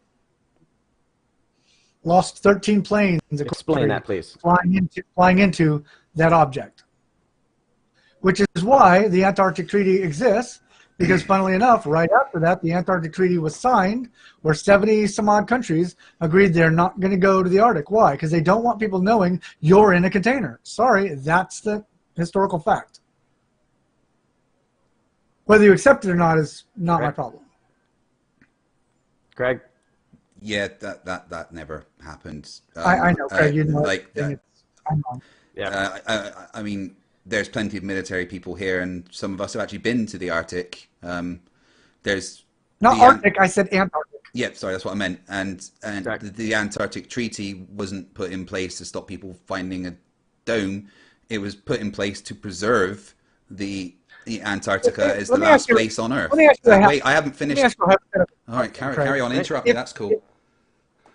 Well, because you keep the way you word things is very aggressive and talking down to people. So here's my question. I'm a government. I don't want you to know something. Do you think I'm going to put it in a document that I don't want you to know it? Or am I just going to make it hard enough for you not to be able to accomplish your mission? Mr. Military Guy. Can you say the question again? Sure. I'm a government. You're a peon. I don't want you to do XYZ. Do you think I'm going to put it in a document, I don't want Craig doing XYZ, or am I just going to make it hard enough that you can't do XYZ? I mean, if the government didn't want me to do something, they would probably tell me not to do it. But well, they have told you not to do it. You're just apparently not wise enough to understand that's what they told the you not to Antarctic do. Treaty doesn't stop you going to Antarctica, though, JM. You Absolutely, it does. No, it doesn't. You can literally book holidays to the South Pole. There is. I mean, anyway, you book a holiday. You book a holiday to the South Pole. I'd love to see that, Greg. Dude, at last count, there's JM, 17. I'll ask you this. Wait. At last count, last time I looked, there's 17 different companies offering chartered holidays to the South Pole. Not only that, but recently one more orbit. Most recently, one more orbit did a polar circumnavigation from the North Pole to the South Pole, proving that they're both a thing. I mean, you can deny going to Antarctica all you want, but you don't have to have special permission to go there. You can go there all you want. You're probably going to die because it's really fucking cold. There is areas off limit for research. Yes, no one's denying that. Do you want to negate all the people that have gone there and been turned around? I've not heard ever one person prove that they've been turned around. Let's go do some research, Craig. Come on. Do some research. There's tons So I'll save that for another time. That was going to be my question, because this is the same question that I asked Mark Sargent. Is if you have the claim that you can't go to the Antarctic, do you know anybody who has honestly tried and couldn't? I actually know a pilot that flies to the Antarctic on the monthly basis. And Tell us more about that if you can. C-130 pilot. Upon being asked about flat Earth, he won't talk about it, but he will not admit the Earth is round either. He will tell you you can't go there without so many special passes. It really is not viable to go there. The only reason the Antarctic Treaty even exists is to give the illusion that people can go there. But the people that say they've gone there, they are scientists, yes, that have gone there. But all of them have been in contained situations, in contained camps, not allowed to go out and venture. You can't just go and trek across Antarctica. That's not even a possibility. So for us to even argue this is really, a moot point at this point. I would say that you can't argue that side, though, JM, until you can show me someone who went through the hoops to do it and was denied. Because I can look on the internet and find people saying that all day. You're right, but there isn't one video of someone being turned away by some military pseudo government, like protecting the Antarctic. And here's the thing, right? Wait, I'm talking, all right? Here's the big thing about that. If these people are being turned away, that means that Antarctica is being policed. And on the flat Earth, it's going to be fucking massive because it's round the outside. Have you any idea how many ships and personnel it would take to be able to police that? It would be the biggest military force on the planet. Do you know what electronic net is? Do you know what an electronic net is? Yes, I know what an electronic... But JM, do you know how many...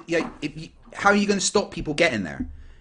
You're going to have boats all over the place. You're going to have people stationed all over the place. No, you don't need that. So I'm just going to go. Who's going to stop me then? All you have to do is put an electronic net around the place where you don't want people to go, and a sensor that tells the government, "Hey, this person has broken the net." Okay, it's that simple. But here's the point. In order to even go to Antarctica, if you read the Antarctic Treaty, which I have, you have to go through like 12 or 13 layers, interesting number, to get those many permits to even go. No, you don't. Dude, you don't need any permits to go. Let him finish, Craig. Yeah, you do. Go read the fucking treaty. At this point, I'm done. For you to look at me and tell me no, you don't, is stupid, dude. I've got a copy of it right here. Dude, they've literally posted the vacation sites in the chat for you. Right. Fuck. I don't care what they post in vacation sites. Here's a copy of the treaty. I've read it. Have you? No. Yes, Why? I have. And it doesn't say anywhere you're not allowed to go there. You're right. It doesn't say you're not allowed to go there. There we go. Thank you. But it's some... Okay. Let him finish, Craig. The government can put things in places to make it so hard that it's not practical, Craig. Oh, so I'm allowed to go there, but it's not practical. Is that what you're saying? Craig, you can't jump on a boat and just go to Antarctica. They will Yes, turn I you can. back. No, they No, won't. you can't. Can you show me proof of that? No, do it. Craig, I would say that to hold the same level of proof for JM to say that you can't go there, before you say that you can go there, you'd have to point to the same thing, that somebody did do it. Okay, recently they did during the One More orbit. They flew over it. There is. That's not a boat, though. A boat going there. You mean you want? Someone physically going there. Yeah, you can't orbit it. Again, Well, so it was the vacation sites that take you there, they take you there by boat. So I could just show any of those vacation sites that take you there. Yeah, that's not they've got chartered talking about boats. you as an individual. Me as an individual, well, I was there on the submarine, but I don't have videos of that. I didn't take videos of when I was on a submarine. But there is, you just saying you can't go there and saying you're going to get turned away isn't evidence of anything. When I can literally show you people going across Antarctica. Like there was recently the world record women's team that walked across Antarctica. Ice wall. No, they walked across Antarctica. No, you can't walk across Antarctica. All you can show Apart me from are they videos did. of people walking Let him on an finish, ice wall. All you can show me. Okay, so you're just saying it's an ice wall and it's not Antarctica, but you're not providing any evidence. Whereas it could be anywhere, Craig. That's my point. So basically, I could show you evidence and it's not going to matter because I can show you evidence. I can show you so many people recording themselves going across Antarctica. A picture of people walking across ice is not evidence, Craig. Okay, but when they can show you things like their GPS location, and stuff like that, and all these people had GPS receivers on them in case shit went sideways and they needed to be rescued. So when you can correlate all that data with where they're supposed to be, then there really isn't an all argument. that data and come back and talk to me then. Well, JM, here's the thing. No, you're the one claiming that you can't go there, so you need to provide evidence that you can't go there. And when I asked you the question, does the Antarctic Treaty say you cannot go to Antarctica? You admitted that it doesn't say that. Logic, Craig, this is reverse logic. This is what you do. You constantly reverse it back on me and put all of the onus on me. You need to provide the proof. I told you I can give you the proof, but you're not going to accept it because you just say that could be ice anywhere. Well, a GPS location is great, but you can't correlate a GPS location and someone going across the Antarctic by GPS. JM, if I may, what level of evidence would you need from the globe side to show that someone did actually go across Antarctica? Because it seems like it's a moving goalpost. What evidence would you need to be convinced somebody did it?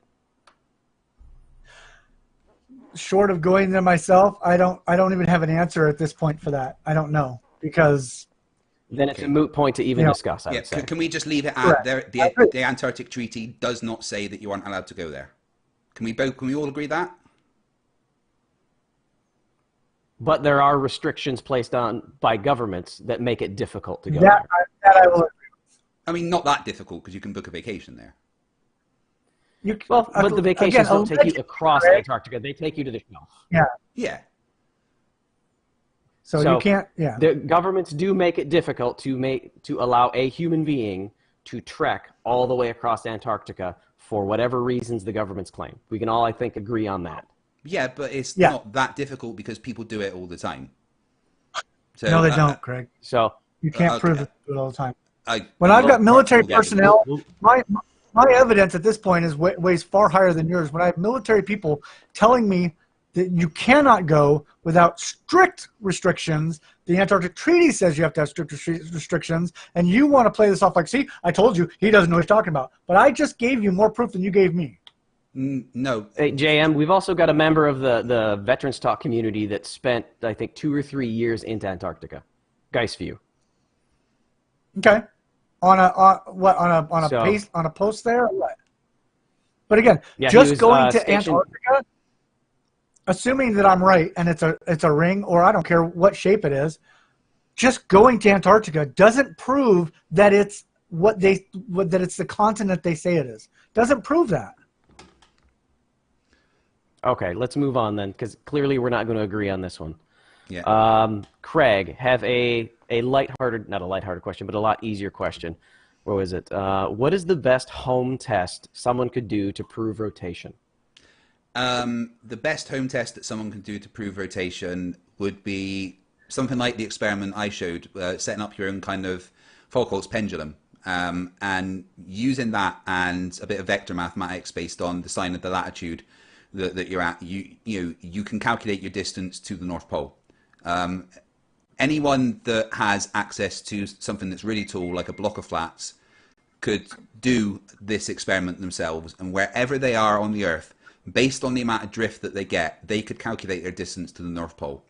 And I think that alone, the fact that you can calculate that distance based on the drift, is an irrefutable evidence of the fact that the Earth is rotating. Yeah, you know what? The other thing that I would say too, as far as Antarctica is concerned, if you look at the treaty, all of the restrictions have nothing to do with vacation. They're only to do with exploration. So for you to say people can go and vacation there, that's not true, Craig. You better go do your research, because the Antarctic Treaty is not a lot. It's solely exploration. We're moving on from that. As far as I know about the Antarctic Treaty, the only real restrictions are on like harbour and stuff. But that's for another conversation. Anyway, pendulums and the drift that they show are an excellent, and also a simple gyro compass, which uses a spinning flywheel and can show you true north. Yeah, at some day I'd like to try the Foucault pendulum. I just don't have the place for it right now, and my spare bedroom is occupied with a Cavendish. Yeah. And what does the Foucault pendulum prove? That there is a rotation because the Earth is moving underneath it. Because so like I've got a question for JM, unless you want to talk about that more. No, it's cool. I can take JM through the maths on it in the after show if he likes. Yeah. JM, can you talk to us about the Southern Pole Star and how that fits into your model? Southern Pole Star, as far as I understand it, is an optical illusion. That's as much as I'm willing at this point to talk about it. Okay. Okay. So this would be a question for both of you, and this one's from me. This is regarding the Coriolis effect. Why would the Coriolis effect affect a bullet but not a plane, Craig? There's a difference between powered and ballistic. So if you're in a plane, you've got engines and stuff that are powering you, and the Coriolis effect isn't like a massive force. But if you are an artillery shell being fired south, that doesn't have power. It's just ballistic. It is, in the air without any other forces acting on it. So it's much more susceptible to the Coriolis force. This was evidenced in World War II when British tanks, they did the calculations that they thought it would work both ways. But when they fired south, they found that their shots were deflecting twice as far from the target as they thought. So when they then redid the calculations and took into account the rotation of the Earth and the Coriolis force, they managed to get it right. So, yeah. Do you know I don't know if it's a myth or not, the myth behind why that happened? No, I'm not really sure of the entire story why that happened. Because the manufacture of their sites didn't account for the ships ever being in the southern hemisphere. Oh, yes. Now you say it. So yeah, when they started firing based on like what the manufacturers had said, it went twice the distance the other way that it should. So then when they actually took into account and made it right, they could hit it. So that was evidence that the Coriolis. But the answer to your question is that there's a difference between ballistic and powered. If you're powered, you've got other forces acting that are counteracting the Coriolis force. And JM, what is your opinion on that? Again, doing a search on the internet, does this affect planes and helicopters, talking about Coriolis effect? The answer again is yes. If the Coriolis effect were real, Coriolis force do affect airplanes, at least as far as winds are affected by the Coriolis forces. Whether or not Coriolis forces on the planes are important depends on how long the journey is. Planes and bullets are both affected by Coriolis. But would you say that a powered craft auto-corrects for Coriolis, whereas a bullet or ballistic object cannot? Absolutely not. And I've got tons of pilots that are going to testify to that. And I've got a mechanic that works on the... Can you tell me why? Let him finish. Yeah, sorry. Let him finish, Craig. Sorry, yeah, my bad. I've got high-level airplane mechanics who work on these systems all day long and will tell you there's no mechanism in a plane that calculates for Coriolis. Do you realize that the SR-71 Blackbird, which flew at ungodly speeds, Mach 3 and 4, would literally have 4 to 5 Gs constantly upon the pilot trying to go around the curve of the Earth at that speed? It is so ridiculous. Most pilots will tell you it's completely insane to think that any pilot flying at over Mach speeds would be calculating for the curve. It's just it's not even a reality. Right. JM, can you tell me why a powered thing like a plane wouldn't correct for the Coriolis force? Because there is not one. No, that's not what I asked.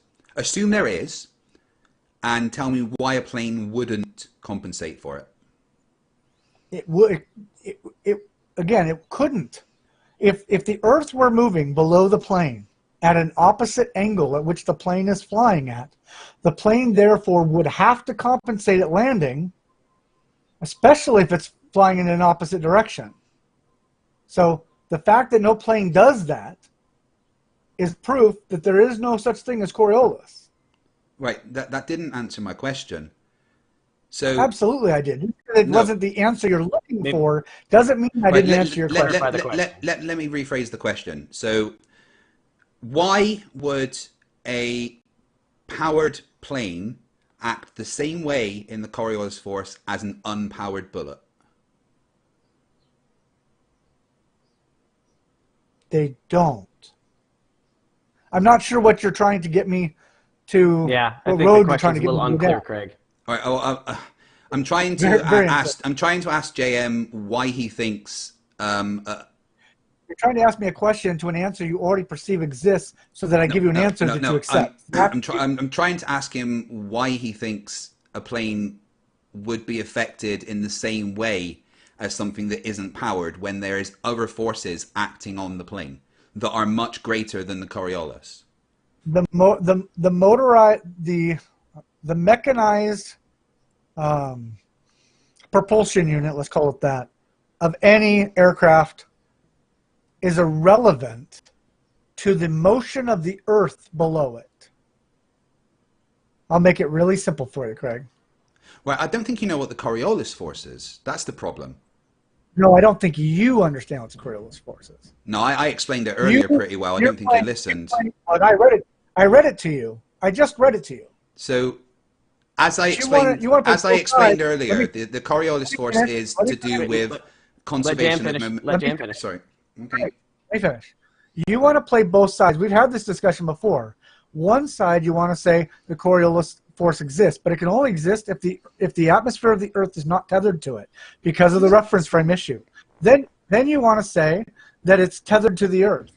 You cannot have it both ways, Craig. You need to pick one side, preferably the definition of Coriolis force. Okay, the Coriolis force is not the difference in the atmosphere moving and the Earth moving. That's not what the Coriolis force is. The Coriolis force is to do with the conservation of momentum of your angular velocity whilst you are moving out of that reference frame. Imagine bands around the globe, right? One around the middle, and then one underneath it, and it gets littler and littler. Okay.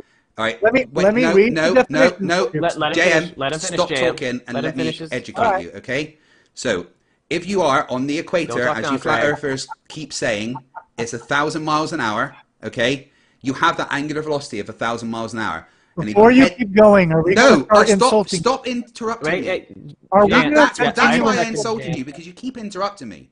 All right? So yeah, because you have that angular velocity of 1,000 miles an hour. Hey, gavel. Stop. We're going to try and continue a polite conversation. Craig, no more talking down. Sorry. Finish your thoughts. Okay, so nothing else like that.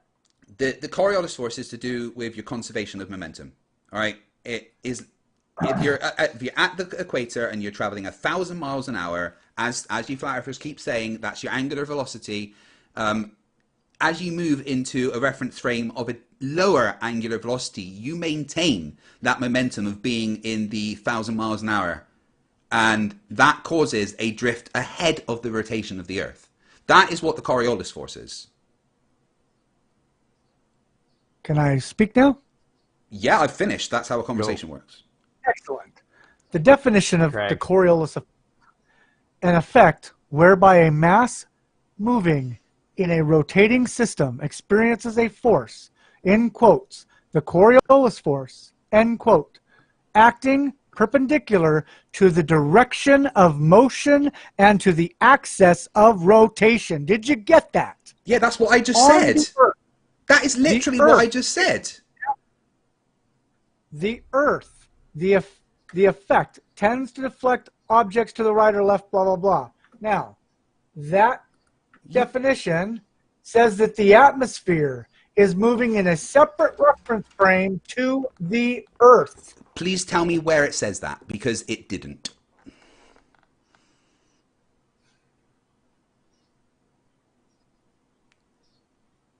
Read it again, JM. Go on. No, I've read it already. You did. Well, you read it and then said something completely different. You're talking about Coriolis effect. So. Well, yeah, but you read a definition and then said something completely different. That confuses me. No, I didn't. Just because you misunderstood what it said. It didn't say anything about the atmosphere. All right, I've explained to you what the Coriolis force is.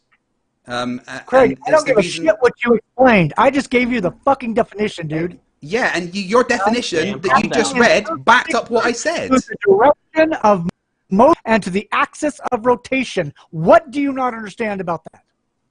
I understand everything because that's what I've been saying. What is the difference between your position and his position, JM? Where are your positions different? Because the atmosphere is moving in completely opposite reference frame to the Earth below it. That's what the Coriolis effect is. The atmosphere isn't moving in a different reference frame. The atmosphere is moving with the Earth. That's what I don't understand. The last time we were on here, you said it was. So no, I didn't. Well, ask Nathan Thompson.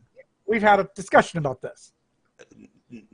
Nathan Thompson is impossible to talk to. No, the atmosphere is rotating with the Earth. Okay, the atmosphere is in the same reference frame as the Earth.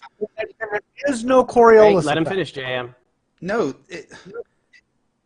Wow. So, yeah, I think we need to move on because he literally backed up what I've said and then got confused. Okay. Question from Sean Hufford, and this is regarding the SR-71 comment that it would be doing 4 Gs to continue with the curvature of the Earth.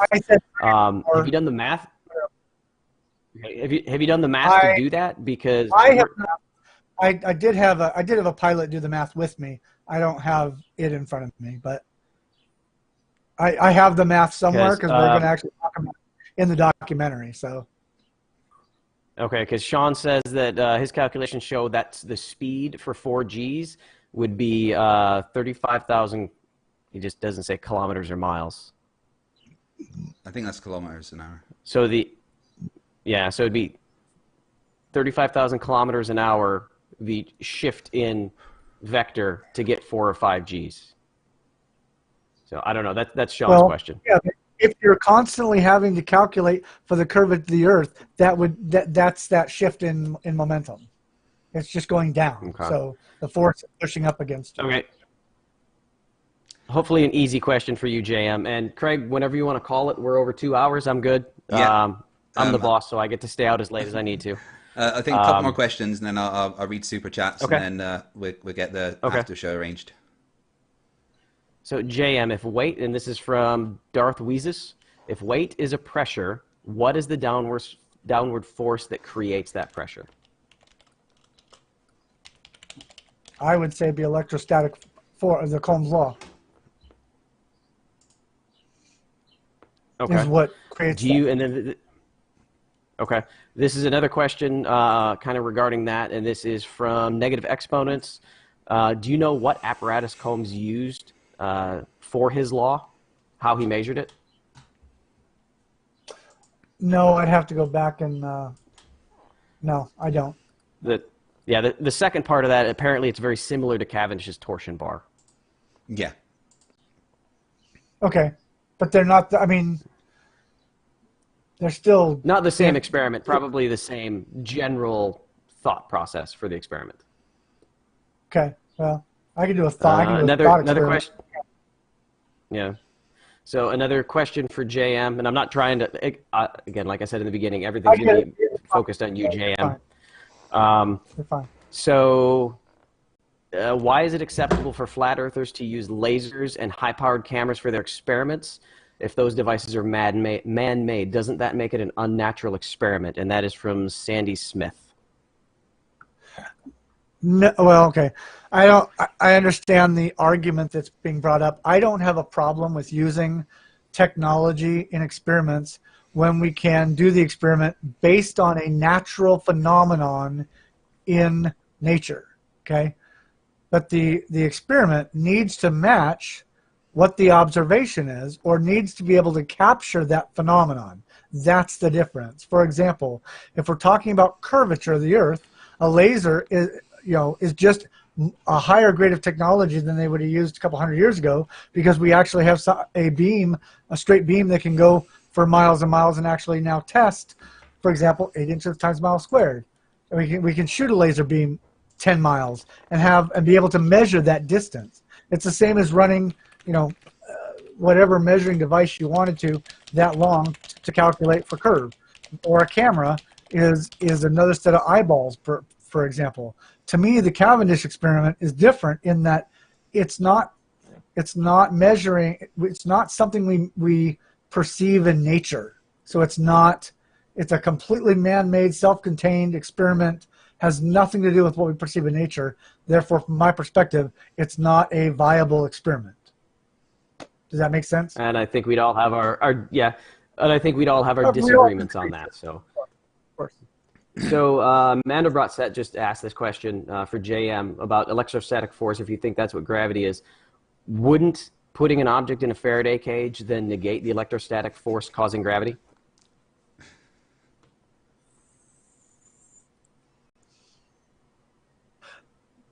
That's a good comment. We've actually briefly talked about it. Not necessarily, because I don't know how I'd explain this, but the Faraday cage eliminates the electrostatic charge within the Faraday cage. It doesn't necessarily eliminate the electrostatic charge of the object being measured. But isn't the force that you would talk about the interaction between the electrostatics of the two things? Well, why would one act differently? Because what charge does the Earth have? Not very much. It's negative. What charge is the ether that they say doesn't exist, or what we call the dome, is a positive charge. The whole system is electrostatically charged. So just because you can eliminate the electrostatic charge within a small area does not remove the electrostatic charge of the entire atmosphere. Okay, but when you are removing one of those charges, surely then the interaction of the object and its surroundings would be different to outside of the Faraday cage. You're changing some of the parameters, right? I'm sure it is, but without doing that experiment, you're asking me to comment on an experiment that I've never done, nor. Well, the fact is that people don't float in a Faraday cage, right? Well, no, of course not. I have a Faraday cage at my office if we want to experiment with it. Yeah, and I think my point is that if the Faraday cage is able to eliminate even part of the electrostatic charge, then how the object acts should be different in the Faraday cage as to out of the Faraday cage, right? Well, and it might, but you're assuming that it would float, and that may not be the that was case. just a flippant comment, but there should be some difference, and There should be, no, I'll concede that, Craig. Sure, there should be a difference. Yeah. So, and this is something that I can actually experiment with. I have a Faraday cage at my office. It's for processing cell phones and blocking them out, and it's even got gloves so you can reach inside. So I can test it to make sure that it is a legitimate Faraday cage, and I also have scales that we use to weigh drugs down to the minute level. I will weigh something outside the Faraday cage and weigh something inside the Faraday cage to see if there's a difference. So, Viable experiment? So here's a fun, yeah, sure, yeah. Here's a fun thought experiment. Let's assume we're in a vacuum, no gravity. And it doesn't even have to be a vacuum. Let's just assume we're in a place with no gravity. Okay. For this thought experiment, I put people in space because it's what we all can visualize because that's what we've been programmed to see. But let's take matter, forget the physics of a vacuum for a minute, and let's take liquid, solid, and gas. So we have a gas of water, we have a liquid water, and we have ice. And they're just in sheets, okay? And they're just floating there. They're going to continue to float there for how long? With no outside influence. I'm not trying to trick you. This is really simple. I'm not trying to trick you. Just so okay. They're floating there with no outside influence at all. Correct. Nothing. Yep. Well, then wouldn't Newton's laws say right? that you know, it's not going to move without an outside force acting on it? Of course. So then I take a steel ball and I place it on top of this level of water. Now what happens? Well, if there's no directional influence, nothing. The ball would just sit there in the water. Right. Now I take a very powerful magnet and I put it underneath the ice block. Now what happens? The ball, assuming it's of a magnetic material, would be pulled I said towards steel. that. Yeah, okay, so Right. still, yeah, the ball in that case would be pulled towards the magnetic source. Nothing else would, especially not the water, as water's diamagnetic. It would go through the gas, through the water, hit the ice, and then, you know, as far as it can go to the magnet. Yeah. So there's your thought experiment for what you guys call gravity, which I call Coulomb's law. Okay, but my problem with that is that gravity affects everything, and they're the same. The gas, the water, the ball, everything. In your thought experiment, the only thing being affected is the steel ball. And nobody here is going to deny that magnetism is a thing. But if the entire Earth, if the entire Earth is magnetized, be it negative, positive, whatever, then that magnetism is the same across the board. Yeah, okay. So everything is affected according, hold on. Everything is affected according to its molecular and atomic structure. All right, let's assume that you're right for a sec, and the flat Earth has this electrostatic charge that's putting everything down. Why does it affect all objects the same? Why does it not affect? All right. Why does it affect all? Sorry, I rephrased my question. Why does it affect all objects the same? Why is there a constant acceleration for everything? Why would this cup, which is plastic, and USS nail clipper be affected the same when this is made of a highly magnetic steel and this is made of plastic? Why are they both going to be attracted to that electrostatic force the same? They're not. Well, when you say the same, what do you mean by the same? I mean, the acceleration towards the ground is going to be the same. It's not the same. But it is. Everything accelerates at 9.8 meters per second squared, right?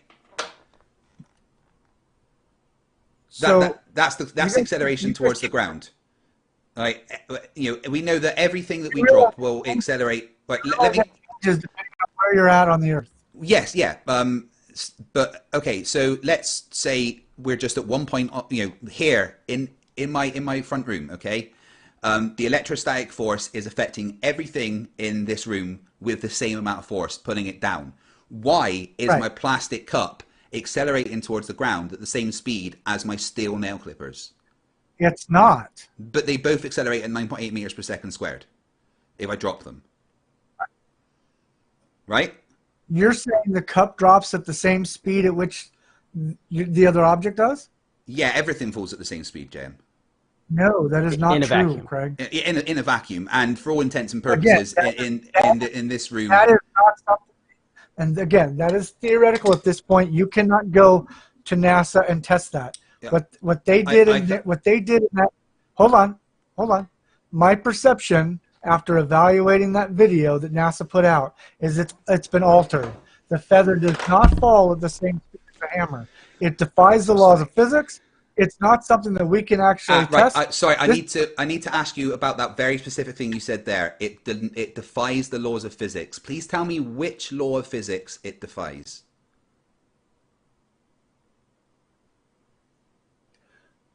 Well, you're saying everything falls at the same rate. I'm telling you it doesn't.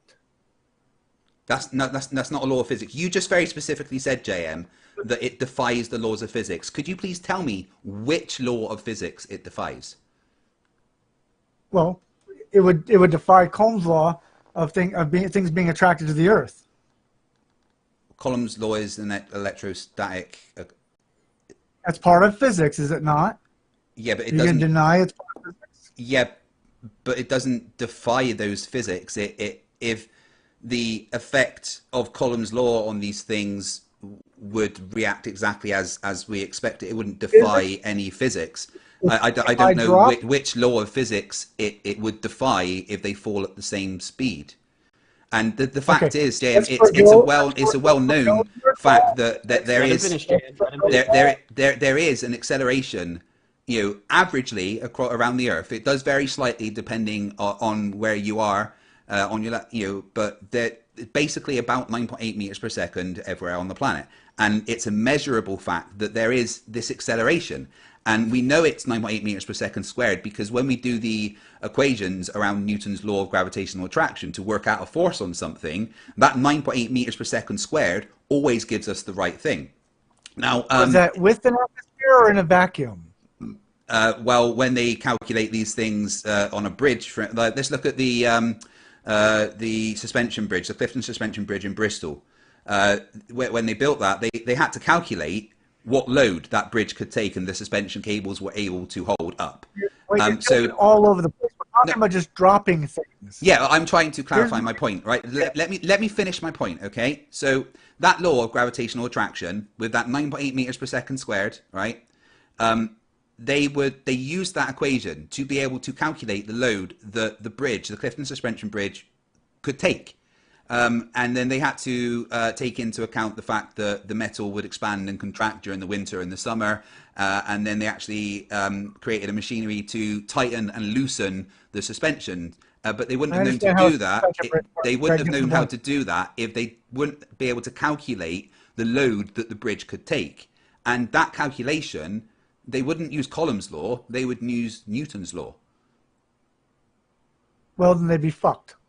Well, I don't think so, because the Clifton suspension bridge hasn't fallen down. I've been over it thousands of times. Or they don't use Newton's law. They do, because that's how you calculate these things. You actually don't know that. You're just assuming that because that's what you've been told. So during let's go back to the 9.8. Hold on. Let's go back to the basics. You said things fall at the same rate. Is that in a vacuum or out of a vacuum? Because if I take 10 pounds and drop it in a feather, you cannot tell me that the feather and 10 pounds are going to drop in this atmosphere at the same rate. Now, obviously, in the atmosphere, you have atmospheric resistance. You've got air resistance. So, does weight change in a vacuum? Let me finish my point, okay? If I was to drop this, okay, in the atmosphere, it still has that 9.8 meters per second acceleration acting on it, right? But it's also going to have the fact that this surface area is creating drag. Wait, let me finish my point, please. Let him finish, JM. All right, it's still got that 9.8 meters per second acting on it down, but the fact that it's got this surface area allows the air underneath it to create a resistance, and that is a force acting in the opposite direction, okay? So in the atmosphere, this is going to fall slower than this. But you put these things in a vacuum where there is no atmosphere to create an opposite force of the air resistance, they will both fall and accelerate at the same speed. And yet they weigh two different things. Yes, because gravity That's why doesn't... it's bullshit, Craig. Right, There is no experiment that you can show me where things are falling at the same rate that are massively different in weight. Apart from the one that you claim is fake, of course. because it was come from NASA and it's been edited. It's been cut to hell. Yeah. It's, Okay. they So even changed the of it. So you're going to tell me as a film director and as a photographer that you would trust that shit? Are you kidding me? Yeah, absolutely. And there's not just NASA. For goodness sake, what's his name? Action Labs has done it in his own vacuum chamber, and it shows the things falling at the same rate, accelerating at the same rate. I can't speak to what he did. I haven't looked at his material. Well, my point is that it's not just NASA that can show us this. All right. And when you do the calculation, a big difference between something inches from the ground and being stories above it with, say, a hammer and a feather. So basically, your only evidence that this isn't true is personal incredulity and saying that the video is fake. Is that right? My reason for not accepting this is because a hammer weighs what, 5-7 pounds. A feather weighs what? Maybe, I don't even know what a feather would weigh. But you want to say that those two things, because weight doesn't change in a vacuum chamber. No, of course, weight is mass times acceleration. Therefore, they are still affected by gravity. Yes. Therefore, the heavier object, regardless of atmosphere below it, is still going to fall faster than the feather. Got it. There's your problem. Right. This is very important, JM. All right. Gravity doesn't make bigger things fall faster. Gravity makes bigger things. I never said. Okay. You make assumptions. Let me finish what I am saying. JM, let him finish. Right. So you just said that you think you want me to believe that something massively heavy will fall as the same as something as a feather, right? Now the thing is, gravity doesn't make things fall at different speeds. Gravity affects every molecule of everything exactly the same. The only difference that gravity will give that feather and a steel weight in a vacuum chamber is that they will weigh something different. They both have the same mass. They both have their own mass, but they both have the same acceleration acting on every single molecule that is comprising them. Gravity. No. Don't interrupt. Don't interrupt. Okay. So gravity will not make a bigger thing go faster because it's not. The difference gravity is making is that it weighs more. They will still have that acceleration of 9.8 meters per second acting on them, regardless of their size. So in a vacuum chamber, everything will accelerate at 9.8 meters per second, regardless of size, because that is what Newton's law of gravity says should happen. So it's affected by what Newton's law says. Newton's law accurately describes what's happening. Let's put it that way. Or you perceive it does. Well, no, using Newton's law. I have not seen evidence to support your claim. Except you ignore it. No, I didn't ignore it. I evaluated it and assessed it to be false. Right. So your personal opinion is that it's false. That's nothing. Not my JM. Personal opinion. Yeah, you just said you assessed it, and you are not qualified to take apart pictures, and you certainly cannot forensically analyze things in Photoshop. I am qualified to take apart pictures. No, absolutely. you really aren't. You really aren't, because I watched you do it, JM. JM, you managed to prove that a painting was in fact CGI. Like, you took apart that picture of I think Juno probe going into Saturn or whatever it was, and you were like, oh, look at this picture, I'm going to prove to you NASA that this is fake, and NASA saying it's real, when actual fact what you did was you showed that a painting was in fact not a real picture, because no one ever claimed that was a real picture. Claim it was real. They didn't. In that picture, JM, when I took the picture off the... Wait, stop. Don't tell me what I did when I fucking did it myself. When I took the goddamn picture off the NASA website, NASA had claimed it's real. I don't give a fuck what it says now. No, they didn't. NASA never claimed that picture was real. Like, NASA never claimed that. NASA said that it's a painting, JM. NASA have never said it is. And even in the video that you did of it, which me and team went over, it says on that picture that you've got an artist representation. That's my problem. That's the very problem, Craig. NASA's representing it to the world as it being a photograph. No, they're not. They're And if saying it's an artist's representation. They told everyone They it are was a now. painting. They are now because we fucking called them out on it. No, they never said it was real.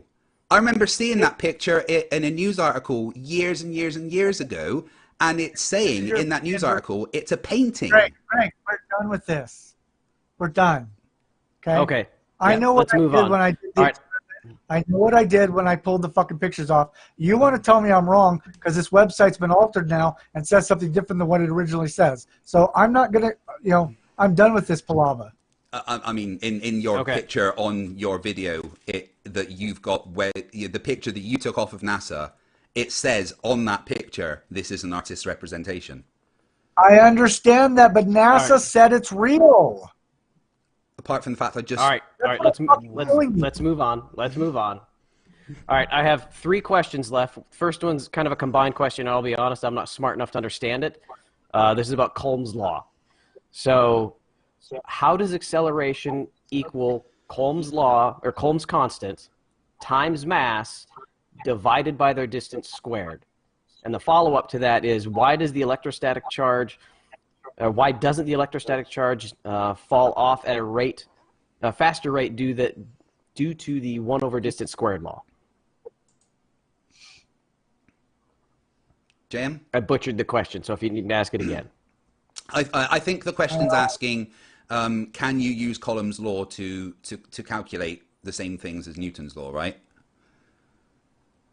No, but I don't think. I don't. Yeah, I assume that's what they're asking me, and I don't have the figures nor the time to sit here and work all that out. If you'd like me to, I can, and try to do a video on it. But I'm not going to sit here and answer. It's a great question. It's a good question. I don't have an answer right now. Okay. Then I'll do last one for Craig and then last one for you. In Craig, fact, if you would, during, do me a favor and send me a copy when you get a chance, Blake. Send me a copy of that question. Yeah, I'll Skype it to you as soon as we're done. Craig, during the debate, JM mentioned that for some of the various rotational observations through the gyroscopes and through the Foucault's pendulum, he mentioned that it doesn't actually do 15-degree shift per hour. Why? In what, sorry? In the video I presented? So the Foucault pendulum, and it was a comment he made as you guys were discussing it. That it, I see what you mean. The drift is actually less than 15 degrees. So the drift of a Foucault pendulum isn't 15 degrees everywhere. Because it is equal to the rotational time over the sine of your latitude, and that's how you calculate your angle. Because obviously, when you're on the Earth, the based on your latitude, the pendulum itself isn't going to drift as much because it's not seeing what's going on outside. So to calculate the actual the drift, there's a very specific equation which I can show in the after show, and it was actually on that video that I presented. That's a very bad explanation of why, but there's a calculation you use to calculate the drift of a pendulum and your latitude to figure out kind of where you are. So then would it be accurate to say that there's only 2 places on Earth where you would get a 15-degree exact shift? For a pendulum, yeah, I guess so. Yeah, the North equator. Pole, South Pole? Yeah. Nope. No, it wouldn't be the equator, would it? It would be the poles, correct? Yeah, because on the poles it would literally be rotating directly like that, whereas at the equator it's kind of rotating around the outside. So that's why as you got that backwards, Craig. Right, as you go down, let Craig finish, then you can talk about it. As you go, so if you're on it's measuring just that rotation there, but as you go down, the pendulum's no longer just swinging relative to the spin. It's taking the kind of the angular distance into account. So as you get to the equator, it's much different. And that's why you use, I'm pretty sure it's the rotational time over the sine of the latitude to actually figure out what the drift is. Okay, so if I may, just not to interject too much, but if you could hold your globe back up. right in front of you. So if you've got the pendulum on the North Pole at the top, yeah, and it is swinging directly between you and me, yeah, that direction does not change, but the Earth underneath it does. Yeah. So, and that's why you would register the drift. Whereas if it's at the side, okay, and you start swinging it back and forward, the Earth's rotating so it's not going to change. Whereas if you're at the top there and the Earth's rotating and it's swinging back and forward, it's going to register that drift. So as you get more towards the equator, the drift of the pendulum gets less and less. Okay. That's kind of what I wanted to clarify, just to explain, because JM had mentioned that every observation is less than 15. So, JM, what is your response to that? My response is simply that a Foucault pendulum cannot be proven that it actually is picking up the drift of the Earth, as opposed to just moving in an orbital rotation. It's a ridiculous, again, another ridiculous assertion. It's as ridiculous as the fact that we're spinning at 1,100 miles an hour. What was that, Craig? So some stickers that one of my subs sent me. Oh, not flat. That's cool. I guess for non-flat earthers. It's as ridiculous as the Earth spinning 1,100 miles an hour, us traveling at 66,000 miles an hour, and there's no destruction on the other side of the Earth closest to the sun when the rotation slows down, because we're actually traveling in the opposite direction. Okay. Last question, JM. This is based upon one of your earlier comments in the debate. When we were talking about math, and you stated that math can be manipulated to say anything you want. Do you have an example of that? Sure. The unsolvable equation. And no, I don't have it in front of me. I'd have to look it up. But anyone who's done trig knows. Could you just describe it?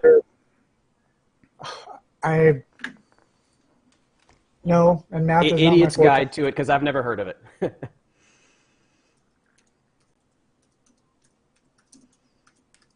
Hey, Furball, I was the one with that Coulomb's law question. Do you mind if I ask it after you ask this last question, so I can get it right for him? Yeah. Right, thanks.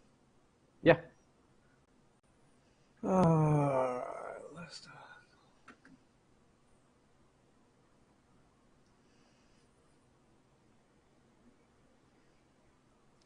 Can I just say, well, as a lull, thank you to everybody that has watched, liked, and super chats. I'll read out all the super chats just before we close out. But I do appreciate every single one of you watching. Thank you.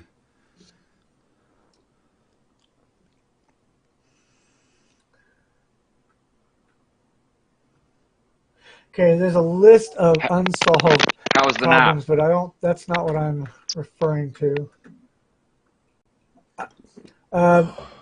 Basically, in algebra and trigonometry, there's a problem that's unsolvable because of the factors involved, and it's been years and years and years and years and years and years since I've done any realistic math class. So you asked me for an example. That was the one most people that do algebra know what I'm talking about, but I don't have the actual equation. Do you know of any other examples or anything you can point to where somebody has manipulated math to say what they want?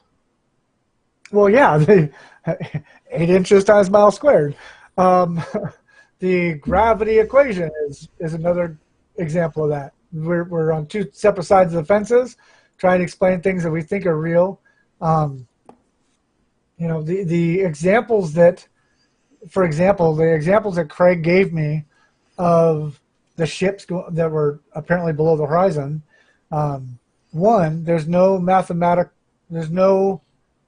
distance in that example that I know that ship is X number of distant or X miles away, so that I know how much drop should be calculated for.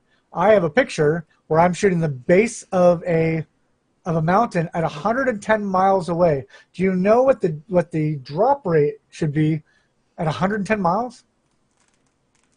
That mountain should be hidden behind 1.5 miles of curvature. And I'm shooting the base of that mountain. Is that in your movie? Now, that's not possible. That's not possible. That's an impossible mathematical equation according to your math. I want to see that because that'll be fun to debunk. Oh, sure. Okay. We'll Team see Skeptic, did you want to ask your questions? Yeah. There was so much wrong in that last diatribe. I swear I have so many questions, but I'm going to stick with the original ones that I wanted to ask, okay? Number one, and this is a new one because I had two, but I'm just going to add this one because it's relevant to the other two. Do you know how Newton's law of gravity was derived, and what was it derived from, without having to look it up on Wikipedia? Then no.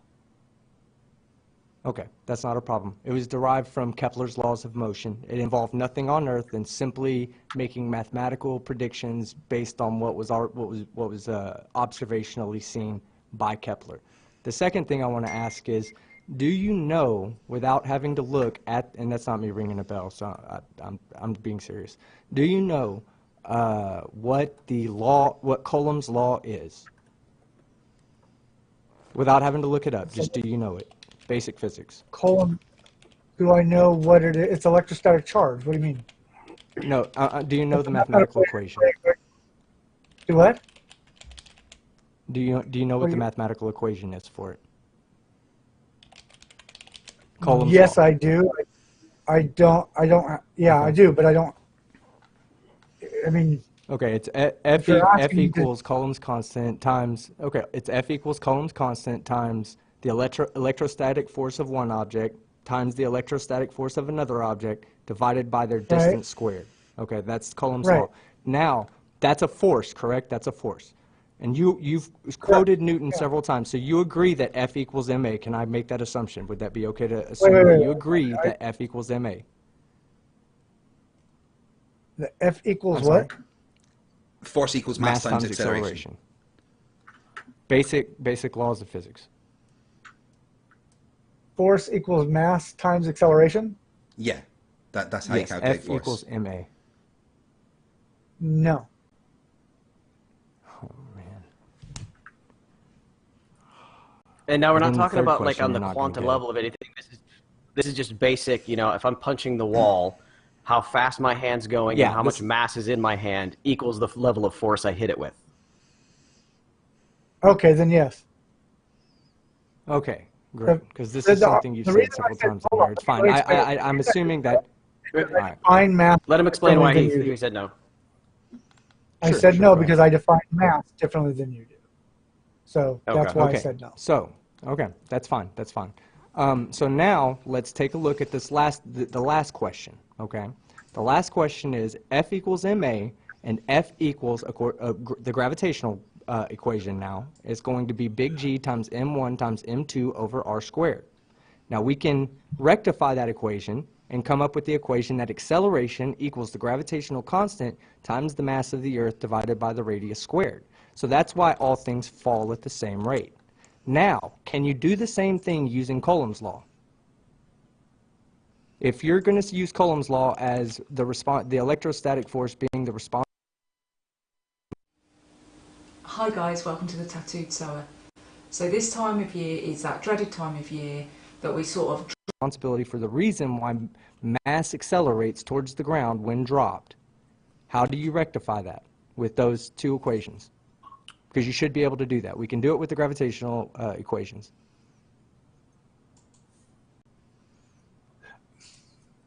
It's impossible. It's impossible. Just because you're saying it's impossible, you can make it impossible. But I mean, you could try. My point is, good luck. Good luck. That's why I was saying earlier that the equation isn't fit for purpose to replace Newton's law of gravitational attraction, because you can't use Coulomb's law, the equation, to calculate the same things as Newton's law of gravitational attraction. The whole theory of universal gravity is already flawed. Okay, but no one's disagreeing with the that. last question I had. I'm sorry, the last question I had was regarding the fall off of the electrostatic force. Now, would you say that the electrostatic force, at what depth underneath the surface of the Earth, underneath mean sea level, would you say that the electrostatic force is generated from? At the surface or below the surface? It would have to be below the surface. How far below? However below the... I'm assuming it's going to be close to 4,000 miles below. Okay, because that's what No. the force is. Okay, that's how we know with the force of gravity. We can tell. We can take 2 points. Hold on, JM. Listen. Let him finish, JM. Listen, JM. At sea level, we're really talking about 4,000 miles above the center of the Earth on our globe model. Okay, so if we go up 100 miles and we measure what the gravitational force is there, we can take those 2 points and extrapolate how far away the center point is, what the radius is, just using those 2 points. You could do the same thing with the electrostatic force. It's essentially the same equation. So you should be able to do the same thing. So if the electrostatic force is generated at the surface of the Earth, then the fall-off rate would be much greater than what we see in reality. It would have to be generated 4,000 miles below the surface. Now, do you have any proof that there's an electrostatic generator 4,000 miles below the surface that generates an electrostatic force that's as strong as whatever the electrostatic force is at the surface of the Earth? Before you ask me to prove one, you prove there is one. Like, that's you're not the one really saying there's an electrostatic force. You're the one saying there's an electrostatic force. I'm asking you for. I'm giving you the data points that you aren't going to be able to get on your own. I'm going to give you those, okay? You are trying and I'm to telling put you me with the in your equation. box. Wait. You are trying to. No, this is you saying that. Okay, go ahead. A molten core has magnetic charge or does not have magnetic charge? No, our molten core doesn't have magnetic charge. No molten material has a magnetic charge. That is where, boom, I can basically, the core of the Earth is supposed to be generating all of your electrostatic force and your magnetics, right? No. No. No. So it's not from the core of the Earth? No, the Earth's magnetic field is actually caused by convection currents in the outer core. The outer core. These convection currents are literally caused by the heating up and cooling down of stuff You as can't it prove goes. you cannot prove any of that. Let's move on. Okay. I think that's about it, isn't it? Skeptic. Yes. Let me see if I can dumb down your question, because, again, I'm dumb and I don't understand any of that. But basically, with JM's supposition that it's electrostatic forces that cause gravity, with the two different equations, with the with Coulomb's law, for the drop-off of what we see gravity dropping off, and for the gravity levels we see at the surface, using Coulomb's law, which works on the surface for electrostatic forces in between individual objects, that electrostatic generation would have to be 4,000 kilometers before the surface for that formula to be correct. Is that what you're just you're like saying? it is for gravity. Yeah, just like it is for gravity. Yep. Because, see, we can take 2 points. We can take the 2 points Unless at different it's heights. And we generated can at the extrapolate. surface. Well, if it's But if that's it's generated the last at the thing surface, you want to have, then it JM. would. If it's generated, yeah. Go ahead. You're hitting my point. Go ahead. If it's generated at the surface, then that equation doesn't work because the forces and the drop-off that we see would be different. But that formulation works JM, on the surface in between matter. Can we save some of this for the after show? I'm not staying for the after show. Oh, come on, JM. It's going to be fun. JM, will you Craig, will you come on my channel in the future? JM, will you come on my channel in the future? I will have this conversation with you. We'll only talk physics. We don't have to do any kind of name calling, any kind of nothing. We'll just talk physics. It's not even a debate. I just want to talk physics with you and get some shit straight. There's certain things that I think you're fundamentally wrong about. Of course you do, and you always will, okay? Because you've never stopped to take the time to look at the science on the other side. You've just assumed that we're all don't know what we're talking about. My issue with you, team, is the fact that you've never bothered to fix our relationship. That's my issue. We don't have a relationship, JM. JM, when you were on my channel, hey, JM, listen, when you were on my channel, did I mute or boot you any one time? Have I let anybody time you out? Did I let anybody fucking silence you in the fucking chat, hide you in the chat, anything like that? Yes or no? Simple question. I already know the answer, so you might as well answer it quick. Okay, great. So on when we were on Nathan Thompson's channel, not even your fucking channel, you fucking muted and booted me. When I went into your live stream the other day and I wasn't being an ass, no, when I went into your live stream the other day and I wasn't being an ass, I simply asked one question. Your people muted me and hid me the whole time. You didn't say shit. So don't talk about that cognitive dissonance bullshit. Why don't you just man up and come see me? Man up and come see me. You jumped the fuck out and didn't actually bother to wait to see, because later on, let me finish this. Let me correct his ass. Because actually, I went and told my mods, I corrected my mods. You can go ask Nathan Thompson. You go ask the people. I did. I corrected them after you left and said, hey, because I didn't even know what happened until right before you bounced. But I said, guys, do not bounce any globe earther just because it disagreed. I was there the whole fucking time. Why don't you be honest and tell them actually I did stick up for you? Then tell the truth. No, okay, because I didn't hear that because I was dealing with being fucking hidden constantly in your fucking chat. In fact, other people on this live stream right now in their fucking chat. I unmuted you twice. You didn't unmute me. You didn't. You cannot unmute me. You can unhide me, but you cannot unmute me. Believe me. Can we move on to another forum, guys? Can we move on to final statements? Well, let's take this to another forum. Yeah. Rather than end this with a yelling match, let's move on to If you're not scared, I'll be nice. If you're not scared, I'll be nice. I'll treat you like a man. We'll talk. I'm not afraid of you, Team Skeptic. I just don't know the All right, let's move on, guys. All right, guys. Let's move on. Because I'll prove you wrong. So, JM, bottom line. Do you want to go first or second for your closing remarks? I'll go first. That's fine. Whatever. That's fine. So I'm Joshua Michael, JM Truth. You can find me at jmtruth.com. or JM Truth on Facebook. I have a film project that I'm working on called The Plain Truth. You can find us at theplaintruthmovie.com or on Facebook also at The Plain Truth official documentary page. I want to thank Craig for having me on and debating me and inviting me on. It's been a long time coming. I know we've been trying to do this for a while. I've had a busy schedule. I want to thank Blake for moderating and Team Skeptic for being here. And I really don't have anything against the team. But anyway, I will talk to you guys later. Come see me on my channel. I'll be nice. Hey, I'll be nice to you, bro. Come see me on my channel. I'll be nice to you, and I'll make sure that everybody treats you with respect. You come and make peace with me, and we'll talk about future things. Bro, I'm here telling you that shit doesn't bother me. I am ready to have a conversation with you, man to man. That's all we'll do it. No ad-homs. No, nothing. You wouldn't get all emotional about it, okay? Let's not lie. Bro, yes or no? Would you come and fucking have a conversation with me? It doesn't have to be tonight. It can be in the future. We'll give you time to set up and get all. I'll even give you everything I'm bringing to the table ahead of time so you have time to prepare. Okay, I'll tell you what. I'm going to have to run this by my wife because this was meant to be my last debate because I'm not doing these anymore. These are completely against building bridges and trying to make peace between the communities, which is I'm more interested about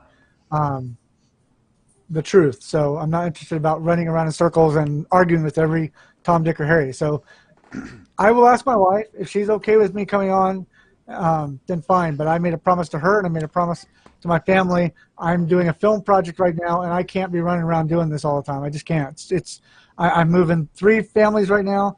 I've got a film project that is actually, if you went and looked at it, is a huge ordeal at the moment.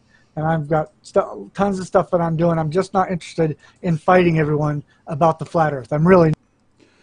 Wow, that sounds like JM's trying to cop out of a debate there with team, doesn't it? Hey guys, I'm back. How you doing? Who's in the call still?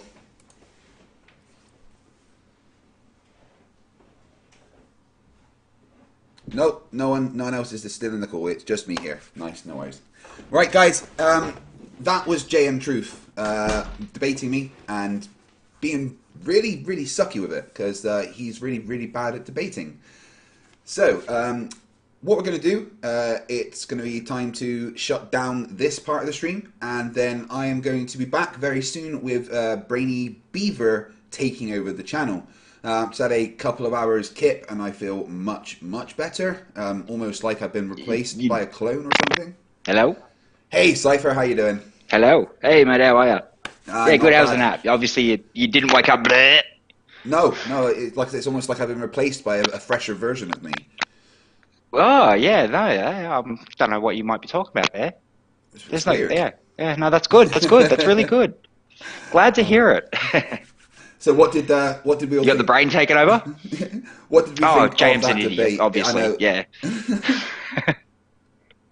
It's impressive how stupid he is. Harry M says, when did that shit show happen? I think that was about a year ago. Possibly a little bit more. I'm not sure. But yeah, JM is an absolute dumbass. In fact, let me have a look. It might actually say...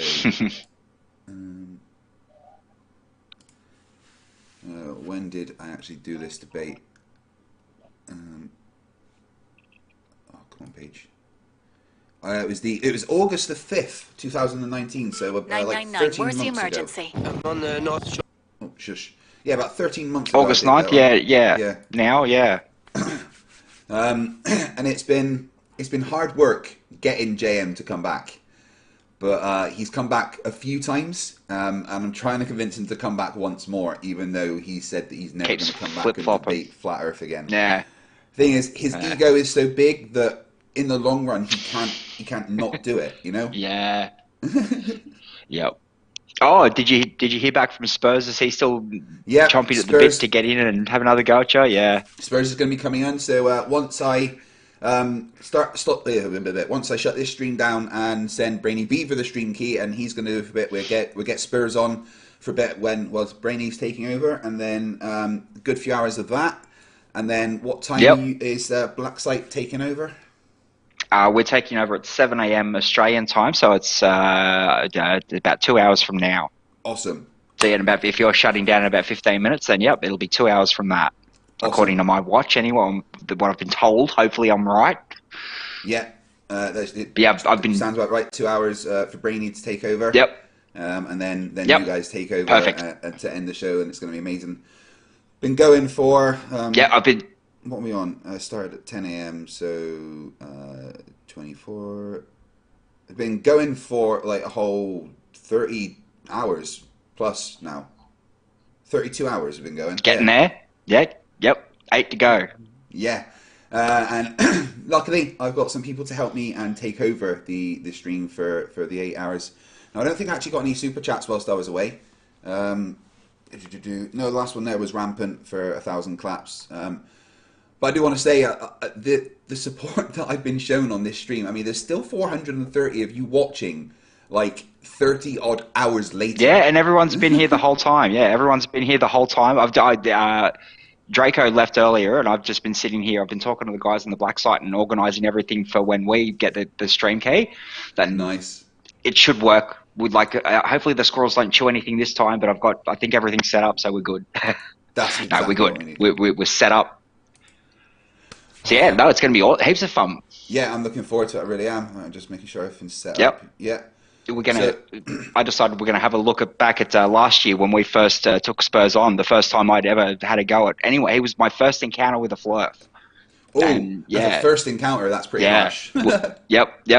We'll go back and have a look at that. And I've looked at it a couple of times and don't think I did too badly, and have learned since just how he operates. And obviously, I've become his nemesis. He runs from me now. Yeah. So yeah. Right, I think we're all set up on this side. Looks like James George has bitched out. He doesn't. He stopped responding to me, which is a shame because he was a good Flerf to bring on for a laugh. Yeah, you've got to scrape the bottom of the barrel for them these days, don't you? Yeah, but it does bring up some gems. Like James George. Oh yeah, definitely. No, yeah, barrel, yeah, not that wrong. was an amazing debate with him. It was so much fun. Right, let me just see if Brainy's around, and I'm gonna actually send him a quick link to join this where we have a little chat. Video call.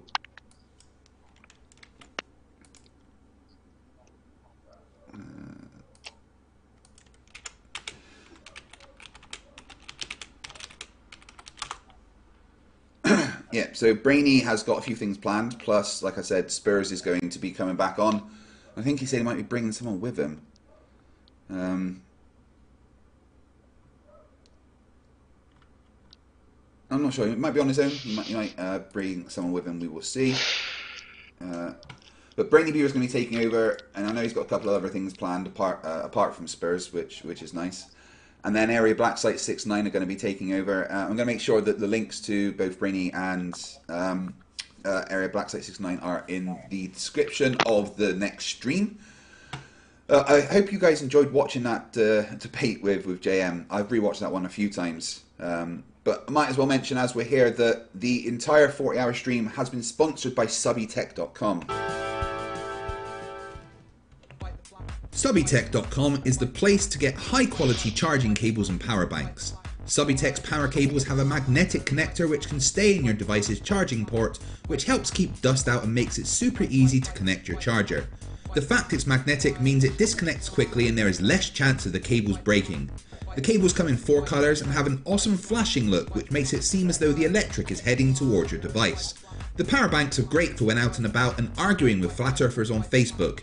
If your phone starts to run out of power, just plug it into the power bank which can hold up to 3 full charges and charge 2 devices at the same time. Head to subbytech.com now.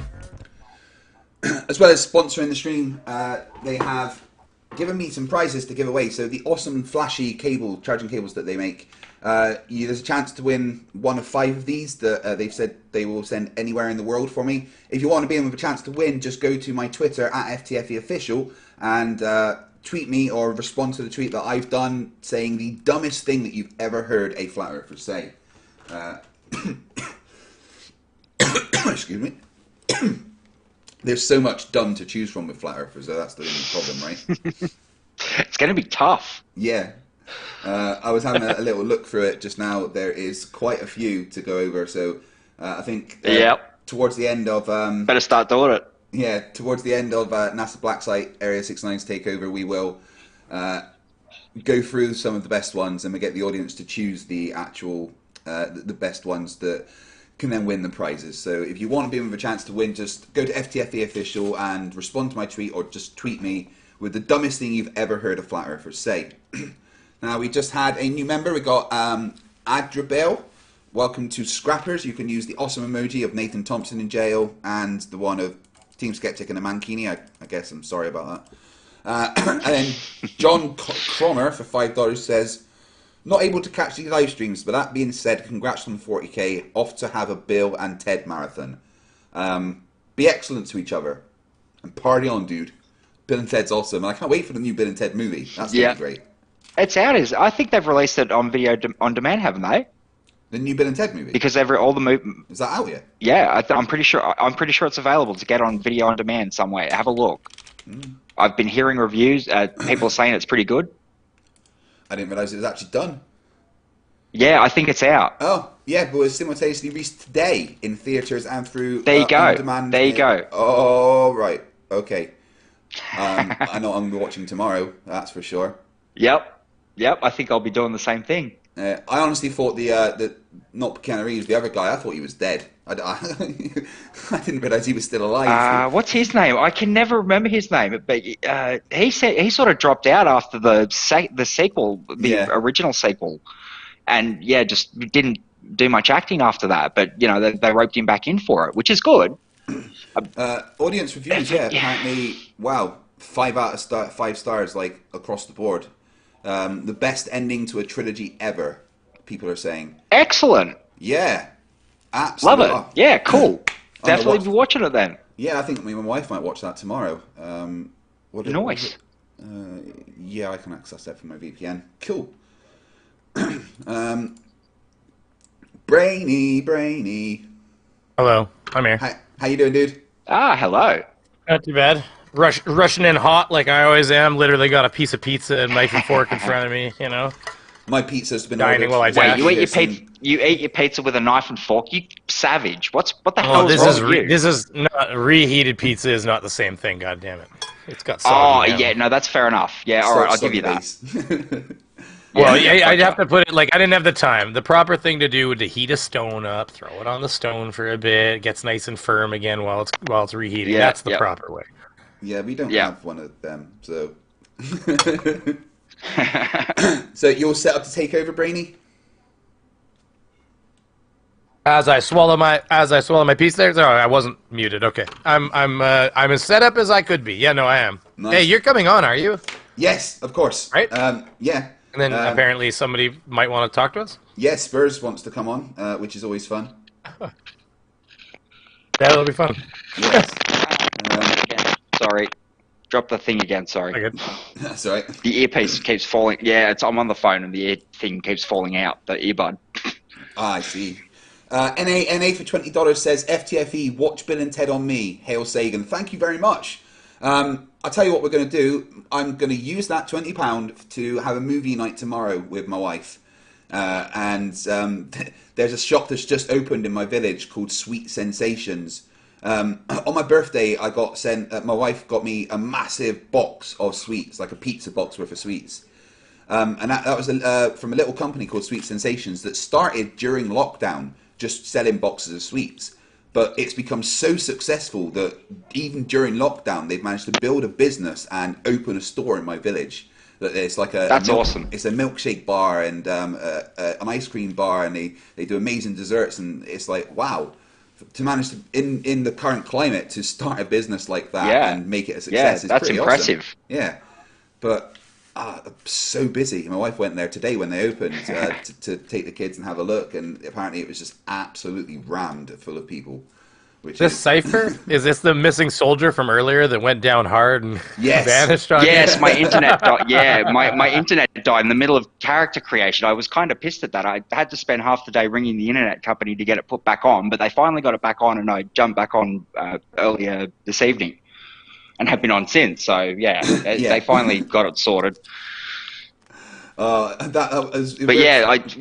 really annoyed me because I was looking forward to. I'd never played a full-on D&D game online with anyone before. I was really looking forward to it. I think that clearly that wherever there's this kind of accent that you know, because where exactly are you out of? Because I mean, the two of you, I'm telling you, your internet is clearly still strung by a guy that has that spool on his back, like in World War II. Yeah. Like, well, we only just got those moving won't pictures on the wall. You guys call what is it? The cinema, the picture theater, the moving pictures on the wall. Yeah. I imagine that your tooth drills still have the pulleys, right? You can see the pulleys on the dental drills. Yeah, yep. They're hand drills. Yeah, you've got to put one foot up and you know. Right. Straps on the seats. No, anyways. Yep, that's it. Well, because we're on the underside of the planet, we have to use special straps. I'm in Port Macquarie in New South Wales, Australia. One of the worst spots in the world for flat earthers because the sun rises in a really weird spot from where I am. It's because the British dropped us over by the Americans, so that we lost that accent because we just kept getting waves of. Well, I keep saying the British gave paradise to thieves, so I continuously thank them for that. Yeah. And they no. If you really think about it, they put you where there's like little bears with chlamydia. Well, there's sharks that can eat you, and everything wants to punch you in the face. And the spiders, if they bite you, your leg just like turns gangrenous and falls off.